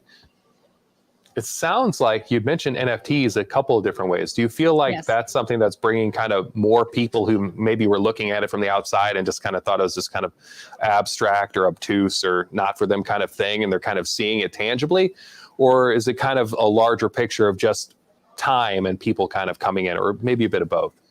I think it's a bit of both. I think NFTs are, more, I guess, open. I think Bitcoin, sometimes that could come off to people as like you have to be techie or you have to be into finance and things like that. I think NFTs are more of like the playful, easy side where you could come in and, be a part of something like Bored Ape Yacht Club or, projects like that where you're more of in a community and there's a lot more meetups. I think the vibe is a little bit more different. With NFTs. I noticed a lot more women are involved with NFTs. I think maybe it's just the vibe, but there's a lot of women in Bitcoin. I see that community growing as well. Yeah, I feel like NFTs, because I, like you, have been in a number of different spaces. So I love Bitcoin, and I know there's a couple of maxis that have been on that probably hate to hear me say this, but I'm not a Bitcoin maxi. I love Bitcoin, but I also love NFTs. I also love Ethereum. Me too. Don't worry, I'm with you. Don't worry, we'll stick together. Good. Yeah. And I can appreciate the perspective, of course, but I think in that way, I've also feel like I've felt the community vibe change over the last couple of years. It feels like everybody who's here now shares the same cause, and it's that they want to see a new system. They want to solve real problems to real people, in real life. And they're using all these tools to, it could be to, build better communities or to have more fun or to take ownership of things or maybe even solve bigger problems. And I think as that's happened, I've also noticed a change in the mixture of men to women. Would you say that that's something you've also felt too, or kind of do you think that maybe something else has kind of drawn that? I'm not too sure. I think, you kind of broke up there, so I didn't hear the whole question. I'm sorry. I'm in the hotel lobby, so I couldn't really hear. Hey, you're a trooper doing it from the hotel lobby? Yeah, I'm sorry. So you were breaking up a little bit. I only heard the tail end of your question, if you don't mind repeating it. Of course, it was the best question ever asked, but I forgot what it is. Wow. No, I'm just kidding. I'm just kidding. I'm just messing with you. So I was like, wow, I feel horrible right now. You just ruined everything forever. Life is good. So essentially what I was saying is that I feel like at some point in time in the last few years realized that we were a community trying to solve real problems and trying to build something new in this space. And it became less for most people about just whether or not you're trying to replace the dollar, and more just kind of like, what can you build on blockchain? Now, do you feel that you've had a similar feeling to kind of where things are going? Or do you feel like maybe there's kind of subgroups that are happening now? Or do you think that's just kind of the natural progression over time? I think there's a little bit of both. You know, like I think a lot of people are really here to build on top of what's going on. I think there's so much energy here. Like I said, I was at NFT NYC and the market was down like 90%. Yet if you were in there, you would never guess we were in a bear market. People are very excited to be here. People want to build. I think right now, especially the bear market, is the best time to build. Like people are networking now. They're creating things. I mean, crypto world, like during a bear market, you guys are still pushing crypto world, a brick and mortar, location where you're selling all these crypto products, trying to spread adoption. And people would say, like, you're crazy for doing that now. You know what I mean? So I think now is a great time to start building. I think people are very excited to be here. I mean, even in a bear market, people were still happy about the ETH merge. Like the ETH merge still happened. This has, been something I've been hearing about for years now, the ETH merge. And it finally happened during the bear market. And I think, a lot of big money is coming in as well, as we've been hearing over the past few days. Yeah, that's come up a number of times in this conversation. It's by the way, I was also in New York at the exact same time. I was speaking at DAO Planet, which was a great event. It was DAO centric, and it was awesome. You going down Times Square, you had all the different NFTs up on the buildings and everything like that, and people. It was just like electric, like the right. And it was. That was down. Like that was like comparative to where we're at now, that was like here. Yeah. And that's the best thing. When crypto people like meet up, you would never know. And that's the part that really reminds you about the revolution, like why we're all here. Crypto connects a lot of people. And I think that's something that gets lost in the message of like the bear market. People met up in New York. I have thousands and thousands of people were there that didn't even go to NFT and NYC. They were just there to meet other people. I think a lot of that gets lost. Like crypto brings a lot of people together, and we're all ready. Like, bear market or bull market, everyone's here for that revolution. Yeah. Now, that said, I have to, before actually I get into this, I want to mention, because I think it's important and also a little bit fun. You have some NFTs, I noticed. Yes, I do. Yeah. Tell me about that. So Miss Teen NFTs is my NFT collection. I've been minting since November 2020. So like it was like right before NFTs really popped off. And it's just about like kind of my life and like just the progression of like what's been going on. Like I started crypto, my journey when I was 17. So I had like an 18th birthday NFT, a 19th birthday NFT. One's based off of me doing my on the street interviews, things that my community wanted to see, like like a Saturday Night Fever type one where I'm just dancing at the disco, just cool things. Keep it fun, keep it light. I like it in another way where people could send creators like super chats and things online and get like kind of a boring receipt in their email, versus if they go on my NFT collection and buy a $1 NFT, then they get something that they could keep, trade, send to a friend, or sell, whatever they want to do. But yeah, my NFT collection is quite simple, but it's something that means a lot to me, and I do give NFTs away every time I go live for the Miss Teen Crypto Show as well. Oh, that's cool. Yeah, I like that a lot. I saw the NFT collection. I'm just like, man, I kind of feel like more people should really be taking advantage of that. And for that matter, like how cool of a business card is that? You're just like talking with somebody somewhere and you like send them your NFT, and it could even be like ceremonial to that event if you want it to be. And it's just like, yes. Oh, that's cool. Exactly. I think that NFTs are very powerful. Even a few times in Times Square, I posted a video. I did this twice where I just like took a little goodie bag. So what I did is like, I always have my business cards that I give out to people on the street. So I put like one of my cards, a few of my stickers. I have wristbands that I made, and I printed a QR code for an NFT, and I would leave it in a Ziploc, like paste it on a pole in Times Square and tell everyone where it was, and then someone could go get it. So I did that twice. And I think that's just something that's really cool, like a little scavenger hunt. POAPs, a lot of people do, proof of attendance protocol. Like NFTs are very fun. Like they're I know other people that I'm in Boston. Someone was telling me today that they're doing some sort of scavenger hunt with NFTs, leaving them all around the city, like crazy stuff. Super cool.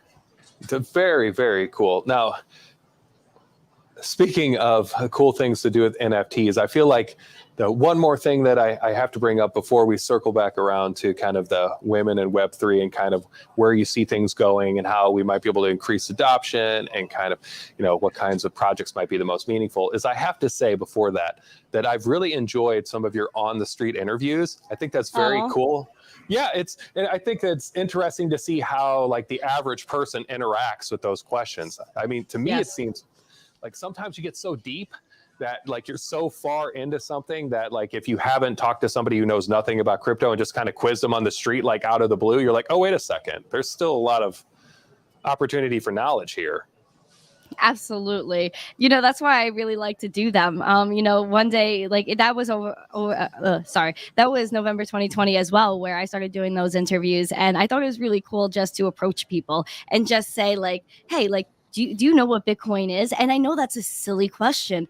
And people will be like, why are you asking people that? But a lot of people don't know what Bitcoin is still. And that's not something that should make you bearish. That's very bullish, right? Because, at this point in time, Bitcoin has done so much. It's only 13 years old. And it's like having even governments question their whole financial system and if they're secure in that.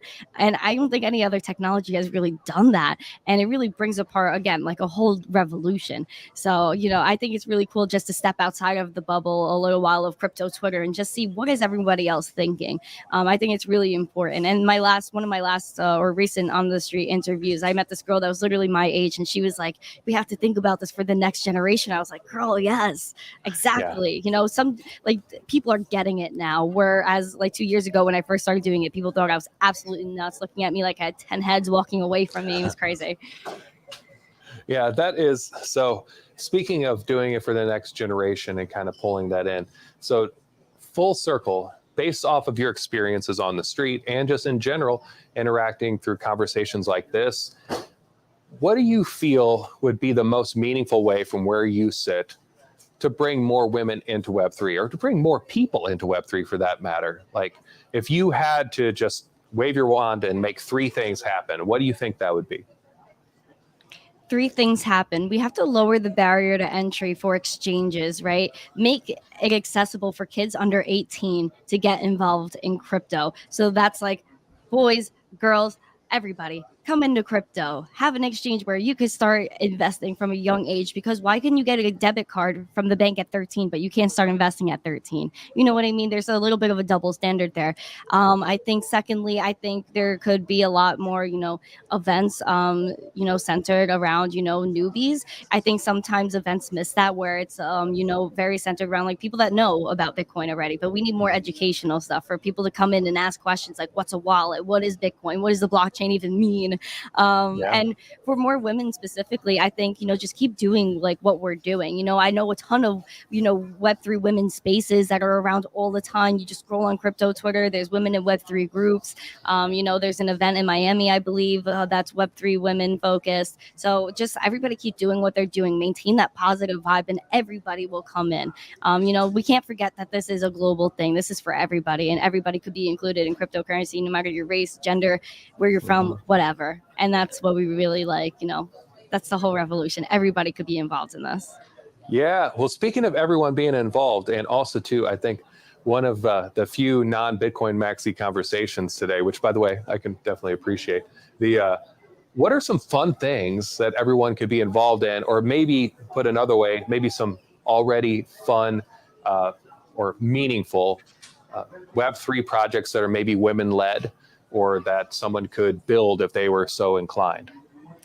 I think Fame Lady Squad is like the first ever women started a PFP NFT project, and it was a really great story. I've had them on my show if you guys want to check that out. But really great women, really inspiring. They really work hard. So shout out to Fame Lady Squad. I think like people like World of Women. There's a bunch of really good women NFT projects that came out. I know I spoke about Thunder Games earlier. That was co-founded by a woman named Desiree. She's really cool. And I think just for women in general, like. And everybody really, we're at a point where, again, we're still extremely early. So if you have an interest in crypto, you have an interest in anything, really jump in Twitter Spaces, jump in Discords, and just like learn about everything. Try to consume as much as you can, absorb, and act on it. Just join a project, ask to be a mod, or start building something of your own and think about it. Because again, the bear market's the best time to build. It's the best time to make your connections and to get that foundation. So that way, when the bull market comes, a lot of people are joining in again. You have your connections, and now you could just kind of flourish and keep building, and more people just jump in and enjoy it. So just keep building, guys. Don't be afraid. Jump in. Let's do it. Yeah, I think that is super solid advice. And one of the things that I have been noticing now, kind of going through the cycles, is that for those of us who are still in the space building and doing, it's gotten pretty quiet. So the ones that you're talking to are people like us, like we're in the middle of a project or doing this or that or the other. It's like there's no longer the noise of all the other people that are trying to the moon every like 10 seconds, like in between here and there. So we can have like real conversations. And your point is, I believe that's probably temporary. Like this little moment right here in the bear market, we can actually get together, keep building. You can meet some people you never thought you'd meet. You'd have conversations with them on a meaningful level, and then you're there. And whenever everything comes back again, and it gets drowned out with, your Discord now has 5,000 to the moons a day, and you're not able to like interact with those chats. Like you built those relationships already. Exactly. Yeah, I think the bear market has been actually really great for me, just being able to, keep doing my podcast, focus on doing my research a little bit more. I think during the bull market, a lot of people were just like pumping things out, and projects, were just pumping things out when they weren't ready. And now during the bear market, I'm like, okay, this person's still here. They're still building. This person's still, going after their dreams. And, I'm still here too. You really see what the real projects are, the real people are during the bear market. But it's really cool. I think people shouldn't be scared of it right now. Just jump in. Yeah. Speaking of just jumping in, I was very impressed with your interview with CZ. So how'd you land that one? I mean, that's like Satoshi, CZ, and Vitalik. Like it's like no one's met Satoshi, or so they know. But it's like that's like the list. Like, I mean, how did it happen? I mean, CC's been a supporter very early on. So he, we just like met over Twitter, I guess. And then I asked him to come on the show. It's pretty much it. All right. Yeah, there it is. He is. Yeah. He did say on Twitter a long time ago that he is zesty, and that still remains. So okay. Yeah, he's really cool. It was a great interview. It was like really great to get to know him. I think people forget that CZ's a person sometimes. People are always like, look at my project, look at this, and so, like he's a person too. And just to hear where he came from, I think it's inspiring. Just to see that, like, he was just like me, just like everybody else, and then he just like how he thought about things, how he got there. It's so interesting. So if you guys want to look at that, I definitely suggest it's a good watch. It is a good watch, and you just nailed it again. There is, we sometimes forget that, especially whenever we're watching something like this, and like it just, I'm speaking, you're looking at this person, you're like, I don't know, that's like I could never do something like that. That's just beyond me. You're like, I couldn't be Corey, I couldn't be Miss Teen Crypto, but like you find yourself like it's kind of starts off gradual, and then next thing you know, like you wake up in the morning, you're like, I guess I'm CZ now. And then everybody like, you just materialize there. But it's just kind of this like slow and steady journey of just like being a normal person, having like normal person thoughts and meals and, and then next thing you know, you just keep building and here you are. You're like, oh, well, all right.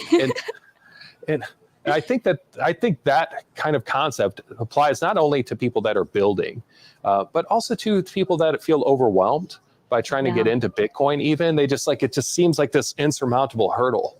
Mm-hmm. And you talked about the education, which I clearly with Crypto World here. I mean, that's what we're focusing on, is we're creating a safe space for people to come in with cash and walk out with Bitcoin or, Ether or whatever it might be.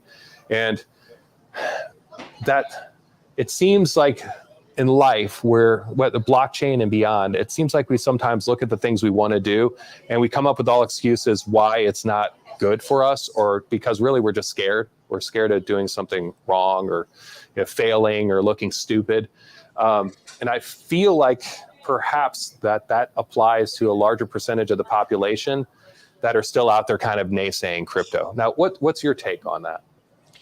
There's always going to be naysayers. Like, you know what I mean? I think, when I watch the news now, and it reminds me of the clips I saw, like when they were talking about the internet when it first started, like, oh, why would you use the internet? What's the internet really going to be used for? Oh, going to, search the web, buy things on the web, really, it's what it reminds me of now. So I think, of course there's going to be naysayers, but we just have to keep going. I think we need to lower the barrier to entry. Again, like I said, for those kids under 18, I think, the smallest barrier could just be downloading a wallet, just writing down those 12 to 24 seed phrases confuses a lot of people. Like, why do I have to do this? How do I custody those? There's a bit of education that goes into, just entering the crypto space. So I think we just have to make it easier to people, make it more accessible for people. And, I think like things like Ballet Wallet, I know Bobby Lee was on today, like things like that, or, make it easy for people. Like, oh, okay, so I could scan my friend's wallet, just send her some Bitcoin, gift her a wallet, and she has her private keys and everything right there. She doesn't even have to set it up. She just got to download the app, and she's solid. She could start doing everything from there. We're still really early. We're still coming up with solutions. Like, I mean, even, a lot of wallets use 12 words instead of 24 now. So we're getting there. But just lower the barrier to entry. We're still early. So with lowering the barrier to entry, what would you say some barriers to entry are that we might not have already talked about? And in particular, maybe over the course of the next, months or so, like as we're in a bear market and we're kind of figuring out, for people who are not already bought in and, believers, they're kind of figuring out like, how they take the rest of us who are kind of still there, kind of talking about why it's meaningful. But what would you say the barriers for entry might be that we haven't thought of that we're going to need to deal with over the next however many months or years? Ooh, there's so many that's coming off the top of my head. I think, definitely the self-custody education part. And I think, things being more blockchain friendly. I know, like, if you're trying to use OpenSea, then you got to have like a MetaMask. But if you want to use Solana, you got to have like something like a Phantom wallet. So I think we need things that are just more interoperable, where I could just have one wallet where I could access my Bitcoin, ETH, Solana, interact with smart contracts, Wax, just like have something that's more inclusive, and bridges, things, it's easier to swap your crypto and things like that. Those are things that I would like to see in the next coming years, to make everything a little bit easier.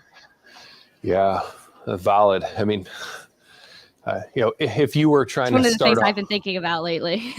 yeah, I can, as you should, as we all should, and I think a lot of people are trying to solve for that, because the moment that you can just hop blockchains, then it tends to simplify the entire game.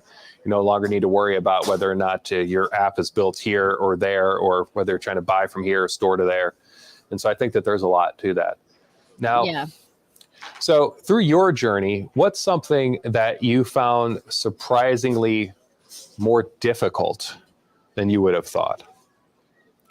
More difficult. I think something that was more difficult than I thought was just, I guess, getting people to, like, especially I think for younger people wasn't that much of like, an issue, but I think for a lot of like older people I talk to, and like when I say older, I mean like maybe like the 60 plus range, where it was like, understanding self-custody, like, oh, you don't need the banks, you don't need somebody to hold your money for you. Like, I was talking to another lady, she told me she was in her 70s, and she was just like, oh, like, why do I have my bank account for my whole life, or I have my physical cash on me. So I think it's just getting the older generation in there as well, because again, like, there's a lot of, people don't even use like social media.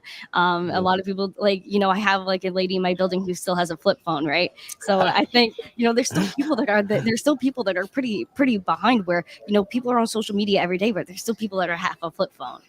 So, we're still bringing people in. That's true. That's true. And people, tend to forget we're still early to the internet. Like, this is only the beginning of the internet. Like, I was listening to Mark Zuckerberg and Joe Rogan, and he was talking about holograms, and me and you doing this, like, you'll have a hologram of me and I'll have a hologram of you right in front of me. So we're still very early in internet and communications, never mind Bitcoin and blockchain. Like, we don't know where any of this is going. Imagine 10 years from now, what we're talking about now, we're going to be laughing at. And it is wild, because whenever you mention that, it's like the internet's been realistically usable. I mean, as the the way that we think about the internet now for 30 years. And like if you would have said, oh, the car is completely built 30 years after it came into existence, that would have been like nowhere near it yet. That the technological leaps and bounds. And now that said, I have to ask the question, just because you mentioned the internet and kind of where we're at, and then you also mentioned Mark Zuckerberg. What's your take on kind of the metaverse, on kind of the metaverse that the Facebook metaverse? Are you super excited about it? Do you think it's going to help to bring adoption in? Or are you very, not very excited about it because the fact that you think it's going to kind of change where maybe the focus on the metaverse goes? Like, where's your take on that?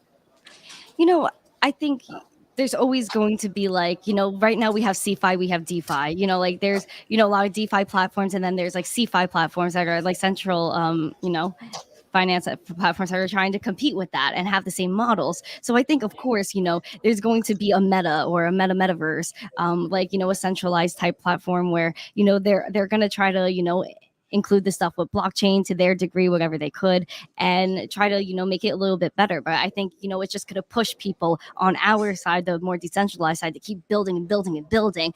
And I think people are just going to gravitate towards the more DeFi side of things. I think, there's always going to be a centralized competitor. There's going to be a metaverse. It's going to push us more. Yeah.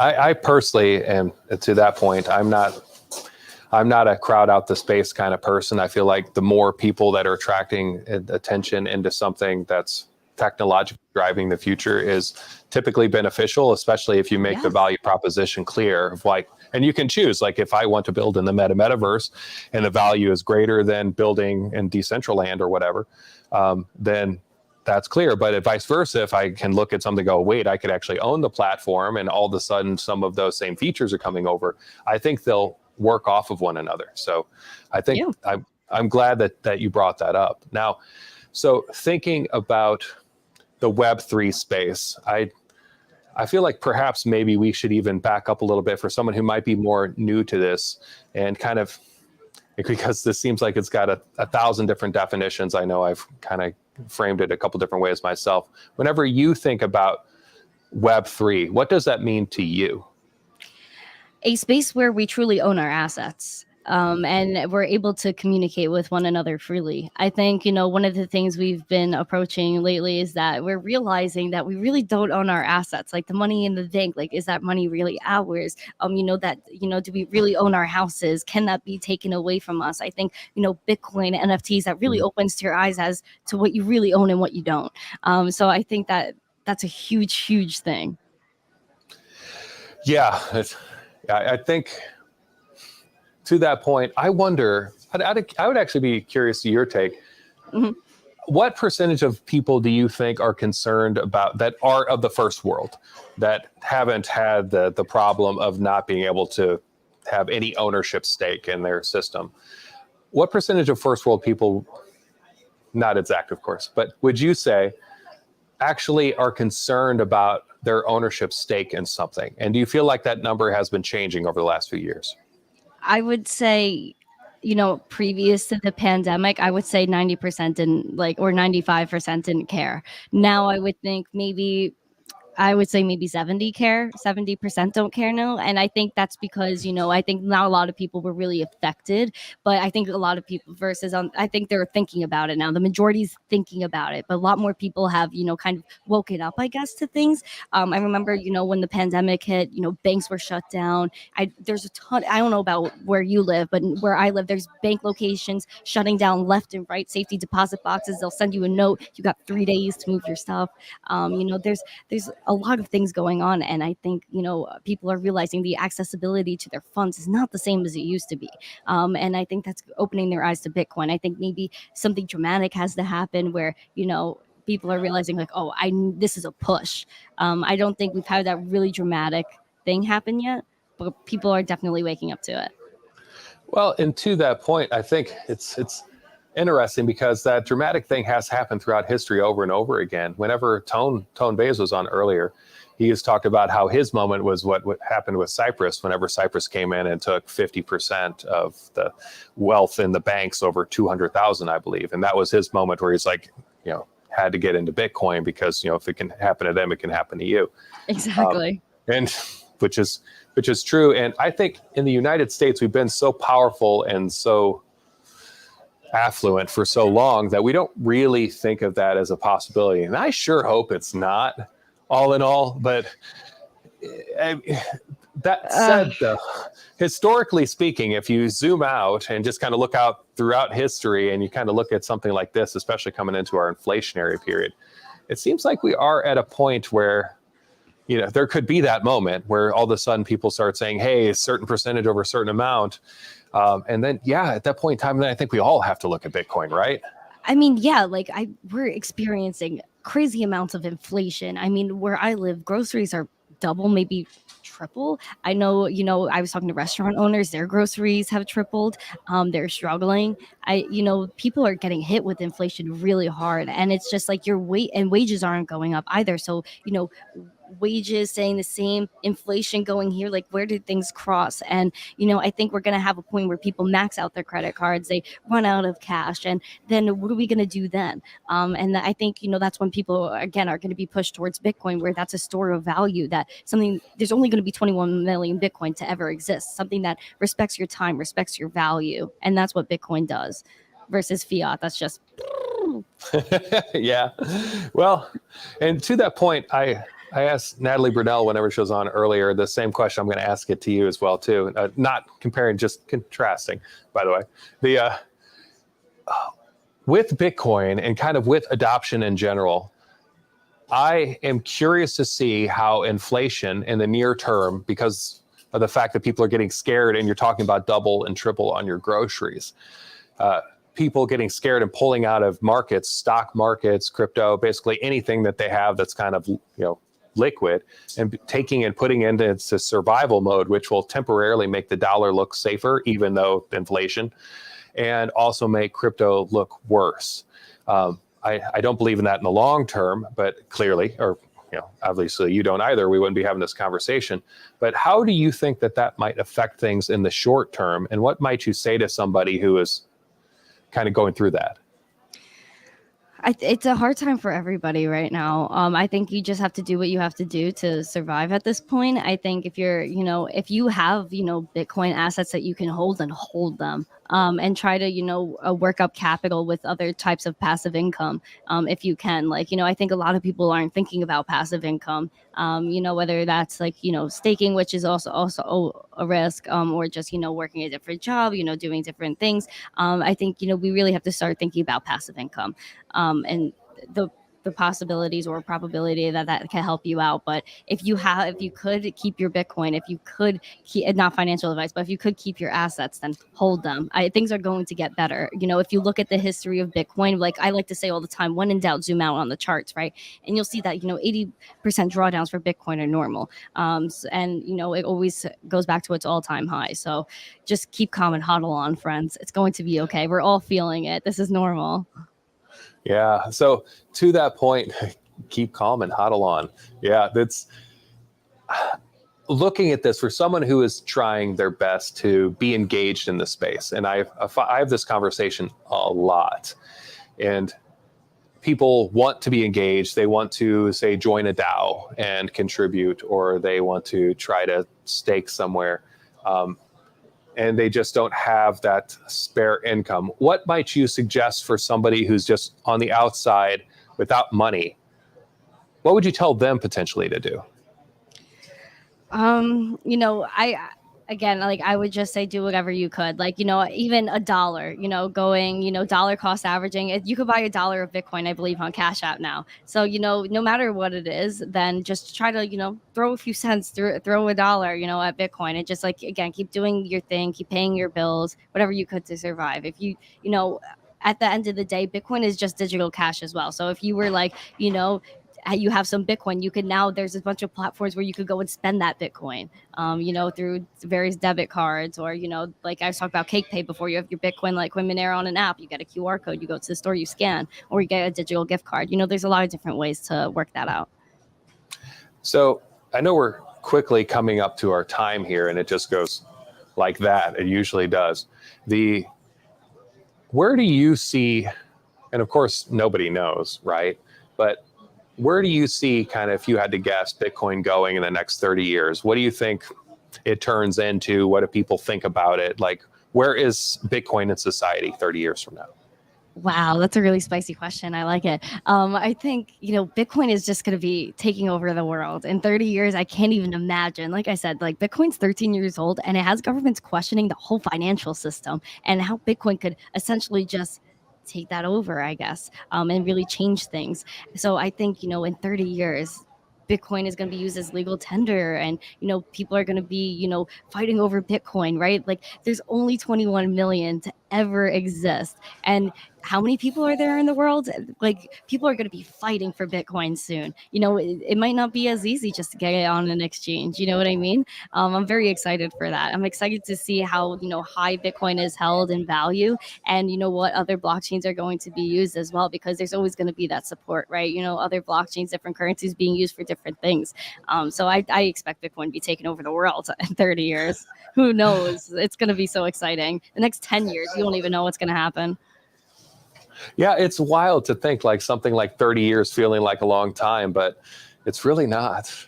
It's really not a long time. It's not. And, like I said, 13 years and Bitcoin's done all this. Like, what's the next, I guess, 17 going to look like? Like, what's Bitcoin going to be like when it's 30 years old? I can't even imagine. 20 years old. It's so new and it's done so much. Yeah. Now, along with all that, because we can talk about DeFi, NFTs, DAOs, kind of, refi, that kind of stuff, along with Bitcoin, what are some really, really interesting things to you that you've started seeing over the course of the last year or two that you really feel like has provided a lot of value to the blockchain space?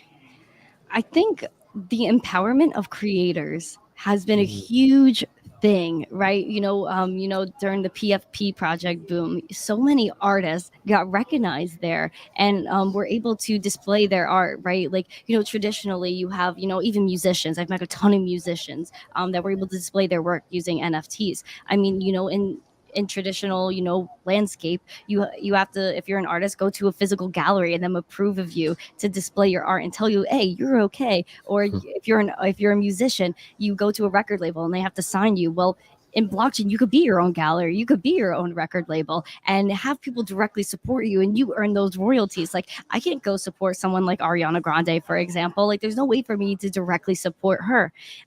She has a lot of barriers. She's got Spotify, record labels, all that stuff. But if I'm buying someone's music NFT, I know I'm directly supporting them. And if I resell it, they get the royalties. So that's amazing. I think, empowering creators has been a huge thing. And I think that's what's bringing a lot of people in. That's what creates the community. It's just people being able to express themselves and, include other people in their visions. Whereas maybe they wouldn't be able to do that without the blockchain. Yeah. So speaking of empowering creators, something that really hit me is I saw it was like one of those kind of like short kind of 3-minute things where it's kind of goes through kind of like a little short film. And it was if Van Gogh came back to life and saw what happened, how much he was loved and went to his own art exhibit and was able to see like what it was like for him. And of course, in this, it was really powerful. You could see him just like, because clearly if for any of you who kind of know his life, he didn't get the recognition while he was alive. And his art became iconic and, extraordinarily valuable far after his death. And, now it defines, the entire world of art. But he didn't get to live through that.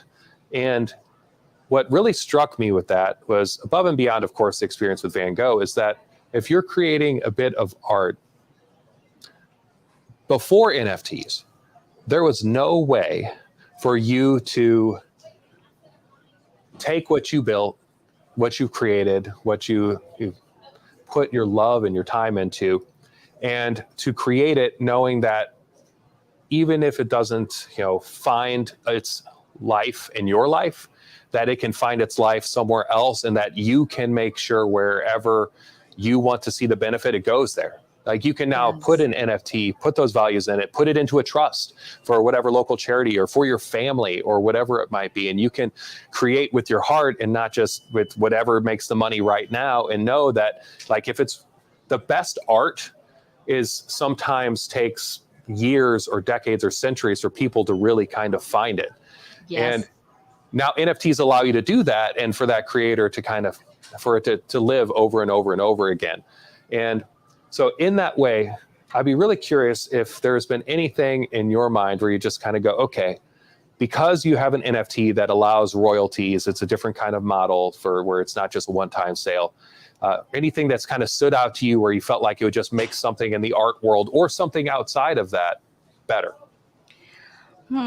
I think it would honestly make everything better, to be honest. Whether that's, art that I could resell, or skins in a game that are NFTs now. There's just so much like TV shows. I love the fact that a lot of people are creating TV shows using NFTs. I think Stoner Cats, so the Mila Kunis and Ashton Kutcher's project, was one of the first to do that, and I found it really interesting because you were just able to buy a cat and then be able to watch the whole series. I think things like that are like so cool, so important. Just being able to own a piece of something.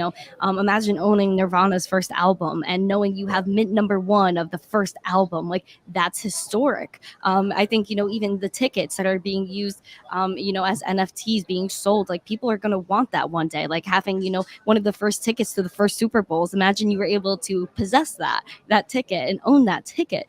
That's history, that's life. Like, I think a lot of these NFTs now are going to be considered like artifacts, like how we find things like on stones, carved into stones. I think that's basically like what's happening now, like the equivalent of those digital artifacts are now.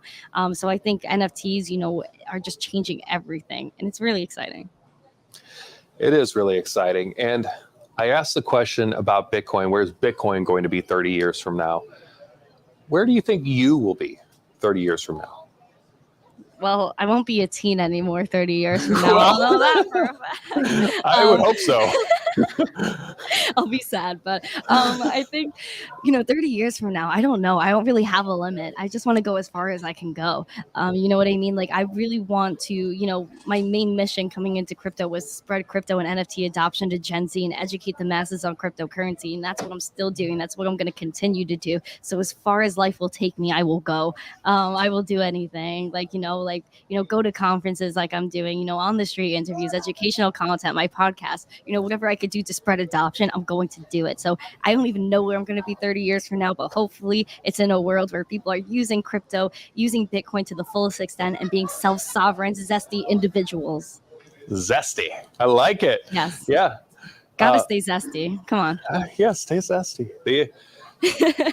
I am going to say that I would see in you, based off of not only this conversation, but kind of digging in, I think that you'd be the kind of political leader that people would really want to have. So whenever Gen Z has adopted crypto and it's transitioned on, and somebody who's passionate and cares about something, articulate, cares about the causes, I think that you're the type of person who wouldn't think to be political first, and the type of person who probably should. So I'm just throwing that out there, and I'm not a politician. That's just saying that at some point in time you're going to hand on the torch to Gen Z, and then you're going to look around and you're like, well, I guess I invest in stuff, or I just keep on try to find the next thing where you can be a champion of the next cause. So that's it.